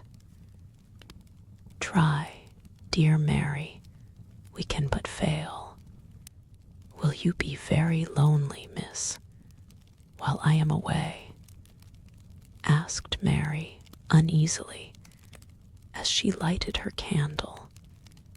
I can't help it, Mary. Go. I think if I heard we were going, I could almost get up and dance and sing. I can't bear this dreadful uncertainty any longer. If old Wyatt is outside, I'll come back and wait here a bit till she's out o' the way, said Mary. And anyhow, I'll make all the haste I can. The drops and the sal volatile is here, miss, by your hand. And with an anxious look at me, she made her exit softly, and did not immediately return, by which I concluded that she had found the way clear, and had gained the upper story without interruption. This little anxiety ended. Its subsidence was followed by a sense of loneliness, and with it a vague insecurity, which increased at last to such a pitch that I wondered at my own madness in sending my companion away. And at last my terrors so grew that I drew back into the farthest corner of the bed, with my shoulders to the wall, and my bedclothes huddled about me, with only a point open to peep at. At last the door opened gently. Who's there? I cried, in extremity of horror, expecting I knew not whom. Me, miss, whispered Mary Quince, to my unutterable relief, and with her candle flared, and a wild and pallid face, Mary Quince glided into the room, locking the door as she entered. I do not know how it was, but I found myself holding Mary fast with both my hands as we stood side by side on the floor. Mary, you are terrified, for God's sake. What is the matter? I cried. No, miss, said Mary faintly. Not much. I see it in your face. What is it? Let me sit down. Miss, I'll tell you what I saw. Only I'm just a bit queerish. Mary sat down by my bed. Get in, miss, you'll take cold. Get into bed, and I'll tell you, it is not much. I did get into bed, and gazing on Mary's frightened face, I felt a corresponding horror. For mercy's sake, Mary, say what it is. So again assuring me it was not much, she gave me in a somewhat diffuse and tangled narrative the following facts. On closing my door, she raised her candle above her head and surveyed the lobby, and seeing no one there, she ascended the stairs swiftly. She passed along the great gallery to the left and paused a moment at the cross gallery, and then recollected my directions clearly and followed the passage to the right. There are doors at each side, and she had forgotten to ask me at which Madame's was. She opened several. In one room she was frightened by a bat, which had very nearly put her candle out. She went on a little, paused, and began to lose heart in the dismal solitude, when on a sudden, a few doors farther on, she thought she heard Madame's voice. She said that she knocked at the door, but receiving no answer, and hearing Madame still talking within, she opened it. There was a candle on the chimney piece, and another in a stable lantern near the window. Madame was conversing volubly on the hearth, with her face toward the window, the entire frame of which had been taken from its place. Dickon Hawkes, the Samuel of the wooden leg, was supporting it with one hand as it leaned imperfectly against the angle of the recess. There was a third figure standing, buttoned up in a surtout, with a bundle of tools under his arm, like a glazier, and with a silent thrill of fear, she distinctly recognized the features as those of Dudley Ruthven. "'Twas him, miss, so sure as I sit here." Well, like that. They were as mute as mice. 3 pairs of eyes were on me. I don't know what made me so study-like, but Samet told me I should not make as though I knew any but Madame. And so I made a courtesy as well as I could, and I said, "Might I speak a word, why, ye please, on the lobby?" Mr. Dudley was making belief be this time to look out at window, why, his back to me, and I kept looking straight on Madame, and she said, "There mendin' my broken glass Mary," walking between them and me, and coming close up to me very quick. And so she marched me backward out o' the door, prating all the time. When we were on the lobby, she took my candle from my hand, shutting the door behind her, and she held the light a bit behind her ear. Sot was full on my face as she looked sharp into it, and after a bit she said again, in her queer lingo, there was 2 panes broke in her room, and men sent for to mend it.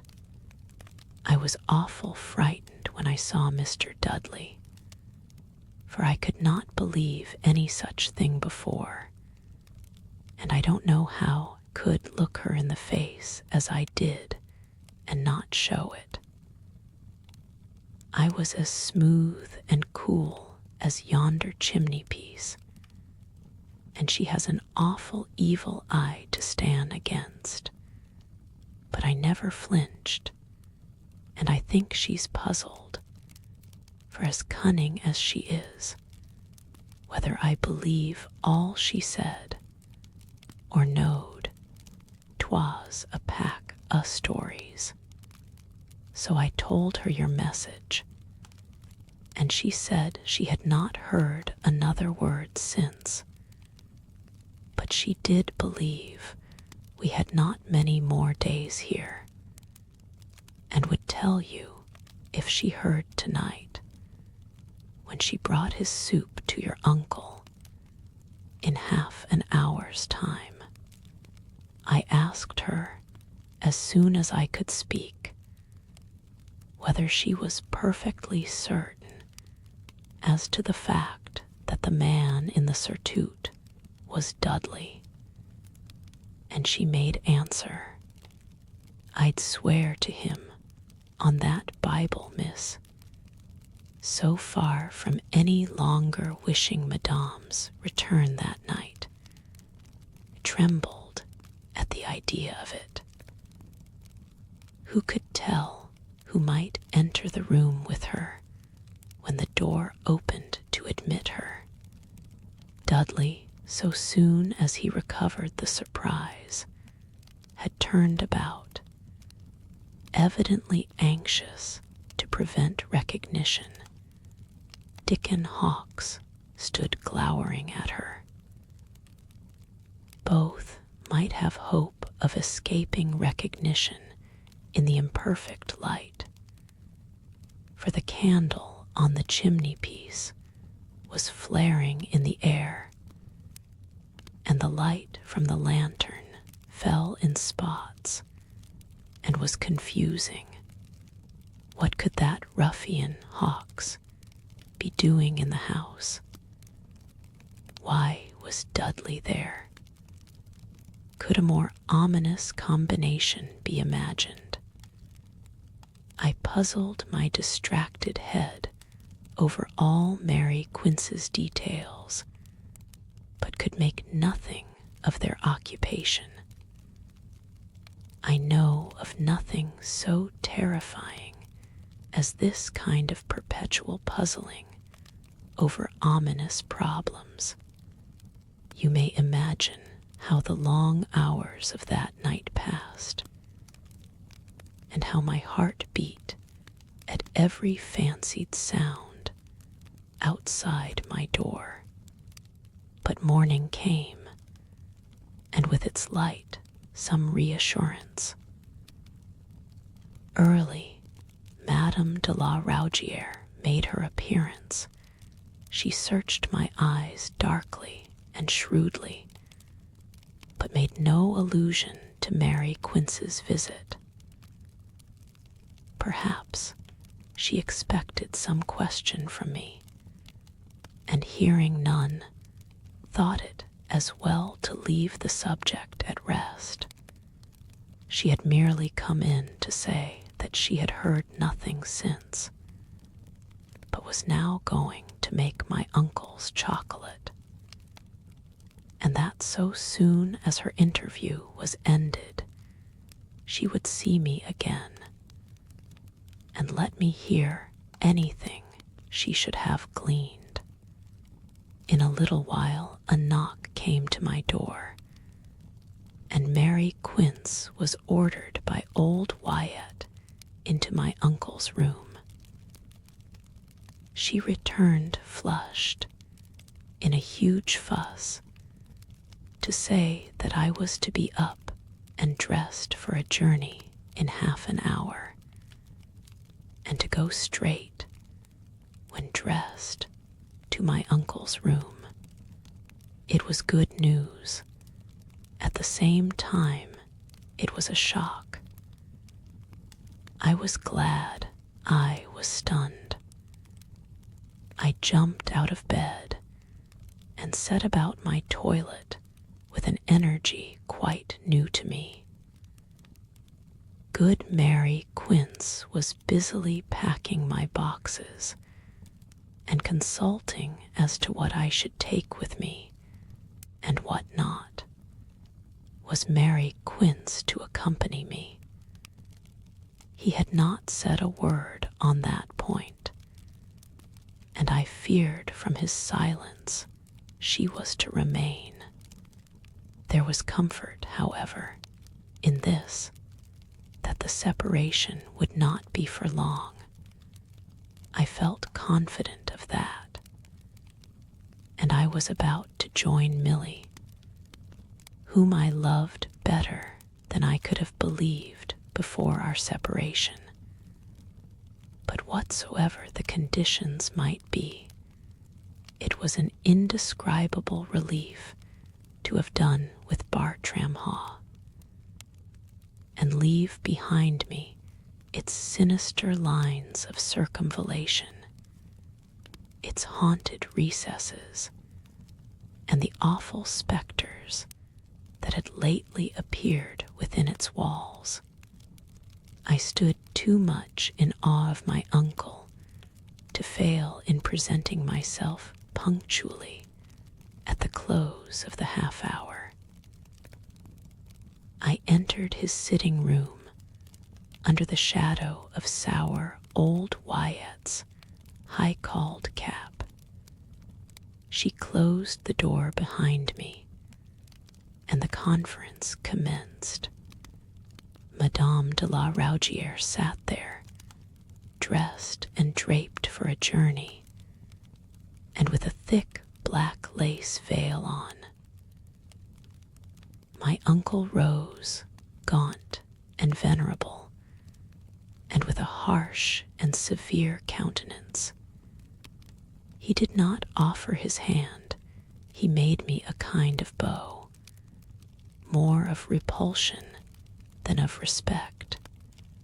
He remained in a standing position, supporting his crooked frame by his hand, which he leaned on a dispatch box. He glared on me steadily with his wild, phosphoric eyes. From under the dark brows I have described to you, now corrugated in lines indescribably stern. You shall join my daughter at the pension. In France, Madame de la Raugière shall accompany you, said my uncle, delivering his directions with the stern monotony and the measured pauses of a person dictating an important dispatch to a secretary. Old Mrs. Quince shall follow with me, or, if alone in a week, you shall pass tonight in London. Tomorrow night you proceed thence to Dover, and cross by the mail packet. You shall now sit down and write a letter to your cousin Monica Knollys, which I will first read and then dispatch. Tomorrow you shall write a note to Lady Knollys from London, telling her how you have got over so much of your journey, and that you cannot write from Dover, as you must instantly start by the packet on reaching it, and that until my affairs are a little settled, you cannot write to her from France, as it is of high importance to my safety that no clue should exist as to our address. Intelligence, however, shall reach her through my attorneys Archer and Slay, and I trust we shall soon return. You will, please, submit that latter note to Madame de la Raugière, who has my directions to see that it contains no libels upon my character. Now, sit down. So, with those unpleasant words tingling in my ears, I obeyed. Right, said he, when I was duly placed. You shall convey the substance of what I say in your own language. The imminent danger this morning, announced of an execution, remember the word. And he spelled it for me, being put into this house either this afternoon or tomorrow, compels me to anticipate my plans and dispatch you for France this day, that you are starting with an attendant. Hear an uneasy movement from Madame, whose dignity was perhaps excited. An attendant, he repeated, with a discordant emphasis. And you can, if you please, but I don't solicit that justice. Say that you have been as kindly treated here as my unfortunate circumstances would permit. That is all. You have just 15 minutes to write. Begin. I wrote accordingly. My hysterical state had made me far less combative than I might have proved some months since, for there was much that was insulting as well as formidable in his manner. I completed my letter, however, to his satisfaction in the prescribed time, and he said, as he laid it and its envelope on the table, "Please to remember that this lady is not your attendant only, but that she has authority to direct every detail respecting your journey, and will make all the necessary payments on the way. You will please, then, implicitly to comply with her directions. The carriage awaits you at the hall door." Having thus spoken, with another grim bow, "And I wish you a safe and pleasant journey," he receded a step or two, and I, with an undefinable kind of melancholy, though also with a sense of relief, withdrew. My letter, I afterwards found, reached Lady Knowley's, accompanied by one from Uncle Silas, who said, "Dear Maud apprises me that she has written to tell you something of our movements. A sudden crisis in my miserable affairs compels a break-up as sudden here. Maud joins my daughter at the pension in France. I purposely omit the address, because I mean to reside in its vicinity until this storm shall have blown over. And as the consequences of some of my unhappy entanglements might pursue me even there, I must only for the present spare you the pain and trouble of keeping a secret. I am sure that for some little time you will excuse the girl's silence. In the meantime, you shall hear of them, and perhaps circuitously, from me. Our dear Maud started this morning en route for her destination.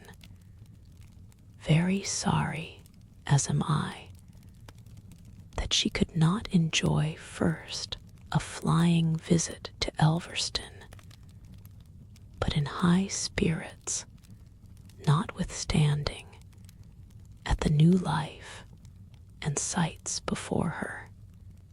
At the door, my beloved old friend Mary Quince awaited me. "Am I going with you, Miss Maud?" I burst into tears and clasped her in my arms. "I'm not," said Mary, very sorrowfully. "And I never was from you yet, miss, since you wasn't the length of my arm." And kind old Mary began to cry with me. "Boat you are coming in a few days, Mary Quince," expostulated Madam.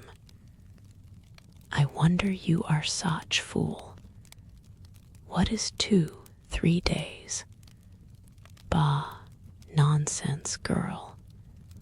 Another farewell to poor Mary Quince, quite bewildered at the suddenness of her bereavement.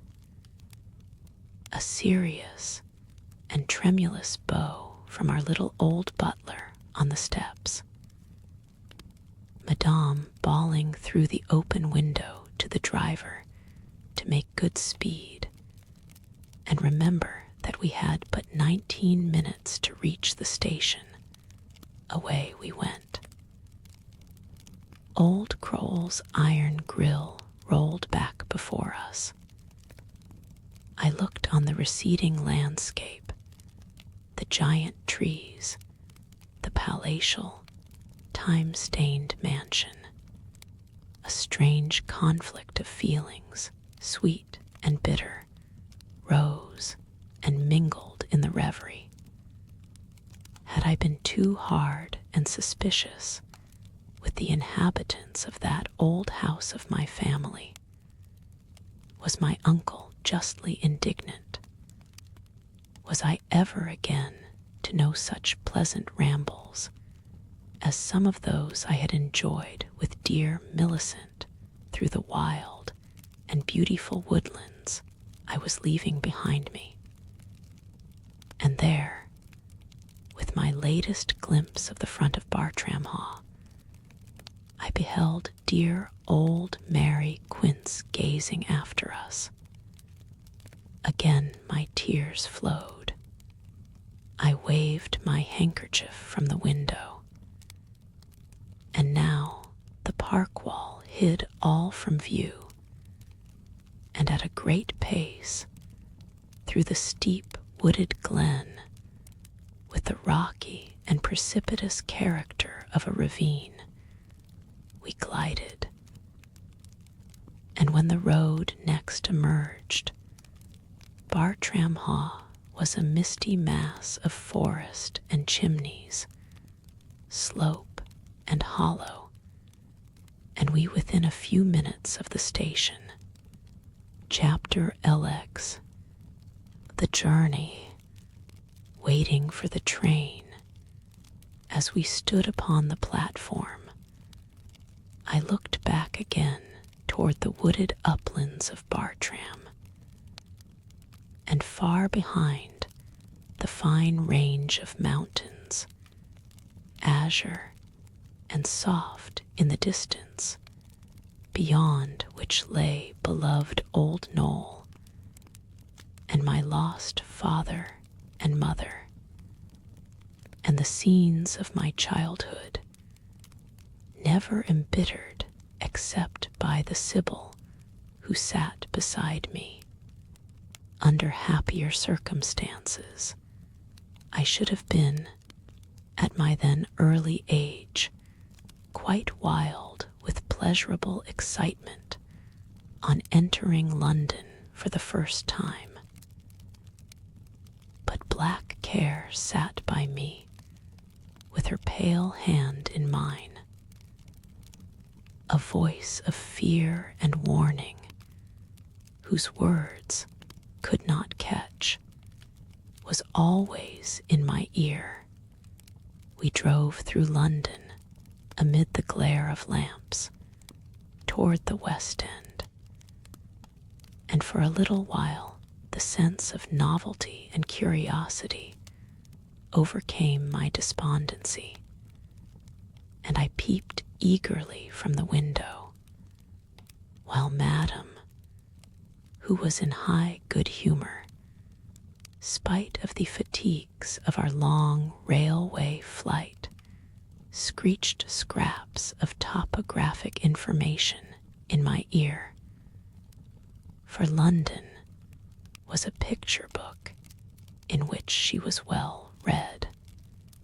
That is Euston Square, my dear Russell Square. Here is Oxford Street, Haymarket. See, there is the Opera House, Her Majesty's Theatre. See all the carriages waiting, and so on until we reached at length a little narrow street, which she told me was off Piccadilly, where we drew up before a private house, as it seemed to me, a family hotel, and I was glad to be at rest for the night, fatigued with the peculiar fatigue of railway traveling, dusty, a little chilly, with eyes aching and wearied.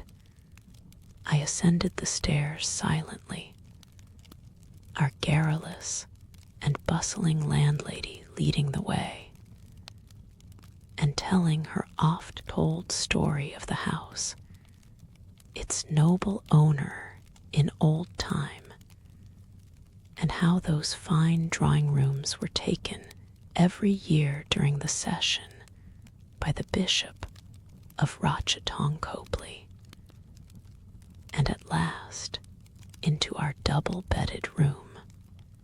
I would fain have been alone, but I was too tired and dejected to care very much for anything.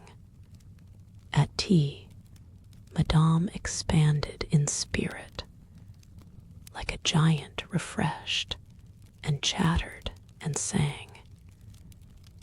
And at last, seeing that I was nodding, advised my going to bed, while she ran across the street to see her dear old friend, Mademoiselle Saint Aloy, who was sure to be up, and would be offended if she failed to make her ever so short a call.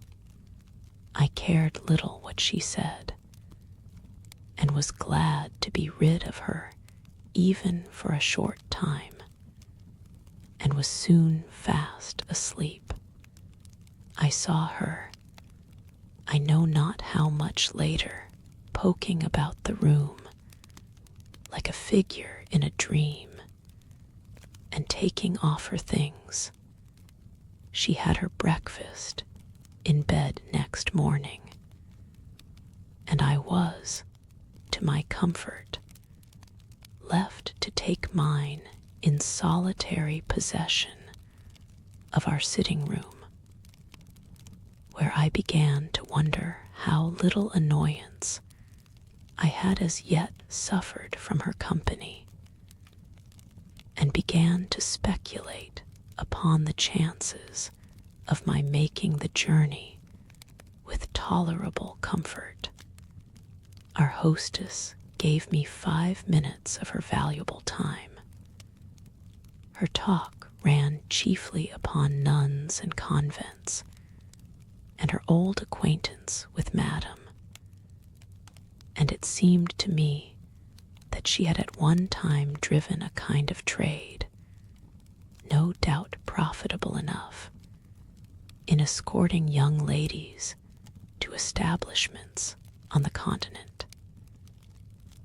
And although I did not then quite understand the tone in which she spoke to me, I often thought afterwards that Madame had represented me as a young person destined for the holy vocation of the veil.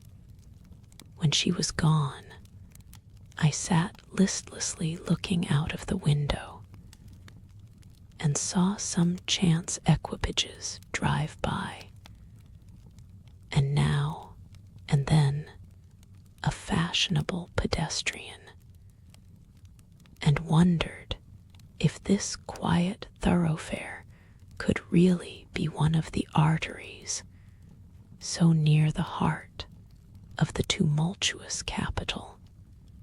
I think my nervous vitality must have burnt very low just then, for I felt perfectly indifferent about all the novelty and world of wonders beyond, and should have hated to leave the dull tranquility of my window for an excursion through the splendors of the unseen streets and palaces that surrounded me.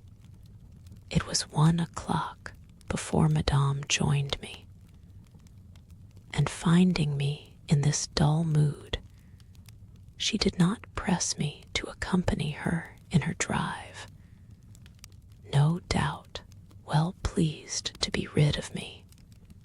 After tea that evening, as we sat alone in our room, she entertained me with some very odd conversation, at the time unintelligible, but which acquired a tolerably distinct meaning from the events that followed. 2 or 3 times that day Madame appeared to me on the point of saying something of grave import, as she scanned me with her bleak, wicked stare. It was a peculiarity of hers that whenever she was pressed upon by an anxiety that really troubled her, her countenance did not look sad or solicitous as other people's would, but simply wicked. Her great gaunt mouth was compressed and drawn down firmly at the corners, and her eyes glared with a dismal scowl. At last she said suddenly, "Are you ever grateful, Maud?" "I hope so, Madame," I answered. "And how do you show your gratitude?" "For instance, would you do great deal for a person who would run risque for your sake?"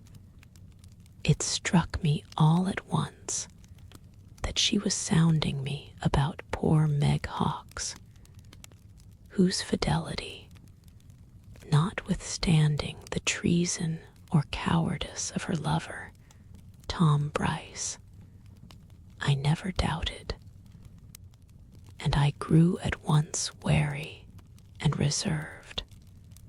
I know of no opportunity, thank heaven, for any such service, madam. How can anyone serve me at present by themselves incurring danger? What do you mean? Do you like, for example, to go to that French pension? Would you not like better some other arrangement? Of course, there are other arrangements I should like better, but I see no use in talking of them. They are not to be answered. What other arrangements do you mean, my dear Chio? Enquired Madame. You mean, I suppose, you would like better to go to Lady Knowley's. My uncle does not choose it at present, and except with his consent, nothing can be done. He will never consent, dear Chio, but he has consented, not immediately indeed, but in a short time, when his affairs are settled. Lanterns, they will never be settled, said Madame.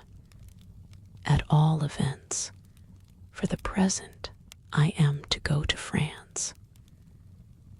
Milly seems very happy, and I dare say I shall like it too. I am very glad to leave Bartram-Haugh at all events, but your uncle will bring you back there, said Madame dryly. It is doubtful whether he will ever return to Bartram himself. I said. Ah, said Madame, with a long-drawn nasal intonation, you think I hate you. You are quite wrong, my dear Maud. I am, on the contrary, very much interested for you. I am, I assure you, dear Achille. And she laid her great hand, with joints misshapen by old chilblains, upon the back of mine. I looked up in her face. She was not smiling.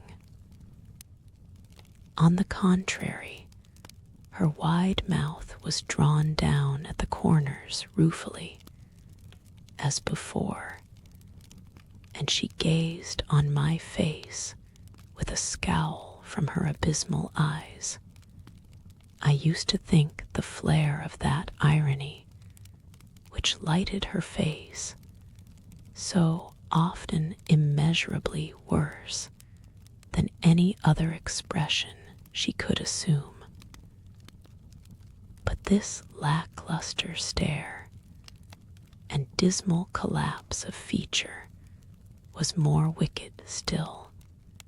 Suppose I should bring you to Lady Knollys and place you in her charge. What would you do then for poor Madame? Said this dark spectre. I was inwardly startled at these words. I looked into her unsearchable face, but could draw thence nothing but fear. Had she made the same overture only 2 days since, I think would have offered her half my fortune. But circumstances were altered. I was no longer in the panic of despair. The lesson I had received from Tom Bryce was fresh in my mind, and my profound distrust of her was uppermost. I saw before me only a tempter and betrayer, and said, "Do you mean to imply, Madame, that my guardian is not to be trusted, and that I ought to make my escape from him, and that you are really willing to aid me in doing so?" This, you see, was turning the tables upon her. I looked her steadily in the face as I spoke. She returned my gaze with a strange stare and a gape, which haunted me long after, and it seemed, as we sat in utter silence, that each was rather horribly fascinated by the other's gaze. At last she shut her mouth sternly, and eyes me with a more determined and meaning scowl, and then said in a low tone, "I believe, Maud, that you are a cunning and wicked little thing. Wisdom is not cunning, Madame, nor is it wicked to ask your meaning in explicit language," I replied.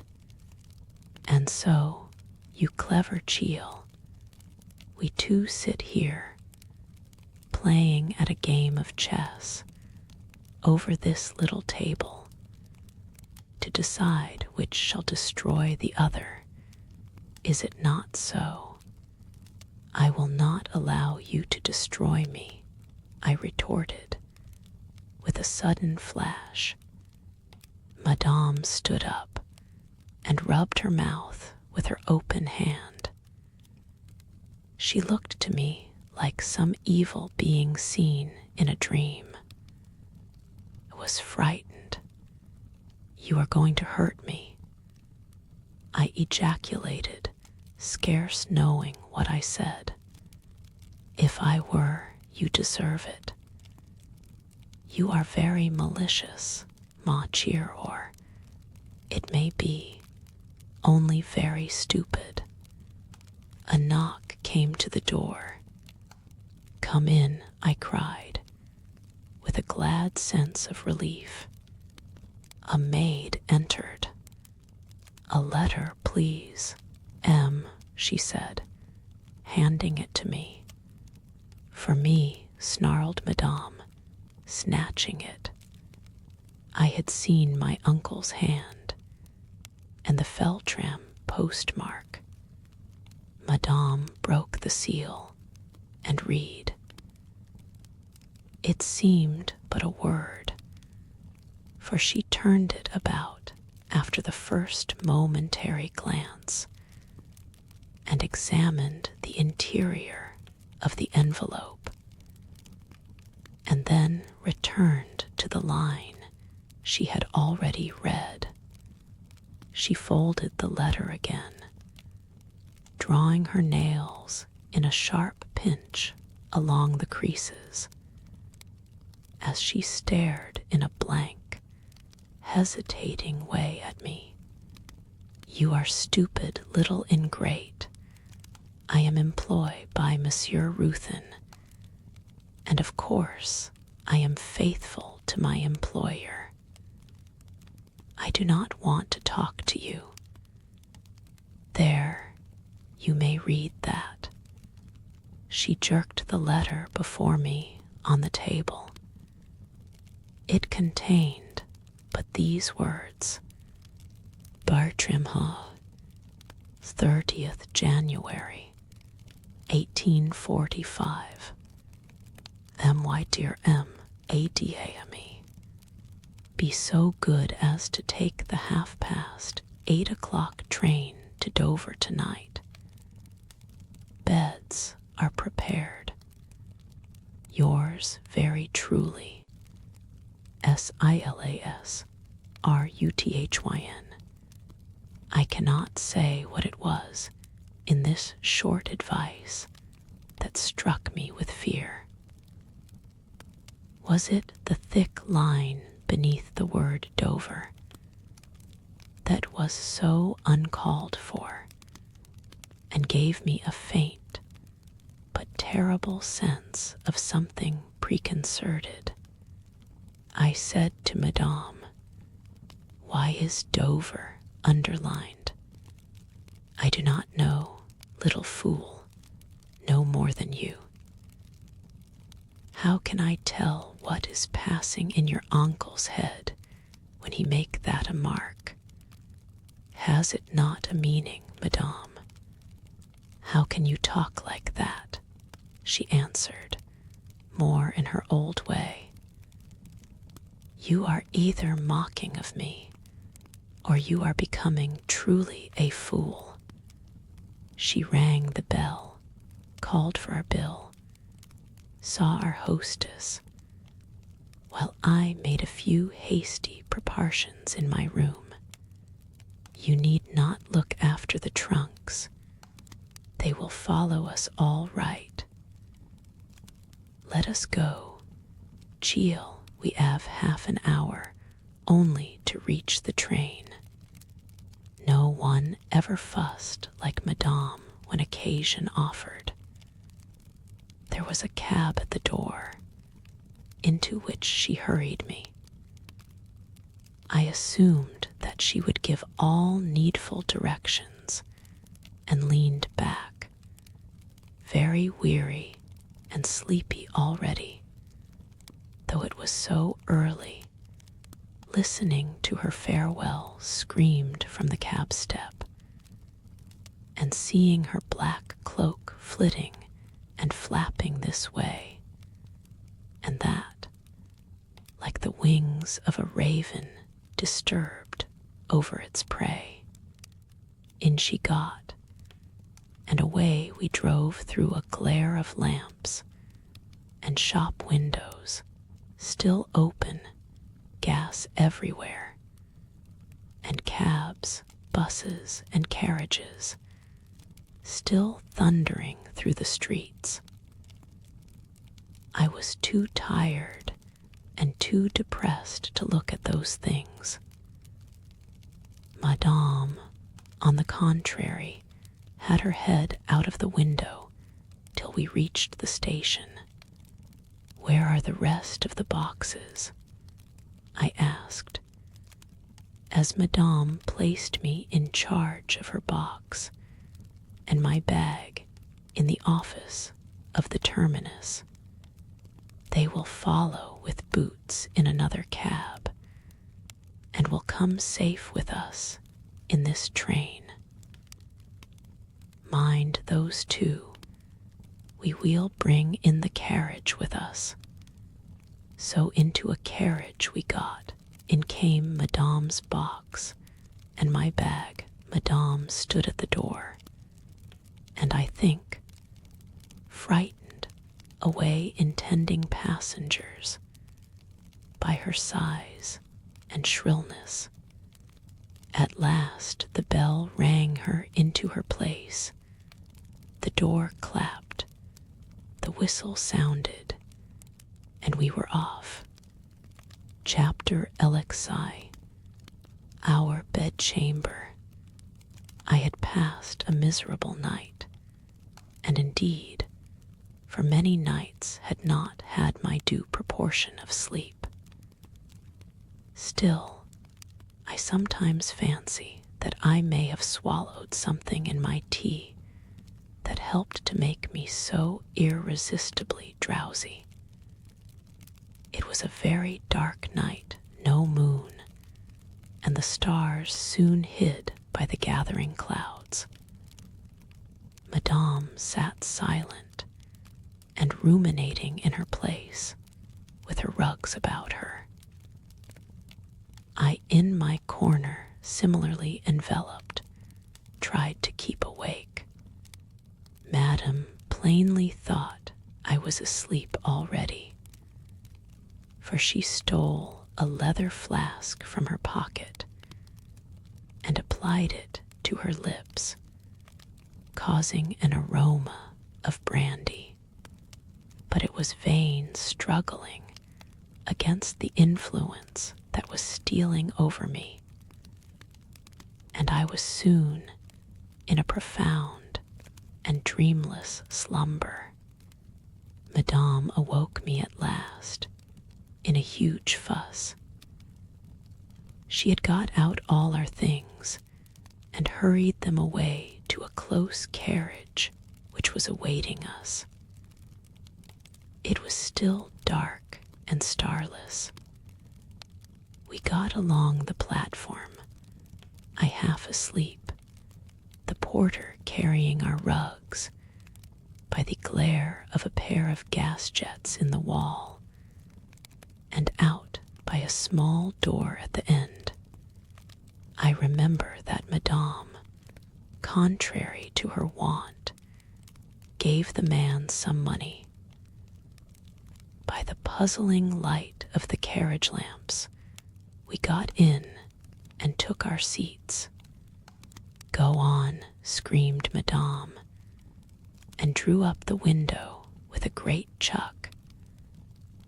And we were enclosed in darkness and silence, the most favorable conditions for thought. My sleep had not restored me as it might. I felt feverish fatigued, and still very drowsy, though unable to sleep as I had done. I dozed by fits and starts, and lay awake, or half awake, sometimes, not thinking, but in a way imagining what kind of a place Dover would be, but too tired and listless to ask Madame any questions, and merely seeing the hedges, gray in the lamplight, glide backward into darkness. As I leaned back, we turned off the main road at right angles and drew up. "Get down and push it. It is open," screamed Madame from the window.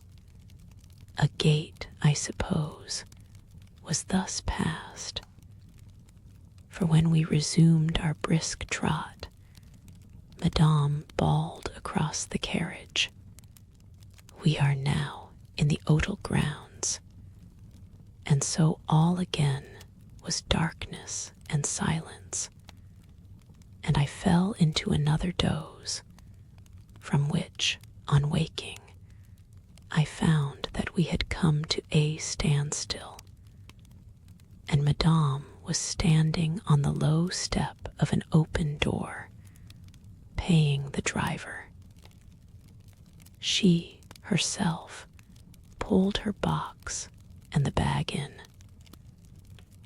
I was too tired to care what had become of the rest of our luggage. I descended, glancing to the right and left, but there was nothing visible but a patch of light from the lamps on a paved ground and on the wall. We stepped into the hall or vestibule, and Madame shut the door, and I thought I heard the key turn in it. We were in total darkness. "Where are the lights, Madame? Where are the people?" asked, more awake than I had been. "'Tis past 3 o'clock. Chiel, boat, there is always light here." She was groping at the side, and in a moment more lighted a lucifer match, and so a bedroom candle. We were in a flagged lobby, under an archway at the right, and at the left of which opened long flagged passages, lost in darkness. A winding stair, barely wide enough to admit Madame, dragging her box, led upward under a doorway, in a corner at the right. "Come, dear Chiel, take your bag, don't mind the rugs, they are safe enough. But where are we to go?" "There is no one," I said, looking round in wonder. It certainly was a strange reception at an hotel. "Never mind, my dear Chiel. They know me here, and have always the same room ready when I write for it. Follow me quietly." So she mounted, carrying the candle. The stair was steep, and the march long. We halted at the second landing, and entered a gaunt, grimy passage. All the way up, we had not heard a single sound of life, nor seen a human being, nor so much as passed a gaslight. "Voila, here 'tis, my dear old room. Enter, dearest Maud." And so I did. The room was large and lofty, but shabby and dismal.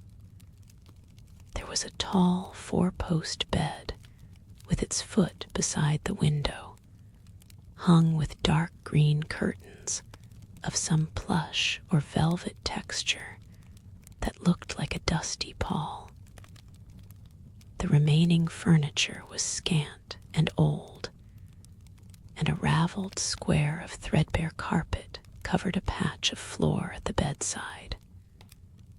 The room was grim and large, and had a cold, vault-like atmosphere, as if long uninhabited, but there were cinders in the grate and under it.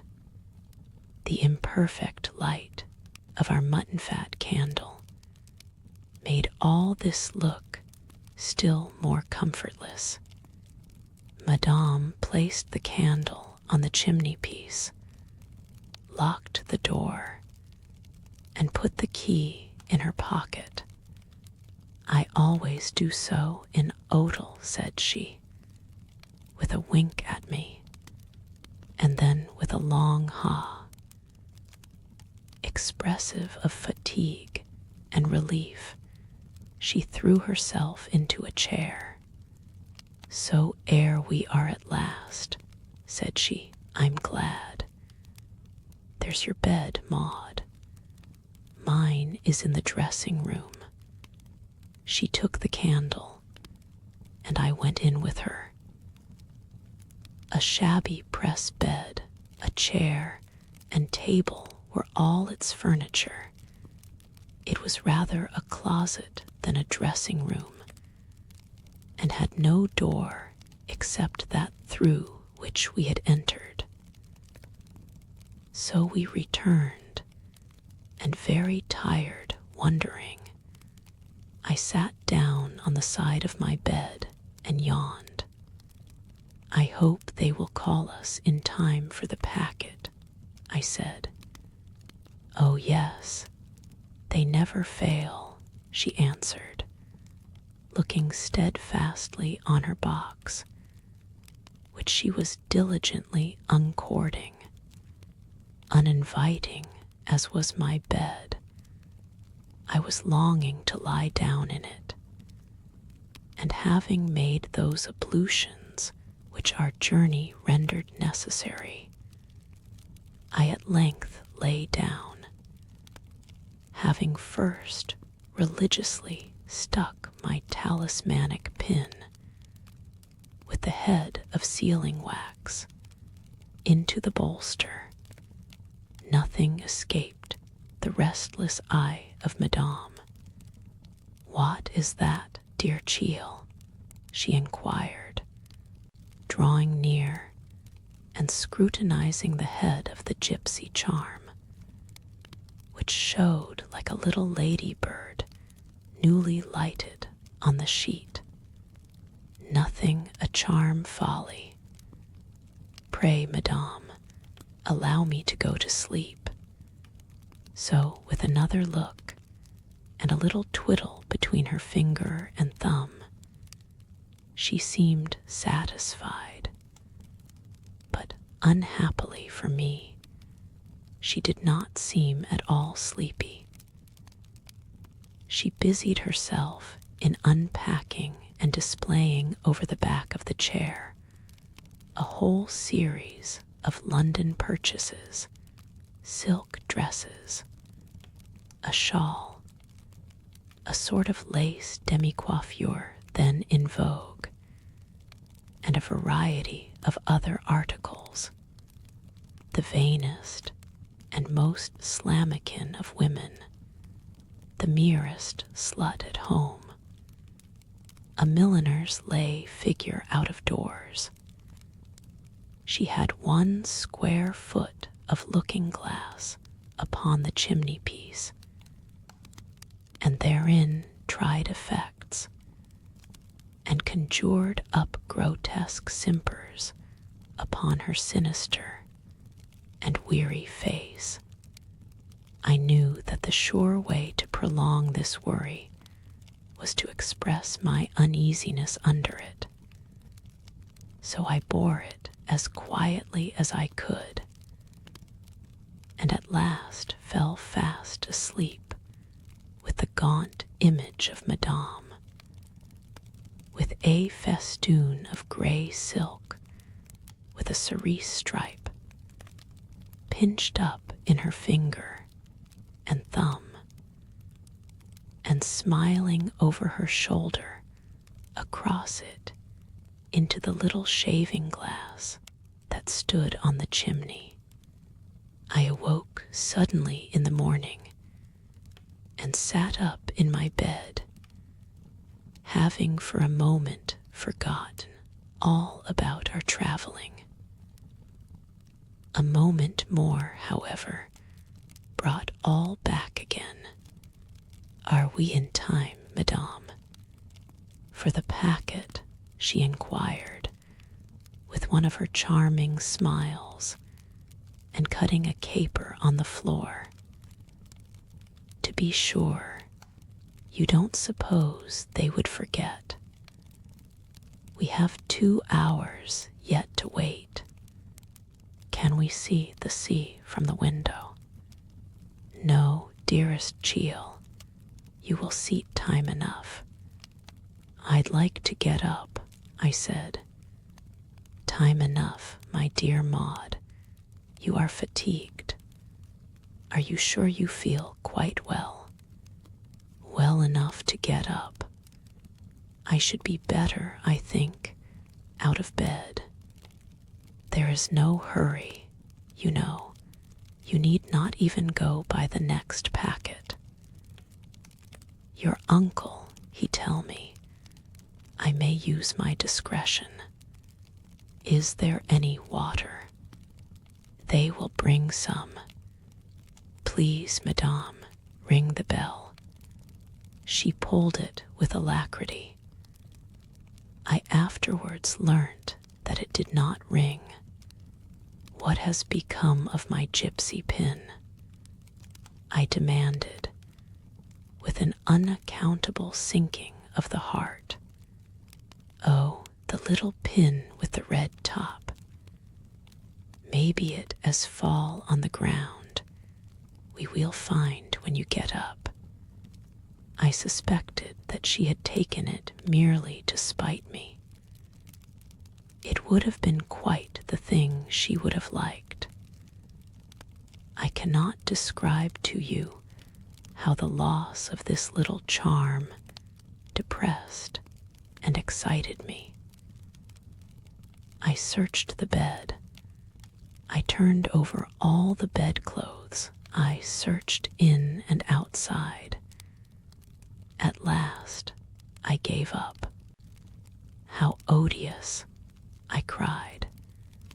Somebody has stolen it merely to vex me. And like a fool as I was, I threw myself on my face on the bed and wept, partly in anger, partly in dismay. After a time, however, this blew over. I had a hope of recovering it. If Madame had stolen it, it would turn up yet. But in the meantime, its disappearance troubled me like an omen. I am afraid, my dear Cheel, you are not very well.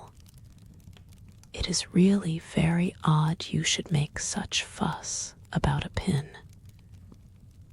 Nobody would believe.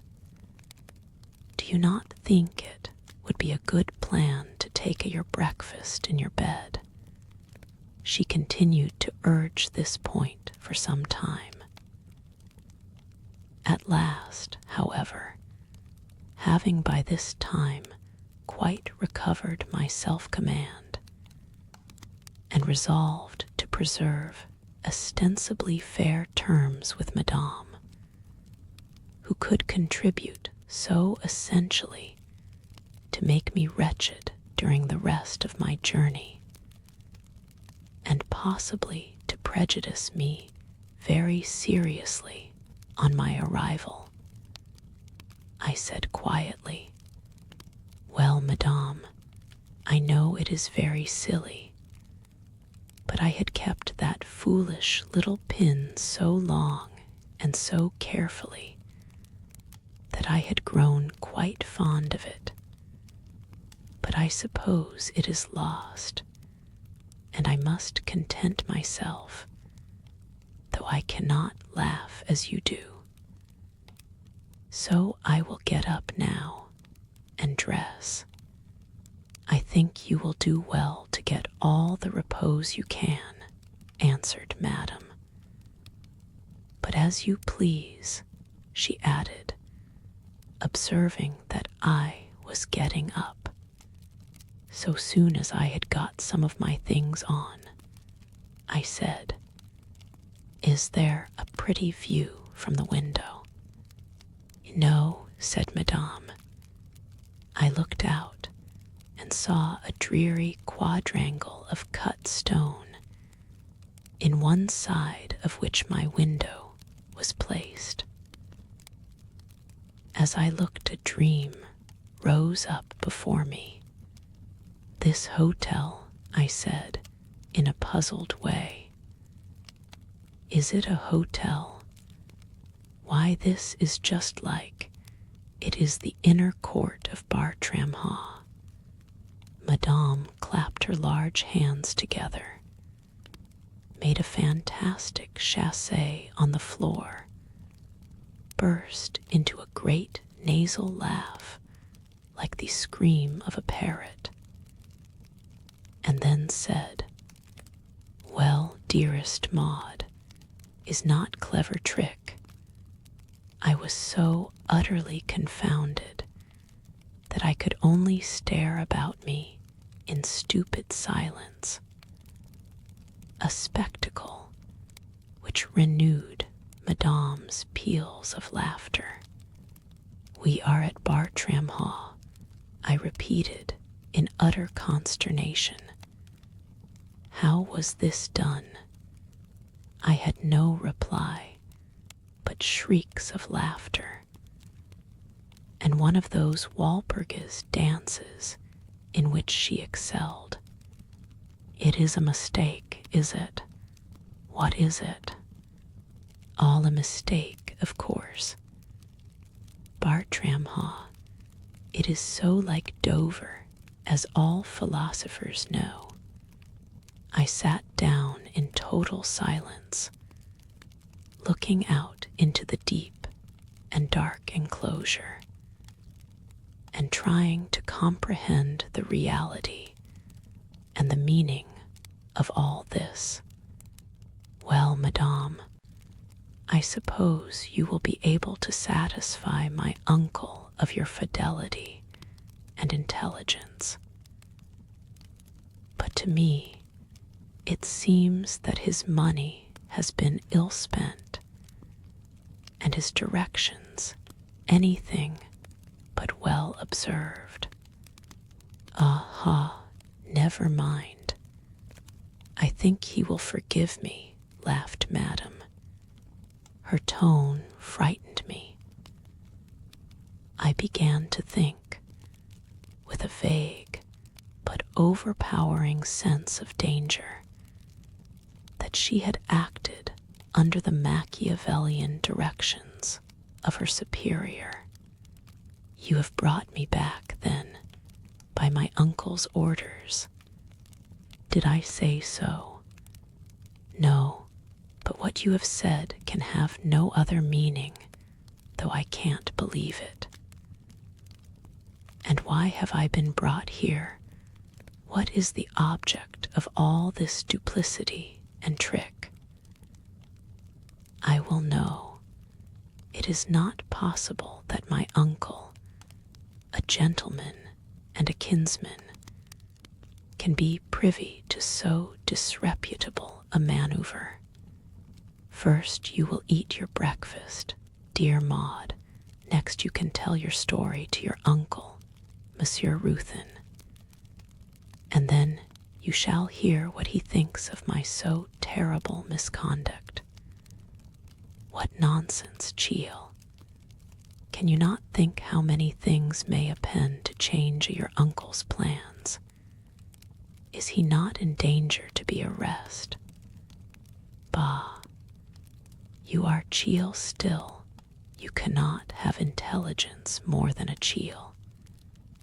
Dress yourself, and I will order breakfast.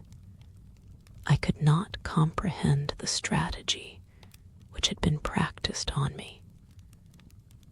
Why had I been so shamelessly deceived? If it were decided that I should remain here, for what imaginable reason had I been sent so far on my journey to France? Why had it been conveyed back with such mystery? Why was I removed to this uncomfortable and desolate room, on the same floor with the apartment in which Chark had met his death, and with no window commanding the front of the house, and no view but the deep and weed-choked court that looked like a deserted churchyard in a city? "I suppose I may go to my own room," I said. "Not today, my dear Cheel. for it was all disarrange when we go away. 'Twill be ready again in 2-3 days. Where is Mary Quince? I asked. Mary Quince. She has followed us to France, said Madame, making what in Ireland they call a bull. They are not sure where they will go, or what will do for day or 2 more. I will go and get breakfast. Adieu for a moment. Madame was out of the door as she said this, and I thought I heard the key turn in the lock. Chapter LXII. A well-known face looks in. You who have never experienced it can have no idea how angry and frightened you become under the sinister insult of being locked into a room. As on trying the door, I found I was. The key was in the lock. I could see it through the hole. Called after Madame, I shook at the solid oak door, beat upon it with my hands, kicked it, but all to no purpose. I rushed into the next room, forgetting, if indeed I had observed it, that there was no door from it upon the gallery. Turned round in an angry and dismayed perplexity, and like prisoners in romances, examined the windows. I was shocked and affrighted on discovering in reality what they occasionally find, a series of iron bars crossing the window. They were firmly secured in the oak woodwork of the window frame, and each window was, besides, so compactly screwed down that it could not open. This bedroom was converted into a prison. A momentary hope flashed on me. Perhaps all the windows were secured alike. But it was no such thing. These jail-like precautions were confined to the windows to which had access.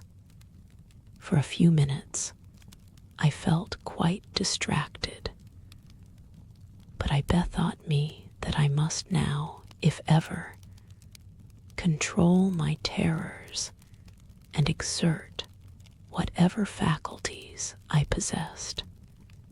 I stood upon a chair and examined the oakwork.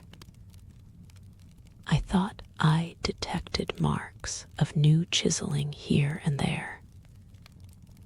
The screws, too, looked new, and they and the scars on the woodwork were freshly smeared over with some colored stuff by way of disguise. While I was making these observations, I heard the key stealthily stirred. I suspect that Madame wished to surprise me. Her approaching step, indeed, was seldom audible. She had the soft tread of the feline tribe. I was standing in the center of the room, confronting her when she entered. "Why did you lock the door, Madame?" I demanded.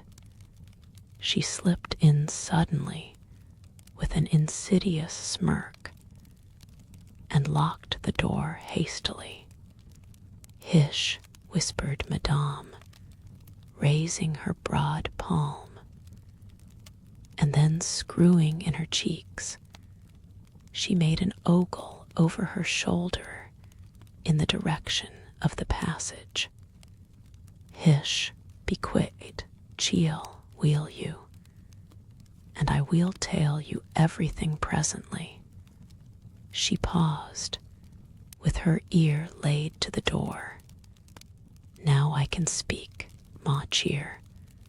I will tell a you there is bailiff in the house. 2, 3, 4 such impertinent fallows. They have another as bad as themselves to make a least of the furniture. We most keep them out of these rooms, dear Maud. You left the key in the door on the outside," I retorted. "That was not to keep them out, but me in, madame. Deed I leave the key in the door," ejaculated madame, with both hands raised, and such a genuine look of consternation as for a moment shook me. It was the nature of this woman's deceptions that they often puzzled, though they seldom convinced me. I think, Maud, all those so frequent changes and excitements, they will overturn my poor head, and the windows are secured with iron bars. What are they for?" I whispered sternly, pointing with my finger at these grim securities. "That is for more than 40 years, when Sir Philip Aylmer was to reside here, and had this room for his children's nursery, and was afraid they should fall out. But if you look, you will find these bars have been put here very recently. The screws and marks are quite new." "Indeed," ejaculated madame, with prolonged emphasis, in precisely the same consternation.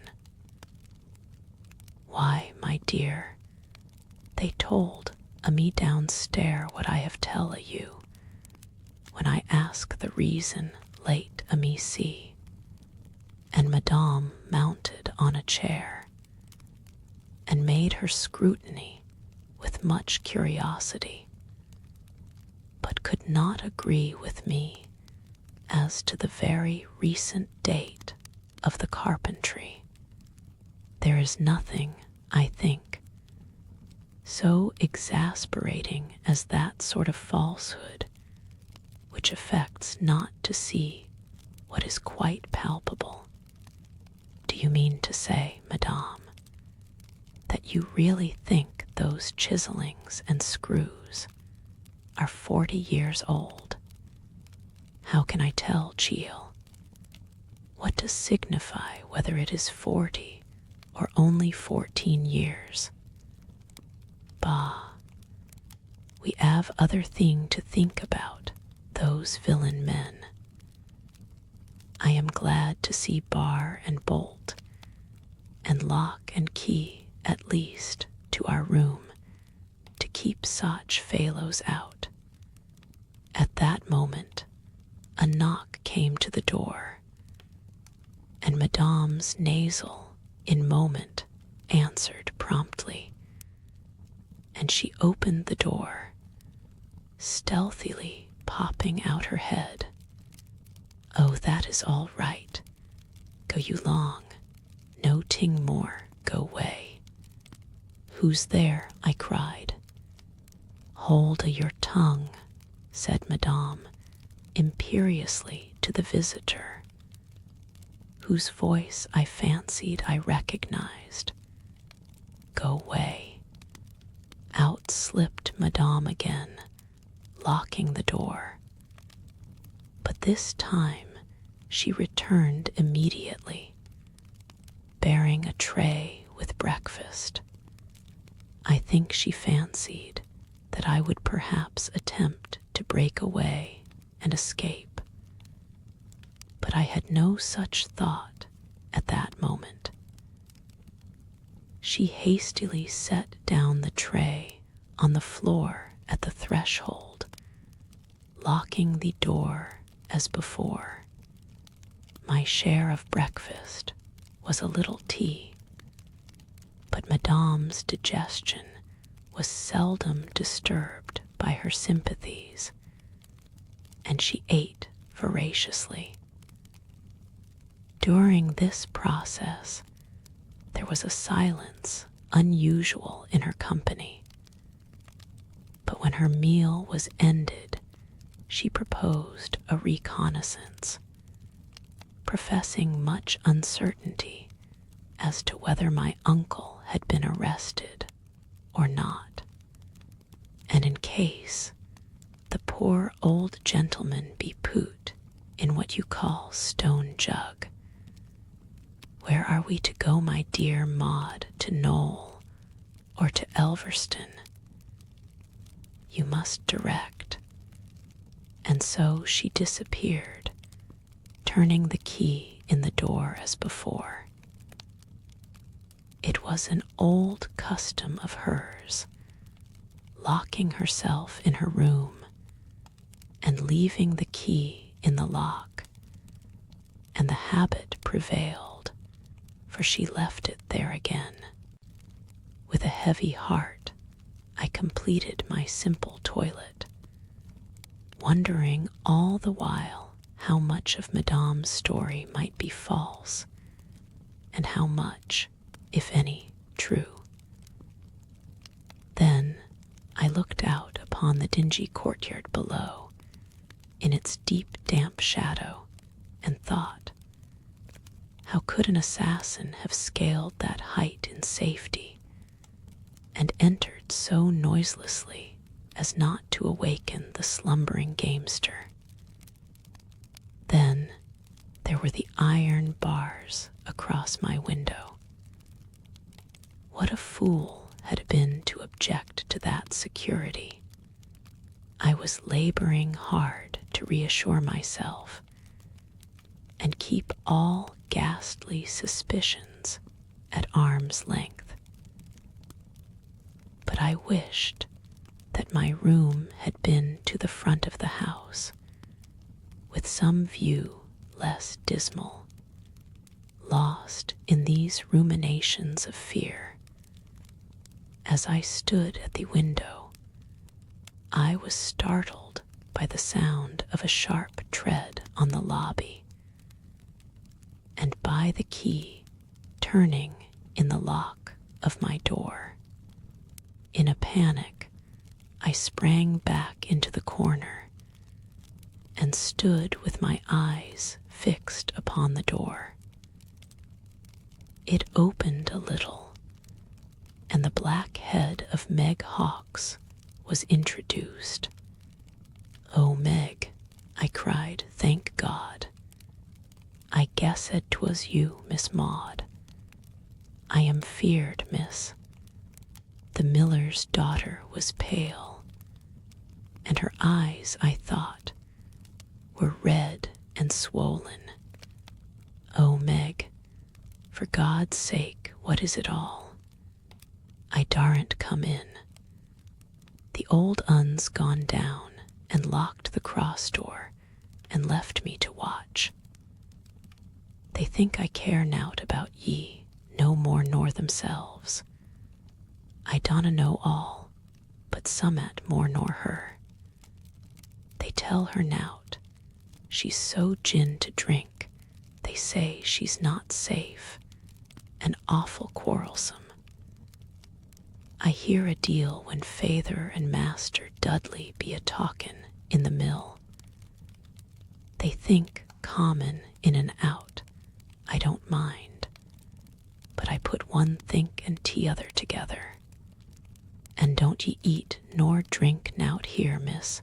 Hide away this, it's black enough, but wholesome anyhow." And she slipped a piece of a coarse loaf from under her apron. "Hide it, mind. Drink nowt but the water in the jug there, it's clean spring. "Oh, Meg, oh, Meg, I know what you mean," said I faintly. "Aye, miss, I'm feared they'll try it. They'll try to make away wi' ye somehow. I'm goin' to your friend's arter dark. I daren't try it no sooner. I'll get awa to LXII, to your lady cousin, and I'll bring 'em back wi' me in a rin, so keep a good hairt, lass. Meg Hawkes will stand to ye. Ye were better to me than feyther and mother, and she clasped me round the waist, and buried her head in my dress, and I'll gie my life for ye, darling, and if they hurt ye I'll kill myself." She recovered her sterner mood quickly. "Not a word, lass," she said in her old tone. "Don't ye try to get away. They'll kill ye can't dot. Leave to me. It won't be, whatever it is, till 2 or 3 o'clock in the morning. I'll ha' them here long afore, so keep a brave heart, there's a darling." I suppose she heard, or fancied she heard, a step approaching, for she said, "Hish."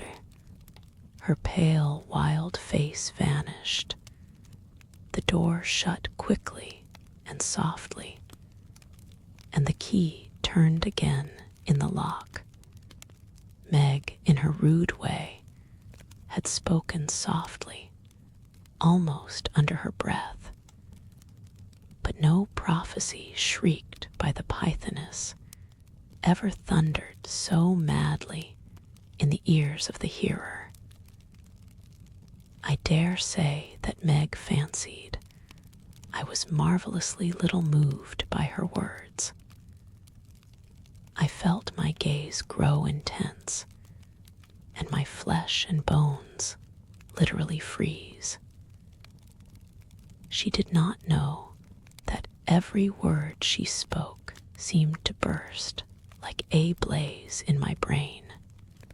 She had delivered her frightful warning, and told her story coarsely and bluntly, which in effect means distinctly and concisely. And I dare say the announcement so made, like a quick, bold incision in surgery, was more tolerable than the slow, imperfect mangling, which falters and recedes and equivocates with torture. Madame was long away. I sat down at the window and tried to appreciate my dreadful situation. I was stupid.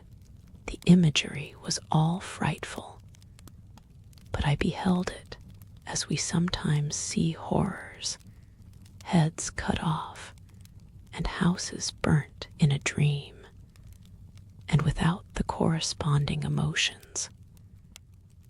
It did not seem as if all this were really happening to me. I remember sitting at the window and looking and blinking at the opposite side of the building, like a person unable, but striving to see an object distinctly, and every minute pressing my hand to the side of my head and saying, "Oh, it won't be, it won't be, oh no, never, it could not be." And in this stunned state, Madame found me on her return. But the valley of the shadow of death has its varieties of dread. The horror of great darkness is disturbed by voices and illumined by sights. There are periods of incapacity and collapse, followed by paroxysms of active terror. Thus, in my journey during those long hours, I found it agonies subsiding into lethargies, and these breaking again into frenzy. I sometimes wonder how I carried my reason safely through the ordeal. Madame locked the door and amused herself with her own business, without minding me, humming little nasal snatches of French airs, as she smirked on her silken purchases displayed in the daylight. Suddenly, it struck me that it was very dark, considering how early it was. I looked at my watch. It seemed to me a great effort of concentration to understand it. 4 o'clock, it said. 4 o'clock. It would be dark at 5, night in 1 hour. Madame, what o'clock is it? Is it evening? I cried with my hand to my forehead, like a person puzzled. 2-3 minutes past 4. It had 5 minutes to 4 when I came upstairs, answered she, without interrupting her examination of a piece of darned lace which she was holding close to her eyes at the window. Oh, Madame, Madame, I'm frightened, cried I, with a wild and piteous voice, grasping her arm and looking up, as shipwrecked people may their last to heaven, into her inexorable eyes.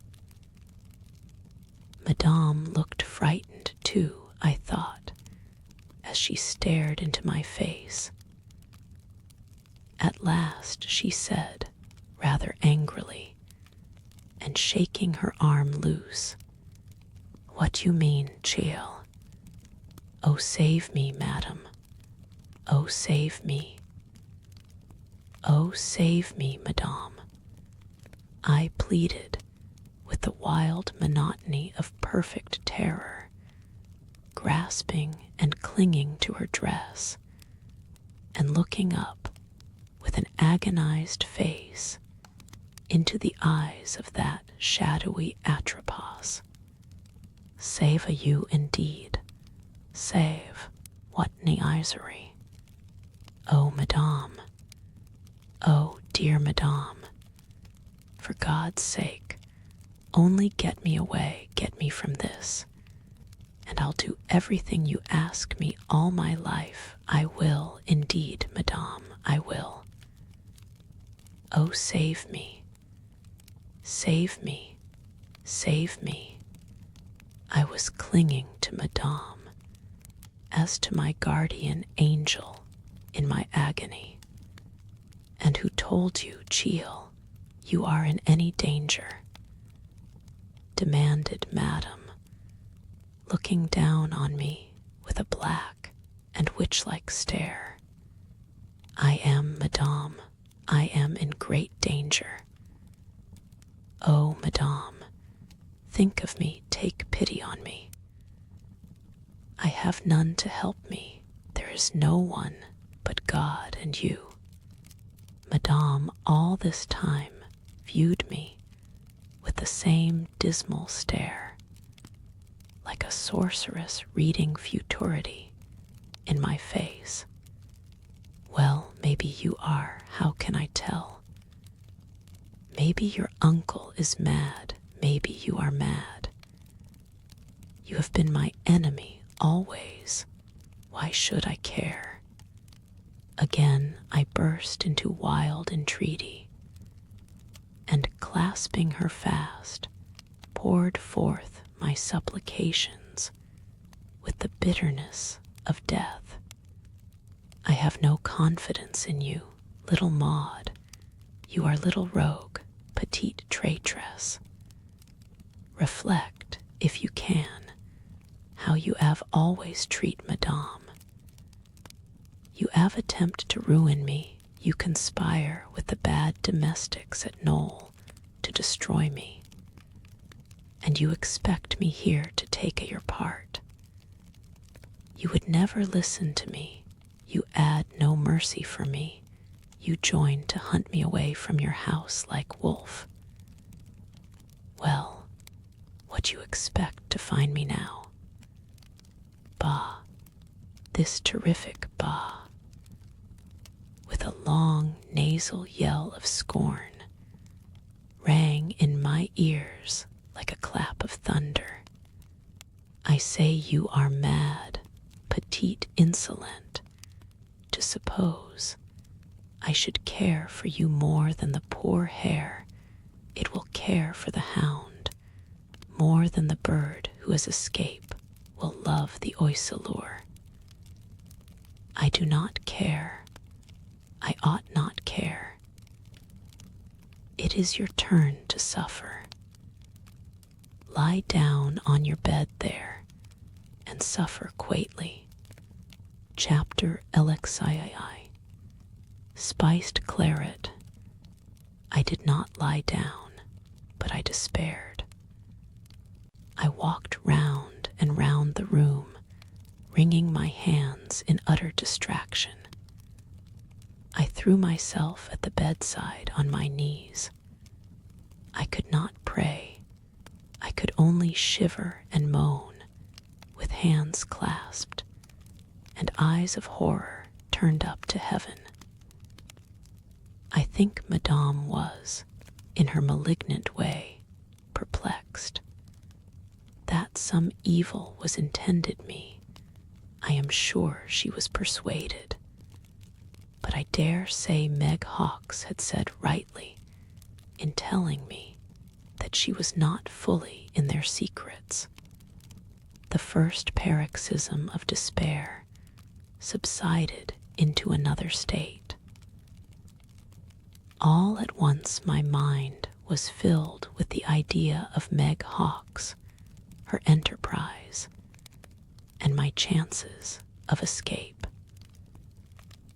There is one point at which the road to Elverston makes a short ascent. There is a sudden curve there, 2 great ash trees, with a roadside stile between at the right side, covered with ivy. Driving back and forward, I did not recollect having particularly remarked this point in the highway. But now it was before me, in the thin light of the thinnest segment of moon, and the figure of Meg Hawkes, her back toward me, always ascending towards Elverston. It was constantly the same picture, the same motion without progress, the same dreadful suspense and impatience. I was now sitting on the side of the bed, looking wistfully across the room. When I did not see Meg Hawkes, I beheld Madame darkly eyeing first one, then another point of the chamber, evidently puzzling over some problem, and in one of her most savage moods, sometimes muttering to herself, sometimes protruding, and sometimes screwing up her great mouth. She went into her own room, where she remained, I think, nearly 10 minutes, and on her return there was that in the flash of her eyes, the glow of her face, and the peculiar fragrance that surrounded her, that showed she had been partaking of her favorite restorative. I had not moved since she left my room. She paused about the middle of the floor and looked at me with what I can only describe as her wild beast stare. You are a very secrete family, you Ruthens. You are so conning. I hate the conning people. By my faith, I will see Mr. Silas Ruthen and ask what he mean. I heard him tell old Wyatt that Mr. Dudley is gone away tonight. He shall tell me everything, or else I will make echec et mat ossi, fri quegi vis.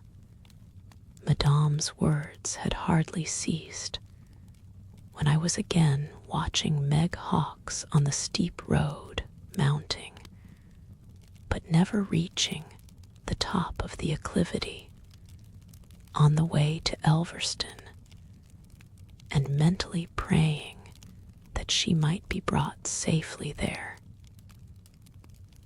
Vain prayer of an agonized heart. Meg's journey was already frustrated. She was not to reach Elverston in time. Madame revisited her apartment and returned not, I think, improved in temper. She walked about the room, hustling the scanty furniture hither and thither as she encountered it. She kicked her empty box out of her way with a horrid crash and a curse in French. She strode and swaggered round the room, muttering all the way and turning the corners of her course with a furious whisk. At last, out of the door she went. I think she fancied she had not been sufficiently taken into confidence as to what was intended for me. It was now growing late, and yet no succor. I was seized, I remember, with a dreadful icy shivering. I was listening for signals of deliverance. At every distant sound, half stifled with a palpitation, these sounds piercing my ear with a horrible and exaggerated distinctness. O Meg, O cousin Monica, O come, O heaven, have mercy, Lord, have mercy. I thought I heard a roaring and jangle of voices. Perhaps it came from Uncle Silas's room. It might be the tipsy violence of Madame. It might, merciful heaven, be the arrival of friends. I started to my feet. I listened, quivering with attention. Was it in my brain? Was it real? I was at the door, and it seemed to open of itself. Madame had forgotten to lock it. She was losing her head a little by this time. The key stood in the gallery door beyond. It, too, was open. I fled wildly. There was a subsiding sound of voices in my uncle's room. I was, I know not how, on the lobby at the great stairhead outside my uncle's apartment. My hand was on the banisters, my foot on the first step, when below me, and against the faint light that glimmered through the great window on the landing, I saw a bulky human form ascending, and a voice said, "Hush." I staggered back, and at that instant fancied, with a thrill of conviction, I heard Lady Knolles's voice in Uncle Silas's room. I don't know how I entered the room. I was there like a ghost. I was frightened at my own state, Lady Knollys was not there. No one but Madame and my guardian. I can never forget the look that Uncle Silas fixed on me as he cowered, seemingly as appalled as I. I think I must have looked like a phantom, newly risen from the grave. "What's that? Where do you come from?" whispered he. "Death, death," was my whispered answer, as I froze with terror where I stood. "What does she mean? What does all this mean?" said Uncle Silas, recovering wonderfully, and turning with a withering sneer on Madame. "Do you think it right to disobey my plain directions and let her run about the house at this hour? Death, death. Oh, pray to God for you and me," I whispered in the same dreadful tones. My uncle stared strangely at me again, and after several horrible seconds, in which he seemed to have recovered himself, he said, sternly and coolly, "You give too much place to your imagination, niece. Your spirits are in an odd state. You ought to have advice. Oh, uncle, pity me. Oh, uncle, you are good. You're kind when you think. You could not. Oh, think of your brother that was always so good to you. He sees me here. He sees us both. Oh, save me, uncle, save me. And I'll give up everything to you. I'll pray to God to bless you. I'll never forget your goodness and mercy. But don't keep me in doubt. If I'm to go, oh, for God's sake, shoot me now. You were always odd, niece. I begin to fear you are insane," he replied, in the same stern, icy tone. "Oh, uncle, oh, am I mad? I hope not. But you'll conduct yourself like a sane person if you wish to enjoy the privileges of one." Then, with his finger pointing at me, he turned to Madame and said, in a tone of suppressed ferocity, "What's the meaning of this? Why is she here?" Madame was gabbling volubly, but to me it was only a shrilly noise. My whole soul was concentrated in my uncle, the arbiter of my life, before whom I stood in the wildest agony of supplication. That night was dreadful. The people I saw dizzily, made of smoke or shining vapor, smiling or frowning. I could have passed my hand through them. They were evil spirits. "There's no ill intended you, there's none," said my uncle, for the first time violently agitated. "Madame told you why we've changed your room. You told her about the bailiffs, did not you?" With a stamp of fury, he demanded of Madame, whose nasal roulades of talk were running on like an accompaniment all the time.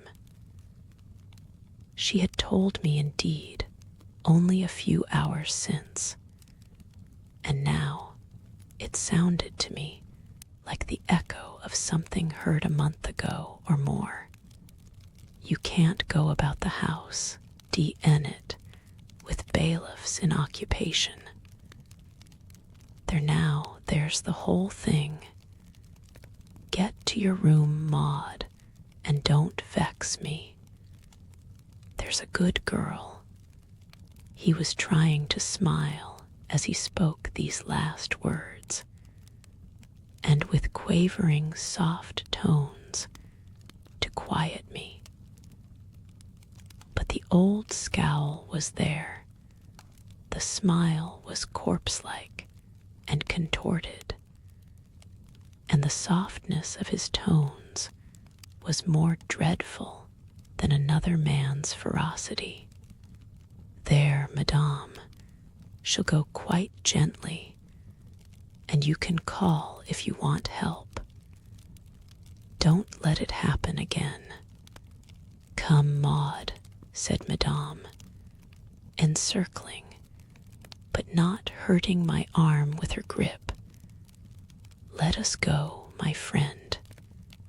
I did go, you will wonder, as well you may, as you may wonder at the docility with which strong men walk through the press room to the drop, and thank the people of the prison for their civility when they bid them goodbye, and facilitate the fixing of the rope and adjusting of the cap.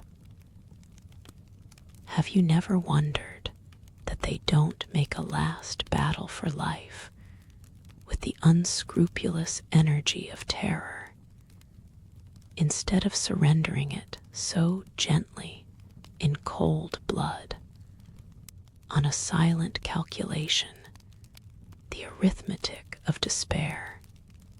I went upstairs with madame like a somnambulist. I rather quickened my step as I drew near my room.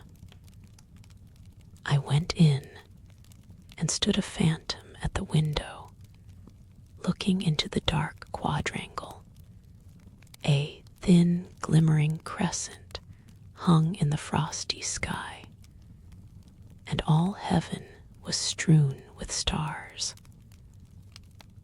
Over the steep roof at the other side, spread on the dark azure of the night, this glorious blazonry of the unfathomable Creator, to me a dreadful scroll, inexorable eyes, the cloud of cruel witnesses looking down in freezing brightness on my prayers and agonies.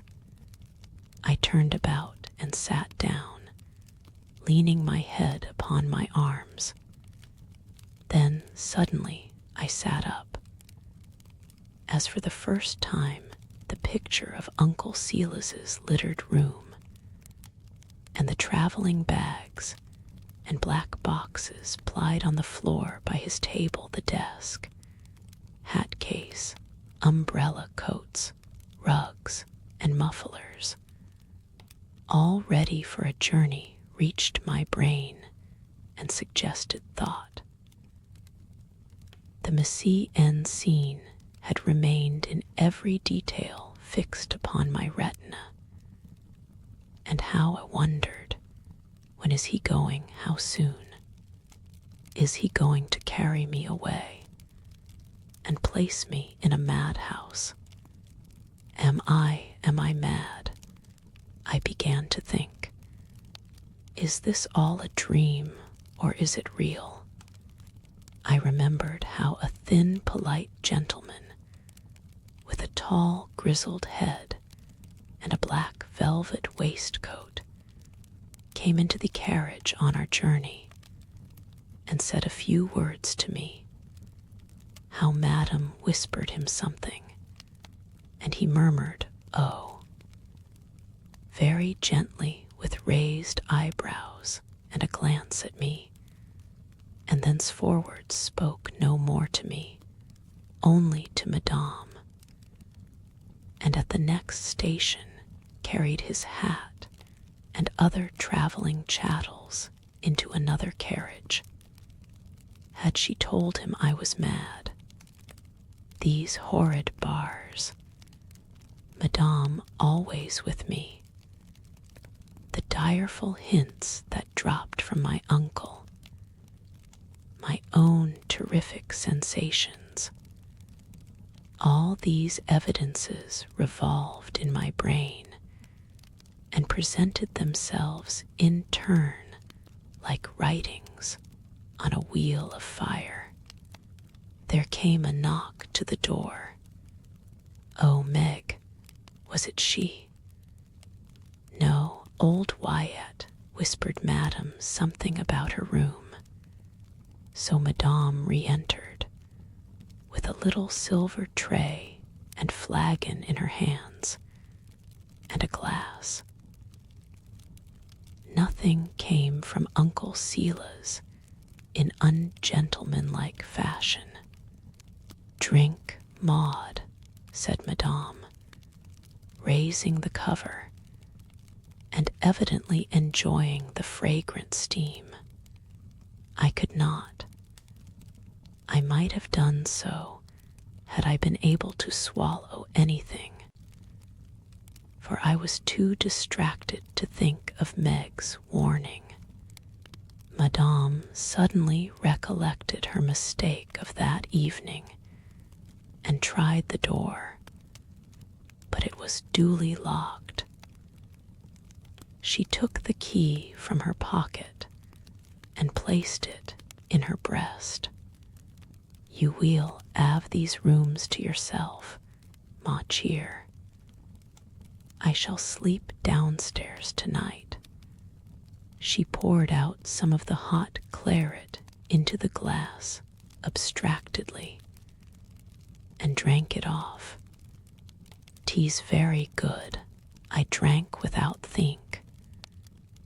Boat, tea's very good. Why don't you drink some? I could not, I repeated, and Madame boldly helped herself. Very polite, certainly. To Madame was it to send nothing at all for hair. So she pronounced her. Boat is all same thing. And so she ran on in her tipsy vein, which was loud and sarcastic, with a fierce laugh now and then. Afterwards, I heard that they were afraid of Madame, who was given to cross purposes and violent in her cups. She had been noisy and quarrelsome downstairs. She was under the delusion that I was to be conveyed away that night to a remote and safe place, and she was to be handsomely compensated for services and evidence to be afterwards given. She was not to be trusted, however, with the truth. That was to be known but to 3 people on earth. I never knew, but I believe that the spiced claret which Madame drank was drugged. She was a person who could, I have been told, drink a great deal without exhibiting any change from it, but an inflamed color and furious temper. Can only state for certain what I saw, and that was that shortly after she had finished the claret, she laid down upon my bed, and I now know fell asleep. I then thought she was feigning sleep only, and that she was really watching me. About an hour after this, I suddenly heard a little clink in the yard beneath. I peeped out, but saw nothing. The sound was repeated, however, sometimes more frequently, sometimes at long intervals. At last, in the deep shadow next the farther wall, I thought I could discover a figure, sometimes erect, sometimes stooping and bowing toward the earth. I could see this figure only in the rudest outline mingling with the dark. Like a thunderbolt it smote my brain. They are making my grave. After the first dreadful stun, I grew quite wild, and ran up and down the room wringing my hands and gasping prayers to heaven. Then a calm stole over me, such a dreadful calm, as I could fancy glide over one who floated in a boat under the shadow of the Traitor's Gate, leaving life and hope and trouble behind.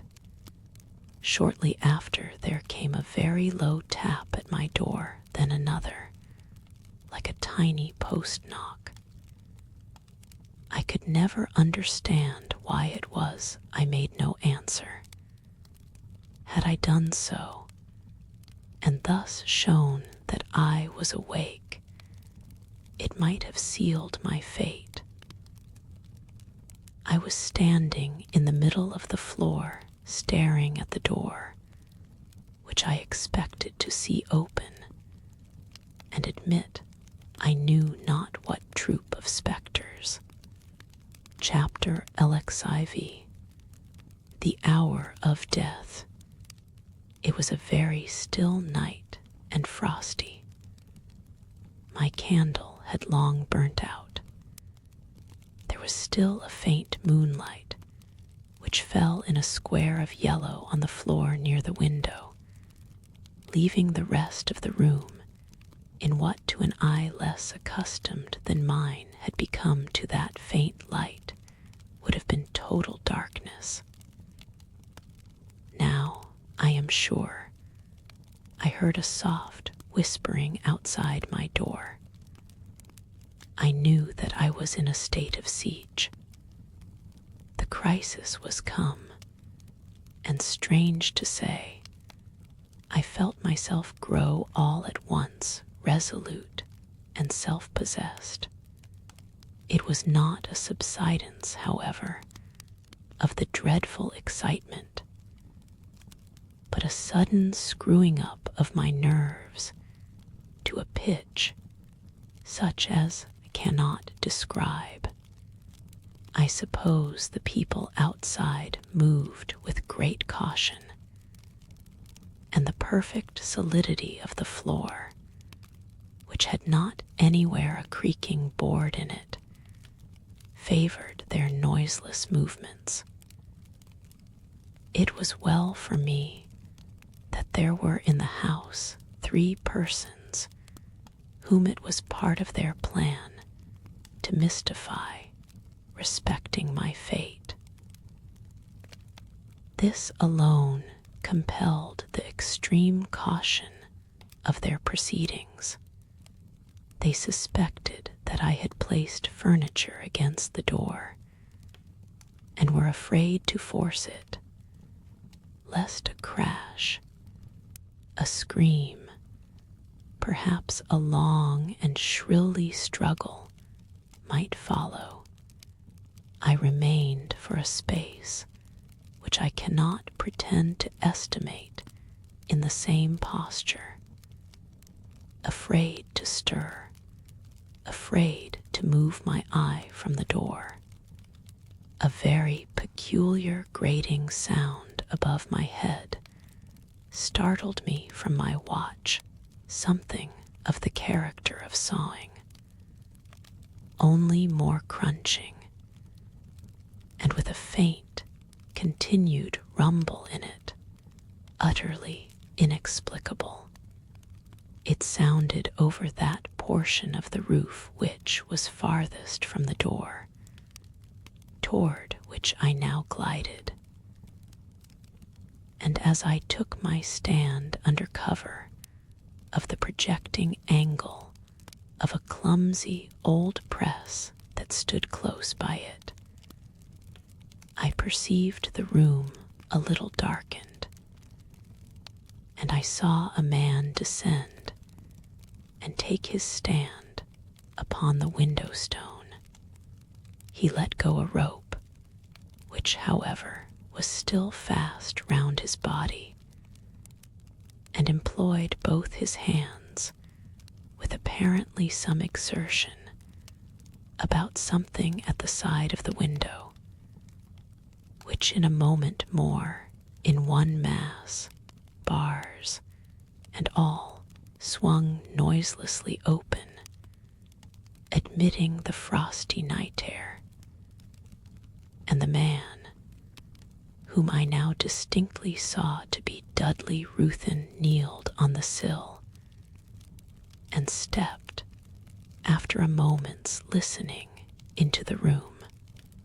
His foot made no sound upon the floor, his head was bare, and he wore his usual short shooting jacket. I cowered to the ground in my post of observation. He stood, as it seemed to me, irresolutely for a moment, and then drew from his pocket an instrument which I distinctly saw against the faint moonlight. Imagine a hammer, one end of which had been beaten out into a longish tapering spike, with a handle something longer than usual.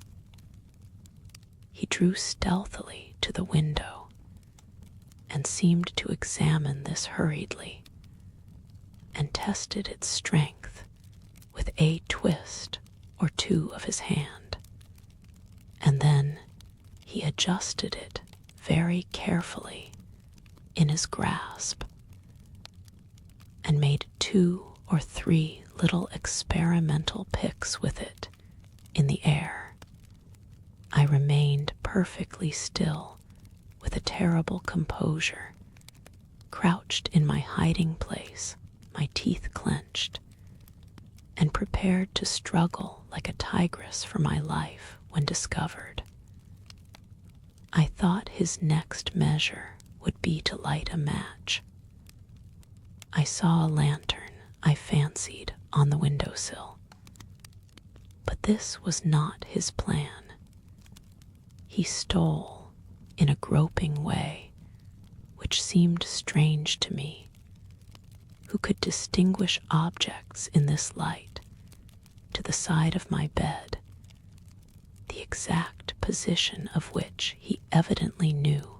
He stooped over it. Madame was breathing in the deep respiration of heavy sleep.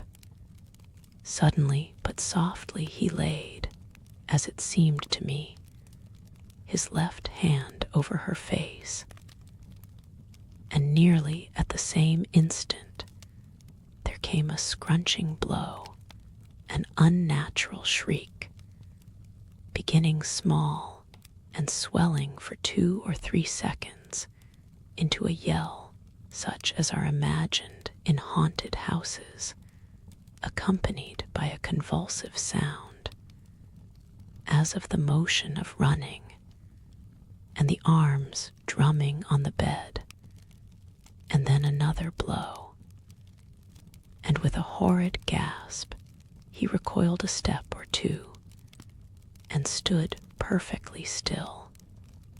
I heard a horrible tremor quivering through the joints and curtains of the bedstead, the convulsions of the murdered woman.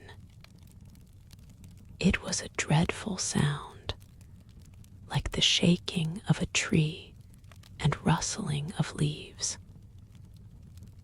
Then once more he steps to the side of the bed, and I heard another of those horrid blows, and silence, and another, and more silence, and the diabolical surgery was ended. For a few seconds, I think, I was on the point of fainting, but a gentle stir outside the door, close to my ear, startled me, and proved that there had been a watcher posted outside. There was a little tapping at the door, "Who's that?" whispered Dudley hoarsely. "A friend," answered a sweet voice, and a key was introduced. The door quickly unlocked, and Uncle Silas entered. I saw that frail, tall, white figure, the venerable silver locks that resembled those upon the honored head of John Wesley, and his thin white hand, the back of which hung so close to my face that I feared to breathe. Could see his fingers twitching nervously. The smell of perfumes and of ether entered the room with him. Dudley was trembling, now like a man in an ague fit. "Look what you made me do," he said maniacally. "Steady, sir," said the old man close beside me. "Yes, you damned old murderer. I've a mind to do for you. There, Dudley, like a dear boy. Don't give way. It's done right or wrong. We can't help it." "You must be quiet," said the old man, with a stern gentleness. Dudley groaned. "Whoever advised it? You're a gainer, Dudley," said Uncle Silas. Then there was a pause. "I hope that was not heard," said Uncle Silas. Dudley walked to the window and stood there. "Come, Dudley, you and Hawks must use expedition. You know you must get that out of the way. I've done too much. I won't do nowt. I'll not touch it. I wish my hand was off first. I wish I was a sojer. Do as ye like, you and Hawks. I won't go nigh it, damn ye both, and that." And he hurled the hammer with all his force upon the floor. "Come, come, be reasonable, Dudley, dear boy. There's nothing to fear but your own folly. You won't make a noise." "Oh, oh, my God," said Dudley hoarsely, and wiped his forehead with his open hand. "There now, you'll be all well in a minute," continued the old man. "You said 'twouldn't hurt her. If I'd a known she'd a screeched like that, I'd never a done it. 'Twas a damn lie. You're the damnedest villain on earth." "Come, Dudley," said the old man under his breath, but very sternly, "make up your mind. If you don't choose to go on, it can't be helped, only it's a pity you began. For you it is a good deal. It does not much matter for me." "I for you," echoed Dudley through his set teeth. "The old talk." "Well, sir," snarled the old man in the same low tones, "you should have thought of all this before. It's only taking leave of the world a year or two sooner, but a year or two's something. I'll leave you to do as you please. Stop, will you? Stop here. I know it's a fixed thing now. If a fella does a thing he's damned for, you might let him talk a bit anyhow. I don't care much if I was shot. There now, there, just stick to that. And don't run off again. There's a box and a bag here. We must change the direction. and take them away. The box has some jewels. Can you see them? I wish we had a light. No, I'd rather not. I can see well enough. I wish we were out o' this. Here's the box. Pull it to the window, said the old man. To my inexpressible relief, advancing at last a few steps. Coolness was given me in that dreadful moment, and I knew that all depended on my being prompt and resolute. I stood up swiftly. I often thought if I had happened to wear silk instead of the cashmere I had on that night, its rustle would have betrayed me. I distinctly saw the tall, stooping figure of my uncle and the outline of his venerable tresses as he stood between me and the dull light of the window, like a shape cut in card.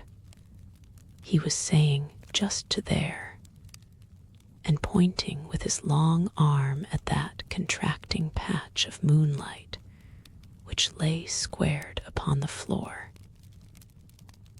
The door was about a quarter open, and just as Dudley began to drag Madame's heavy box, with my jewel case in it, across the floor from her room, inhaling a great breath with a mental prayer for help, I glided on tiptoe from the room and found myself on the gallery floor. I turned to my right simply by chance and followed a long gallery in the dark, not running. I was too fearful of making the least noise, but walking with the tiptoe swiftness of terror. At the termination of this was a cross gallery, one end of which, that to my left, terminated in a great window, through which the dusky night view was visible.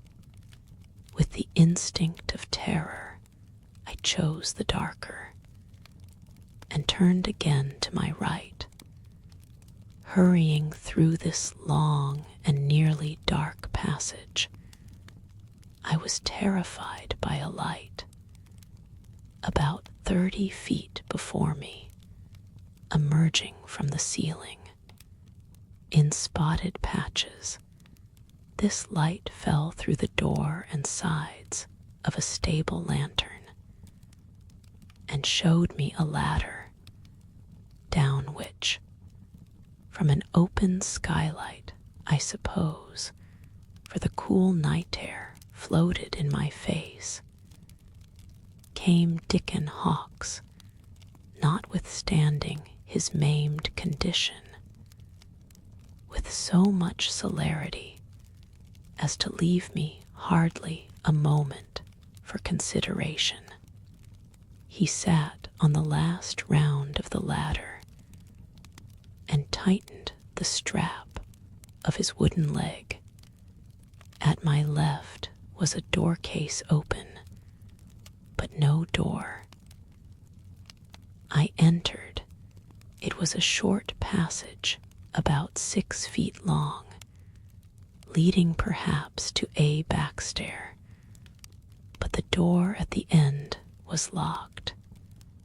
I was forced to stand in this recess, then, which afforded no shelter, while Pegtop stumped by with his lantern in his hand.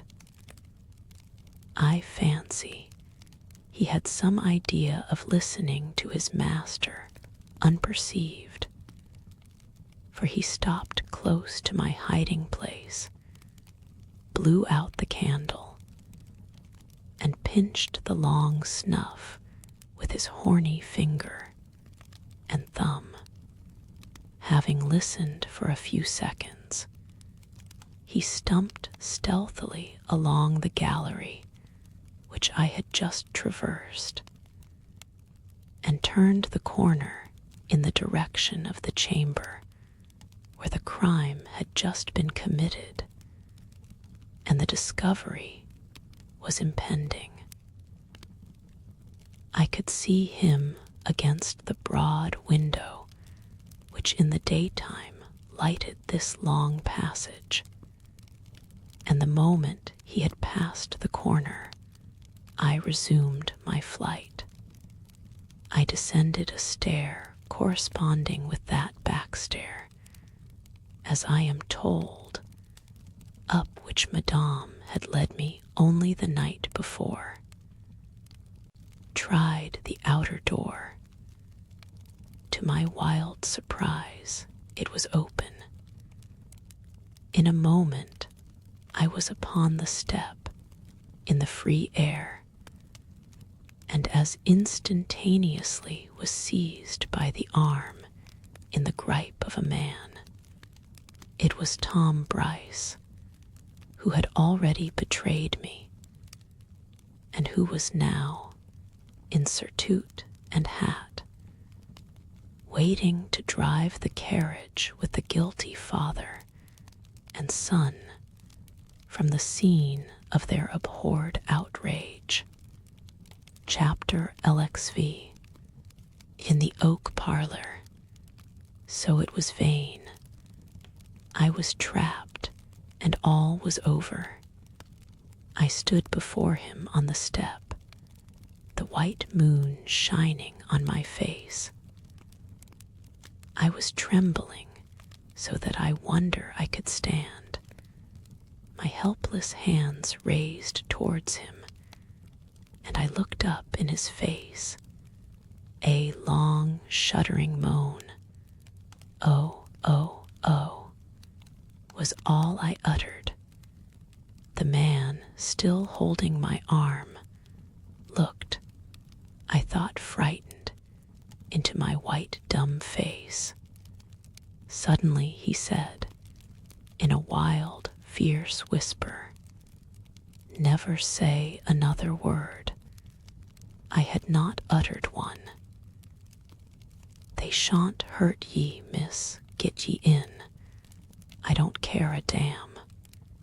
It was an uncouth speech. To me, it was the voice of an angel, with a burst of gratitude that sounded in my own ears like a laugh. I thanked God for those blessed words. In a moment more he had placed me in the carriage, and almost instantly we were in motion, very cautiously while crossing the court, until he had got the wheels upon the grass, and then at a rapid pace, improving his speed as the distance increased. He drove along the side of the back approach to the house, keeping on the grass, so that our progress, though swaying like that of a ship in a swell, was very nearly as noiseless. The gate had been left unlocked.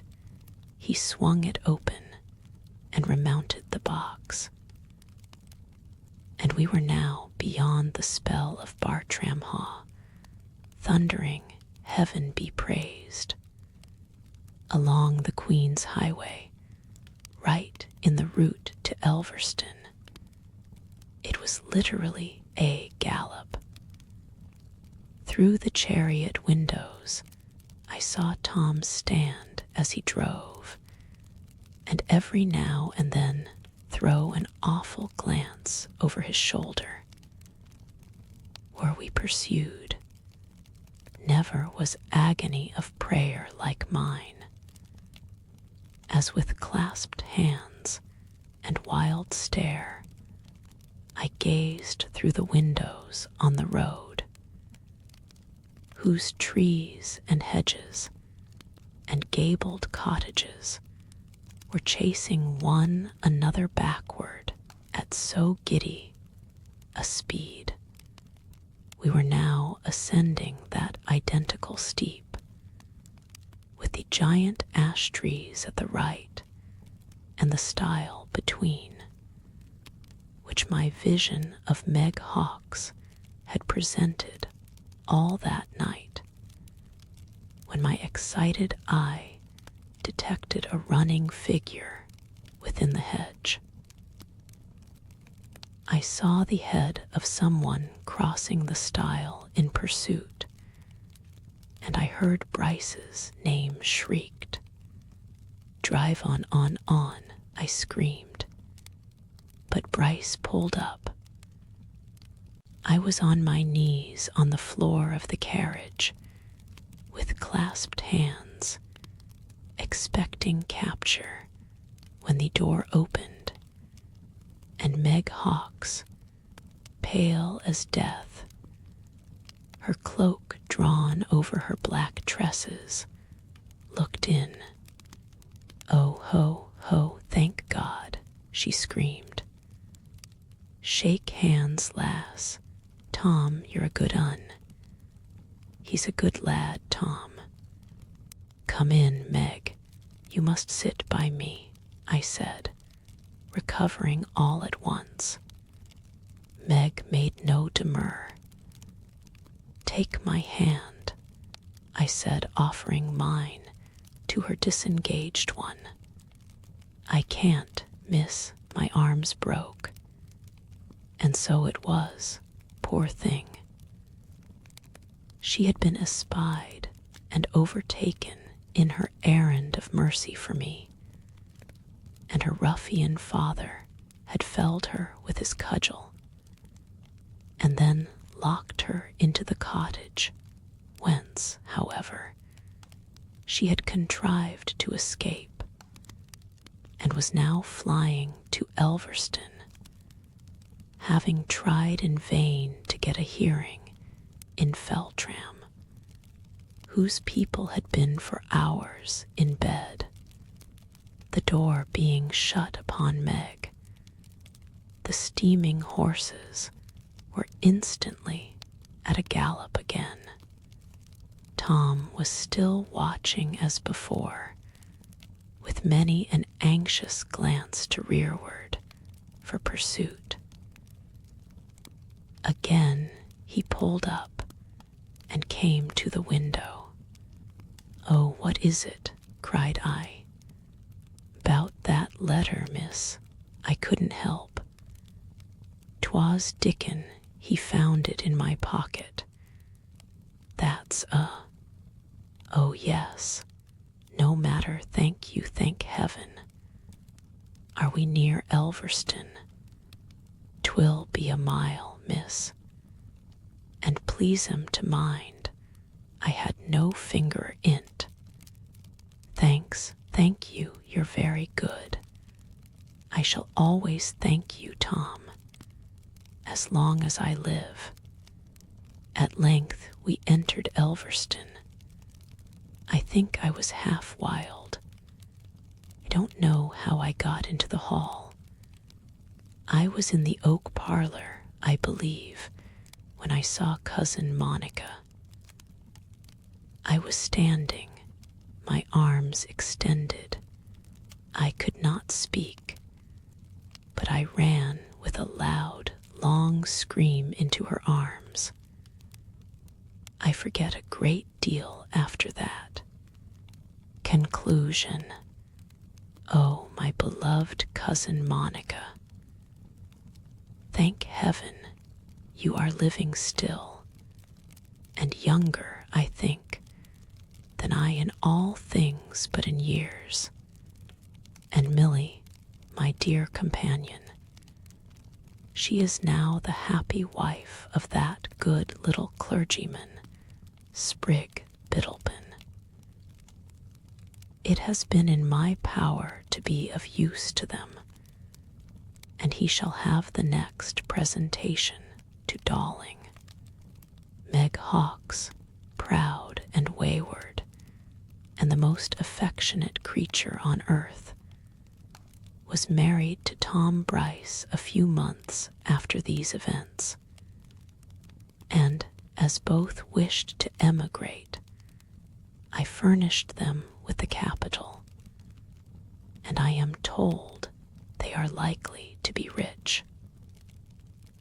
Hear from my kind Meg often, and she seems very happy. My dear old friends, Mary Quince and Mrs. Rusk, are, alas, growing old, but living with me and very happy. And after long solicitation, I persuaded Dr. Brierly, the best and truest of ministers, with my dearest friend's concurrence, to undertake the management of the Derbyshire estates. In this I have been most fortunate. He is the very person for such a charge, so punctual, so laborious, so kind, and so shrewd.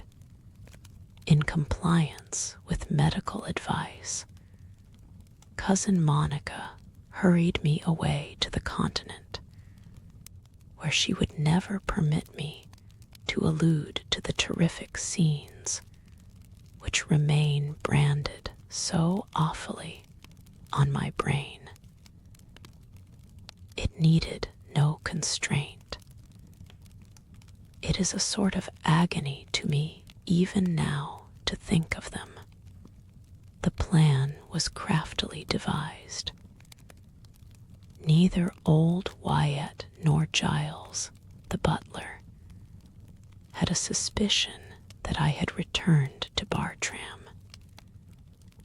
Had I been put to death, the secret of my fate would have been deposited in the keeping of 4 persons, only the 2 Ruthens, Hawks, and ultimately Madame. My dear cousin Monica had been artfully led to believe in my departure for France, and prepared for my silence. Suspicion might not have been excited for a year after my death, and then would never, in all probability, have pointed to Bartram as the scene of the crime. The weeds would have grown over me, and I should have lain in that deep grave where the corpse of Madame de la Rougière was unearthed in the darksome quadrangle of Bartram-Haugh. It was more than 2 years after that I heard what had befallen at Bartram after my flight. Old Wyatt, who went early to Uncle Silas's room, to her surprise, for he had told her that he was that night to accompany his son, who had to meet the mail train to Derby at 5 o'clock in the morning, saw her old master lying on the sofa, much in his usual position.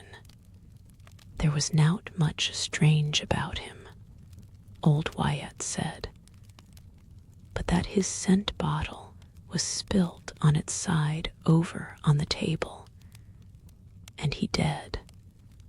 She thought he was not quite cold when she found him, and she sent the old butler for Dr. Jalks, who said he died of too much laudlum. Of my wretched uncle's religion, what am I to say? Was it utter hypocrisy, or had it at any time a vein of sincerity in it? I cannot say. I don't believe that he had any heart left for religion, which is the highest form of affection to take hold of. Perhaps he was a skeptic with misgivings about the future, but past the time for finding anything reliable in it. The devil approached the citadel of his heart by stealth, with many zigzags and parallels. The idea of marrying me to his son by fair means, then by foul. And when that wicked chance was gone, then the design of seizing all by murder supervened. I dare say that Uncle Silas thought for a while that he was a righteous man. He wished to have heaven and to escape hell, if there were such places. But there were other things whose existence was not speculative, of which some he coveted, and some he dreaded more, and temptation came. Now if any man build upon this foundation gold, silver, precious stones, wood, hay, stubble, every man's work shall be made manifest, for the day shall declare it, because it shall be revealed by fire, and the fire shall try every man's work of what sort it is. There comes with old age a time when the heart is no longer fusible or malleable, and must retain the form in which it has cooled down. He that is unjust, let him be unjust still.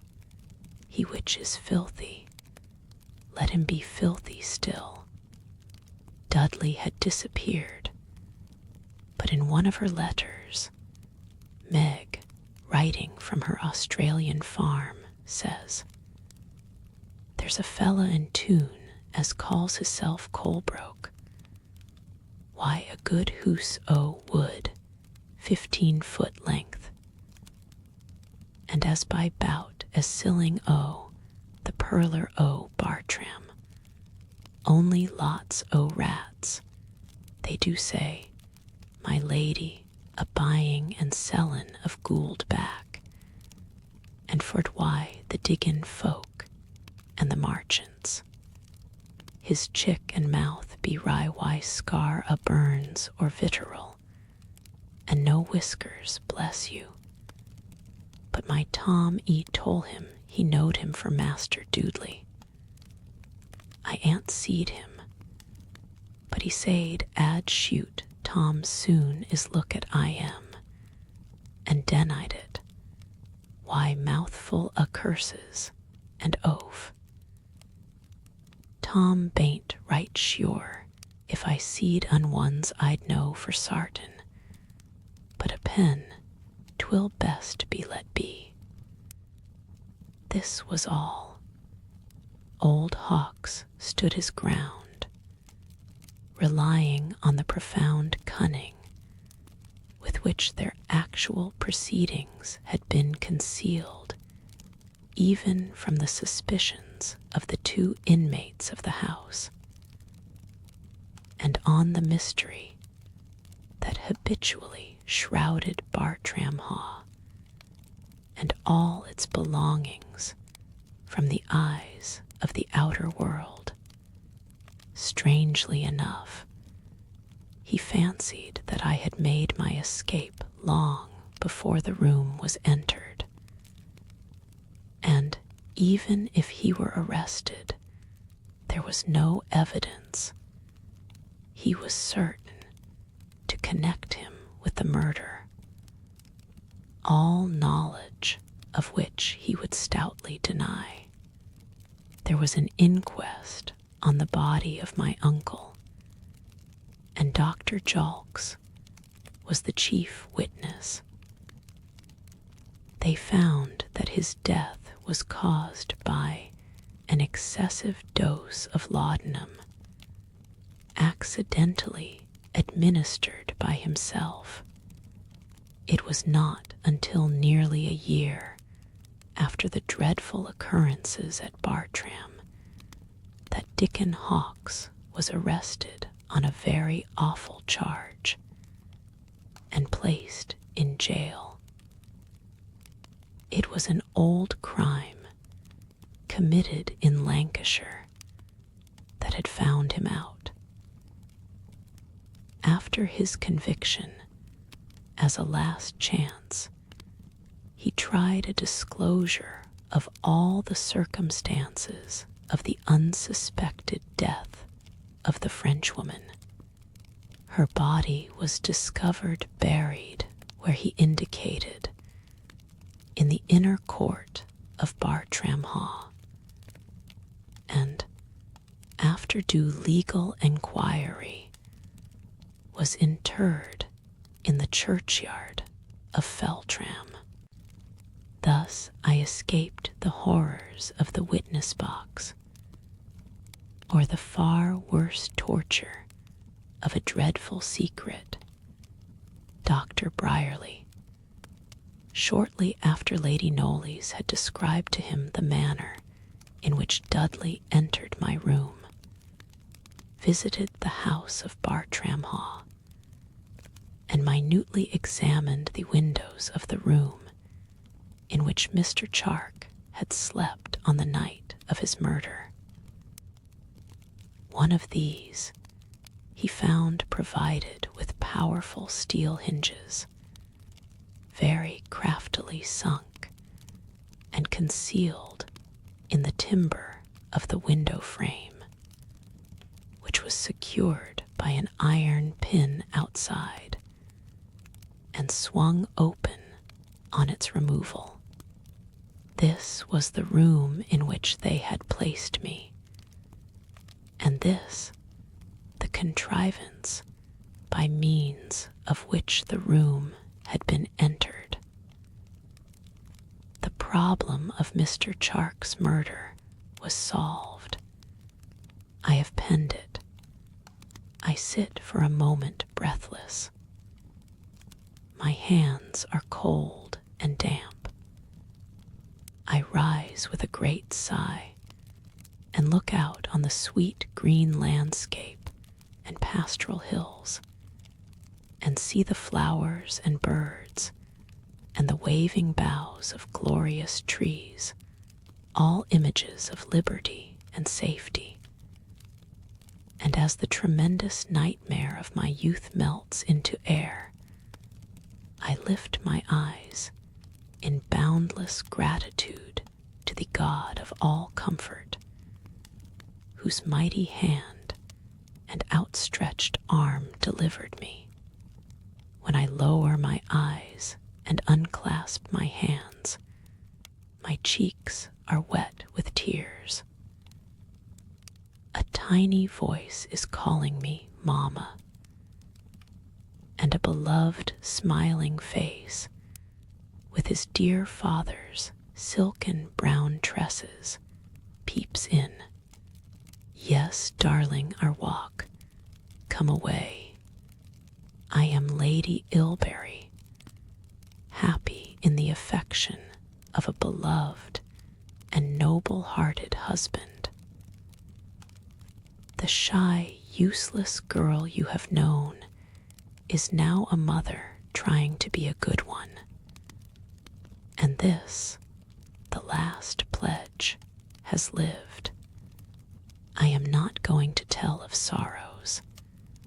How brief has been my pride of early maternity, or how beloved were those whom the Lord gave, and the Lord has taken away. But sometimes, as smiling on my little boy, the tears gather in my eyes, and he wonders, I can see why they come.